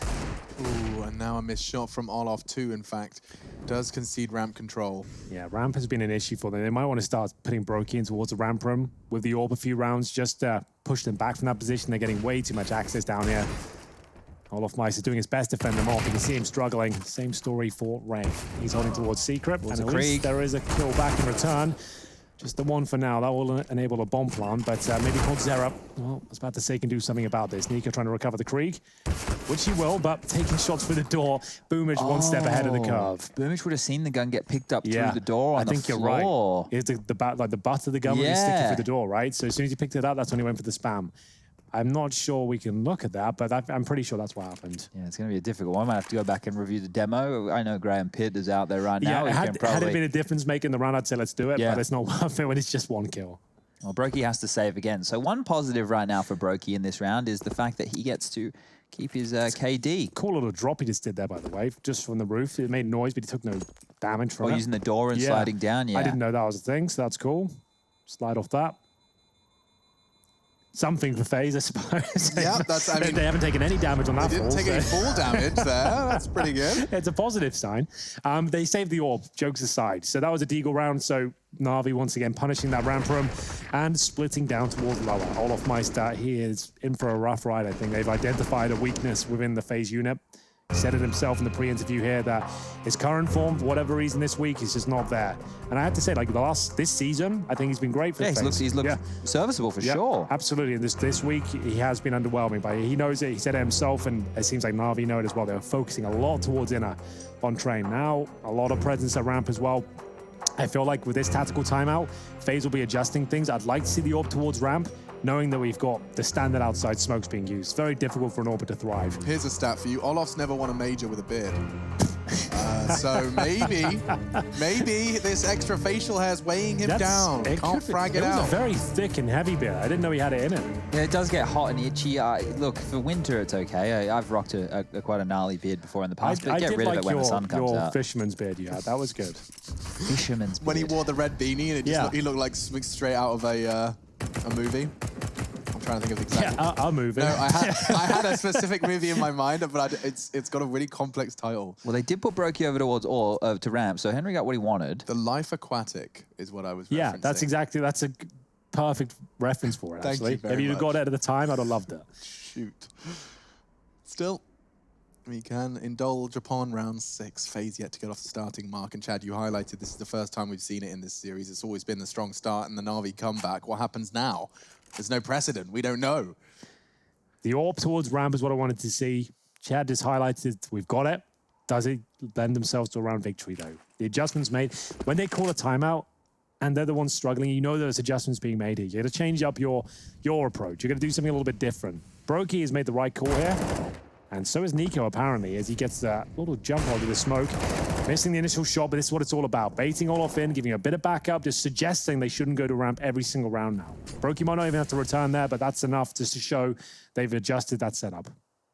Yeah, and Perfecto completely caught out. My God, jumping across to bait the orb shot exactly. into the rifler. Bob's your uncle. So even with the tactical timeout, I would have liked to have seen a rush there from Na'Vi, if I'm honest. Those changes seemed obvious to me, at least. But in towards ramp they go. And it will be a 5-on-2. Objective now trying to get the bomb down with the CT presence down there. Maybe I like the fact that they can actually just get straight towards upper here. He's going venting. There's a chance they win this. Oh my God. He baited him with just the flashbang and the door. Now 2 frags top sight. They've got time for the plant. I can't quite believe it. Boomich. There's actually a chance they win this. A 2-on-5 at 5-0. It would be over. It'd be GG. Oh, wow. That hot player just reacted. I mean, you can't blame him. Oh, this gap. Simple alive as well, making some footsteps now. Trying to bait in Brokey. He's so smart, but Brokey does hit the shot. Boomich surely won't be winning this one. That kill Good attempt. towards the hut was the entry. We're seeing a lot more of that these days, using secret control and then popping back up the vent. Depending on the CT rotations, if you know how they like to rotate, if you can also deny like if it's them. more ramp based. Yeah, exactly. And if you can set a precedent of denying them the rotation from the hut down the vent by having somebody lurk squeaky a lot, they're going to stop doing that. They'll start going back through secret, or they'll head over back towards ramp, exactly like you're saying, or maybe even try and push lobby. So the idea of, coming up the vent once you have lower control, we have been seeing that come in more and more. They're finding a gap. It's definitely not a traditional way to be splitting the top site, but if it works, it works. Another note, another common denominator that's been cropping on up. Flamey definitely stepped up his game in the second half of Train, but here on Nuke, once again, struggling to find any impact. He's got 0 kills. He's had 0 impact, sure, but Rain does take him down again. So speak of the devil. He's had a bit of a nightmare again for poor Flamey, 0-5. But I have faith that his ramp hold will continue to be as obnoxious as it was over in Katowice. He did some sensational things on the CT side of Nuke. And he will be a crucial component in the Na'Vi defense once they get there. Look at the angle Lolo's working with here. That is a tight line. Yeah. He's going to need a... He's fallen off of it as they go into the vent. So that information that he would have had is not present. Oh, he's got nothing from this now. He knows nothing. Absolutely nothing. There's one game going to be walking through secret and one decon. They've left the bomb down towards lower. This next kill, very important. Olofmeister nails it. Boomage. Krieg bullet to the face. Electronic knows he needs to make up for that now. Smoke will be thrown in return. Does Olofmeister just assume that's a force field now? Electronic considering pushing through it. Goes to the vent instead. He's got the bomb on his back. Needs to get towards upper. And there are players there ready and waiting. Cold Zera. Joined by Rain.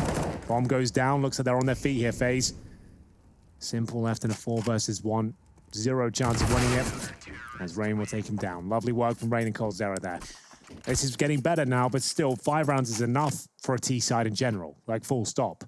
So Na'Vi, if they post 2-3 more rounds, I'm not sure FaZe can get back into this. But positive signs of these, that's 2 in a row. There's at least some life being displayed here by Rain. Gets himself a nice quick, I think it's a triple in total actually. Yeah, cleans up on Simple at the end there, but the impact happening a little earlier on into the piece. 3 Kriegs for the CT side now. That's going to really help, especially for a map like this. I mean, there are so many angles that, or duels you're much more willing to take when you've got that weapon and that extra scope. Ramp certainly going to become less of an issue for Olofmeister, I would imagine. Should he get challenged out again, those duels where it was a Deagle and a panicked Molotov will now be a Krieg and a not-so-panicked Tap. Yeah, be more than happy to take some of these duels here, but Na'Vi maybe not considering it right now. I couldn't see any reasons to be busting them out in this moment, but if they can start hampering the cash flow over there on the FaZe Clan side of things, maybe we see those MAC-10s rear their heads yet again. That is the key to pace for Na'Vi, it seems. The rifle's coming out. I'm just going to expect a slow default spread as per the usual. Perfecto holding ramp, Electronic working ramp, the rest just posturing on the roof, waiting. Ready to pounce on any information that gets thrown their way. But this is par for the course from Na'Vi. Certainly is. What's the next play, though? Nico with the Krieg now on the CT side, 3 of them available. Outside smokes starting to be deployed here. Electronic will throw his. Simple lining them up as well. Lots of different variations that Chad highlighted in the pre-game. Boomage will be calling out which ones he wants right now. Just getting everyone in position. Perfecto apparently vital to this play. And he'll be throwing the deeper smoke there. Oh, just the incendiary goes down though, Chad. Is that enough? Yeah, I don't know how they picked the timing. Yeah, on that. I have no idea I'm not sure either. what the tell was in that situation, but that's a huge CT-sided molly. Is there a gap there now? It's a deep one for the... So actually, I don't think the smokes are actually what they were expecting and trying to stop. So the bloom is still effective. Yeah, so there still is a strong wall and a strong shot from Nico. The Krieg really working out for him, but it's the same story for Electronic. It's trading blows here, but it is FaZe coming out on top. 4 versus 3. Perfecto jumps down. Hunting for Olofmeister. Tucks himself in towards double doors. Ooh, he didn't fall into the trap of feeling like he couldn't retreat. He did well to get back there. Even the doors open. Actually works out for Nico to take a kill and the bomb. Should be a perfect round now. You can see Perfecto clearly caught out. Flamey finds his first, and it'll only be the one. 3 to 5. FaZe do find 3 rounds, and they needed them. 2 in a row.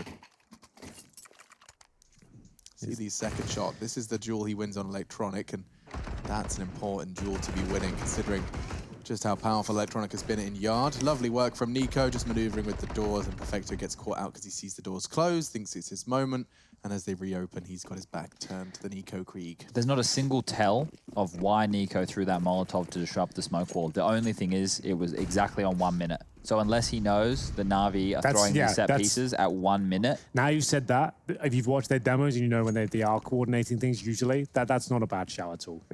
He threw it on exactly 1 minute. Yeah, you've probably nailed it there, to be honest. They've watched the demos, Yanko's told them they always do this to 1 minute. Drop this if you can. If there's nothing else on the map at 1 minute. Sure. Yeah. So, opening pick found. This is a bit of an eco here for Na'Vi. 3 in a row for FaZe, but already suffered a massive deficit at the start of this half. They need to display this the perfect game at this point. Flamey on 2 HP. Boomage trying to sneak through towards the window room. Does do so. No one looking at him right now as a free kill. Take those.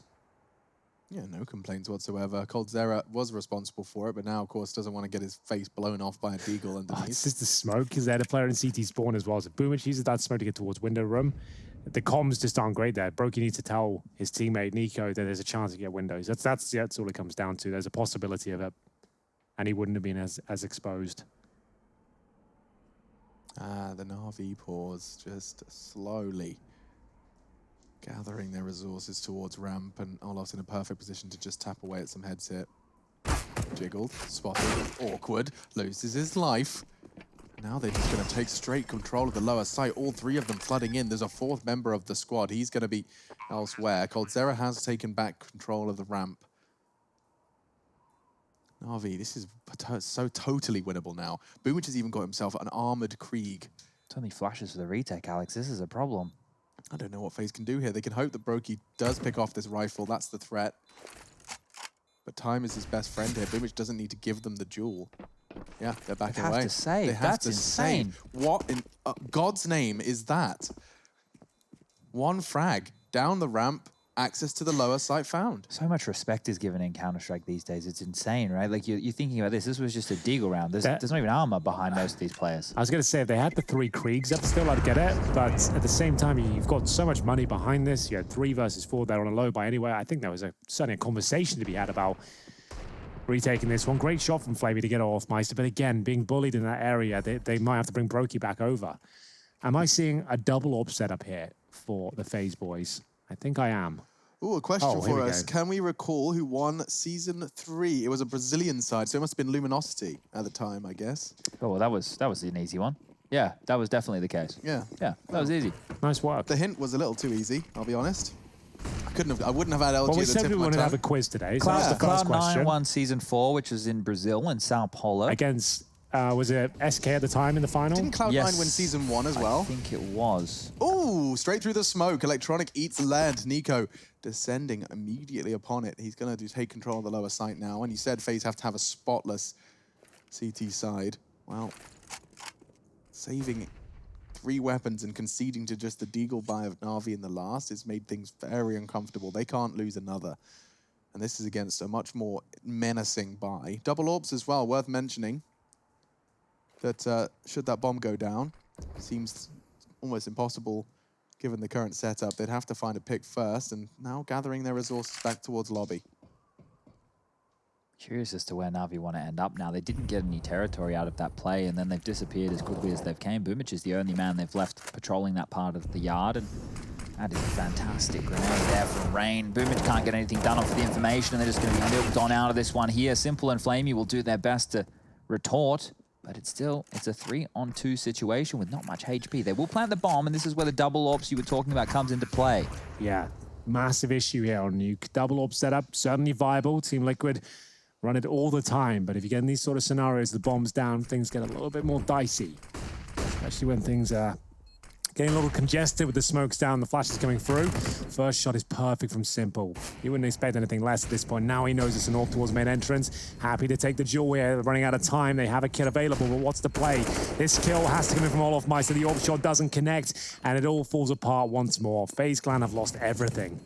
Brokey might not even get away with his life here. He's thrown away the AWP, found an AK-47, and Simple looking to take him down. Perfecto will do it in the end, and does he survive? Of course he does. Na'Vi And it look like will the better team. Yeah, they absolutely do. And that was what? Was it a 4-on-2 or a 3-on-2 there? Either way, it was a massive advantage for FaZe. 4v2, I think. 4v2 with the double AWPs, and that's just why you just don't really want to operate with double AWPs on the CT side of Nuke. If you're running away with the game and it looks great, and it's a nice remedy for problems on other maps. You saw on Mirage earlier, it's a good way to get into the round and change the pacing up. But on Nuke, it's such a different map in the way it plays. Having 2 AWPs on the map just makes it feel like it can be nullified very quickly. Neither of those bomb sites lend themselves very well to... Oh, Alex, that's your smoke. Yeah, I wanted to see how he does it. Can we go to Simple's POV, please? Look, at the moment, with us being here on Nuke and the scoreline being 7-3, FaZe have won 3 out of the 4 halves on the previous 2 maps, which is wild to think about. The Na'Vi have taken us to this point by only winning 1 half. 1 half and a potential win on Nuke. They have, however, conceded the early frag. It was Rain who won the duel out on Squeak, and now no door for Boomich to play around. They're trying to sell this vent dive, but it costs another player his life. Weren't expecting him to be so vicarious. Now the bomb's gone down. Oh, actually, NiKo does take it both out of their hands. He's securing this round with a nice double.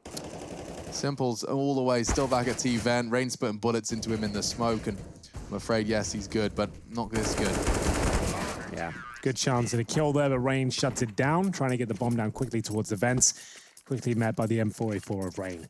They can still win this half. I would say even that would be a bit of a reach for them to be winning out the map at this stage, but Na'Vi will call their second tactical timeout, brought to you by the US Air Force here. Money pretty thin on the FaZe side of things after winning the previous round. They haven't invested into grenades on Cold Zero yet, so bear that in mind.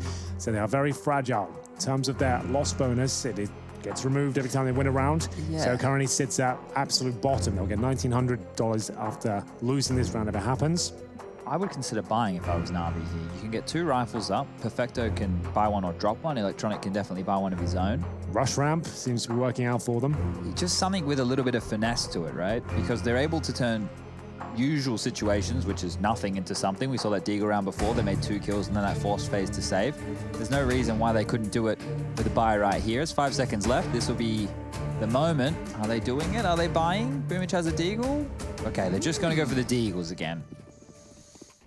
Still dropping them, of course. Yeah, I guess they're not rushing. They're a very That's right. They do wait until the last 20 seconds of every single round before they do So anything. They're fine with this. They got to look for the 1 Deags and slow it right down. First kill will come through, though. That's going to be a nice shot from NiKo.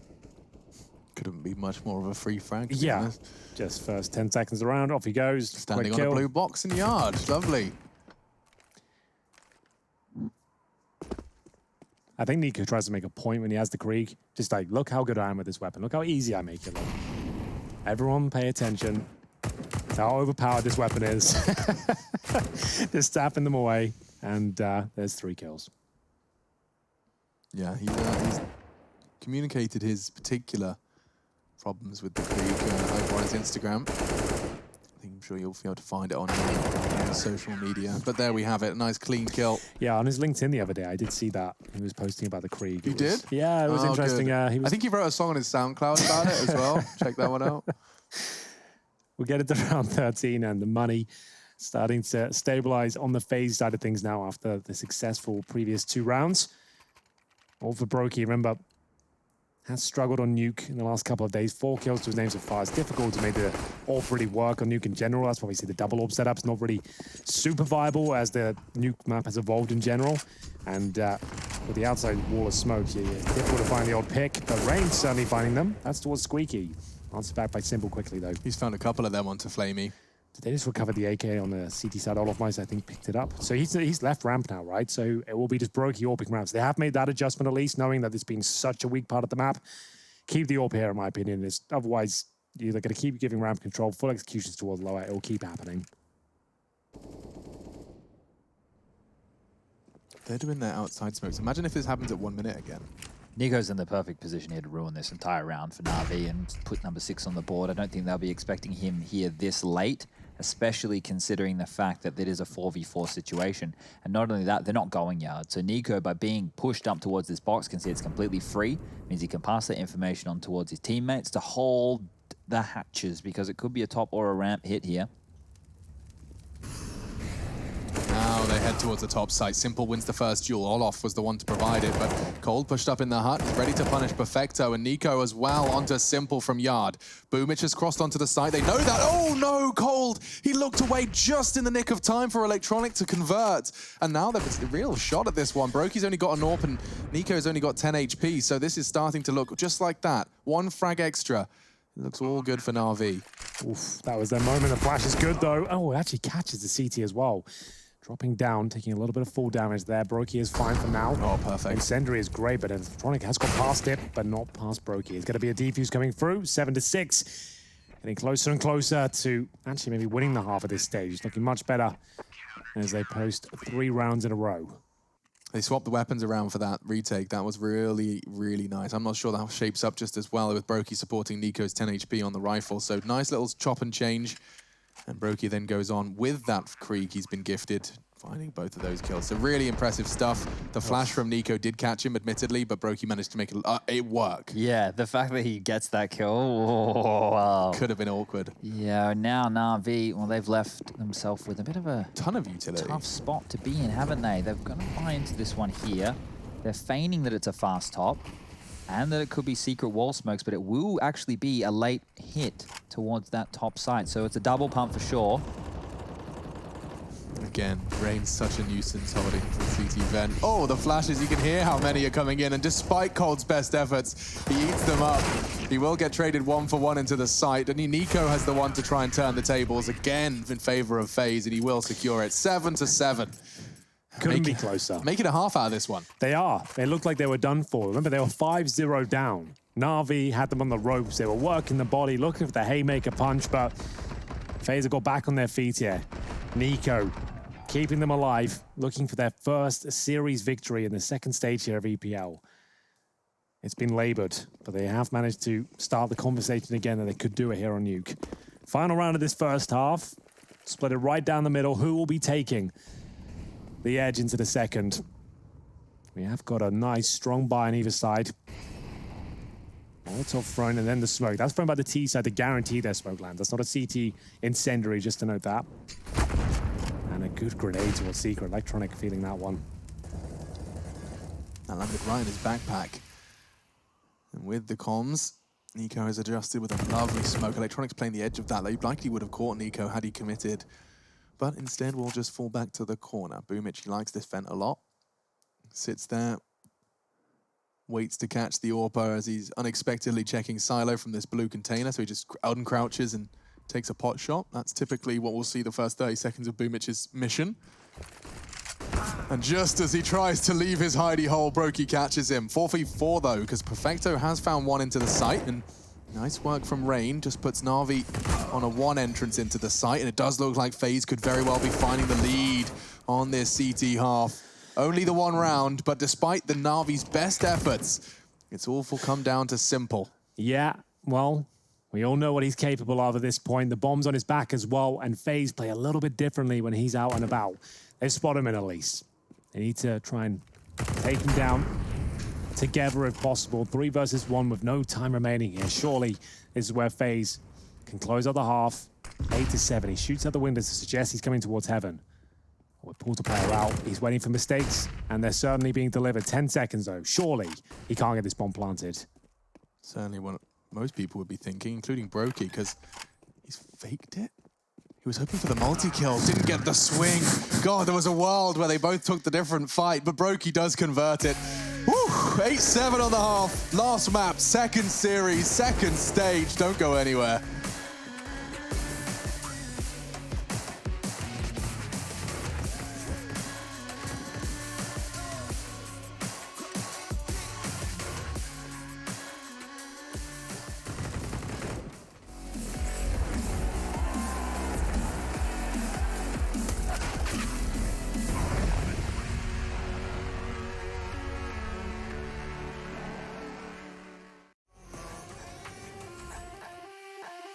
Don't you know I'm a bad little mama? I got moves like Madonna. Don't tell me cause I move when I'm gonna. I'm not afraid to lose, I am a prima donna. Don't you see I'm a winner, I'm a queen. I cause no scene if you work with me. Don't stop me cause I fight when I wanna. I'm not afraid to lose, I am a prima donna. Step out as a motivator. Let them know that the weight's up. That's how we know when we level up. Hey, that's how we know when we level up. Level up. All we know about is level up. Are we ready not to level up? You know we fall and we get up. Level up. All we know about is level up. Are we ready not to level up? It's time, get up. Back against the wall, still I'm standing tall. Know about the ball, I got my fan with me. All we know is ball to empty out the mouths. The chosen one they call, I take my fan with me. Know about it if you tell, know you're breaking codes. What your credibility and all fall like dominoes. Can you really take a stance? All I wanna know. Need me real ones when it's time to go. Step it in, elevator. This is to all the haters. That's all we know when we level up. Yeah, that's all we know when we level up. Level up. All we know about is level up. Are we ready not to level up? You know we fall and we get up. Level up. All we know about is level up. Are we ready not to level up? It's time, get up. I found out I'm not alone, 'cause I'm just like you. We are fearless when we fight and not afraid to level up. All we know about is level up. Are we ready not to level up? You know we fall and we get up. Level up. All we know about is level up. Are we ready not to level up? It's time, get up.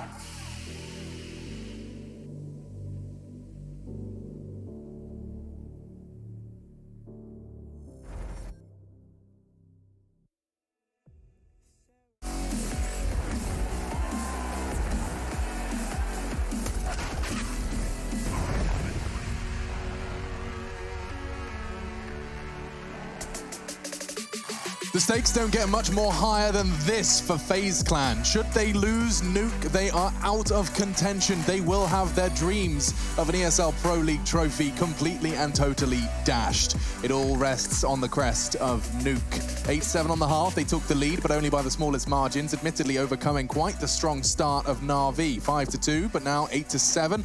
I'm Machine, I've got Henry G and Chad with me, and we're bringing you all of the, what seems to be, rather fast-paced action towards ramp. Flamey is a little bit infamous towards this position now. Look at the damage inflicted as well. Where did that come from? Must have been an 8 chief thrown into the mix as Flamey now looks for the first kill. Similar approach to what Na'Vi did on their pistol, remember. It was all off the same position, swarmed down towards lower, but he didn't have the backup of Electronic, who seems to be finding all of the kills now. Perfecto firing off bullets from the decon room as well. Na'Vi look like they've done enough here. That's a hat-trick for Electronic here, but they do run into the choke point. Simple close things out. CZ in hand. So same tactic from FaZe, but not really the same effect in the end. Didn't even get a plant out of it. An armored CZ. They really, they went one better on the raid boss. The P250 wasn't sufficient. They wanted to spend more money on Simple, and he finds himself a double kill to secure the pistol, so no complaints from anybody. We'll get to see Electronic's opener as well, just taking the first onto Brokey and actually finishing off the second as well. My goodness, I didn't know how much Electronic contributed to this one, but it was a whole lot. Yeah, I sound like a broken record at this point, but in my mind, the most key part of real estate when you are taking that lower bomb site is that window room, and Electronic is a fantastic individual to be there and to defend. FaZe Clan, they didn't get the plant, but they still will opt for the force buy here, so at this point in the game, unless they are able to keep this one relatively competitive or get a plant, they are almost gifting Na'Vi 10 rounds on the nose here. It will be the secret wall smokes. The cross will come out. The bomb is with them. It looks like all 5 will be silently creeping behind this with not even any spam at all. And Boomich, well, you said Flamey, he made a bit of a signature position for him at ramp. Well, this is the play that Boomich made his own in Katowice. Free fire did come in, even brought the Tech 9 for some extra bullets down range, and with their powers combined, they do get access to the lower site 2 rounds in a row. Flamey's only got a USP and a shotgun, not going to get him far. The scout will, though. Tags from Simple, not quite enough, not quite converting. Boomich has definitely found out at this point. The fact that he's done the same play that he did, what, 38 days ago there in Katowice and didn't expect to get snowballed over. Boy. Cold Zera now. A chance to get a few kills here with the Desert Eagle, but thwarted by Simple CZ. It looks like they might be out of luck here, but Nico does get one through here. There's no kits. There are no kits, you're right. Nico gets another headshot. Perfecto fighting for his life here. One of them has to defuse and defend. I think it could be enough still as the defuse... Oh, it's not coming through. There's no time, they were too late. Yeah, you're right. And there we have it. The round will go in favor of FaZe. Maintaining their lead after losing the pistol. They've done it again. FaZe Clan answering back with Desert Eagles. And not much else. Nico's especially, that had something to say. 3 kills told. And, oh, that's a great shot. Nice work. He is doing it all. It's 20 kills for Nico, 20 kills for Simple. The next closest on the side of things for Na'Vi is Electronic with 10.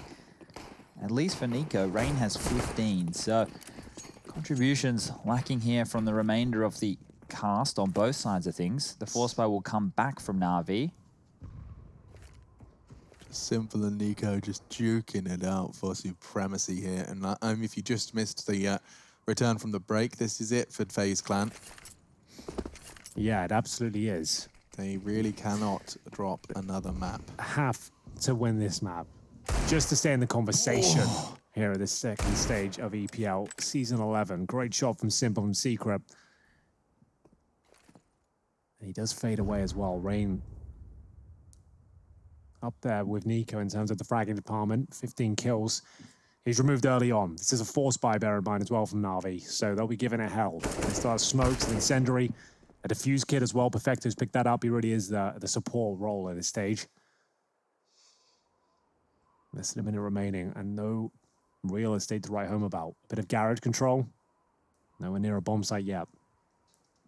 Yeah, and close corners are plenty here on Nuke. And you know what felt like a deagle. It was a 5-7 from Electronic, but just pops away at the head of Nico mid-range. Quite the scalp to take, considering the frags we were just talking about. But now it's coldzera's turn to perhaps remind us why he was right there alongside Nico at stage 1. 25. That bomb has to go down. It's main. It's been spotted. They know what's going on. It's just a question of fragging. Olof's the one that takes the fight to them. He's going to get caught. And now Brokey's met the deagle of Simple. 3 kills from him. 2 in very quick succession. And that's going to put 9 for Na'Vi. So if I didn't push it home hard enough last round, let me try again. Nico won the previous force spy for his team with 2 big deagle kills. Simple has come back in the following and done the same thing. So I don't know if Nico wants to try that again. Let's see if he can buy the deagle and try one more time. Are they going to break serve? It's going to be another tactical timeout here for FaZe Clan, brought to you by the US Air Force. And we'll see what they've got up their sleeve. coldzera has averaged the best entry duels on FaZe, 67% in the last 3 months on Nuke. Haven't seen too much of their T-side just yet. We'll see if he can come online and start getting it done with either the Krieg or the AK-47. Currently tied up at 9-9 here on our third and final map. Train looked done. It looked like it was over. FaZe Clan had Na'Vi pinned down almost. It was 12-3.5. But all of a sudden, round by round, Na'Vi got back into it and ended up winning in regulation as well, 16-13.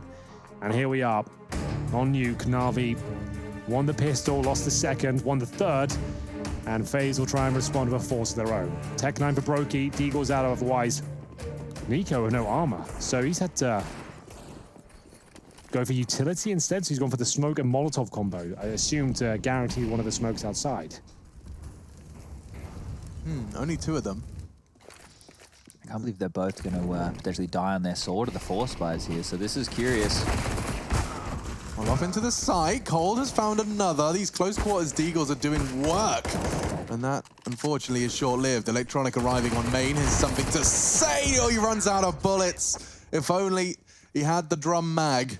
Could have perhaps been enough for the frag. But no, rain falls and 10 now for Na'Vi. Let's see that from Electronic's POV. Came up the vents of all places. They weren't ready to check that one. Transferring into Nico, who's not going to be checking. That's such a quick frag from Electronic. That's going to put FaZe straight into their eco territory. So we're looking at 11 before they get another chance at this. Well, this is where Na'Vi started to run away with Train. They got established on their CT side, they got the guns out, they broke down the money of FaZe, and they just absolutely wrecked them after that. Blocks only. At the very top end, we've got a P250 for Rain. Simple. He's so active, he's so up for this. Ready to take down anyone towards his outside position. He knows they have no armor. Brokey, not really much he can do with no utility and just a Glock out there. So he'll go join his teammates. Not the most fun round of Counter-Strike to play. No, and Chad's gone over this a few times now. The idea is just to bleed out their grenades. Try and force a mistake if possible. Grab a gun. Counter-Strike at this high level, right? If you want to minimize mistakes, and that's what it's all about, is minimizing mistakes and taking the least amount of risks, then playing rounds in this slow fashion is the best way to do so. Yeah. They're going to run to top side now. Of course, this is the only thing they could try, maybe overwhelm. They will get a kill, so that's a positive. Yeah. Nico gets down the vent. It's like the best they can do with a bad situation. They could have just rushed in the very get-go, but they would run into flames and HE grenades and be blown up. At least they've got a kill out of that, and they've baited out some of the utility otherwise, right? So they haven't been blown up. It's been more cash expended by the CTs. So yeah, it's not the most entertaining Counter-Strike to watch, and they got Glock sitting in lobby for a minute, but it does make sense when you break it all down. It's a thing that's really come into the forefront the last few months, I would say. A lot more teams are doing this, and just trying to notice the fact that they are spending $600 every time a CT drops an incendiary, for example. That's $600 gone. That's spent. Yeah.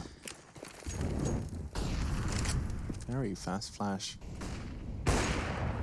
Simple was taking an early fire outside, but after firing off the AWP, he's choosing to no longer go on that venture. Curious to see what smoke walls we get out of FaZe early and see the counter in play. So we did touch on this in the pre-game. Setting up their smoke wall now. Nico doesn't know which one he needs to throw. He's doing the gap smoke. There we go. But they've got someone in secret. If Nico doesn't challenge, okay, good, that's the incendiary. So they'll Molotov Electronic out of position, but he can just jump above it. We saw this working for Nico. He got a frag in this very same position before, known as somewhat of a common maneuver these days, is you can actually throw out a smoke and peek on that railing yourself. Glaving it, if you will.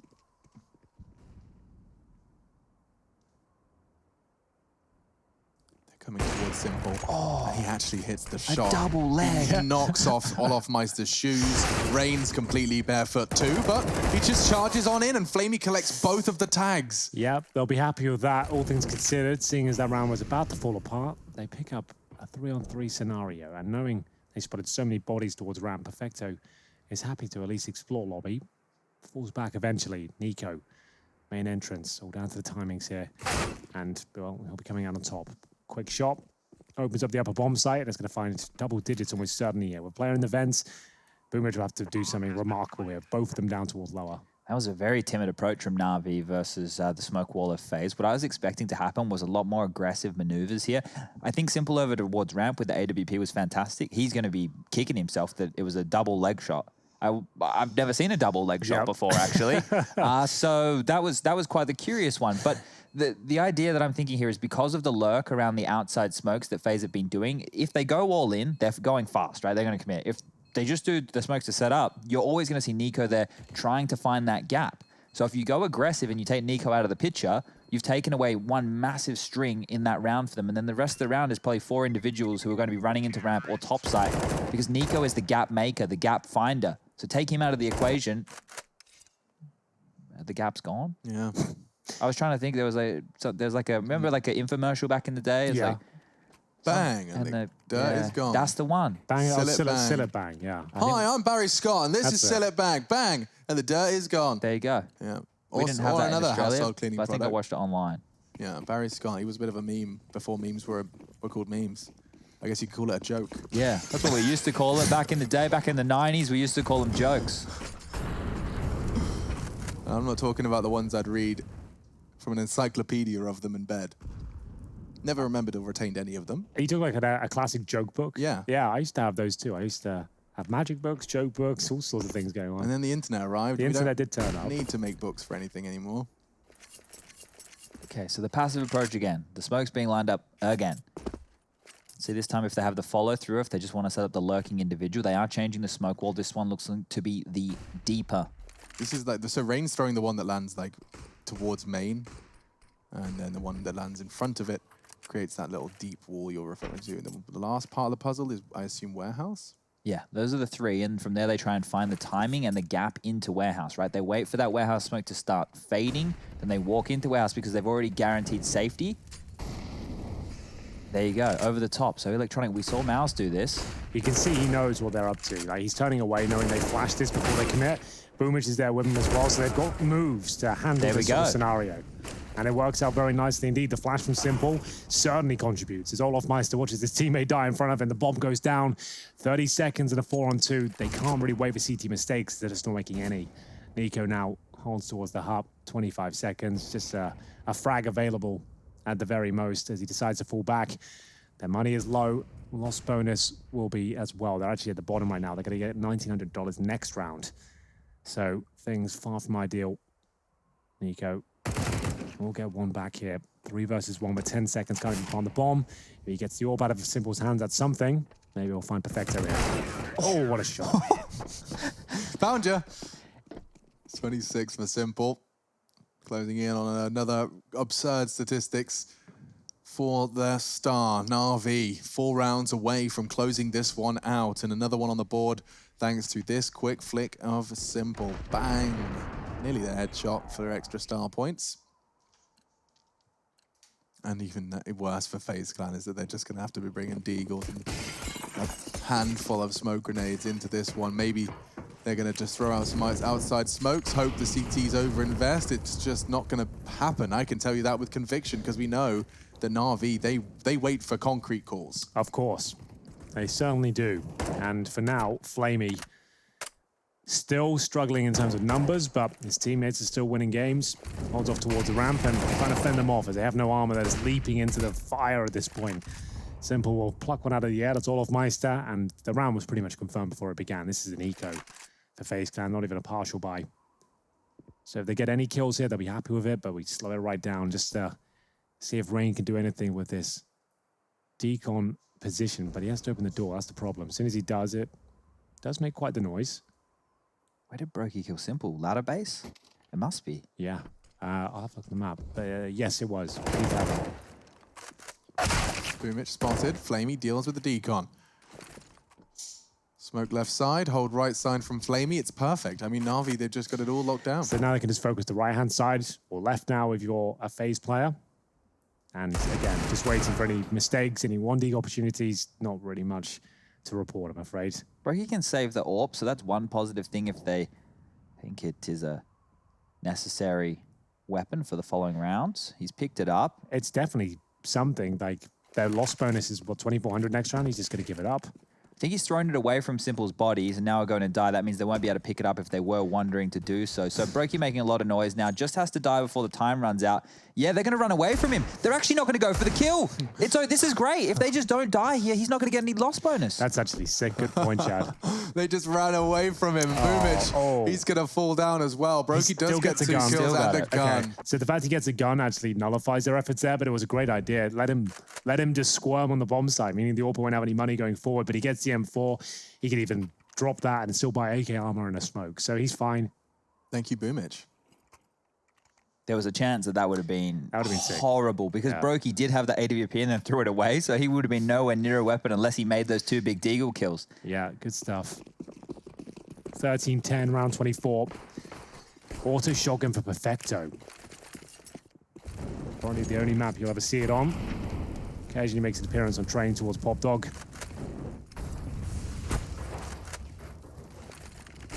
Oh, a shotgun, not the perfect weapon for the job, but Electronics managed to find 3. I can't even comprehend it.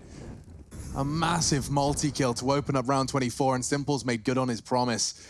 Brokey again, 3-on-1, and the money really will be buggered after this one. They really won't have anything to worry. He's not getting a bomb plan here. If he gets a kill, that would be something. Good try, but Simple takes him down. How many frags has he got now? 29. Knocking on the door of the 30 bomb. I'm sure he'll get it before this is done. And unfortunately for FaZe fans, this is another partial buy sort of territory. They've got $3,400 on most players here, and they're going for Tech 9 CZs. They have to. Remember what's in the back of the mind here, Henry. If they lose this game right here, right now, they are done and dusted in Pro League. Sure, they still have to rock up tomorrow and play their game, potentially play spoiler for another team who wants to secure a top 3 position. But FaZe, with all the good work, with all the hard work, the preparation they put in, it could all fall in 2 rounds' time here. Well, they'll give it everything they've got in round number 25. Tech 9 for Brokey again. I don't think he's found a kill with it, but he's bought it a few times so far. He'll have enough through AWP if this one falls against them. Molotovs and the execution's pretty spot on, to be honest with you. No kills found, and there they are. They come through. A chance here for FaZe. This, and there's Simple's head gone. Nico, exceptional. Gap found by Electronic, as he always seems to. Brokey just bounding in to get that bomb down. I don't think Electronic's going to be able to do enough. Even this tall, excuse me, even this situation might be a little too much for Electronic. Flamey's having a good go of it, though. And retrieval of the AWP, not so much going for the round. Electronic's going to be saving in probably the least expected of the angles. Yeah, you're definitely not pre-firing that when you're coming out of main, let me tell you. He's going to probably win the award for the hide and seek competition we've got going on Nuke right now. They're going to boost up Rafter to see if they can get the AWP they took out of Simple's hands, but unfortunately for them, it's already been scavenged, and maybe Flamey will deal with Rain. He will. No gun and the death, but Cold Zero, he wants to keep the chase up. He's very close. There we go. Flamey deals with it. Those are sitters. Those are good for Flamey's stats right now. He will eventually join almost the rest of the server. Now he's found those last 2. He has 11 kills to his name. The only one not in double digits will be Olof, sitting down the bottom on 9. Those individual woes still plaguing him here. But he was instrumental in finding that kill on Perfecto, which helped open up this upper site.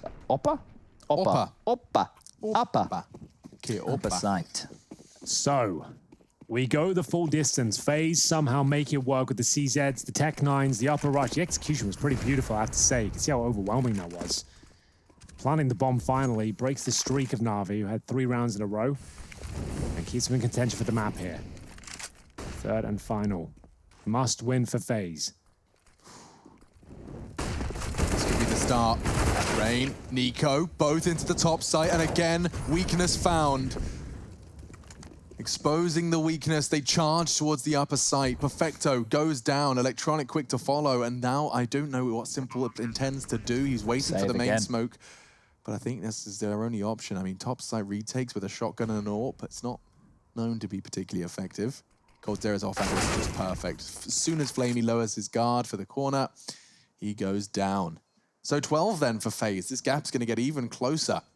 Well, they clearly know what's on the line. They haven't forgotten right here because they're not giving up. We'll get the scores on the doors for everybody at home as you can see just how this one's transpired. It's been few and far between these rounds they've been dotting on the board there, but they're still successful, and this will be another one through the virtue of bomb explosion. So round number 26 mounts. FaZe get a little bit of extra money.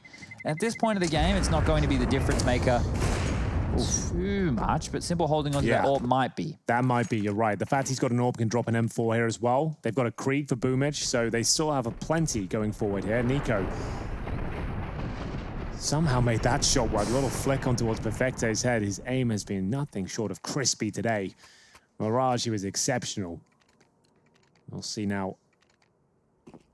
FaZe getting closer and closer, and it's not the full investment from Na'Vi, like you might expect. The fact they've got a Krieg in the AWP there, they are allowing FaZe to maybe pick this one up, but it is going to be the upper rush here. Flamey's there with the Desert Eagle. We know how good he is with the weapon, and it's a team kill to kick things off. Bit of contribution from Flamey there, and it's trading in favor of Na'Vi for now. Not until Nico arrives, though. Simple with the USP, it's enough, but he hits the headshot. Nico somehow gets away with it. 3 kills in total. That should have been the round, and maybe it still is. No, Nico wins it with the AWP. He's unbelievable. Furious. 4 kills from Nico. He wants to get his kills on par with Simple. 29 to 30 as these two stars clash in the server tonight. My goodness, they're going supernova, both of them. And we'll see that again. Let's see the Nico 4K. So first into the site, second, these are fine. These are necessary. This is the duel he wins versus Simple. Big one. Simple switching to the USP. Nico had 13 HP for that. I mean, it was all looking like doom and gloom. Electronic and Simple left to clutch it out, but all Nico to save it. Quad kill from him. Tactical timeout brought to you by the US Air Force. And it's time for FaZe with just 1 remaining timeout to get their final ducks in a row. Well, some way, somehow, with just the pistols, it was FaZe Clan with that upper execution that has found them some footing here on the map of Nuke. It looked like they were done for. After their train performance in the second half, I didn't see a world they'd make this competitive, and the second half was looking like it was trending in that direction. But they've actually now, at round number 25, 26, 27, managed to string a few together, break down the money of Na'Vi. They have the advantage in terms of the firepower here going into round number 28. Still looking for their first win over a series in stage 2 of EPL. Currently 0-3, a must-win game for them, and it couldn't be closer. 1 round separates these 2 teams now. Na'Vi 14, FaZe Clan 13, and an outside play from Nico here. Sets himself up a flashbang, hoping that will persuade Electronic into the peak. He holds strong. Big gap in the smoke just there. I want to note that they threw down the Molotov to disrupt the wall, so that's how this round's kicked on off, and maybe why they're a bit tentative, but Nico still strikes. He continues to be the hero here. 30 on the board, he's equaled Simple. You know that Nico wants to win more than anything because he's using the Krieg. You know, he's spoken very vehemently about it, but His strong opinions for the weapon won't stop him utilizing it with one of the most important maps of Counter-Strike and the most important, last 10 rounds or so of FaZe's campaign here at Pro League. Hope hanging in the balance. Molotov towards Hut, there's nobody home. Simple's playing top side with a rifle. He has decided he is the answer to the top side pushes that FaZe have been throwing. Him and Boomich start strong, and Perfecto playing the close corner. He's going to line them up with the UMP. Brokey thrown into a clutch. He'd have to find the 4K total and a 1 versus 2 to put the 14th on the board. The equalizing round in such a crucial game. Tension mounting for the rookie. Certainly so. He's got a good chance of doing so as well, as he does fire off the first couple of shots. Boomich will take him down from heaven. That's going to be series point for Na'Vi. They'll collect all the Kriegs and AKs they possibly can and take those forward to the next round here. Money's at a bit at the bottom of the barrel here. Overtime, certainly a possibility. There is money available for FaZe. Easy 6 grand for Nico, 5.5 for Brokey. There'll be compromises, but they've got enough for a serviceable round. Here's the final kill from Boomich, just from heaven here. Easy if you like. FaZe were reset to 1,400 with that round loss bonus there. So, Cold Zero and Olaf don't have much money to speak of whatsoever. But Na'Vi, with only 2 players surviving, also have to make a couple of interesting purchases. Perfecto will go on the MP9. Flamey with that auto shotgun yet again. This is it. It's do or die. It comes down to this. We could be waving our goodbyes to the FaZe clan of stage 2 in just 1 minute and 40 seconds time. Let's see. Spray through the smoke. It's wild, but it's taken down Nico. What a way for it to potentially end. He cannot contribute, but Rain can. The shotgun was close to the belly button of Olaf, but he lives to fight another day to tell the story, perhaps. Well, at least he only gives up the shotgun. Electronics dishing up nothing but death. It's going to be a 16 to 13 finish here, surely. Boomich looking to close things out here. Olaf Meister with 20 points of help. He's got the Krieg in hand, but that's going to be it. Na'Vi do get across the line. We say goodbye to FaZe. They go 0-4. They will have to play again tomorrow, but their chances of making it to the next stage of the tournament have been thwarted. Fly so high they can't touch us. So top notch, none above us. We done came so far, now we up now. Had a vision, stuck to it, never back down. Never had much, now we own the whole thing. Spread it all around the world, watch it all change. Came alive, now they all see the greatness. Light shine so hard they can't take it. Dancing with my fear, burning with desire. We gon' take it to the edge. Ain't gonna lie, go to hell and back just to feel the fire. We gon' turn up in this place.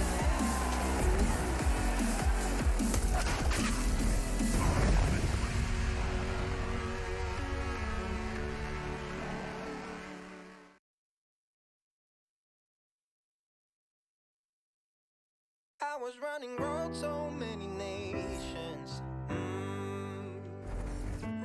Even when it's so sweet, I end up seeing red.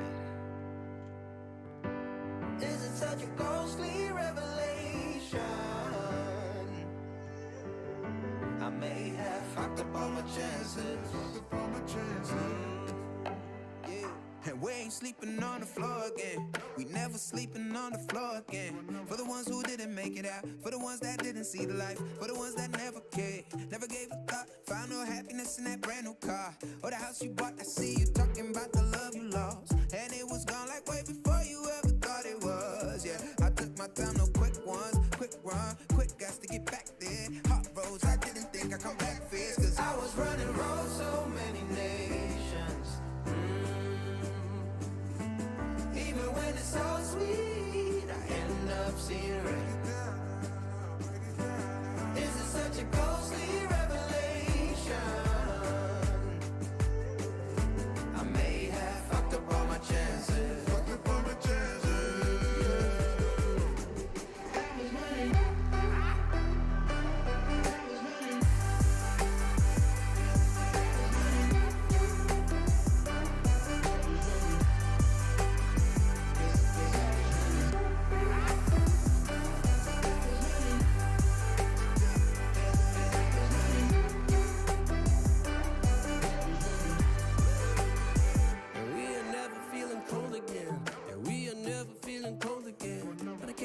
It's easy, it's hard to preach, cause I've been burning trees and watching fall.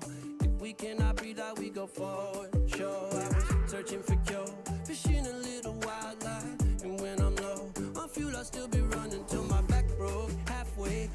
but not checking. Hard roads, I didn't think I'd come back fast. 'Cause I was running roads, so many nations. Even when it's so sweet, I end up zero. This is such a ghostly revelation. I may have fucked up all my chances. Been around the globe, looked around, nothing fitted. Seen high and lows, but you won't even get it. Been around the globe, think it's time to admit it's not the end, but the road, and you won't even get it. Been around the globe, looked around, nothing fitted. Seen high and lows, but you won't even get it. Been around the globe, think it's time to admit it's not the end, but the road. I was running.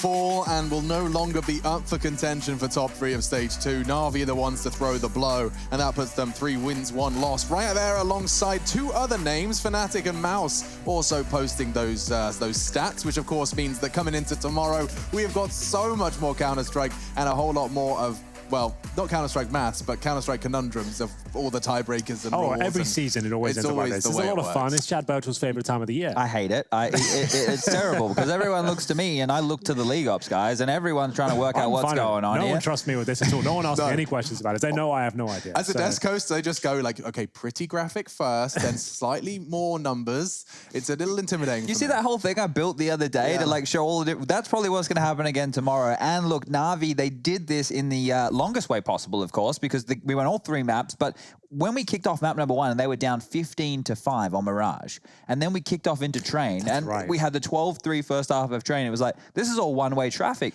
Just to get to that 3rd map, Na'Vi only won 1 half of Counter-Strike. That's how ridiculous, when you put that in that context, it is. But they pulled through yet again. They've shown us that slow Counter-Strike is back, right? We're definitely seeing a lot of shifting going on. I don't think we count too many footsteps in a game like this. Well, we did notice as well. I said it on Train. Like, remember, Blade is the coach of this squad, right? And historically, his team's always been very slow pace, and I think that's reflected definitely on some of the rounds we saw today. But they're so good at just putting the brakes on, waiting for mistakes, and capitalizing upon them. As simple as life, there's not a scenario you can't win at this point. You can definitely see the Blade influence not only with the pace of the game, but just how they help each other as teammates, right? We try and show it as much as we can, but Na'Vi evolved when Zeus was the in-game leader of this squad. They would be doing a lot of contact plays and trading off of each other very well, but now they're constantly using utility. They're baiting each of their teammates in with weapons or jiggle peaks. Their ideas that Na'Vi are coming up with are fantastic to see, but this was another close affair here today. So I'm not sure if they're going to be super happy. Right? They're obviously happy with the victory, but in the way that it went down, I'm not sure if they're going to be, you know,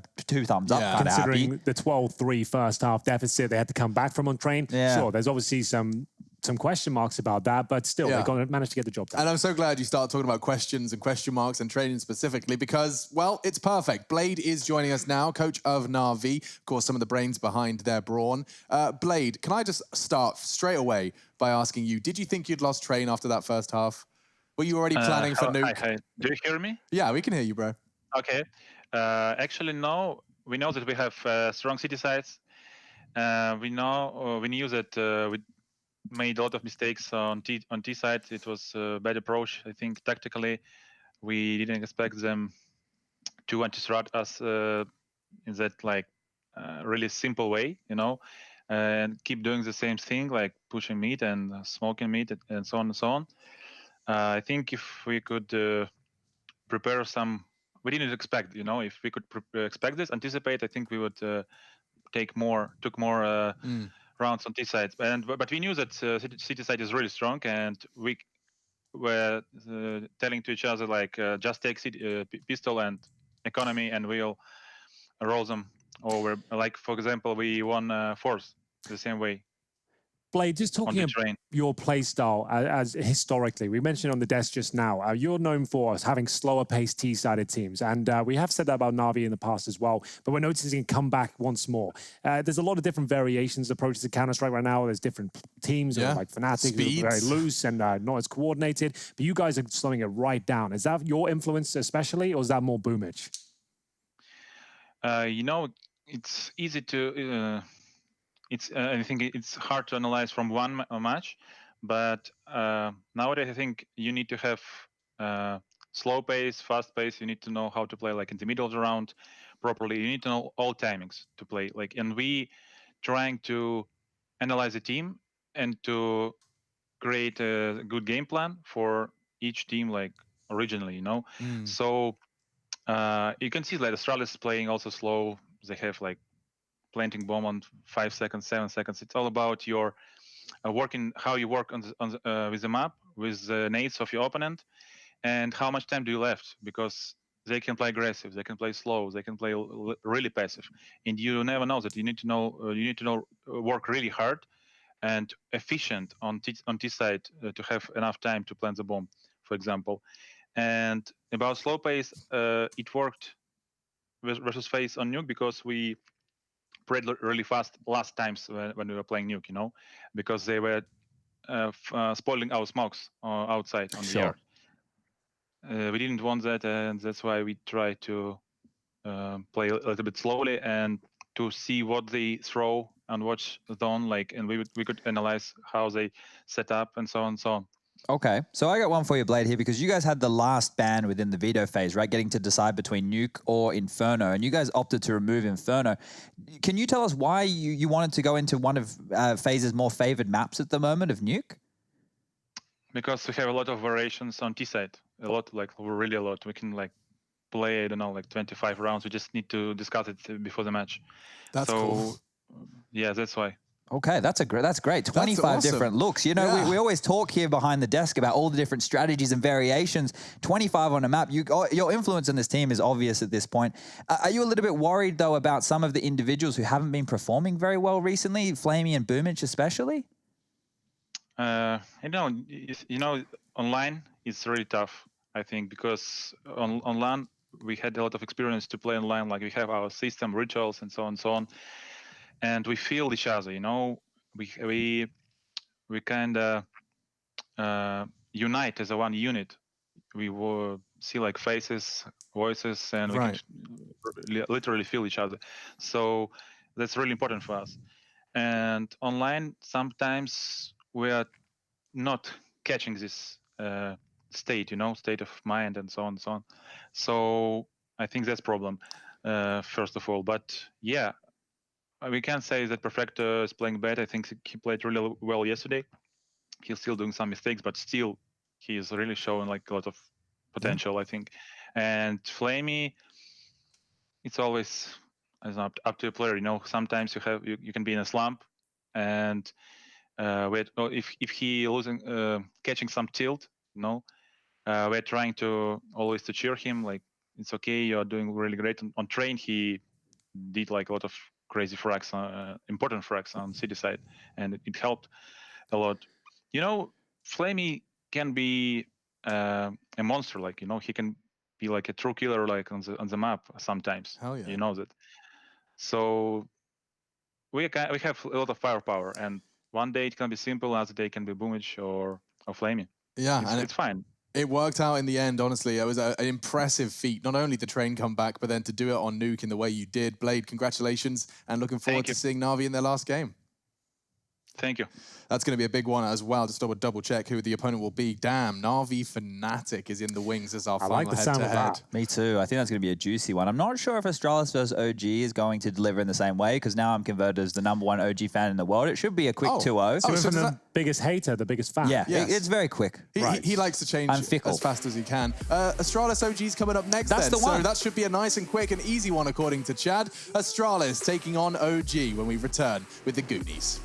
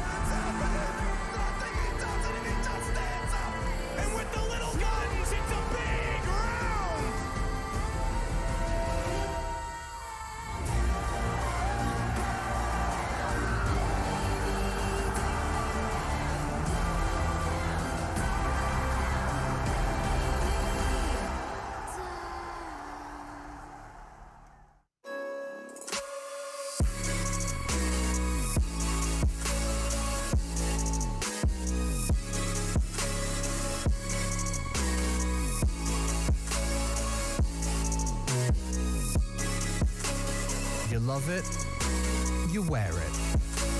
What's your style? Get your merch at shop.eslgaming.com.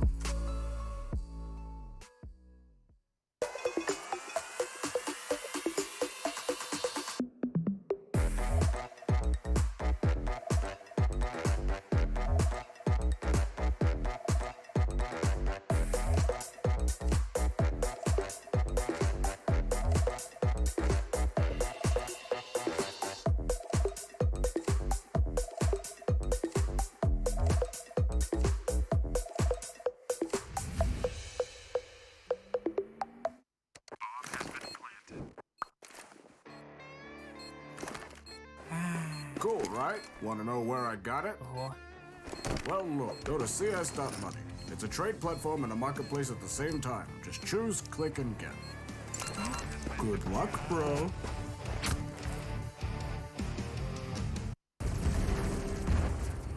Everybody loves an underdog. Who needs to be liked?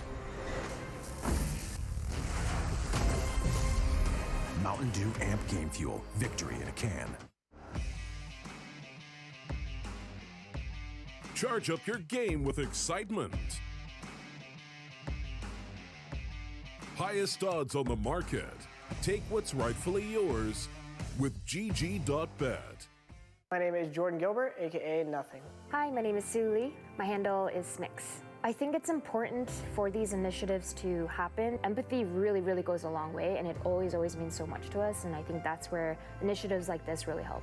I encourage everyone in the community, anytime they see bullying, anytime they see someone getting called names, or I encourage you to step up and say something. Good luck, have fun. Good luck, have fun.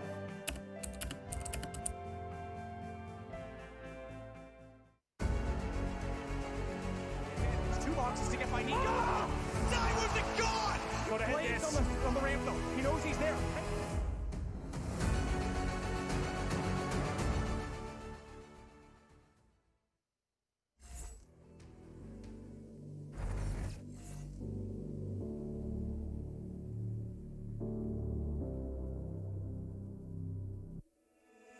Sarah, I hurt myself today trying to make the pain go away.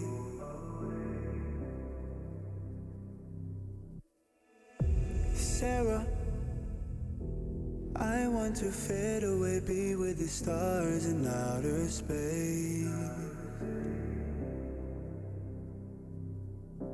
You come and you go, you take me high, you take me low. But I don't know how to do this on my own anymore. Oh no, now it's my leave for the melancholy.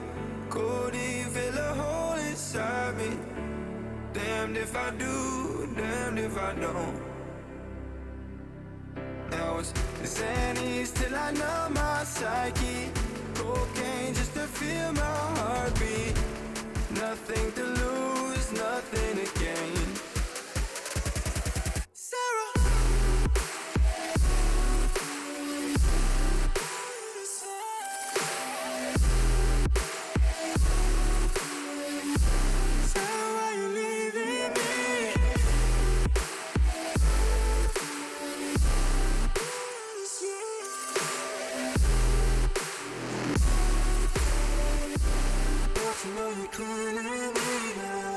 Sarah, I lost myself today trying to find ways to make you stay.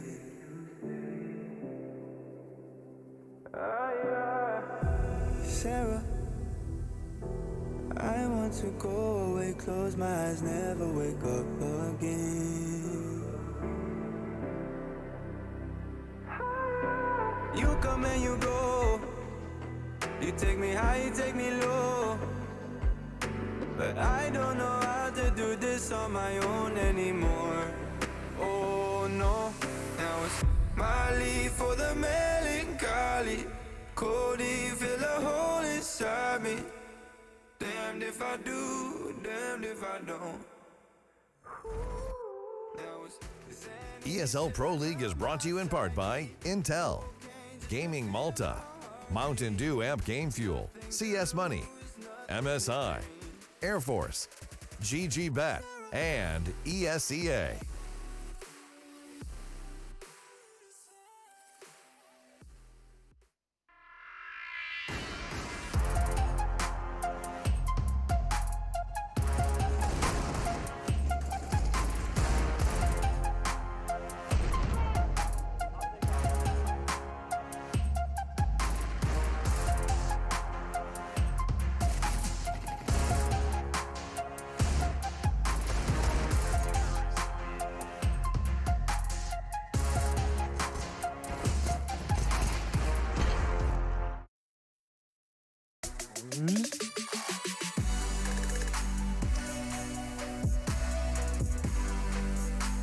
Welcome back, everybody, to the ESL Pro League Season 11. It is the last matchup of the day. We have Astralis taking on OG in one best-of-3, where neither of these teams can be sent home, but instead we're going to be looking to see who looks better out of the two of them. My name being Trace Aranthus. I have picked up where Alex Machine Richardson left off, and so have these guys picked up where Chad Sponge Burchill down on the end.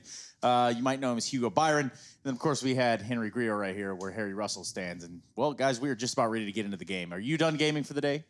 Oh, we haven't even begun to start, Exactly. Trace. It's coming around the corner. It's coming fast.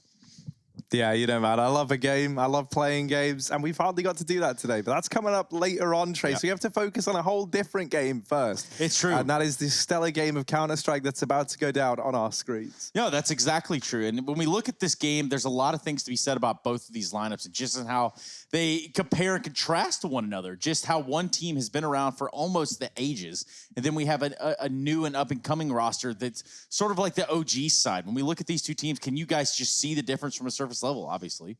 Yeah, I mean, 100%, right? Like Astralis, they've been top one for a while. They've been top dogs, and they're always looking to innovate. They've got like a very long-standing roster in that sense. And then obviously on OG, not only is this a new team, but for a lot of these guys, it's a whole new venture, right? They've never been part of international squads for the majority of players. So yeah, it's a very, very different matchup between these two squads as a result. And there's a ton to talk about, or at least there was a ton said from the side of Device about the team chemistry and the stability of having one of these rosters that's been one of the longest standing ones in CSGO thus far. Let's take a look. Yeah, I definitely think that, as you say, we've been together for a long time. Me and Andreas and Peter have been together for an even longer time, so I guess that we're kind of immune to this CS time span where everything goes really fast. I don't think about it too much. Honestly, it's more about the day-to-day work than this thinking about the bigger picture and just enjoying your life. And of course, it means a lot to be in a team where you are friends and you're not just colleagues and you speak about other stuff than CS. I think one of the key elements of our performance team is making sure that there are nothing under the carpet, that we always speak about stuff that affects us inside and out of the game. We know that people are doing well in their personal lives, and we do a lot of team building, of course, to build chemistry and keep that chemistry. And our sports psychologist does a good job. Casper, our sport director, is always has a lot of initiatives that we try. Some of them are really good, some of them are not quite as good. So it's always we're always open to trying out different stuff. And I say I'd probably give a lot of credit to the organization for why we have worked together for not for this long, but definitely for this effectively that we have. It's pretty hard to see a world where you're not playing with each other. Every time we come to practice, we hear the same voices, right? So it's been a long grind, but we're not finished. I guess that now the landscape has changed a little bit. You also have to adjust your goals because there are not as many tournaments or prestigeful tournaments to win. Right now, we just have to adjust to that. And I guess that with the RMR that's just been released, where you have to qualify for the major, and that's probably our main goal, and I think that the future looks bright. We're pretty sure we're going to qualify for the major. We feel good, not too worried about the roster or needing to change a player to shake up things as you see in other teams. I think that we're pretty good at just working around all of the issues that might occur in the team, and that's currently what we are doing. And I think that after our loss to NIP, we went 4-0 in the group, and I'm pretty proud of that.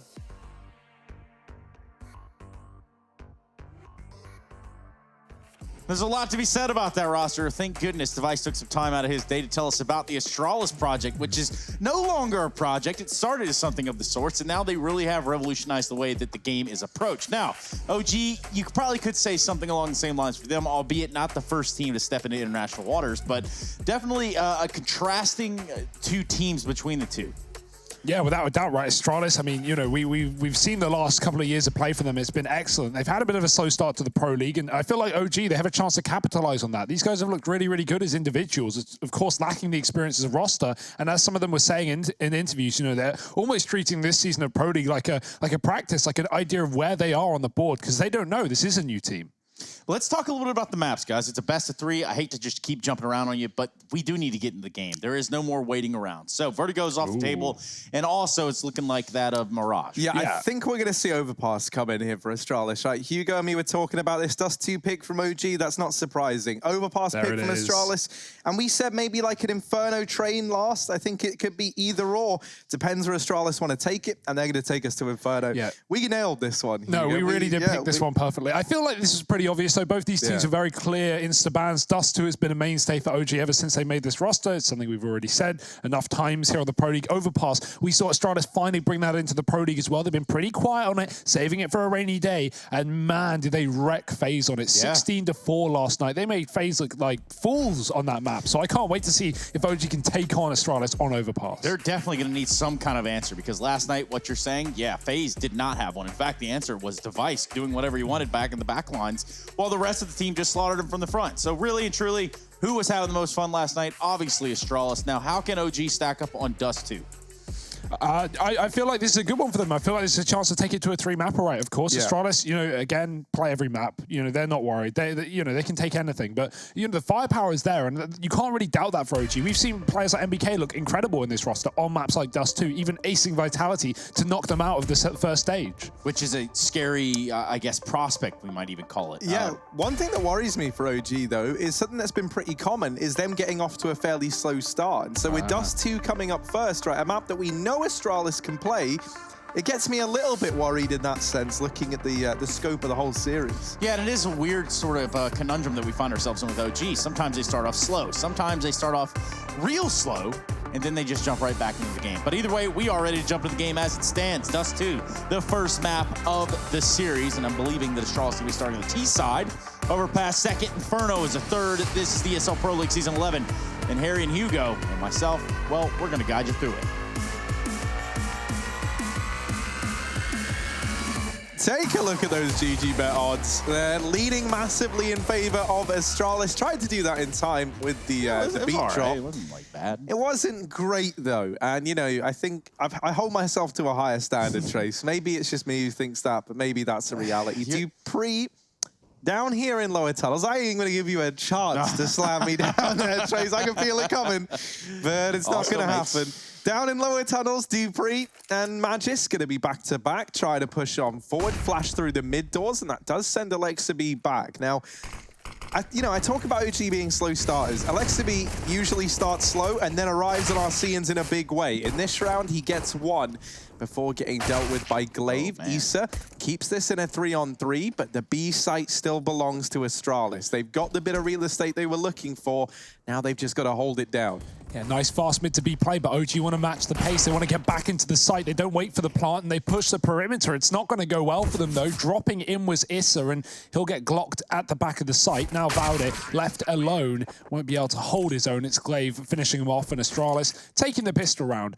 You say they picked the T side, Trace. That is correct, and I think that's quite the interesting talking point here. We see, obviously, most teams lean towards CT when they get the choice, regardless of map. Dust 2, very equal map, of course, but yeah, Astralis wanting to start T-side, just confident in their own game plan, want to bring the heat, want to bring the aggression early on. They know this match is do or die.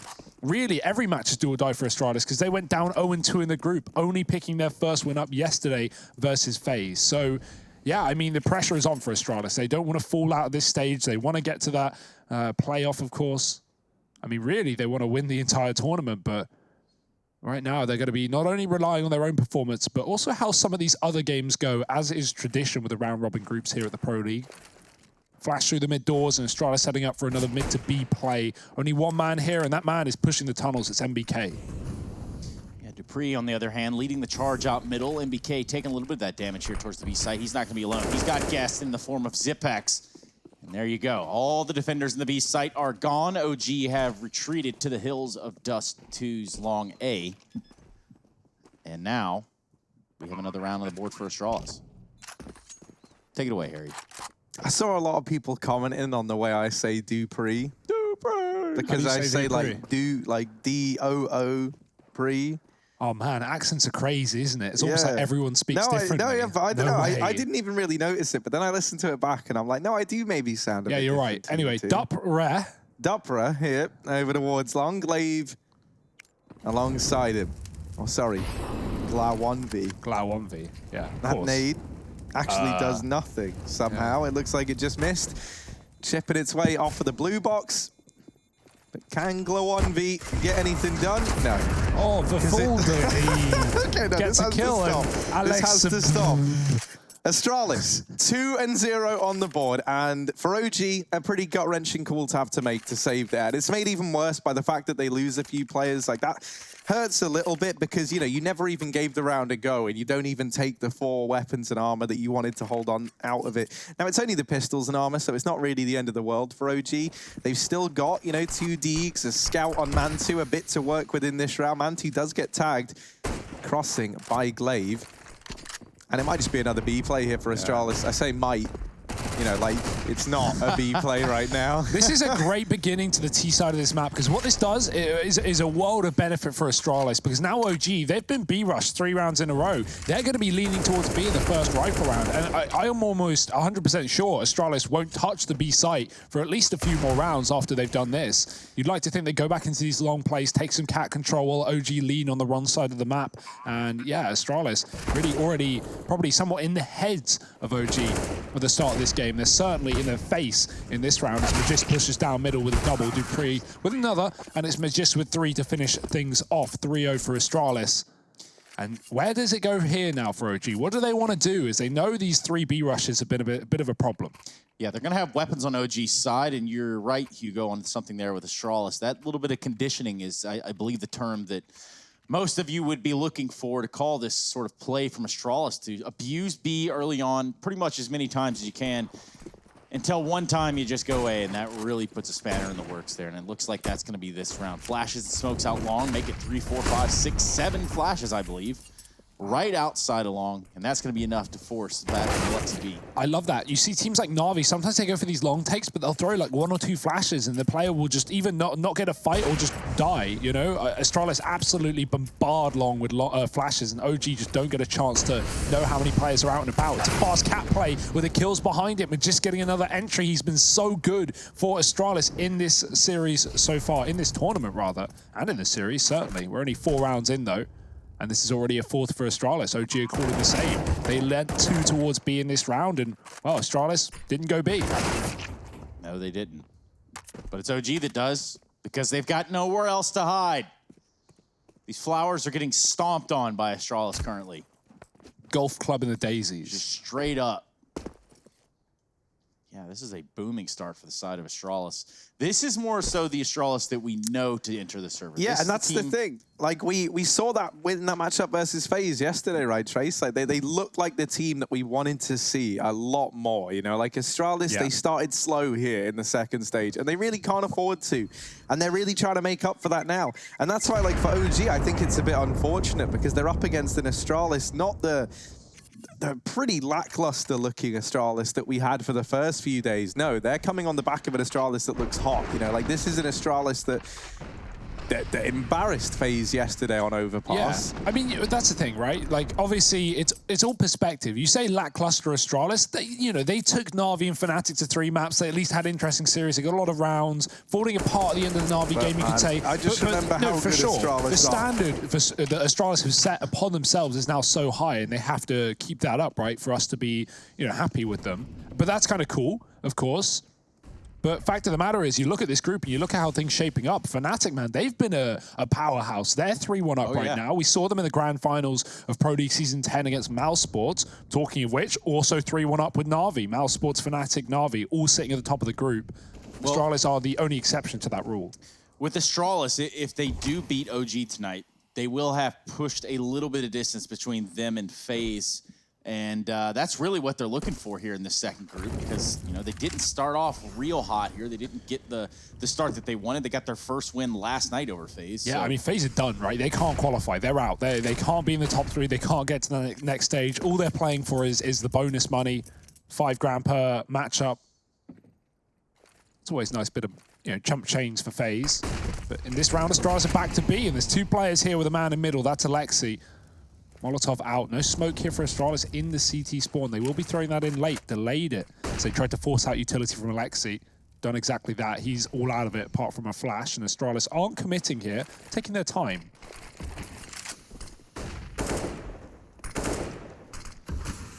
Yeah. They're going to leave Majisk here fight the good fight alone. He's not going to stay alive long. They were so worried about him that did leave Catwalk open. Glaive going for a heroic play there, jumping off. And he's going to pay the ultimate price for it. So Alexa B there on the case. And we do have Astralis players inside this site. We do have them planning, which also leaves Dupree at the top of middle. Yeah, he was going through long, but he actually bailed last second. So that means these players on the site need to stay alive or get kills. Well, neither of that happens for Device. He'll miss his shot. MBK finding the frag, and Zipex has got to hold the line on his own, essentially clutching with how far Dupree is away. And there's no way he can stop this defuse. He can try and give it a go on the catwalk, but with 10 points of health, likely just going to fall back and save. Give OG their first on this CT side. Yeah, that was an unfortunate one for Astralis, right? They try and take middle. They fail there. They go back up towards Catwalk on a fake. Glaive drops CT, gets wrecked by Alexis B. Great round for him with 2 kills. But if Glaive gets that kill, then Astralis, I mean, the world's their oyster. They can commit to that A take, and they can have Glaive and CT cutting off a long play or rotations, or they could even go right back into middle, drop off Cat, and take mid to B like they were setting up for at the beginning of the round. Unfortunately, that 1 kill that Alexis B gets really hamstrings Astralis into just committing on Catwalk. With only a bomb plant, they can't hold on to it. 4-1 lead, though. Double AWP out for OG.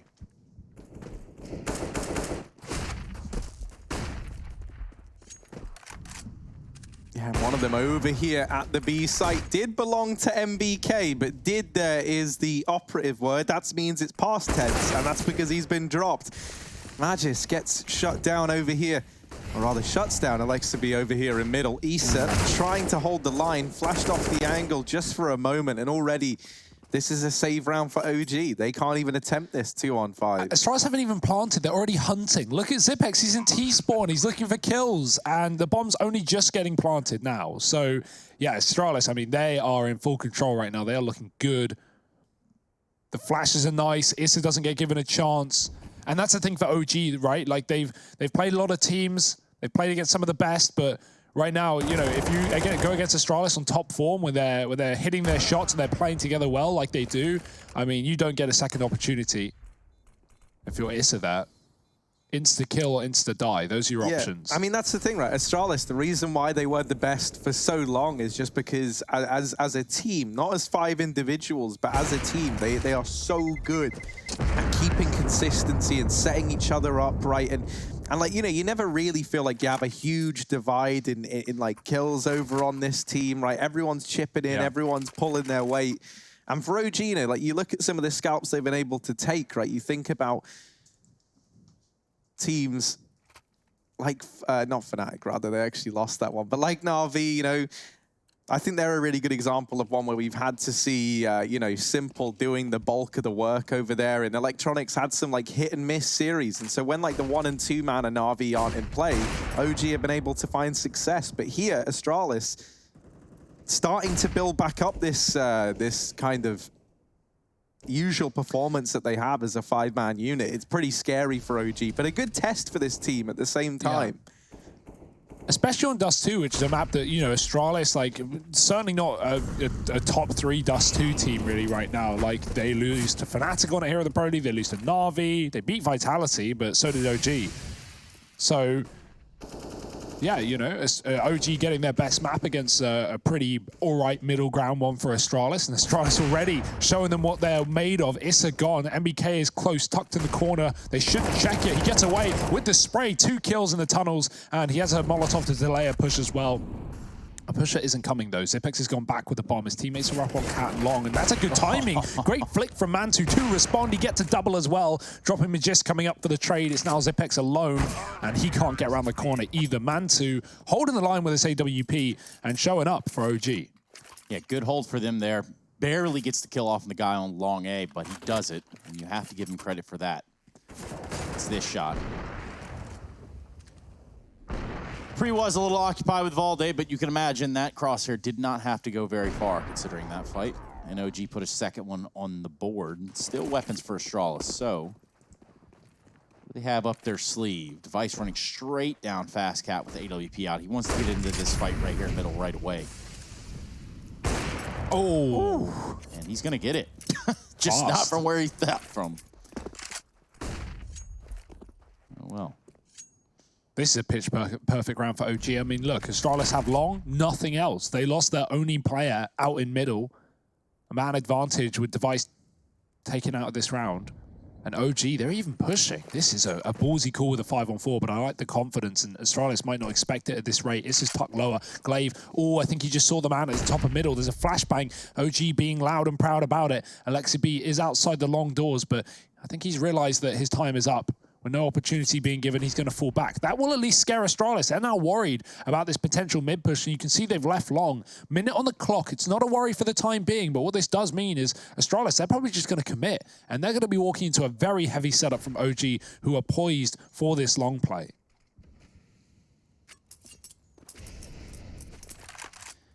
Yeah, you're right. Astralis really having to get down to the nitty-gritty to figure out. Glaive with a good start. Spamming MBK through the door, gets a second fight from Issa, and he's not going to win that one. So 3-on-4, Magist, Dupree, and Zipex, they're going to have to go up long now. This is the only option they have at this point. With 30 seconds left on the clock, all three of them creeping on up, and they're not going to be alone. Ooh. OG are here in numbers.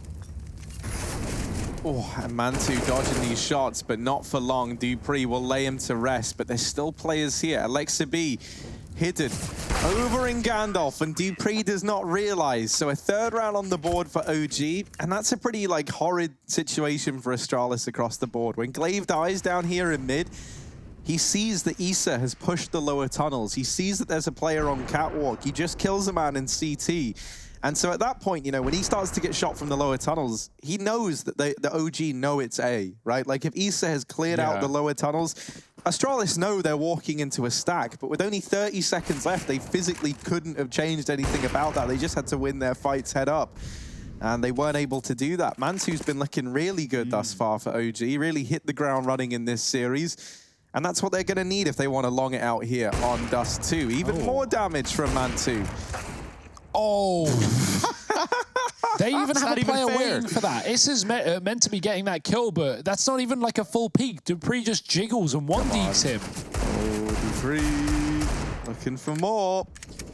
He's brought down very low through these doors, and with Issa on the other side, if he tries to get up onto the Xbox, that should be Dupree dealt with. Issa, there we go, nice and easy. Dupree gets mopped up. Issa trying to pad these stats. Ooh. But yeah, not going to commit to that. No, don't let Astralis back into this round here if you're OG. Yeah, just give them the room they want, right? They have to go for a plant, and they're just not going to get through either of these tight choke points that are, you know, the catwalk to A or even the tunnels to B. So as long as you lock down mid and don't let Astralis split a site, I think it should be fine for OG. But Device, I like this play. Going through this smoke with 4 health, nothing to lose, everything to gain. No one's watching it right now, but Alexi B, while he's focused on the catwalk, timing can allow him to spot a player out middle. That's not where Astralis are ending up, though. Backup Cat with 3, looking to just pound the A site. Alexi B, this should be even maybe a triple kill for him. That flash is not going to start things off in the way that Astralis wanted to. Here comes Alexi B over there on the ramp, gets a good shot off on Device, doesn't even see him. Now they're going to try to ping away at their heads, and it's going to be Alexi B that does it, just as Hugo forecasted. We're going to see a 4th on the board for OG. Albeit in that round, Astralis made OG work for it. Didn't just run out there because they had pistols and died. I mean, Magist did, but other than that, did grab some kills for themselves. Boom. Yeah, Issa doesn't even get a chance to trade that. That's unfortunate. Cross shot not connecting. Only one orb for OG this time, but one might be enough. Mantu flashed out on long, has to fall back, waits for the timing shot, but isn't given an opportunity. Astralis have the long control, but if you notice, Dupree's outside B. Last time they went for this kind of setup with a heavy long take early, Device got picked in middle. Astralis playing a little bit safer this time. They don't want to lose players early on, but they might not have a choice in the matter. Alexi turns, and Zipex gets both kills down lower. There's even a man up top, and surely his time is coming to an end as well. Dupree ready for it, and that's a safe round for Astralis, just taken off the back of a couple of opening kills. The thing that's so great about that as well is now OG are definitely going to think twice before pulling this aggression in again, right? You've realized now that Astralis, they very much adjusted to this and they're just holding for you to go walking into their crosshairs. And, you know, I think OG, one of the reasons it's been so successful thus far is that they have been going for these early fights. And now that's something that might not come through in the following round. OG, with just Valda and Mantu left standing, don't really fancy their odds of being able to hold on to this round, but can they offer anything up? Valda over here in mid. Gonna have to go Dane on Dane if he wants to do anything for OG in this round, and there's a bit of an exchange. Valda comes out worse. Mantu, lots of bodies here. Oh, one, but that's it. Thankfully, Magisk is there. There was a world in which Mantu just pops off. If Magisk doesn't have his gun out, that round could have gotten hairy. Now, Valda has pushed the door on no HP, and that's going to be another round for Astralis. But yeah, you have to look at the big picture here. Those B pushes could certainly catch up for OG there. If they try to say, hey, you know what, they're going to stop going B to give some of that conditioning, well, guess what? Astralis is going to wait around. You can't even investigate it if you're OG. And of course, those mid pushes in that round for OG, right? That's somewhat justified off the back that they think it's the same round for Astralis, right? They think there's 4 or 5 players out long. That's not the case. It was only 3 committing to that position with 2 lurkers. So, yeah, that's by design for Astralis. Trying to read OG, and they do a good job of it, finding their 6th on this T side after a streak of 3 for the CTs. Oh, Issa might be late to the party here. Molotov does go through, but he gets mollied back as well. That's smoke for Astralis. Look at what they've done with it. Look at where that is Dupree's gotten to. He's outside the window already. MBK is going to be on a chopping block right now, and Astralis sharpening their knives as they enter the site. There's the kill. Glaive doesn't even need the mid-lug. Dupree just sits in the window as a bit of a turret, and he can cut off these CT rotations. Device doing the same down lower, and Zipex holding onto the spawn side as well. Everywhere OG go, they meet death and destruction. Astralis looking for 7, and that bomb plant might just solidify. There's already saves going on. Yeah, I don't believe that this is going to be a fight that Alexi B wants to continue to try to take. Not only did he start fighting one person, now there are 3 people there for the side of Astralis. So, lucky to get away with his life, and OG are certainly tucking their tail. It's going to be Astralis on 7. Good heads-up play. They get the player in window should they need it. I mean, MBK really did work himself into a closet.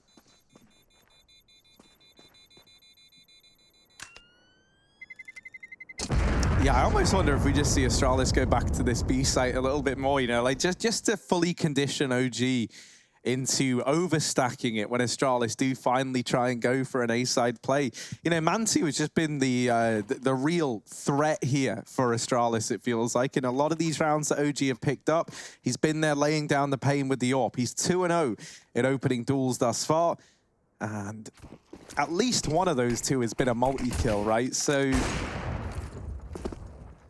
his impact definitely being felt by Astralis, and so in this round, it's a 3-man stack over here towards long for OG. They're going to look to take these fights, and that's a decision they might come to regret with Zipnix firing on all cylinders. Mantu trying to hold down the line, and he's kind of looking fine. He does get away, throws the flash high, but it doesn't matter because all across the map elsewhere in favor of Astralis, the kills have come in. And Mantu beginning this rotation round to the B site, flashed out from middle. Device is holding for this cross. And Mantu, it's not Device, it's Glaive rather, but that doesn't even seem fair. It's just like deleted more across the entire map.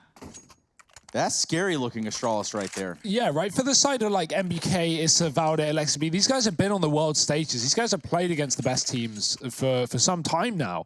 You know, for someone like Mantu, he's been around playing CS for a considerable amount of time in the German team, for example. But you know, I mean, this is even something we talked to him the other day about as well. Like he's not had a chance to play against teams like Astralis. So this is going to be a real trial by fire.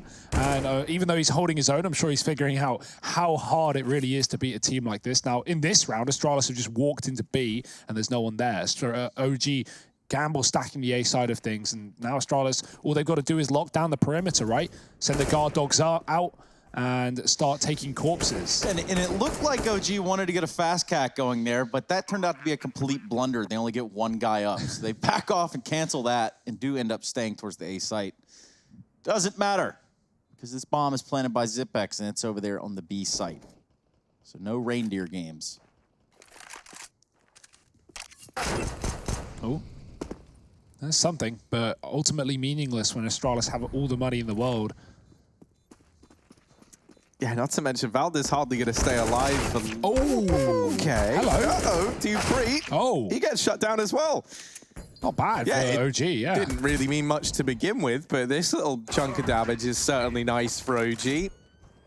Still, plenty of money for Astralis, and that's going to allow all the rebuys to come through in the world. So OG using their first tactical timeout, brought to you, of course, by the US Air Force. They want to try and figure out what's going wrong and how they can shut down this pretty dominant Astralis squad thus far. You know, when this was like hanging in the balance and it was 5-4, OG like nipping at the heels of Astralis, it started to feel like it was going to get competitive. Yeah. But then suddenly Astralis just chained together four, for the most part, all over towards that B side of the map again. Well, think about the change, right? After OG win those 3 rounds in a row, Astralis, they were off of a lot of long takes with aggression for OG. Then Astralis tried that round where they just lurk and they take long with 3, but they sit Zipex in lower, they sit Dupree and T-Spawn holding tunnels, and they get like 3 kills in 10 seconds because OG just feels so confident that Astralis have committed, and, well, that's not the case. And Astralis have just been on a hot streak since that point, 4 in a row on the T side, showing what they're made of. Mantu back on the orb, out on long. Zipex, how on earth does he get that pick? Through the smoke, through the fire, no flash needed, he takes down Alexa B. Mantu's up on catwalk, and he's got to hold the line down, gets one. Molotov down in the CT spawn, they're pushing him, they're jiggling, and he can't find the shot. Magisk is on fire as well. It feels like every Astralis player has come alive today. 2 kills up on the catwalk, that's a 10th round, again guaranteed rather. Dust 2 continues to feel like a big inferno, Harry, with 2 or 3 kills deciding the outcome of the round. Yeah, a lot of flames going up and around here, huh, Harry? Yeah, I mean, most definitely. No, it's Astralis spitting straight fire in the server. Device even trying to hunt these players down. Now, doesn't want to risk giving the AWP over. Nick's going to come in to join him. So this way, you've at least got someone to watch over Device's AWP if things don't go his way. And if they do take these guns away from OG have got nothing into this last round. So this is actually pretty huge if they are able to do anything. MBK removing that one man. That will force Astralis into this site. Issa gets dealt with. MBK, I think he's going to be just fine. That's it, though. That's one gun. He has 37. He can drop one more M4 over, but that's about best case scenario for OG coming into the last round of the half. Astralis have not slowed down on this T side.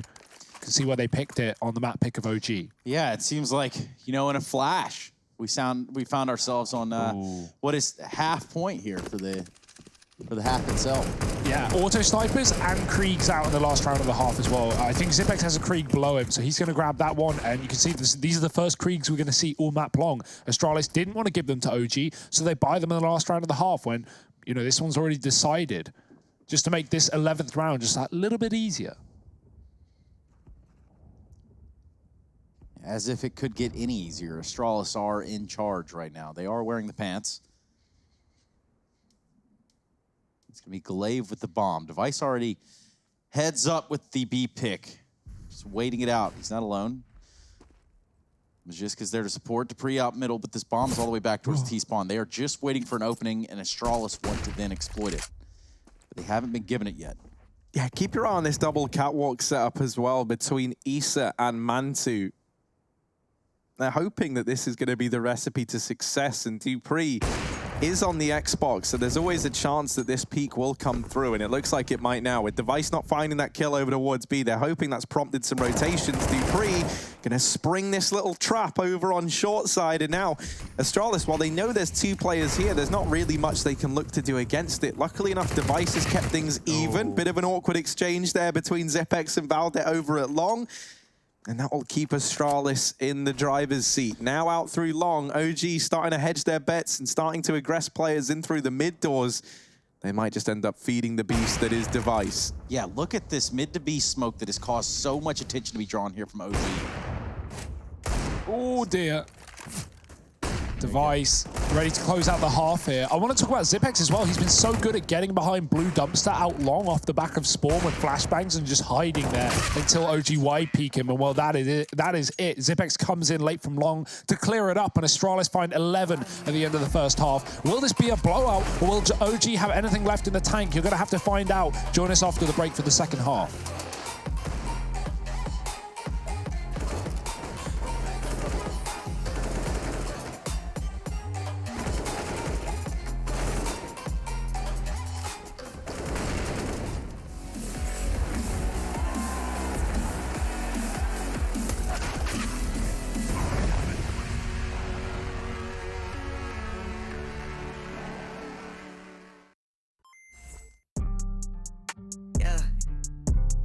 Yeah. Black sheep, black sheep, black sheep. I don't even write no more, man. Tell him, yo, God. can't you come over? On my contract commando. Pulling up with clips extendo. That's no game Nintendo. I don't ever run out of ammo. I'm gon' need me a benzo. No fake friends, no pretend. No. Think I might have found my 10. Posted up in my tent. Watch your man go dumb, go stupid. If you're the best, improve it. Got no words, be quiet, stay moving. I got a bag, won't lose it. Watch your man go dumb, go stupid. If you're the best, improve it. Got no words, be quiet, stay moving. I got a bag, won't lose it. Lose it. Get substituted. You're not recruited. Cause you're too damn scared to use it. The truth is, you're useless. What? I'm ruthless. I've proved this. Keep capping, I'ma leave you toothless. What? You're so dumb to choose this. Ain't gone outside, I make it work. I'm in my bag, that's every purse on my back. Is that your girl? She got it. She make it twerk. And why you mad? I got her first. You say you rap, you got a verse. I say that's whack, you probably hurt. Back to the lab, you gotta search. On my contract commando. Pulling up with clips extendo. That's no game Nintendo. I don't ever run out of ammo. I'm gon' need me a benzo. No fake friends, no pretend. No. Think I might have found my 10.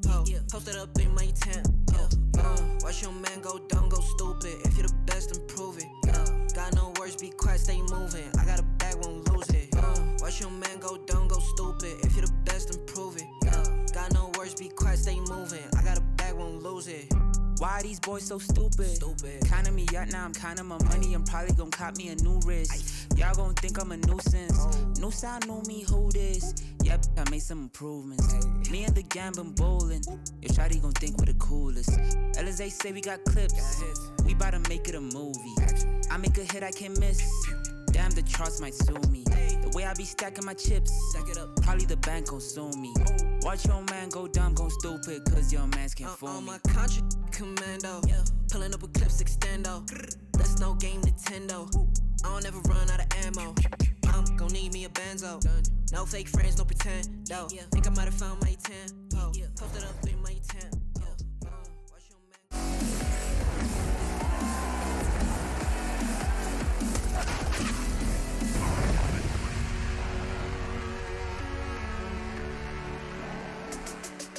Welcome back to the ESL Pro League Season 11, fully underway. We are in Stage 2, and now watching Astralis versus OG, where Astralis, well, guess what? They're running the show. They are the producer, the director, and everyone in between, and now OG just that 4 points up on the board. We're going to see if they have a response, starting with the side of a T-pistol. Over here, I've got Harry and Hugo, myself being Trace, and we've also got some GG.bet odds that are going to show you exactly how to feel about the rest of this matchup. Device going for a quick pick here in middle early on. Pushing out into lower.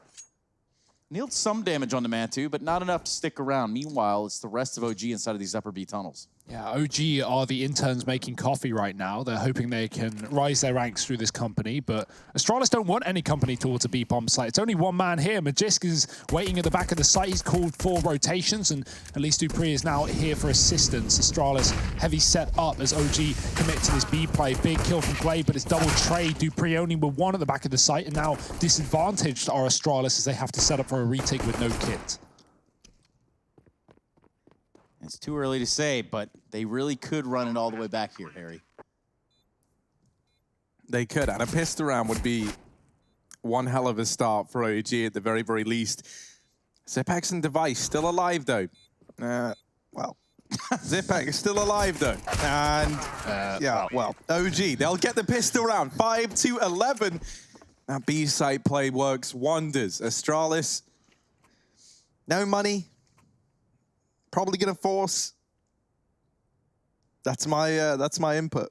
Nice, man. Well, yeah, I'd say that there's a real good chance for it right here. And then, yeah, that's what we're gonna see. 2 scouts, Glaive and Dupree, are gonna be wielding those. And the CT setup. We saw just how volatile the Astralis can be on their T side. We got a good taste of that in the first half. But if OG make them look like interns, that's a statement, isn't it, Harry? What would be your intern name, Harry, if you had to like make one up? My intern name? It's probably just my real name on account of I wouldn't let them call me anything other than that. I'm just saying, man, you know, if you had to like really get in there. I personally, I would probably go for like a Tom or like an Eric maybe. Tom or Eric, yeah, I think, yeah, that could work. It could. Why not both? Why not both? Yeah, put them together. Just call me Tom, Eric, yeah. That's not bad. That's pretty good. That'll be 3 lattes, please, Tom Eric. Oh, Device, man. He's not going on a coffee run anytime soon. Instead, more of a coffin run. As he puts a man in one. Zipex, thank you, man. Zipex down here in CT, hidden behind this smoke, waiting patiently. Magisk is also being very patient, and they say good things come to those who wait, but for Magisk, it's just some bullets. And Zipex actually still alive. Somehow, some way, is able to get out of danger. But oh my goodness, he's done a lot of damage through the smoke, but no one's dying. And now, suddenly, people died. Zipex out through the window, falls to Valda, and this leaves Dupree all alone in a 1v3. Now, everyone is a one-shot to this scout. I would love to see Dupree run in there like a mad lad and get the job done, but obviously... That's not the world we live in. No. But it is the world where OG give themselves a 6th, and we see Astralis. Well, not a whole lot of money to work with here yet. It's just Dupree with the scout, and he's looking for exits. Don't think anyone's going to come play today. They're all looking towards that CT spawn area. Yeah, it doesn't really matter at this point because the round's done, but OG, they plant for tunnels, and then they play 3 mid just sitting outside the doors. So almost like baiting Dupree in, giving him the site control, but he won't take it. He will just save this scout, as said. 6 rounds, that's 2 in a row for OG coming into the T side. The comeback, well and truly, has begun. But how far will Astralis let this run amok, or will they put a stop to it sooner rather than later? It's another eco to give away 7, though. Really just relying on Dupree to soften up these targets, let the pistols finish off the job, or vice versa. However you get the job done, really. The fastest way. Only the best, but anything will do. Yeah. There you go. That's kind of the MO. MBK wants to shoot his USP down middle. Doesn't have a gun of his own currently. Yeah, that ain't his. He's yoinked that one. Yeah, I suppose. But he does know that the money situation not necessarily there for Astralis. So no players on head armor. And only Dupree with some Kevlar itself. So that's an okay purchase for this round. That's an okay grab, so to say. Trying to clear their path up long A. They're not going to be alone. It's going to be Dupree and Zep there to watch it. And that was an oopsie. Baldy's flashbang. It's Bantu on his way out. Yeah, these flashes, although OG haven't really done much behind it, it's made Astralis pull over towards its A site. Look at the setup towards Elevator. 4 players there, including Dupree on the catwalk. So the utility's good for OG. They They haven't pushed anyone behind it. They're going to go back towards B, and this is the perfect read from OG. Astralis, gamble, wrong place, wrong time. Issa, ooh, might give away an AK there, but he does have Valde to try and trade. Does he want to risk holding on to this position, though? Mantu's run through middle, and he's got rid of Glaive. That opens up the B play, and BK stopping them from getting aggressive on the catwalk, is looking for the AK dropped by his teammate, but instead the kills will do. Device gone as well. It's a 7th round for OG. Got a little bit scary there at the end, but they will deal with the pistols of Astralis. But now comes the difficulty, I guess, getting through the rifle rounds. And with 4 rounds ahead, OG have got a lot to do. Yeah, still a long climb back to the top. And now with these weapons, double op even, Dupree and Device are going to go for it. Let's see how this battle of middle pays out, or plans out. Pans out? Jesus. Whichever one it might be. Doesn't really matter, I suppose. Nobody's going to be the victor there either. Well, OG playing with the pans and looking to cook up a storm in this one. Kriegs are out in full force. Oh, hell of a return spray from MBK. Now, Astralis have stacked very, very heavily over here towards the B side of the map. They've got Dupree with this secondary AWP holding down middle. OG not looking like they want to mess with the B site right now. They've got a Valde floating around over towards long. MBK starts to depart from the tunnels. He's actually gone back, so there's always a chance that OG actually rotate late back into this B site. The fact that MBK is still floating around here in the tunnels, just keep our eye on this minimap. We're going to see one of these players, be it number 2 or number 4, that's MBK or Valde, move from this position. And that will give us a bit of a hint as to where this hopes to end up for OG. With MBK coming back into the lower tunnels, he can go up onto the catwalk or join Valde over at the long side. But I imagine they leave Valde to do that solo. Instead, it might just be a 4-man catwalk group up. They both pull away. They rejoin OG over here on the short side. Well, there were 3 players at B until moments ago for Astralis. Glaive has actually rotated round and now sits here in CT. This is a very slow creep into the bomb site for OG. And they might come to regret this. This has given Astralis so much time to get set up. 15 seconds now. They've got to get into this bomb site. And there's the lineup for Device. Mantu gets tagged through the body of his teammate. Ooh, Mantu's gone. But the bomb does get found, at least for Valde. They're holding for when he stands up. It's the ace. Oh, my goodness. And it doesn't go the way of Device. Magis gets the kill. So he only manages to get 4. Not quite the ace for Device. But I think he's going to be happy with that nonetheless. Yeah, rounds around really for Astralis at this point. And Device, he just sits back at catwalk as they feed the beast. They push one by one. He even forced that first kill to Alexia with a flash from, bang from Glaive. Device just like jiggling into the angle, slow walking. But it works its wonders, Trace. This is that first kill on catwalk. I believe it's on Issa. Prompts him to fall all the way back and play it very conservatively. Play it very safe. And yes, that was a double in terms of, you know, legging the other guy, but... And then finish off the job the next shot. Yeah, it's scary times. Well, Valde trying to take the long spawn, not the best spawn, so he will smoke the Molotov and just try and commit with it. Device pushed back by the flashbangs, but he sits on the car. Dangerous position. He has a smoke to escape, but if OG want, they can kill him here for sure, even without the Molotov.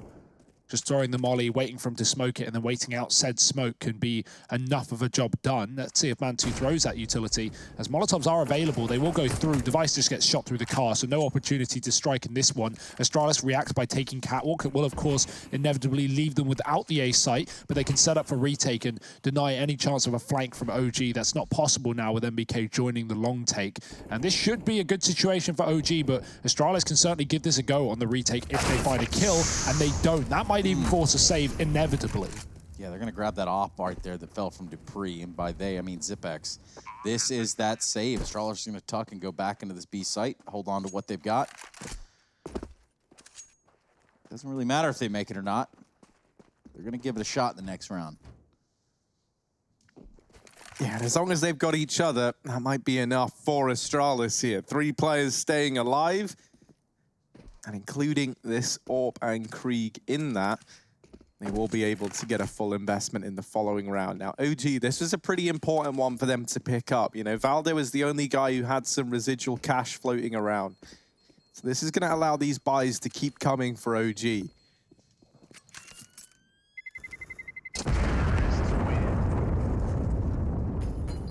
That's nice. Look into the future for this OG squad as they try and right their wrongs from the first half. Now, let's not forget, right, coming in to this second half, it was originally 11-4 in favor of Astralis. OG, they've certainly closed this gap down, and all that's left to do is continue in this fashion.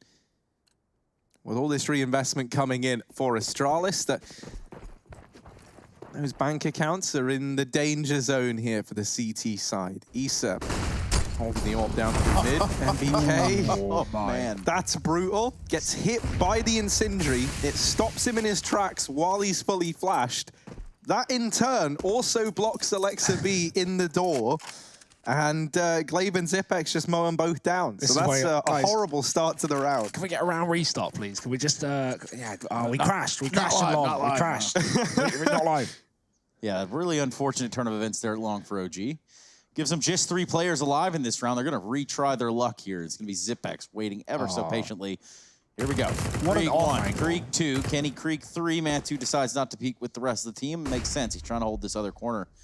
But no one's home. I love how Astralis get that spray down. They just leave Zipex there, and the most gimpy one, like, off angle ever. You're never going to be ready for that position if you're OG. And, you know, maybe with an M4 you get 1 and traded, but with a Krieg, well, of course it's 2 for the price of none.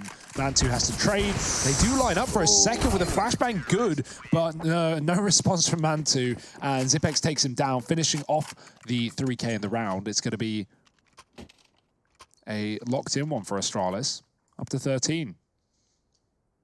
Easy peasy, says the Danes. It's actually 4 in the round for Zipex, of course, because he got one of the spray down kills that long. So, good effort. And about the only play that Man2 had was throwing them flashes up in the air. They were trying to tighten down on their grip of this last player on OG, so respect. Bye. Ooh, nice dodge. Yeah, Dupree legging Alexi B's. He runs off into lower tunnels. The rest of this side of OG is going to be set up here towards long. They didn't see Device crossover, or maybe they did. And the flame really does leave a lot to question. Apparently not. Walks right into Device's crosshair. MBK is the first victim in the round. Yeah, Device trapped in the pit. Certainly not where you want to find yourself with this AWP, so he's going to try and get out of there. T side, AWP in pit, great. CT side, AWP in pit, not so ideal. Unless you're looking at the site for a retake, right?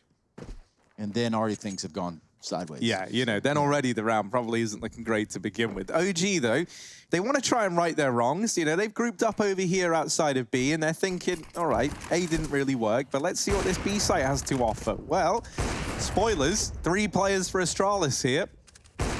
OG might be walking into one hell of a stack.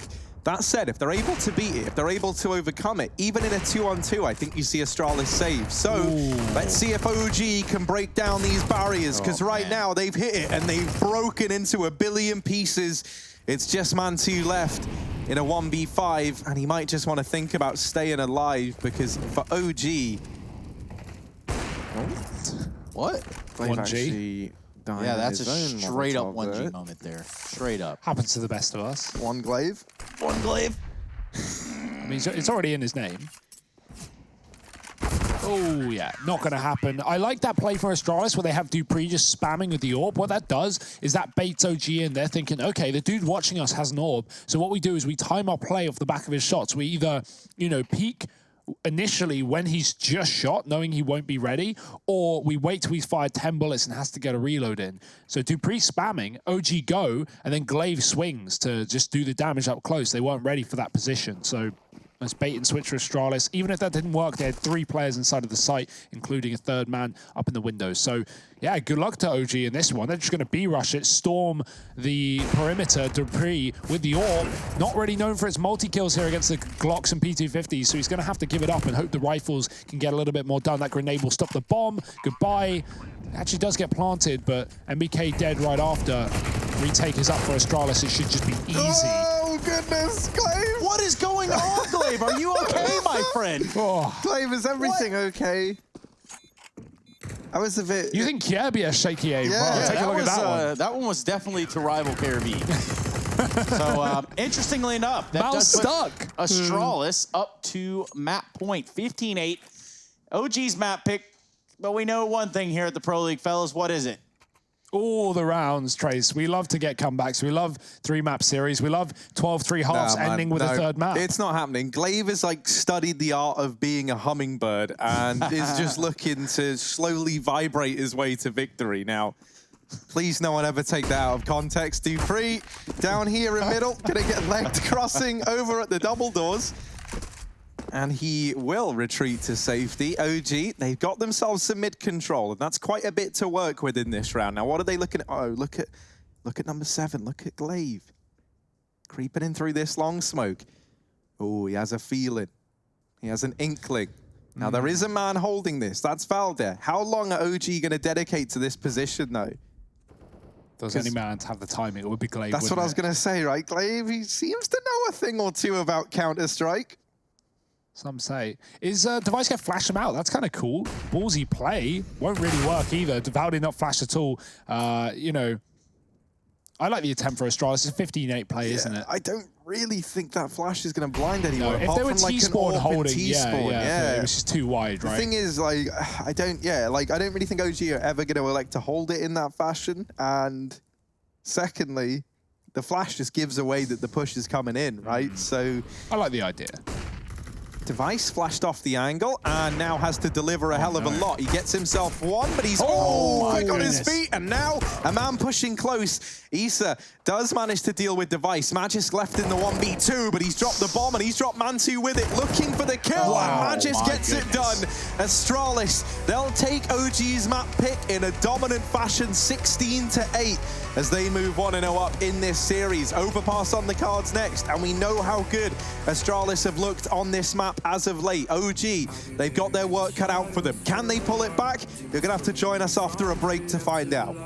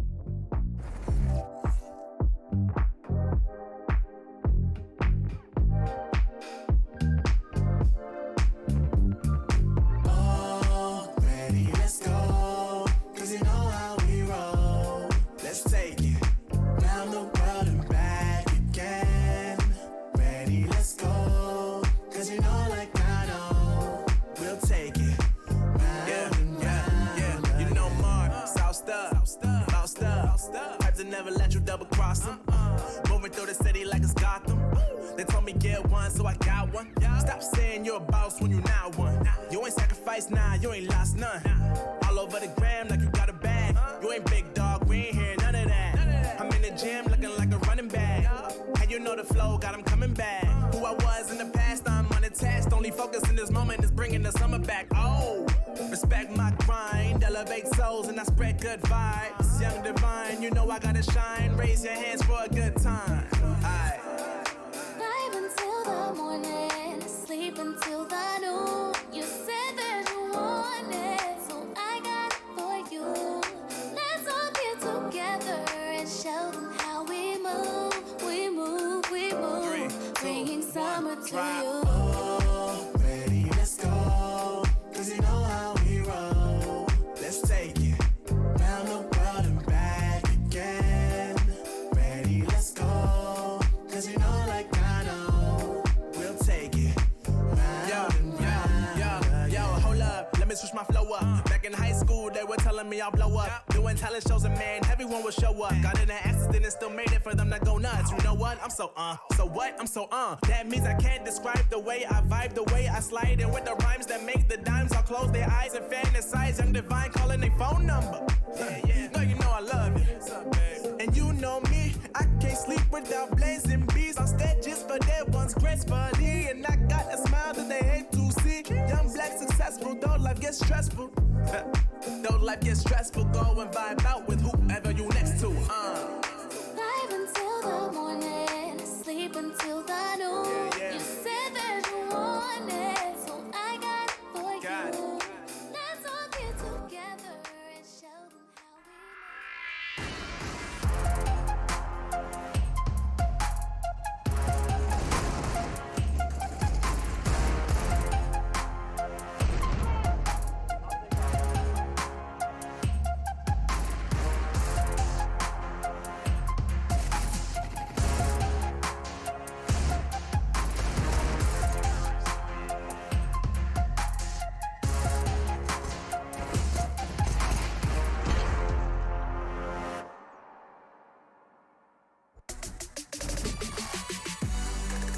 Well, the first map went just about as well as you thought it would. In fact, Astralis really pushing OG around, having a dictation of pace, and well, that just goes to show as the scoreline reflects that. The Danes are one up in the series so far. We look at our attention now on Overpass, the second map of this series, but first we need to go ahead and lock this one down, get it over with, because Dust 2 sure has a few talking points, and maybe we just talk how Astralis start on their T side. I've got both Harry and Hugo here with me to do that. And when I say starting on that T side, we had a conversation about conditioning, and it seems to have panned out. For sure, right? Leaning towards B in the first 3 rounds, like 3 B rushes in a row to get the pistol and the conversions. We then see OG rather leaning towards B. Astralis completely avoid it. They go back to B when OG start getting aggressive. It was just a perfectly read T side for Astralis. MBK as well, 0-5 in opening duels. That's a rarity on this roster. So that just shows how much Astralis were just picking up the pieces in B. And the amount of rounds Device would go off spawn, go to tunnels, fight Xbox or a big box in B, kill MBK, and then Astralis could just commit off the back of it. And you know how the B site is on Dust 2.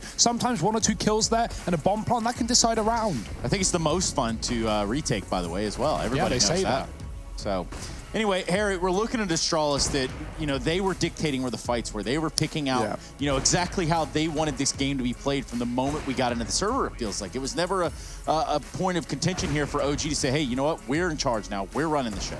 Yeah, you know, there was definitely a time where it felt like OG had things looking pretty competitive. You know, like early on, it was 4-5. They were right on the heels of Astralis. And then suddenly we just saw those back-to-back-to-back B plays from the Danes, as you were saying, Hugo, right? Winning that opening fight, taking a man advantage, and then the round is just already out of OG's hands. And, you know, this is a very, very confident-looking Astralis right now. For OG, they've kept it pretty on point throughout pretty much all of Pro League thus far. They're like delivering some consistent numbers in the server. But here versus Astralis, and Astralis that have their backs against the wall, where everything is riding on every series they play. I mean, they're just showing up. They're playing some damn good CS. And I don't think it's Astralis at 100% yet. I think it's maybe Astralis at like 80%. But, you know, I mean, I think that throughout the rest of the Pro League thus far, or at least this stage 2, they've been running on like fumes, it felt like, over on the Astralis side. Yeah. And now we're seeing them deliver the big performances that we're used to. Yeah, the positives to take away for OG here are the side of like Mantu and Alexa B, right? We just had that graphic of Mantu up. He was holding his own with the AWP. Astralis were avoiding him more often than not. We saw it saved plenty of times, but you know, he went 3-1 in opening duels, 3 multi-kill rounds, looked good there on the A site when he did get a chance. Alexa B as well. We've talked about him, you know, having to get that license to kill, go 0-7. Well, he didn't do that today. He started off strong. He kept it up throughout the map, but again, you know, it's just a dominant game, so it doesn't really matter. The individuals are there though for OG, and that brings us some positivity to look forward to in Overpass. Well, I do like a good bit of positivity, and between you two, I think I get a full cup of it almost. Now, we talk about what happened here on Dust 2, but really, there's not a whole lot more to cover. What there is to talk about is how we need to change our gears, shift focus over here into the next map of Overpass, one that Astralis look absolutely deadly on. Can OG bounce back on the other team's map pick? We'll find out. Don't move a muscle. This is the ESL Pro League, and we will be right back.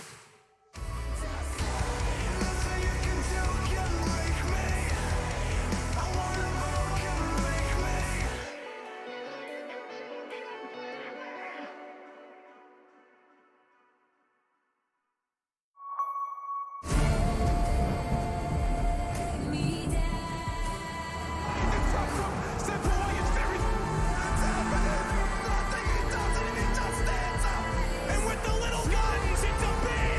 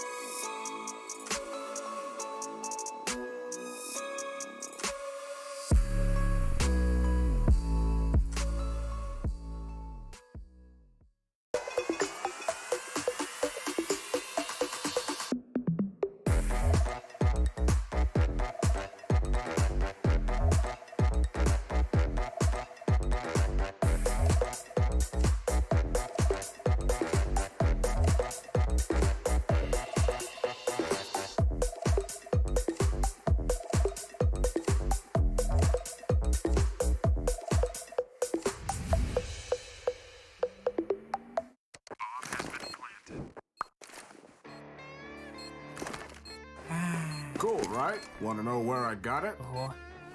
Well, look, go to CS.money. It's a trade platform and a marketplace at the same time. Just choose, click, and get. Good luck, bro.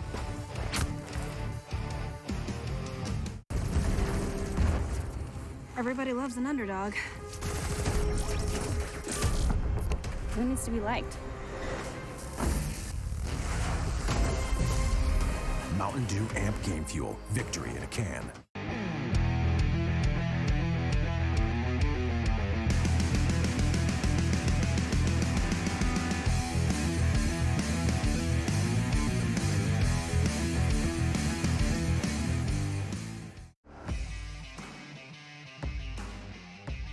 Charge up your game with excitement.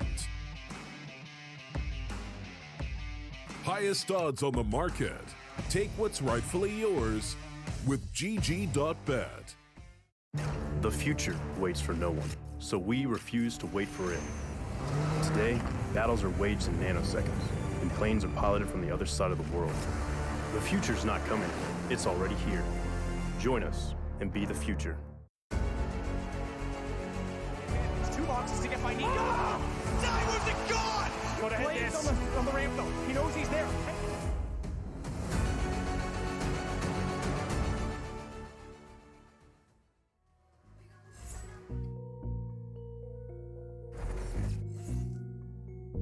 Elhim, you home? Can't you come over? Ayy, I know my way to the paper.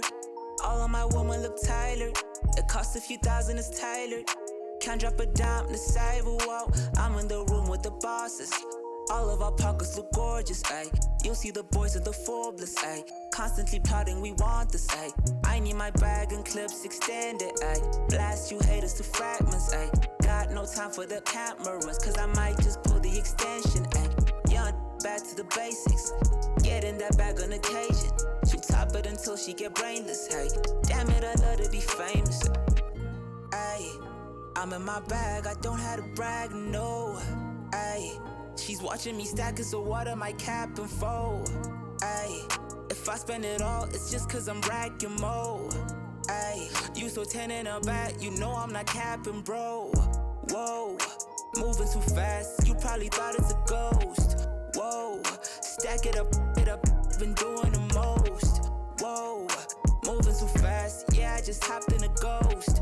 Whoa, stack it up, I've been doing the most. Ayy, I got nothing to lose. I ain't got nothing else to prove. I see they all tryna shoot. Ashamed though, cause I'm bulletproof. Can't touch me, I'm up on the roof. I'm catching bodies, hiding all the proof. I make them disappear like poof. Just like that, you're gone for good. Little baby say she want the wood. Man, I'm so misunderstood. Done playing games, we want the goods. Really did start from the bottom. Those moments can't be forgotten. And they been trying to see how I got it. Just know it ain't the least I bought it. I bought it. Ayy, I'm in my bag, I don't have to brag, no. Ayy, she's watching me stack it, so what am I capping for? Ayy, if I spend it all, it's just cause I'm racking more.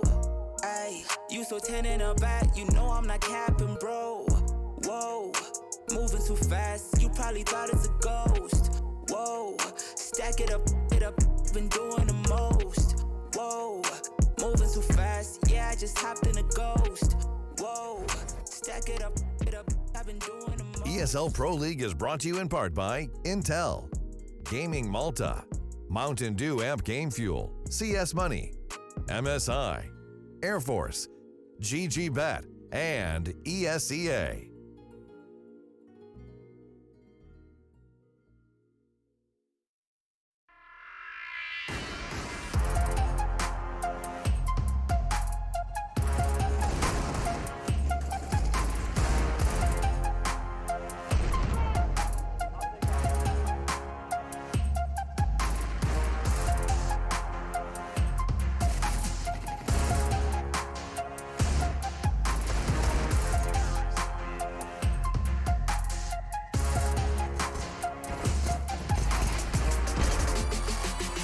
Welcome back, everybody. It's your match not hot enough, because don't worry, I've got a hot match for you right here between Astralis and OG, and the only thing currently on the burner is OG, and they are getting absolutely burnt by the Danes of Astralis. My name is Trace. I've got Harry and Hugo with me, and if we switch the camera enough, we might catch him dancing over here. Yes, we will. What's got you so happy, Harry? Why are you dancing? Oh man, I mean, this is delivering. You know, like the first map going the way of Astralis, Overpass coming up next, and I've been looking forward to that since it appeared in the veto, man. With how good they looked on it yesterday, I think we're going to be in for one hell of a treat. Yeah, we definitely could get that. Now we talk about Overpass, and we know that Astralis are really strong here. But we should be able to make some kind of case for OG, right, Hugo? Yeah, I mean, they haven't played it a lot. That's the thing. Playing it 3 times with this roster, twice in the Pro League, losing it both times to Na'Vi and VP. I couldn't remember that second one. So, yeah, not a lot to go off. We don't have that data. And what we do have is the fact that Astralis, they hid from playing Overpass a little bit in Stage 2 so far, but they finally pick it yesterday against FaZe. They destroy them 16-4 on that map as well. So, yeah, heading into today, we saw how good that T-side was from Astralis. I hope that OG have watched things, because it did seem somewhat predictable if you watch that game. If Astralis bring the same game plan into today, I imagine there's going to be some switch up. A lot of heavy B plays with Device lurking toilets. He was just being a nuisance, finding timings into the A site, getting picks, forcing rotations up to top while Astralis would hit lower. Some rounds he would even walk through A and flank heaven and kill B players. I mean, he was all over the place. So if Astralis bring the same game plan here, you got to hope OG have done their homework. Yeah, and OG showing us what they had on Dust 2 against Astralis doesn't lead me to believe that OG are going to be here and really putting up a much larger fight than we've already seen. Albeit there's still a chance for these players to show up individually and change the tide of the game, but let's be realistic for a second. This is the Astralis that we all paid for, and I didn't keep my receipt, so I'm expecting this one to deliver. Yeah, it really has to. I think a big swing, like a role, I guess, to keep an eye on is the AWP role. I think, if Mantu can keep his consistency up, we know that Device has struggled as of late online at maintaining like a good form, right? And so, bearing that in mind, I think if Device maybe comes into this not firing on all cylinders and Mantu can keep up that performance, then maybe there's a way. But as those GG bet odds will show you, they're not really giving OG much of a stake here in this second map. No, not even remotely close. And those drums mean that it is time to get into that second map, which is exactly what we have prepared for you. Overpass is where we're going to go and potentially decide the series here between Astralis and OG. And obviously, Astralis are running everything that they need to do right now, and they're running it the right way. So perhaps there's an answer here from OG. You need to stick around to find out. This is the ESL Pro League Season 11. Don't worry, we're not going to break. We are jumping into the game, and that's the one thing that I'm looking forward to. Yeah, Astralis, they're running in the right direction though, Chase. Remember, they were put down to the bottom of the group just a couple of days ago, 0-2, and they're looking to resurge. There's still a chance for these guys to head towards that next stage to, of course, get into the playoffs and maybe even the grand final. Fnatic, Na'Vi, Mouse, all sitting 3-1 up. Astralis 1-2. They look to double down. They look to get their second win on the board, and this map could be exactly that.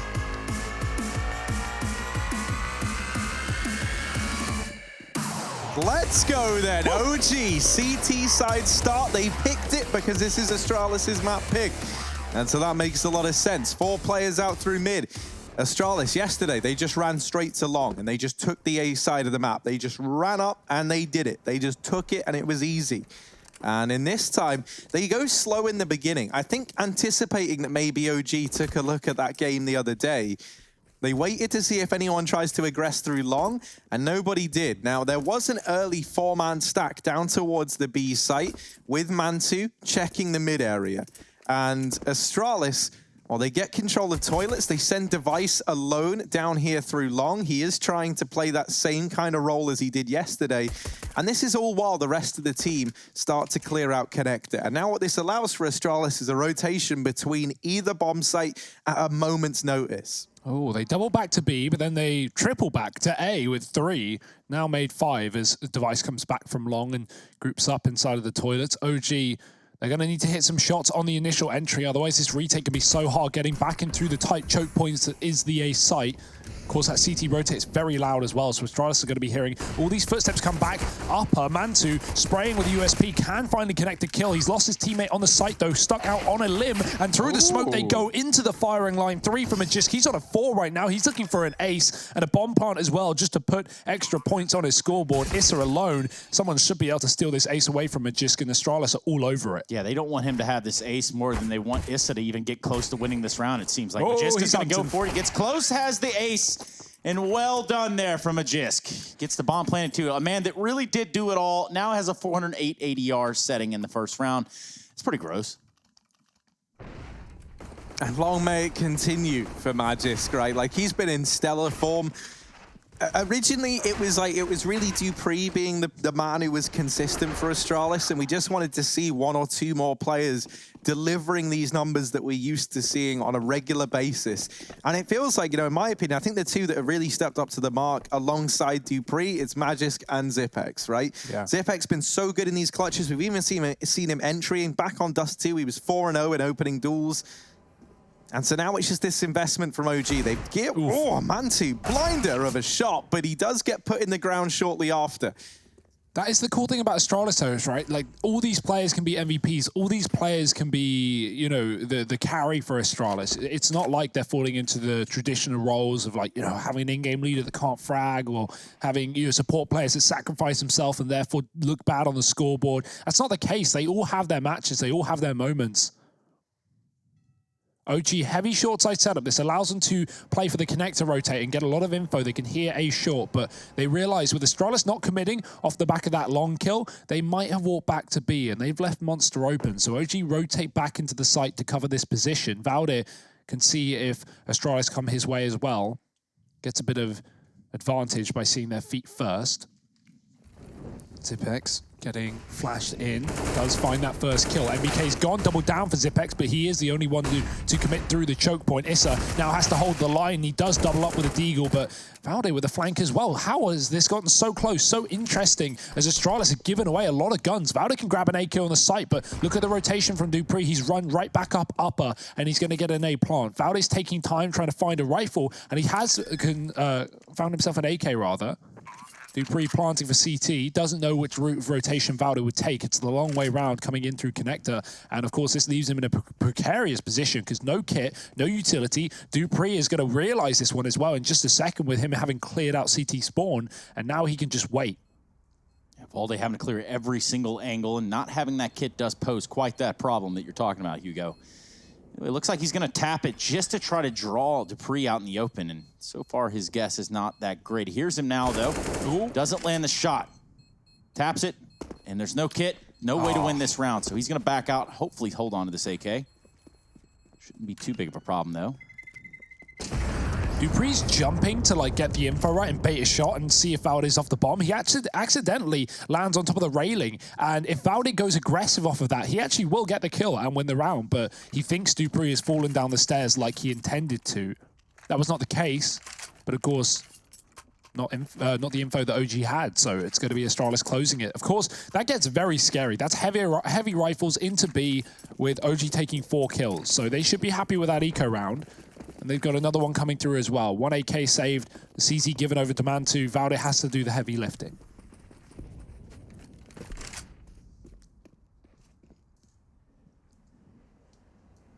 And I like this idea from OG. They stack 3 players over here towards long side.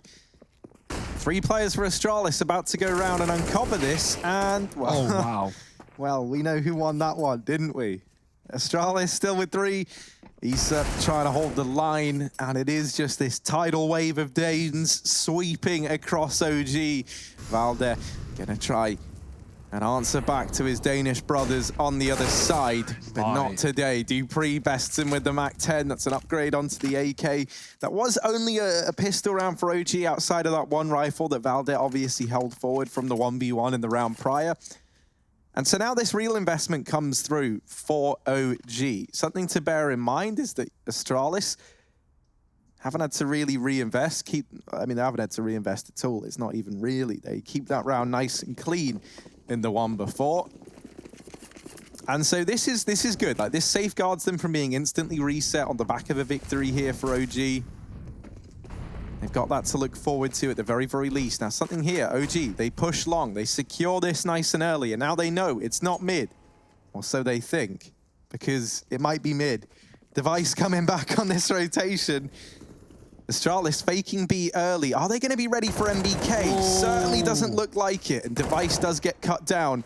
Now that they know a man is this pushed up in the party, Astralis know that they can no longer commit to this B site. And in the meantime, Alexa B has shut down Dupree over towards short side. MBK follows up onto Glaive, and with the rifles out, every single one of these kills has come up in favor of OG. Yeah, so far, so good. Valley's going to peek from the top of connector, but doesn't seem to have that line of sight necessary to find Magisk, who's going to back out now. The real shot here for the Astralis side is they look towards this B site.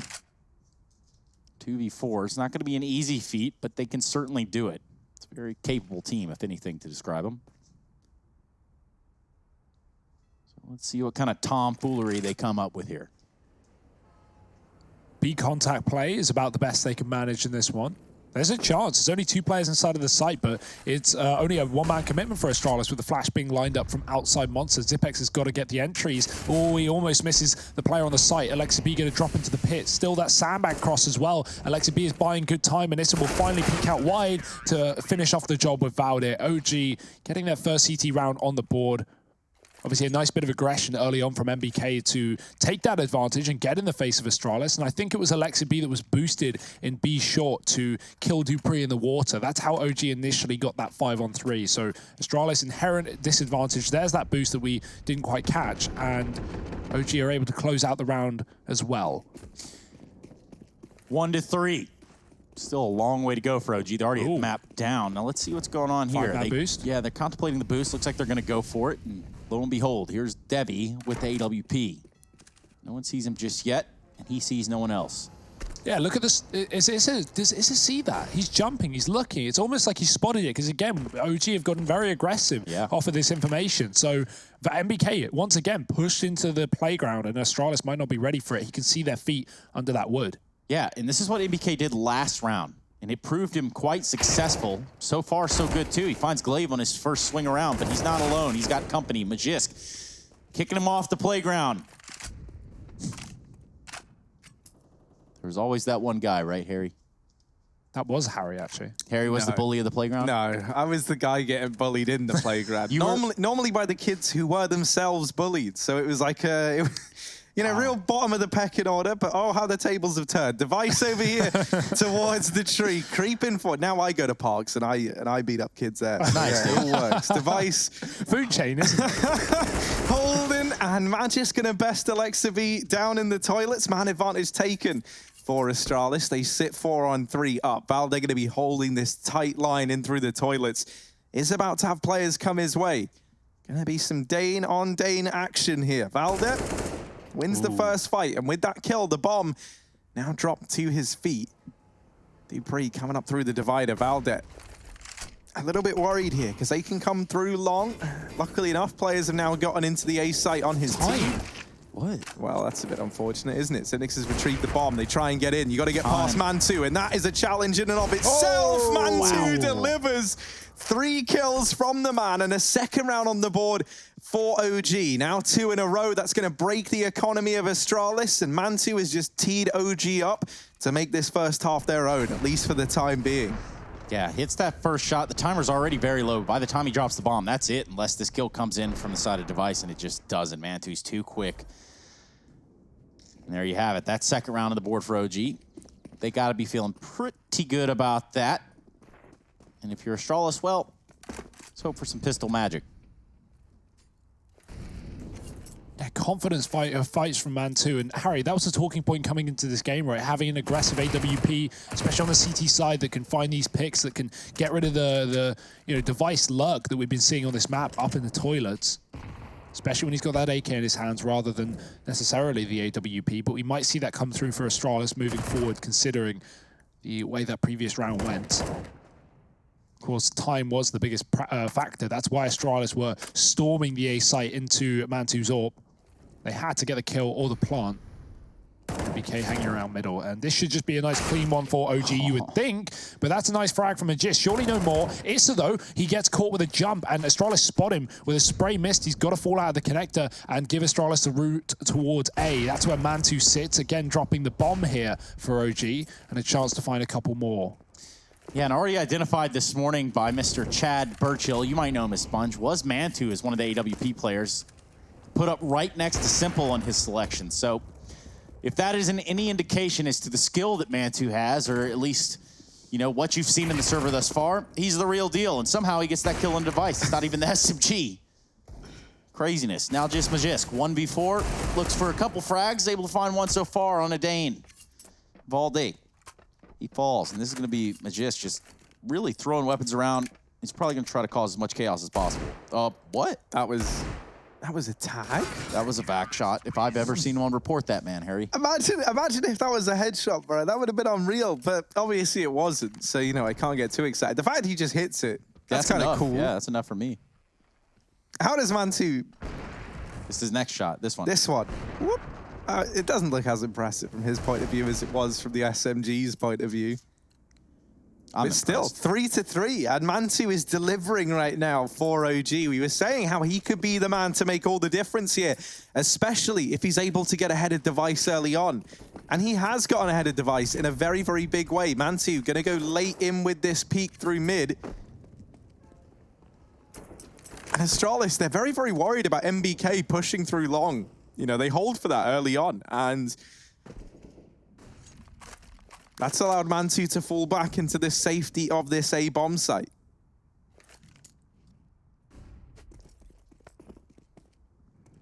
OG rotate MBK up to join that man. Mantu might need to hit some shots again in this round as Astralis begin to close the distance on long.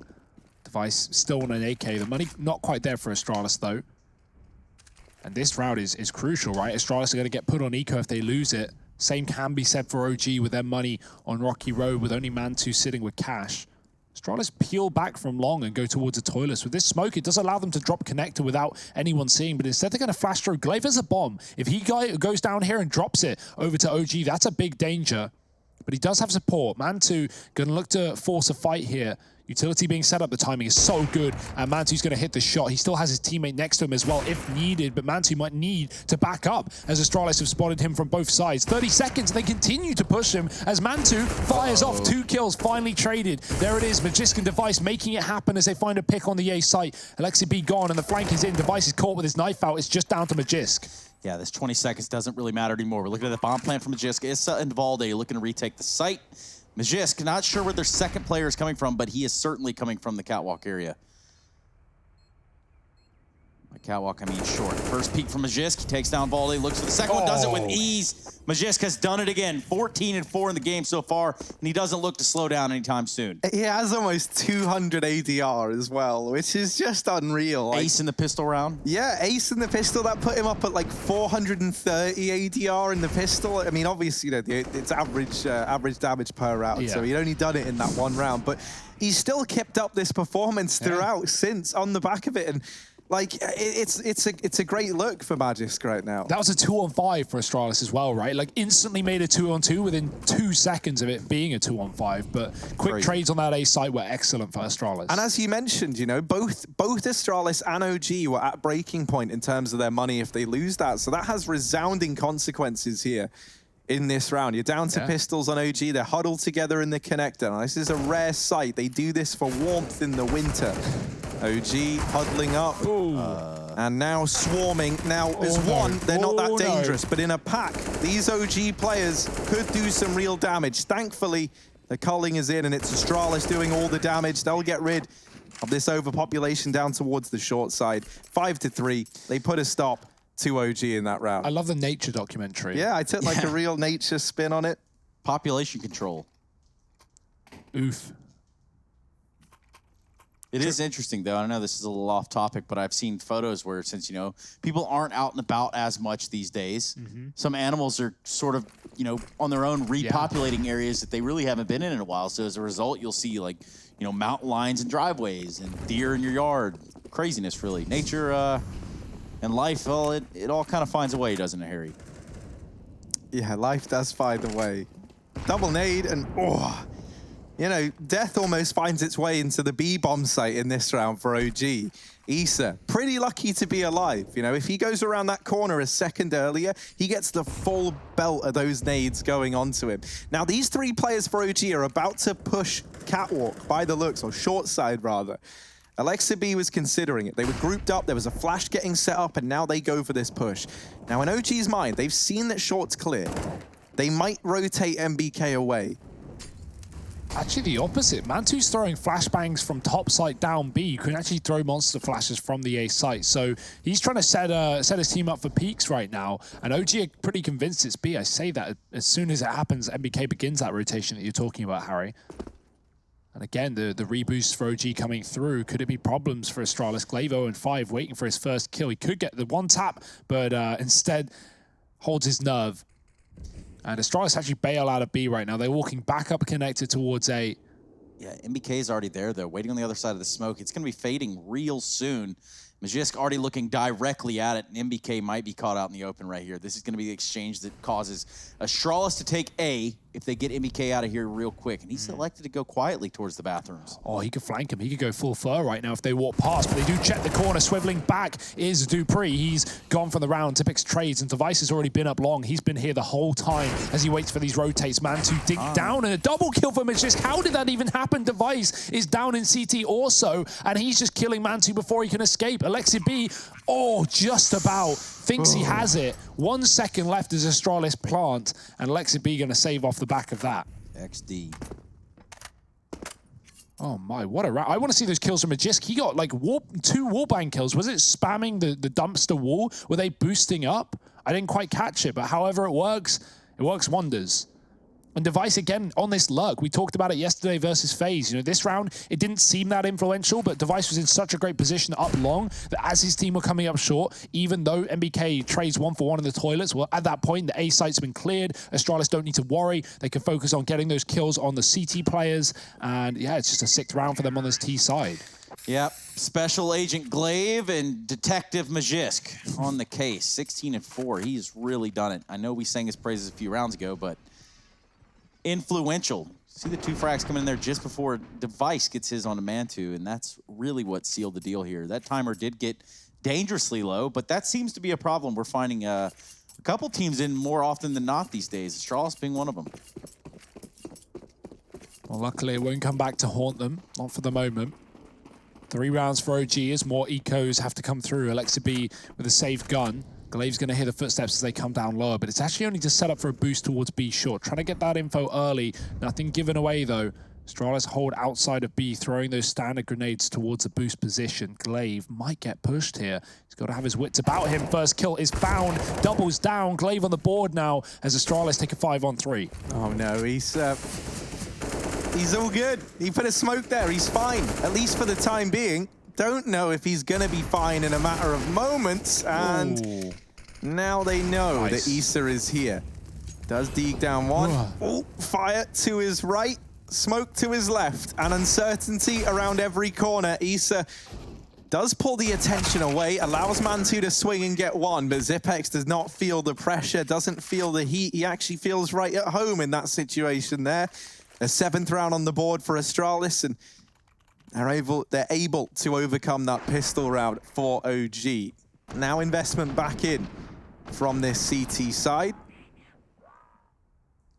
Not going to feature the AWP on Mantu. And you think about the impact he's had, the fact that he's sat 2nd in the entire server with 114 ADR for OG.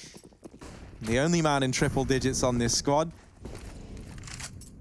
And that actually could matter a hell of a lot. Now, there isn't an AWP on the other side, and that actually might prove to be a bit of a blessing here for Astralis. I don't think you want to be putting that AWP into Mantu's hands anytime soon.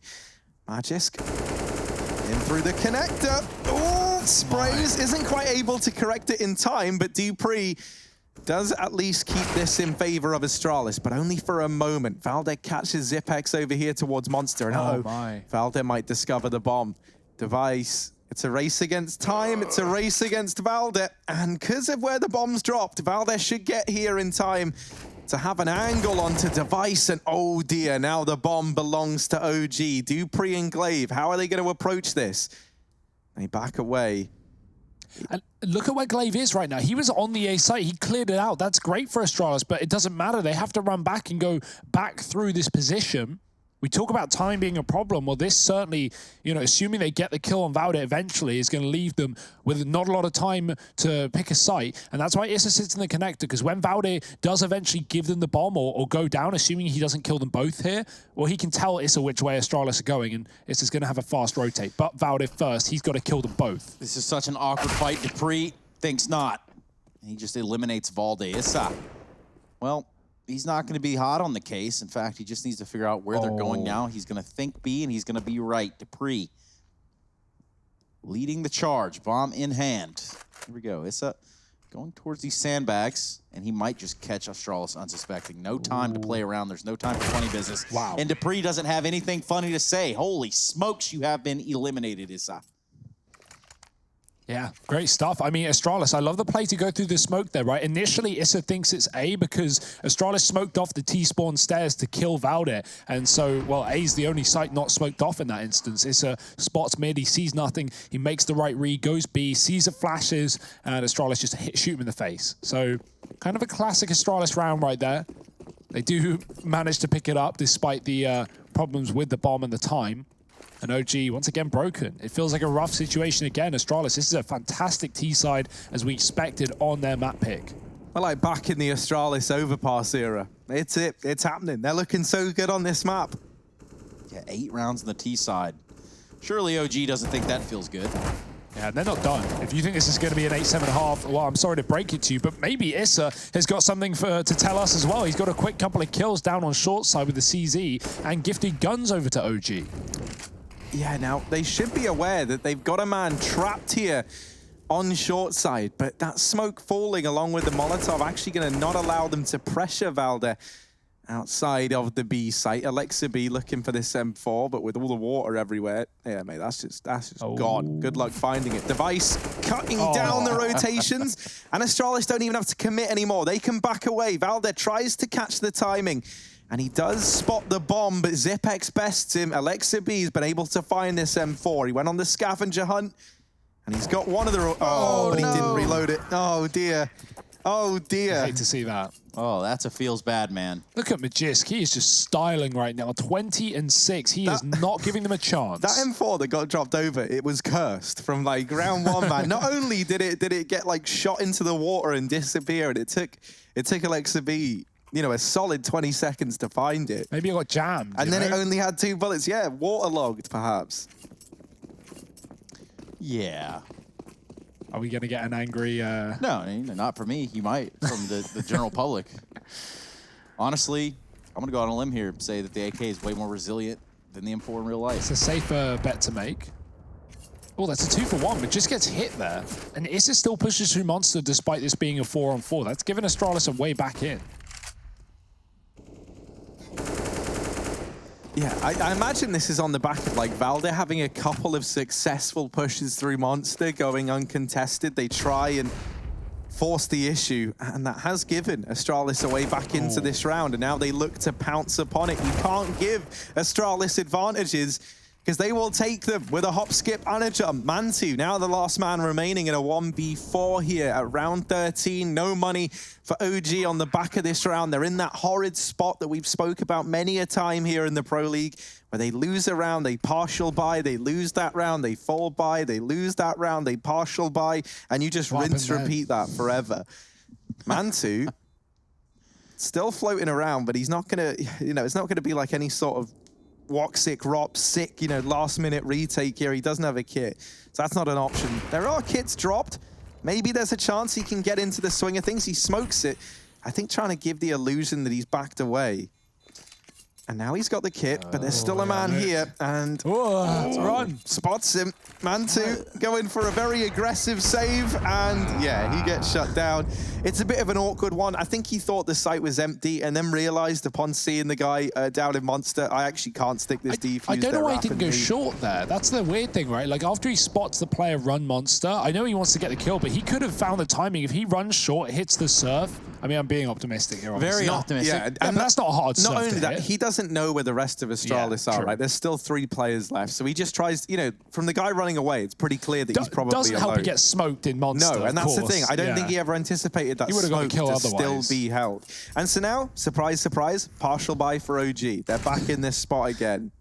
Yeah, this has not gone well for OG at all. 10-3. Astralis on their T side. Well, you don't want to, you know, count your chickens before they hatch or whatever that saying's all about.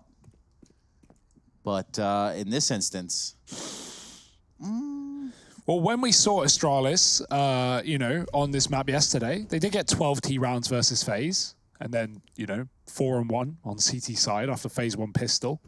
So things are stacking up as they should, I would say here, Trace. ducks in a row. And so far, it's just going to be OG in a row, just getting smoked here from these weapons of the side of Astralis. Now, hold on a second. MBK finds a kill with his scalp, but he's going to have some unwanted company here real soon. He's not going to be okay with that either. Looks for another kill here with the scalp, and that's weird enough. Finally, he goes down. And this is awkward. Alexi V just hiding outside of this A site after the bomb has been planted. With a grenade in his hand, he will say goodbye, everybody. Oh, that's brutal. He's got to go.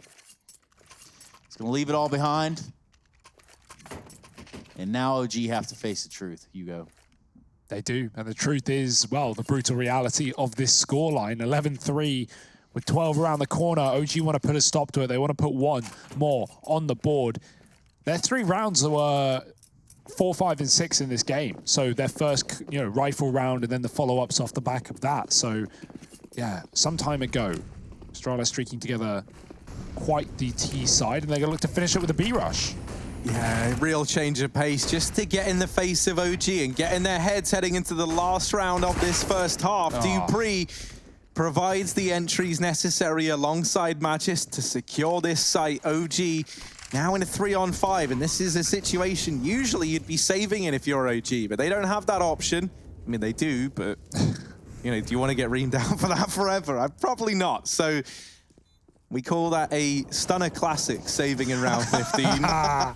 Yeah. Hey, man, sometimes the numbers get away from you. You know, it's late at night. The midnight oil is burning. Yeah, and I mean, this round's fully burnt out for OG. It's Astralis, 12-3 at the end of that first half. A dominant performance from Magisk and Dupree, as we see right there. 168 ADR on Magisk. Christ. This is a game where he is firing on all cylinders, so you do not want to miss the conclusion of this second map. You're going to have to stick around. We'll be back with it after a quick break.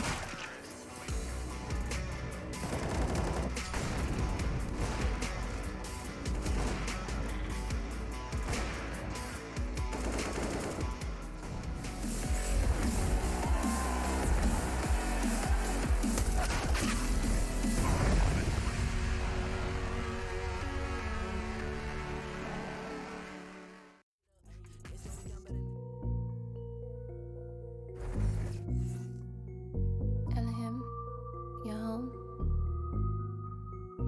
Can't you come over? Ayy, I'm on my way to the paper. All of my women look tailored. It costs a few thousand, it's tailored. Can't drop a dime in the sidewalk. I'm in the room with the bosses. All of our pockets look gorgeous, ayy.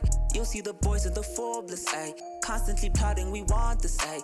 I need my bag and clips extended, ayy. Blast you haters to fragments, ayy. Got no time for the cameras, cause I might just pull the extension, ayy. Young, back to the basics. Get in that bag on occasion. She top it until she get brainless, hey. Damn it, I love to be famous. Ayy, I'm in my bag, I don't have to brag, no. Ayy, she's watching me stack it, so what am I capping for? Ayy, if I spend it all, it's just cause I'm racking more. Ayy, you so 10 in a back, you know I'm not capping, bro. Whoa, moving too fast, you probably thought it's a ghost. Whoa, stack it up, been doing the most. Whoa, moving too fast, yeah, I just hopped in a ghost. Whoa, stack it up, I've been doing the most. Yeah. Ay, I got nothing to lose. I ain't got nothing else to prove. I see see they all tryna shoot. Ashamed though, cause I'm bulletproof. Can't touch me, I'm up on the roof. I'm catching bodies, hiding all the proof. I make them disappear like poof. Just like that, you're gone for good. Little baby say she wants the wood. Man, I'm so misunderstood. Done playing games, we want the goods. Really did start from the bottom. Those moments can't be forgotten. And they been trying to see how I got it. Just know it ain't the least I bought it. I bought it. Ayy, I'm in my bag, I don't have to brag, no. Ayy, she's watching me stack cause the water my cap and fold. Ayy, if I spend it all, it's just cause I'm racking mo. Ayy, you so 10 in a back, you know I'm not capping, bro. Whoa, moving too fast, you probably thought it's a ghost. Whoa, stack it up, been doing the most. Whoa, moving too fast, yeah, I just hopped in a ghost. Whoa, stack it up, I've been doing the most.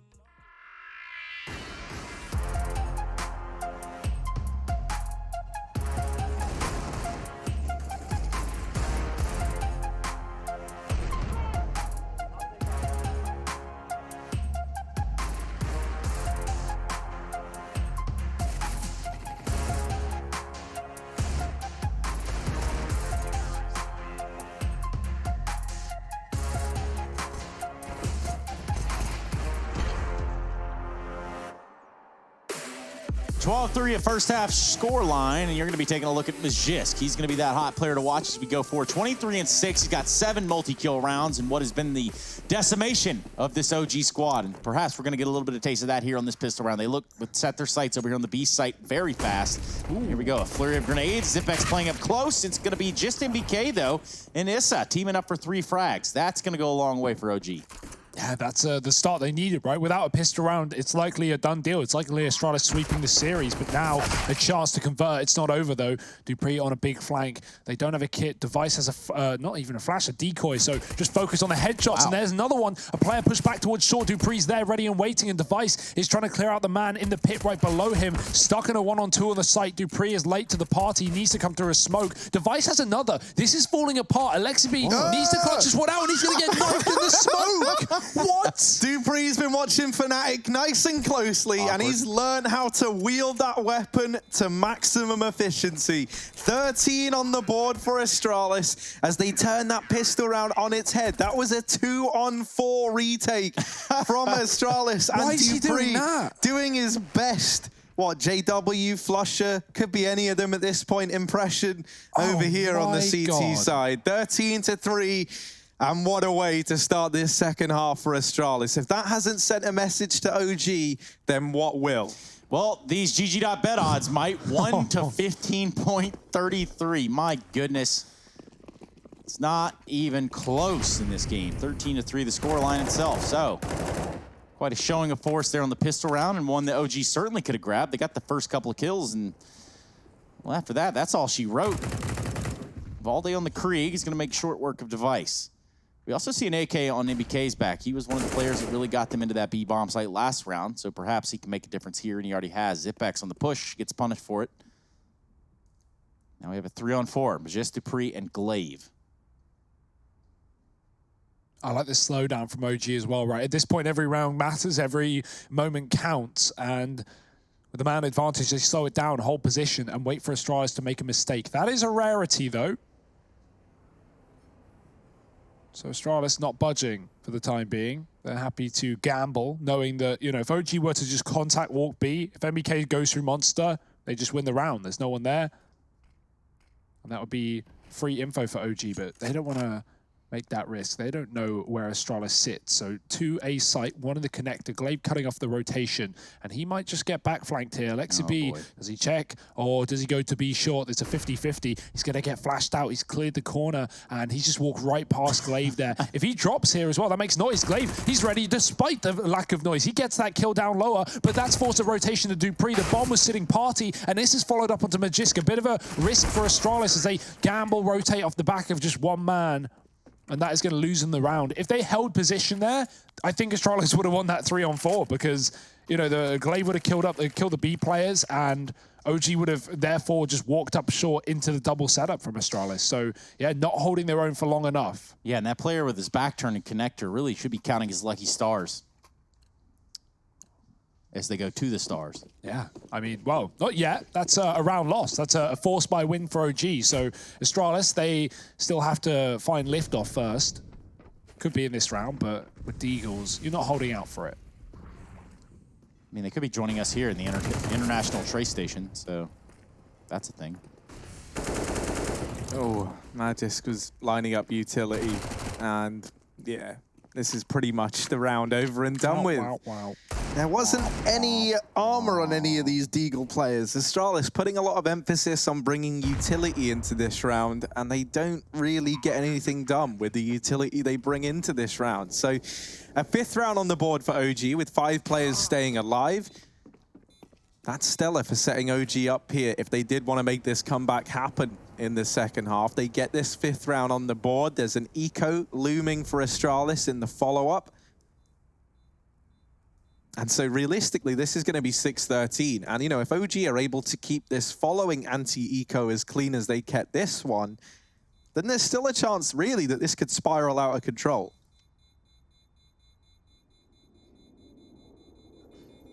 Got to really take it round by round at this point, though, if you're OG.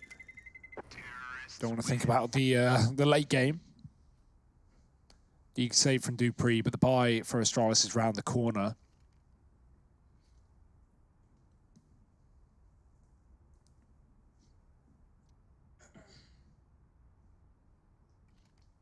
So what's the game plan for OG? Where do they want to take this T side? We saw a masterful first half from Astralis, and now OG, they've got to one-up it without even the pistol round in their pocket. So both pistols in this map, one by Astralis, and now OG coming back with guns, looking to get rid of the eco of this CT side. Although, look at this setup. 5 in the pit, I'm a fan. If OG try and go for a plant here, they might not be ready for such high numbers. I don't know. I see Alexa B, I see a Mac 10, and I see a man with dollar signs in his eyes. He's looking to make money here. And this little huddle, this little grouping of Danes, definitely. Oh, yeah, that's it. That's the round over. The nade kills 2. They actually double naded into the pit on the back of seeing a Deagle player there. So, you know, the idea, I think, was to have, like, the Deagle player bait OG in to go for the push and try and deal with him, and then you just swarm the 4 players up the right-hand side. And rather hilariously, it's that bait of the Deagle player that forces the double nade out. That actually leads to pretty much everyone in the pit dying to the nades at a 6th round for OG. But now the investment back in. Device saved money so he could bring this AWP into this round here and now. And he's going to attempt the mid-peak. Now there's Kriegs on the other side, and that's basically a full auto AWP that he is up against. Dupree's actually gone aggressive in through middle, and they are not ready for a man to be so close. But what that man do, as man 2 gets the trade, puts us into a 4-on-4. And now mid-control secured. Squeaky clean stuff there. Wow. Maybe just squeaky. It's just squeaky. Thanks, Harry. I'll be this chat. Oh, Glaive, he's pushed connector here. He's been a bit of a nuisance in this position so far on the CT side. And he might have the drop on OG as they group back up outside of B. Now, the issue is Astralis don't have the info. Glaive will be fast to rotate. I mean, fast, somewhat, of course. What is fast is OG already inside of the site against a solo man that is Zipex. They get past the Molotov, he looks away, looks back for a kill, and 2 on the anchor. That's all you can need, all you can ask for here if you're Astralis. All you need as they set up for the retake. For that to happen, the bomb would need to get planted, and Glaive might look to deny all of that with this monster wrap. The long con, the connector flank coming through here for Astralis in the retake. Here it is, coming from heaven. Magisk is the first to fall. So Valde's already done a lot in this round. He's made it to 2v2, at least an even kill turn number for both these teams. And they've pushed off the site. Got 1 player in the pit. Valde has pushed up close from the rotation. We're gonna have an awkward exchange. Isso's the one that comes out to lesser. Now just Valde to take down his Danish friends. He finds the first one. The last player in Glaive's very low. It looks like they're gonna tap the bomb. And that's gonna be enough to draw Valde out to attention. This has gotten tense. This has gotten rough. A little bit of a dance around the bomb boxes, and it's going to be Valde that's going to find himself on top of this when he's played it to perfection. And that's going to be Glaive falling. Ooh. Sure, just friendly banter. Of course, Valde, we've seen him in teams with Glaive in the past, even going back to some of Valde's first teams in CSGO, looking at Copenhagen Wolves, for example. Long time ago. Yeah, these guys are friends. All still mates. All Fun and James. Well, 13-7. The comeback is well and truly on here. 4 in a row for OG, and they've put Astralis yet again on pistols. Just going to keep his eyes on the connector here early round. And out towards long, it's going to be Device with the scout. Just pistols over here, so can't expect too much except for that. Well, that felt pretty good from Magisk, I can guarantee it. Mantu's going to be there to get the trade, and he's not alone in connector still. Dupree occupying this position. Nice. The 1D comes through, an easy shot, an easy gun for Dupree. He sits on no armor. We sit on no kits for Astralis, but the bomb's not even in the site yet, so. And now for Issa, how does he want to play this? There's two ways he can try and go about it. He can either try and trade Dupree down in the connector and rejoin his teammates for a B play, or he goes on an information play such as this. And now this is going to give OG two options in this round. Either Issa secures the A bomb site and they can safely rotate back and leave B, or Issa kills this man in rotation and then can pincer into the B bomb site and help his teammates out. Device does get a tag off, but not the kill. And now this has forced the rotation of Dupree out from connector. Glaive has left B. Everything's coming together for OG in this round. Glaive changes his mind, goes back in. Big old brains. Scout in hand, another tag. All three of these players are one shot from certain death. Dupree is not to know that, though. Does have a Molotov. Could use that to his benefit. But as soon as he opens this door, it's going to be all hell that breaks loose. Very, very low. 27, 30, 30 for the OG players. And Dupree doesn't seem like he wants to take any chance. He's going to go ahead and back away towards this ladder, maybe getting some exit kills, or maybe just holding on to his AK from the looks of it. Yeah, nice call from OG, though. They play that 3-on-3 well. It is on a knife's edge, right? Almost falling apart. All it takes is a Device not, getting a tag on Issa and instead headshotting him with a scout in that quick reaction. And then that round falls apart, right? Because Astralis don't leave B. Glaive probably finds a little bit more on the scout down lower. And then Dupree can rotate appropriately. Instead, he's stuck in a 1-on-3 with no way back in.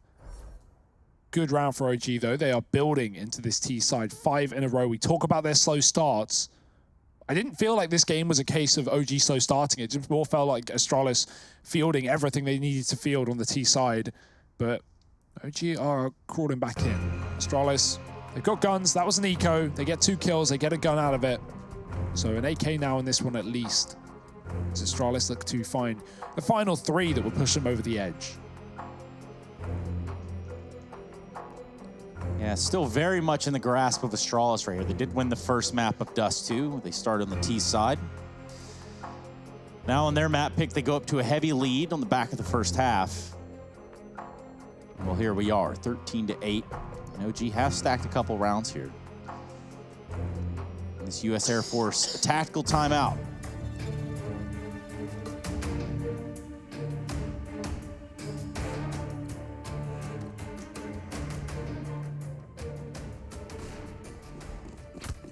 No ops in play. Money is yet to be solidified for Astralis as they haven't fielded a round since the pistol. Early presence outside of B for OG as they look to take some control towards Shortwater. Astralis' Molly has delayed that play and they once again have a man in the connector just to keep caution over these rotations. Dupree, oh, I like this play. He's got a little bit of an angle. He's going to spot down into B and spray away for 1. Can't convert the kill into Issa, but he might just be able to through the wall. There it is, bomb dropped. And all the info for Astralis, the rotation's already coming down lower. That's an optimistic one for Dupree. I don't know if he meant to jump. I'm going to go with no. Yeah. I'm going to go with that was a big whoopsie there for Dupree, but gets 2 kills, the bomb spotted.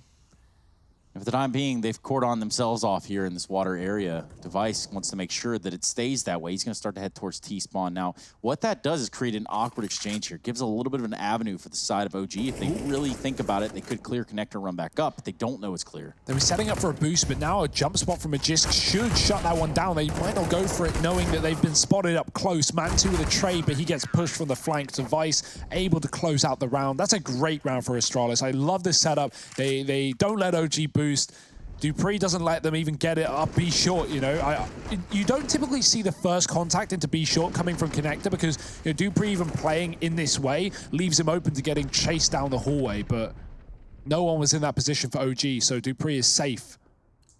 Yeah, and I mean, maybe, just maybe it was on purpose from Dupree, but, you know, maybe we'll also get the opportunity to ask him in the post-game if he joins us. It could have just been a ballsy, you know, let's go for it. Why not? I mean, 5-on-3. A lot of players hang out on the side of that railing right there outside of connector, right?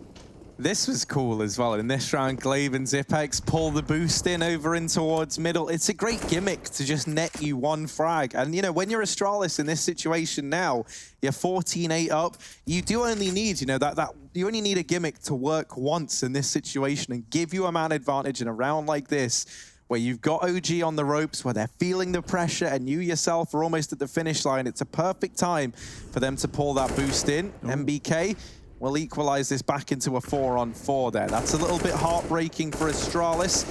They jump spot him. They know that he's here alone. Where are the rest of OG? They're over here in top mid. Astralis aren't to know that yet, though. Well, they can guess, right, by the fact that they only see MBK down outside B short, but Astralis don't want to gamble. They just go 2-2 in this 4-on-4. Safe one. Dupree going to skirt himself in the corner. When that smoke fades, Valde might have the advantage if he walks a little bit closer to it. But re-smoke down for Astralis. They don't want to give away an opportunity. Dupree goes inside the smoke. That gets spotted. No chance this time. Valde's ready for it. MBK doubles down on the B site in the meantime. And now Device has to hold the line against everyone that pushes him on this A site. He gets the bomb, but immediately traded by Valde. And OG, despite going down 5-on-4 early, they recover it really well. MBK with a huge round, picking up Glaive and then pushing into B on a lurk and finding 2 kills. OG at that point just commit towards A because that's where the bomb is, and they can just trade out the final player. 9 rounds. It's happening, boys and girls. It truly is happening. Yeah, Harry, you know, I could just see you about to say it, so I'm going to steal the words right out of your mouth. Come back. That is real. Yeah, that is exactly what I was about to say, and it feels like it right now. OG, 5 rounds between them and Astralis, and no money in this round for the Danes. This is where OG are hoping to pick up their 10th and reach double digits as they try and take us to a 3rd map. Now, obviously, that would be Inferno if we get there. And OG, they've certainly made a case for it right now. They set up this time to secure some connector control. Magisk in this position. Where's Zipex at? He's underneath him. Okay, he's boosting Glaive up, right. This could prove to be a very fruitful boost. They're not looking for it currently. And that's going to be the start of it. Glaive finds one. Now knowing that they're boosted there, Lexi B is going to have to go for the spam. Instead, as he opens the door, Glaive gets just straight up shot down.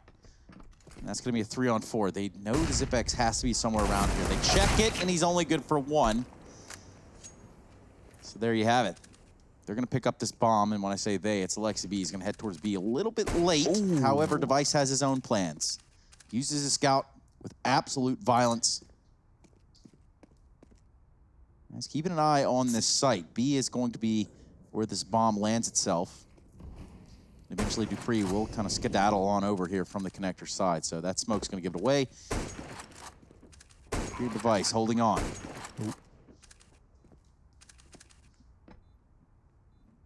More than winnable with the Krieg in the hands of Dupree as well. He's taking his sweet time, making no noise, coming down short. Now, falling off that wood, while it doesn't feel like it, always does make noise. And so that does come through, but no one heard it from OG. They should be aware of it regardless as the flashbang comes in. Issa's blinded. Dupree with a chance. The spray missed, and Issa gets the kill. Device, that's surely busted now. He's on 20 health, and it's going to be a round for OG at this point. Oh, dear. If Dupree hits those shots, that is surely Astralis's.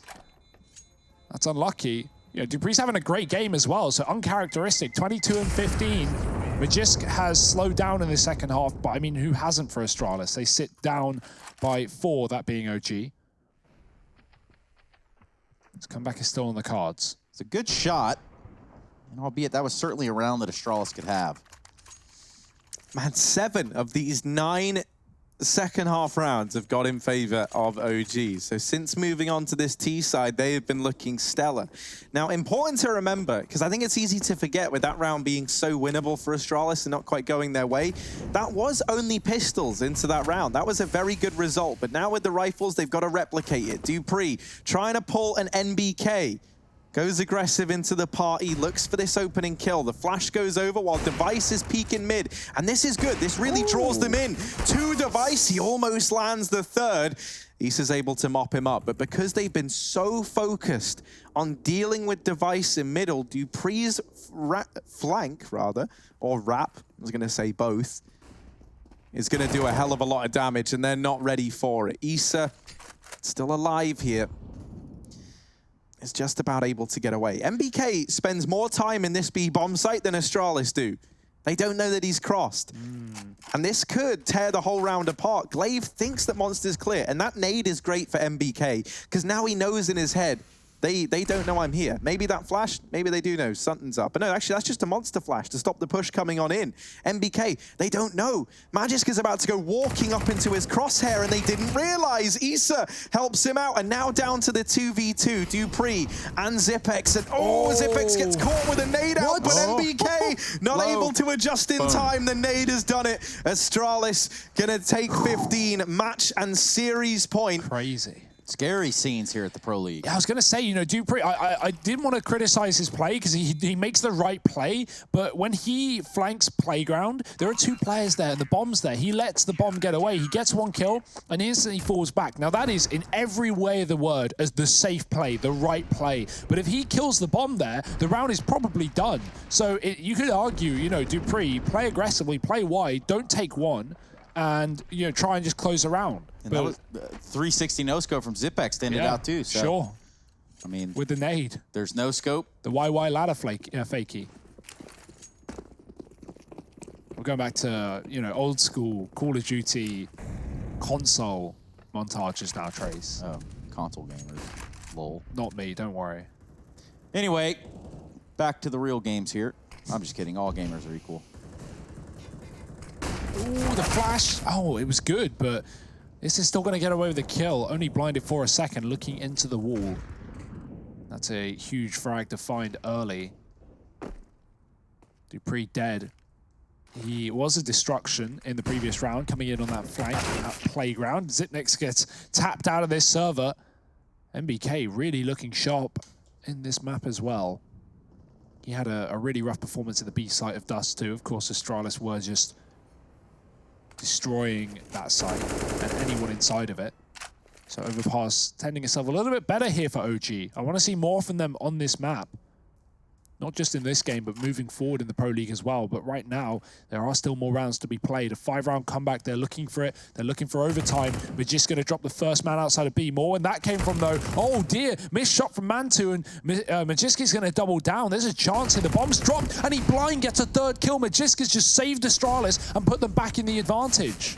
Oh, but he gets pincered. Alexa B and Valder deal with him. There's a bit of a gap in this smoke, and Glaive trying to exploit it. Second smoke goes down, and so Glaive will just position himself behind it. Valder creeps through, and Valder wins that engagement somehow, some way. Device is suddenly thrown into this clutch. 1v2 required. Alexa B has the bomb on his back, but Device with the wallbang through the sandbags. 7 seconds, Valder burns to death. Wow. And that's how it ends for OG. Astralis, they take the 2-0. And Valder feels bad man for him there. Astralis get the job done in 2. A good effort at the comeback from OG, and it's saddening to see it fall apart in that fashion. But what a series, what a game. And we'll be back to discuss what this means for the standings, as well as the schedule for tomorrow's show after a break. So stick around.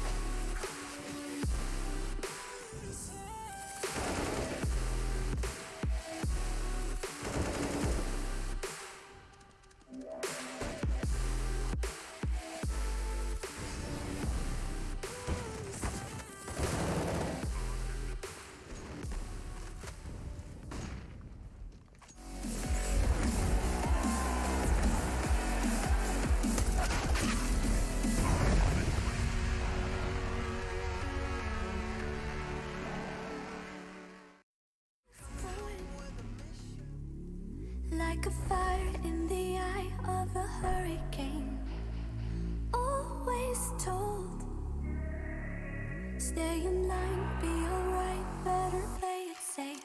I walk a different path, nothing can hold me back. I've passed the point of no return, something is calling me. It's in the air that I breathe. Bring me back to life again. Dancing with my fear, burning with desire. We gon' take it to the edge and come alive. Go to hell and back just to feel the fire. We gon' turn up in this place and come alive.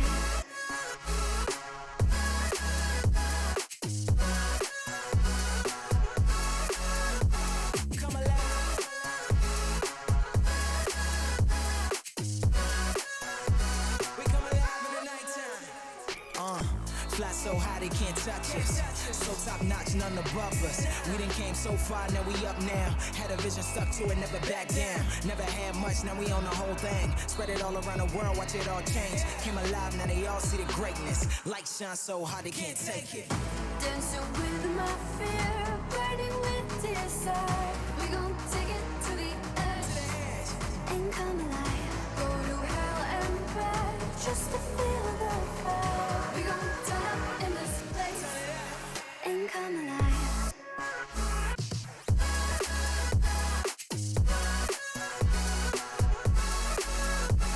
Come alive.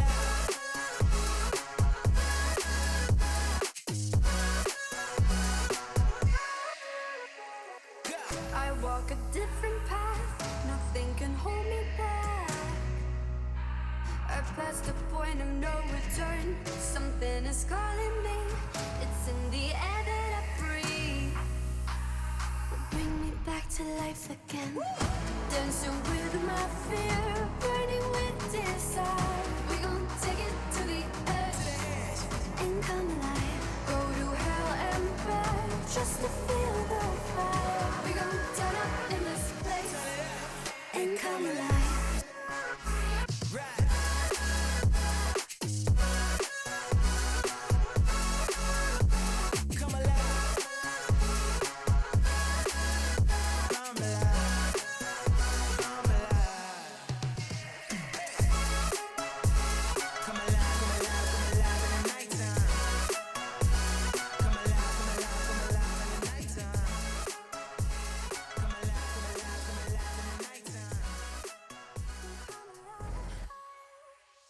ESL Pro League is brought to you in part by Intel, Gaming Malta, Mountain Dew Amp Game Fuel, CS Money, MSI, Air Force, GGBet, and ESEA.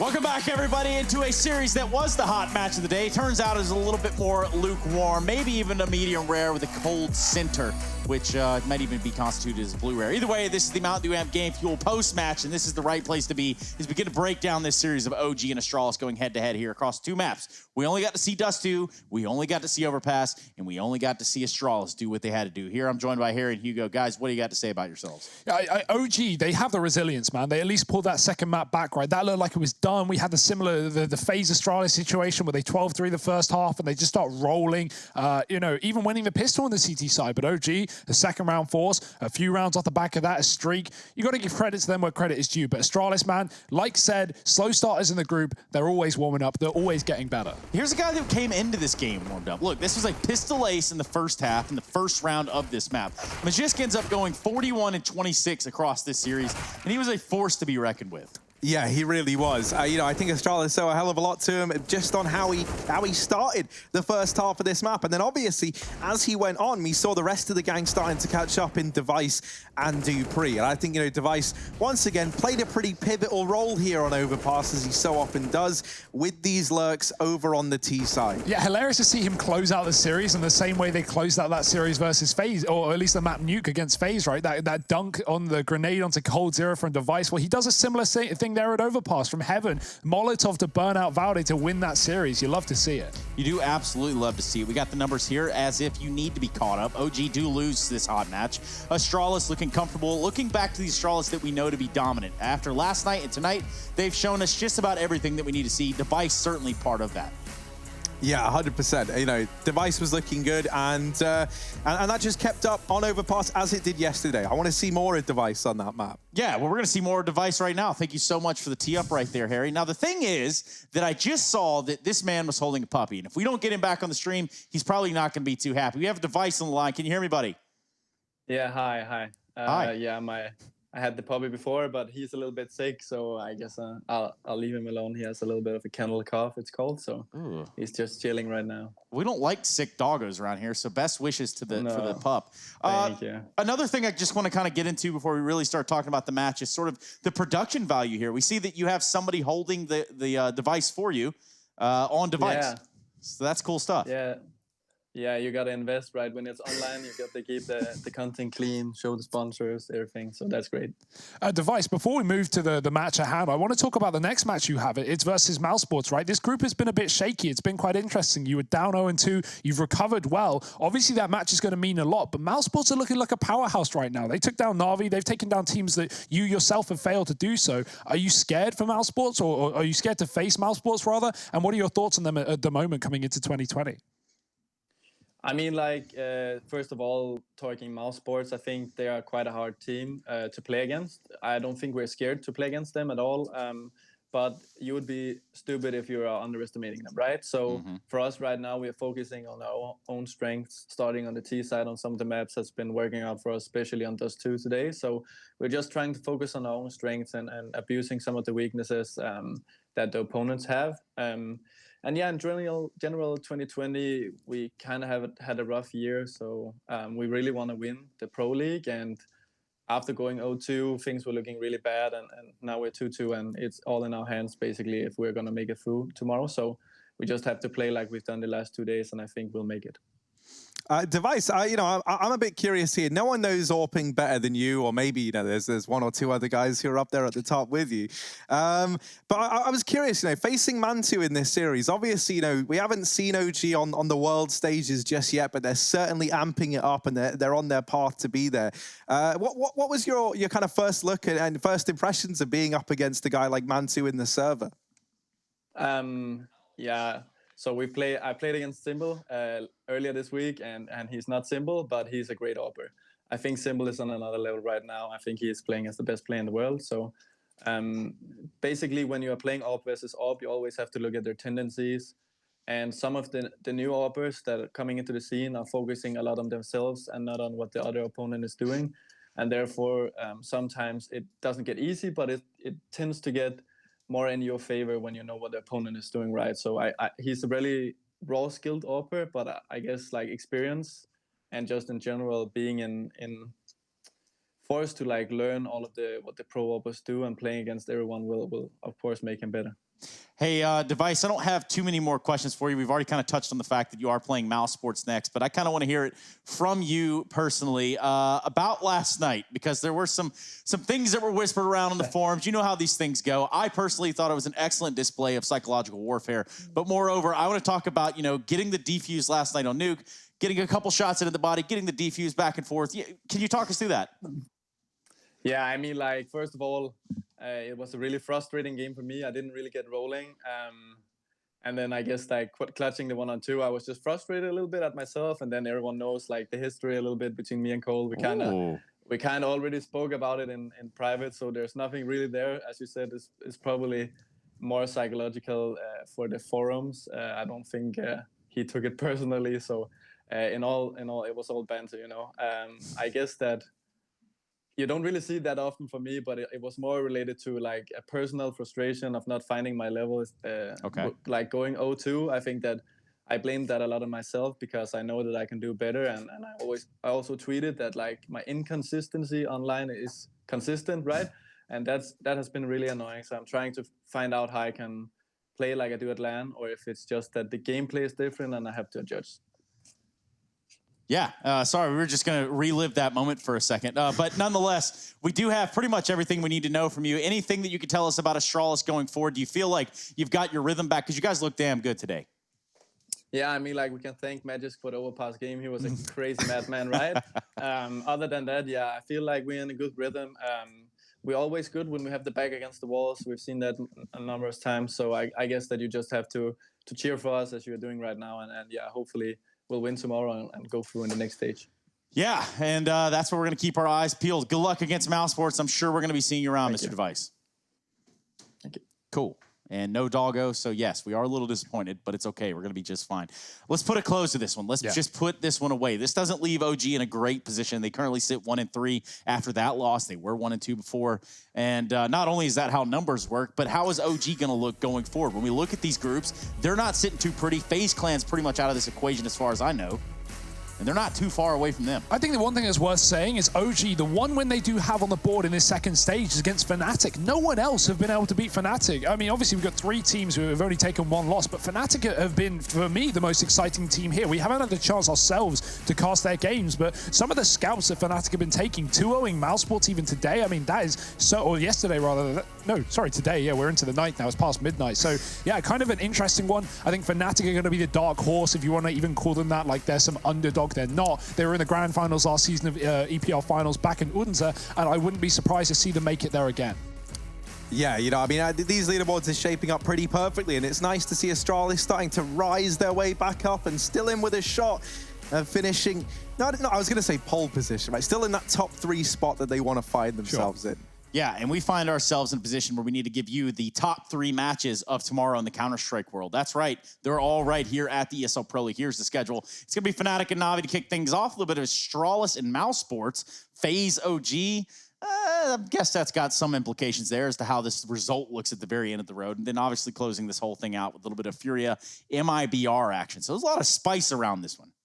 Yeah, back into the NA side of things as well. That's always nice. You know, obviously less teams there with that being a 16 group over in North America. But it doesn't mean we can, you know, speed the process up, Trace, and get to those grand finals nice and soon. Yes, and those grand finals being that best of 5, ultimately that is quite some time away from now. For the time being, we're going to be getting out of here. It's time to go do some things full of valor, if you will. We will be back tomorrow. And on that note, I say goodnight, and we'll see you there.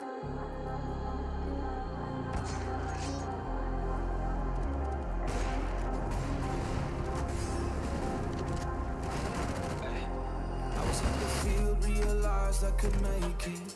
Sacrificed all my time towards greatness. Been alone in the dark, isolated. And my dreaming isn't real what separates me.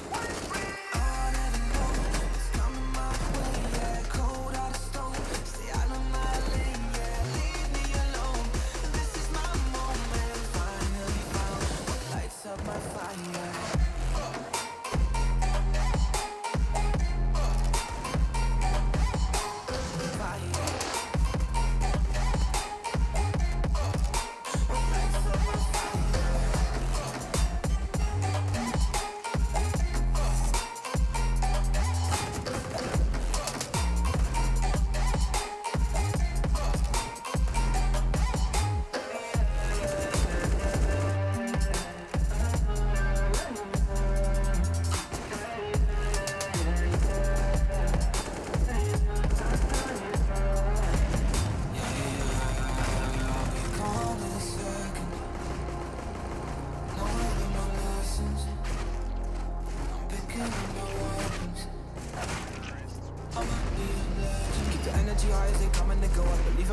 Taking it home, I'm stepping it up to another level. Time moving faster than ever before. They don't really know about honesty, but they don't really grow. Honestly, I cannot be stopped constantly. Consciously is a part of me. And I never know it's coming my way.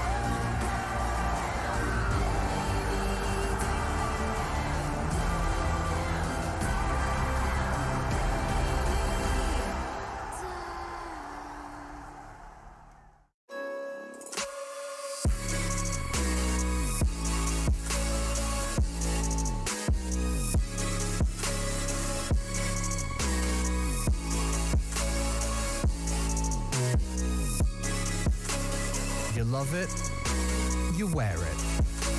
What's your style? Get your merch at shop.eslgaming.com.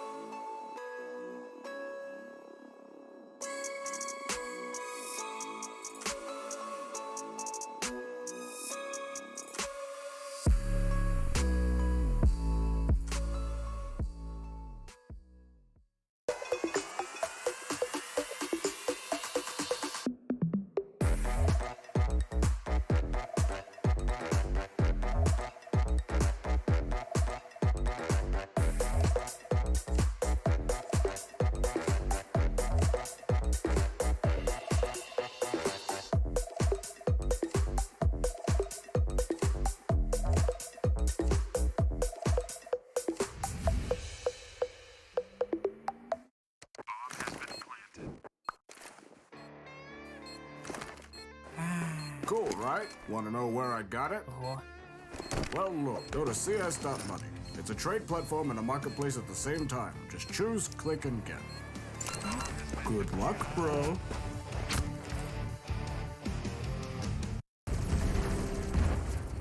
Everybody loves an underdog. Who needs to be liked? Mountain Dew Amp Game Fuel. Victory in a can.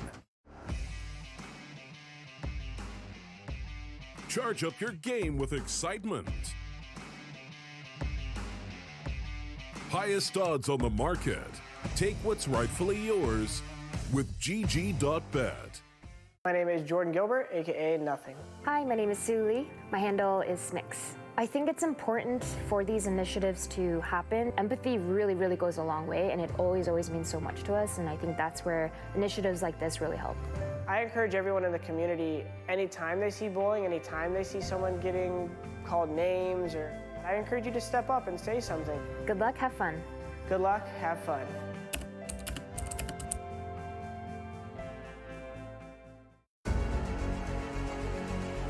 Two boxes to get by Nico. Where's it gone? Go to hit this. On the ramp though. He knows he's there.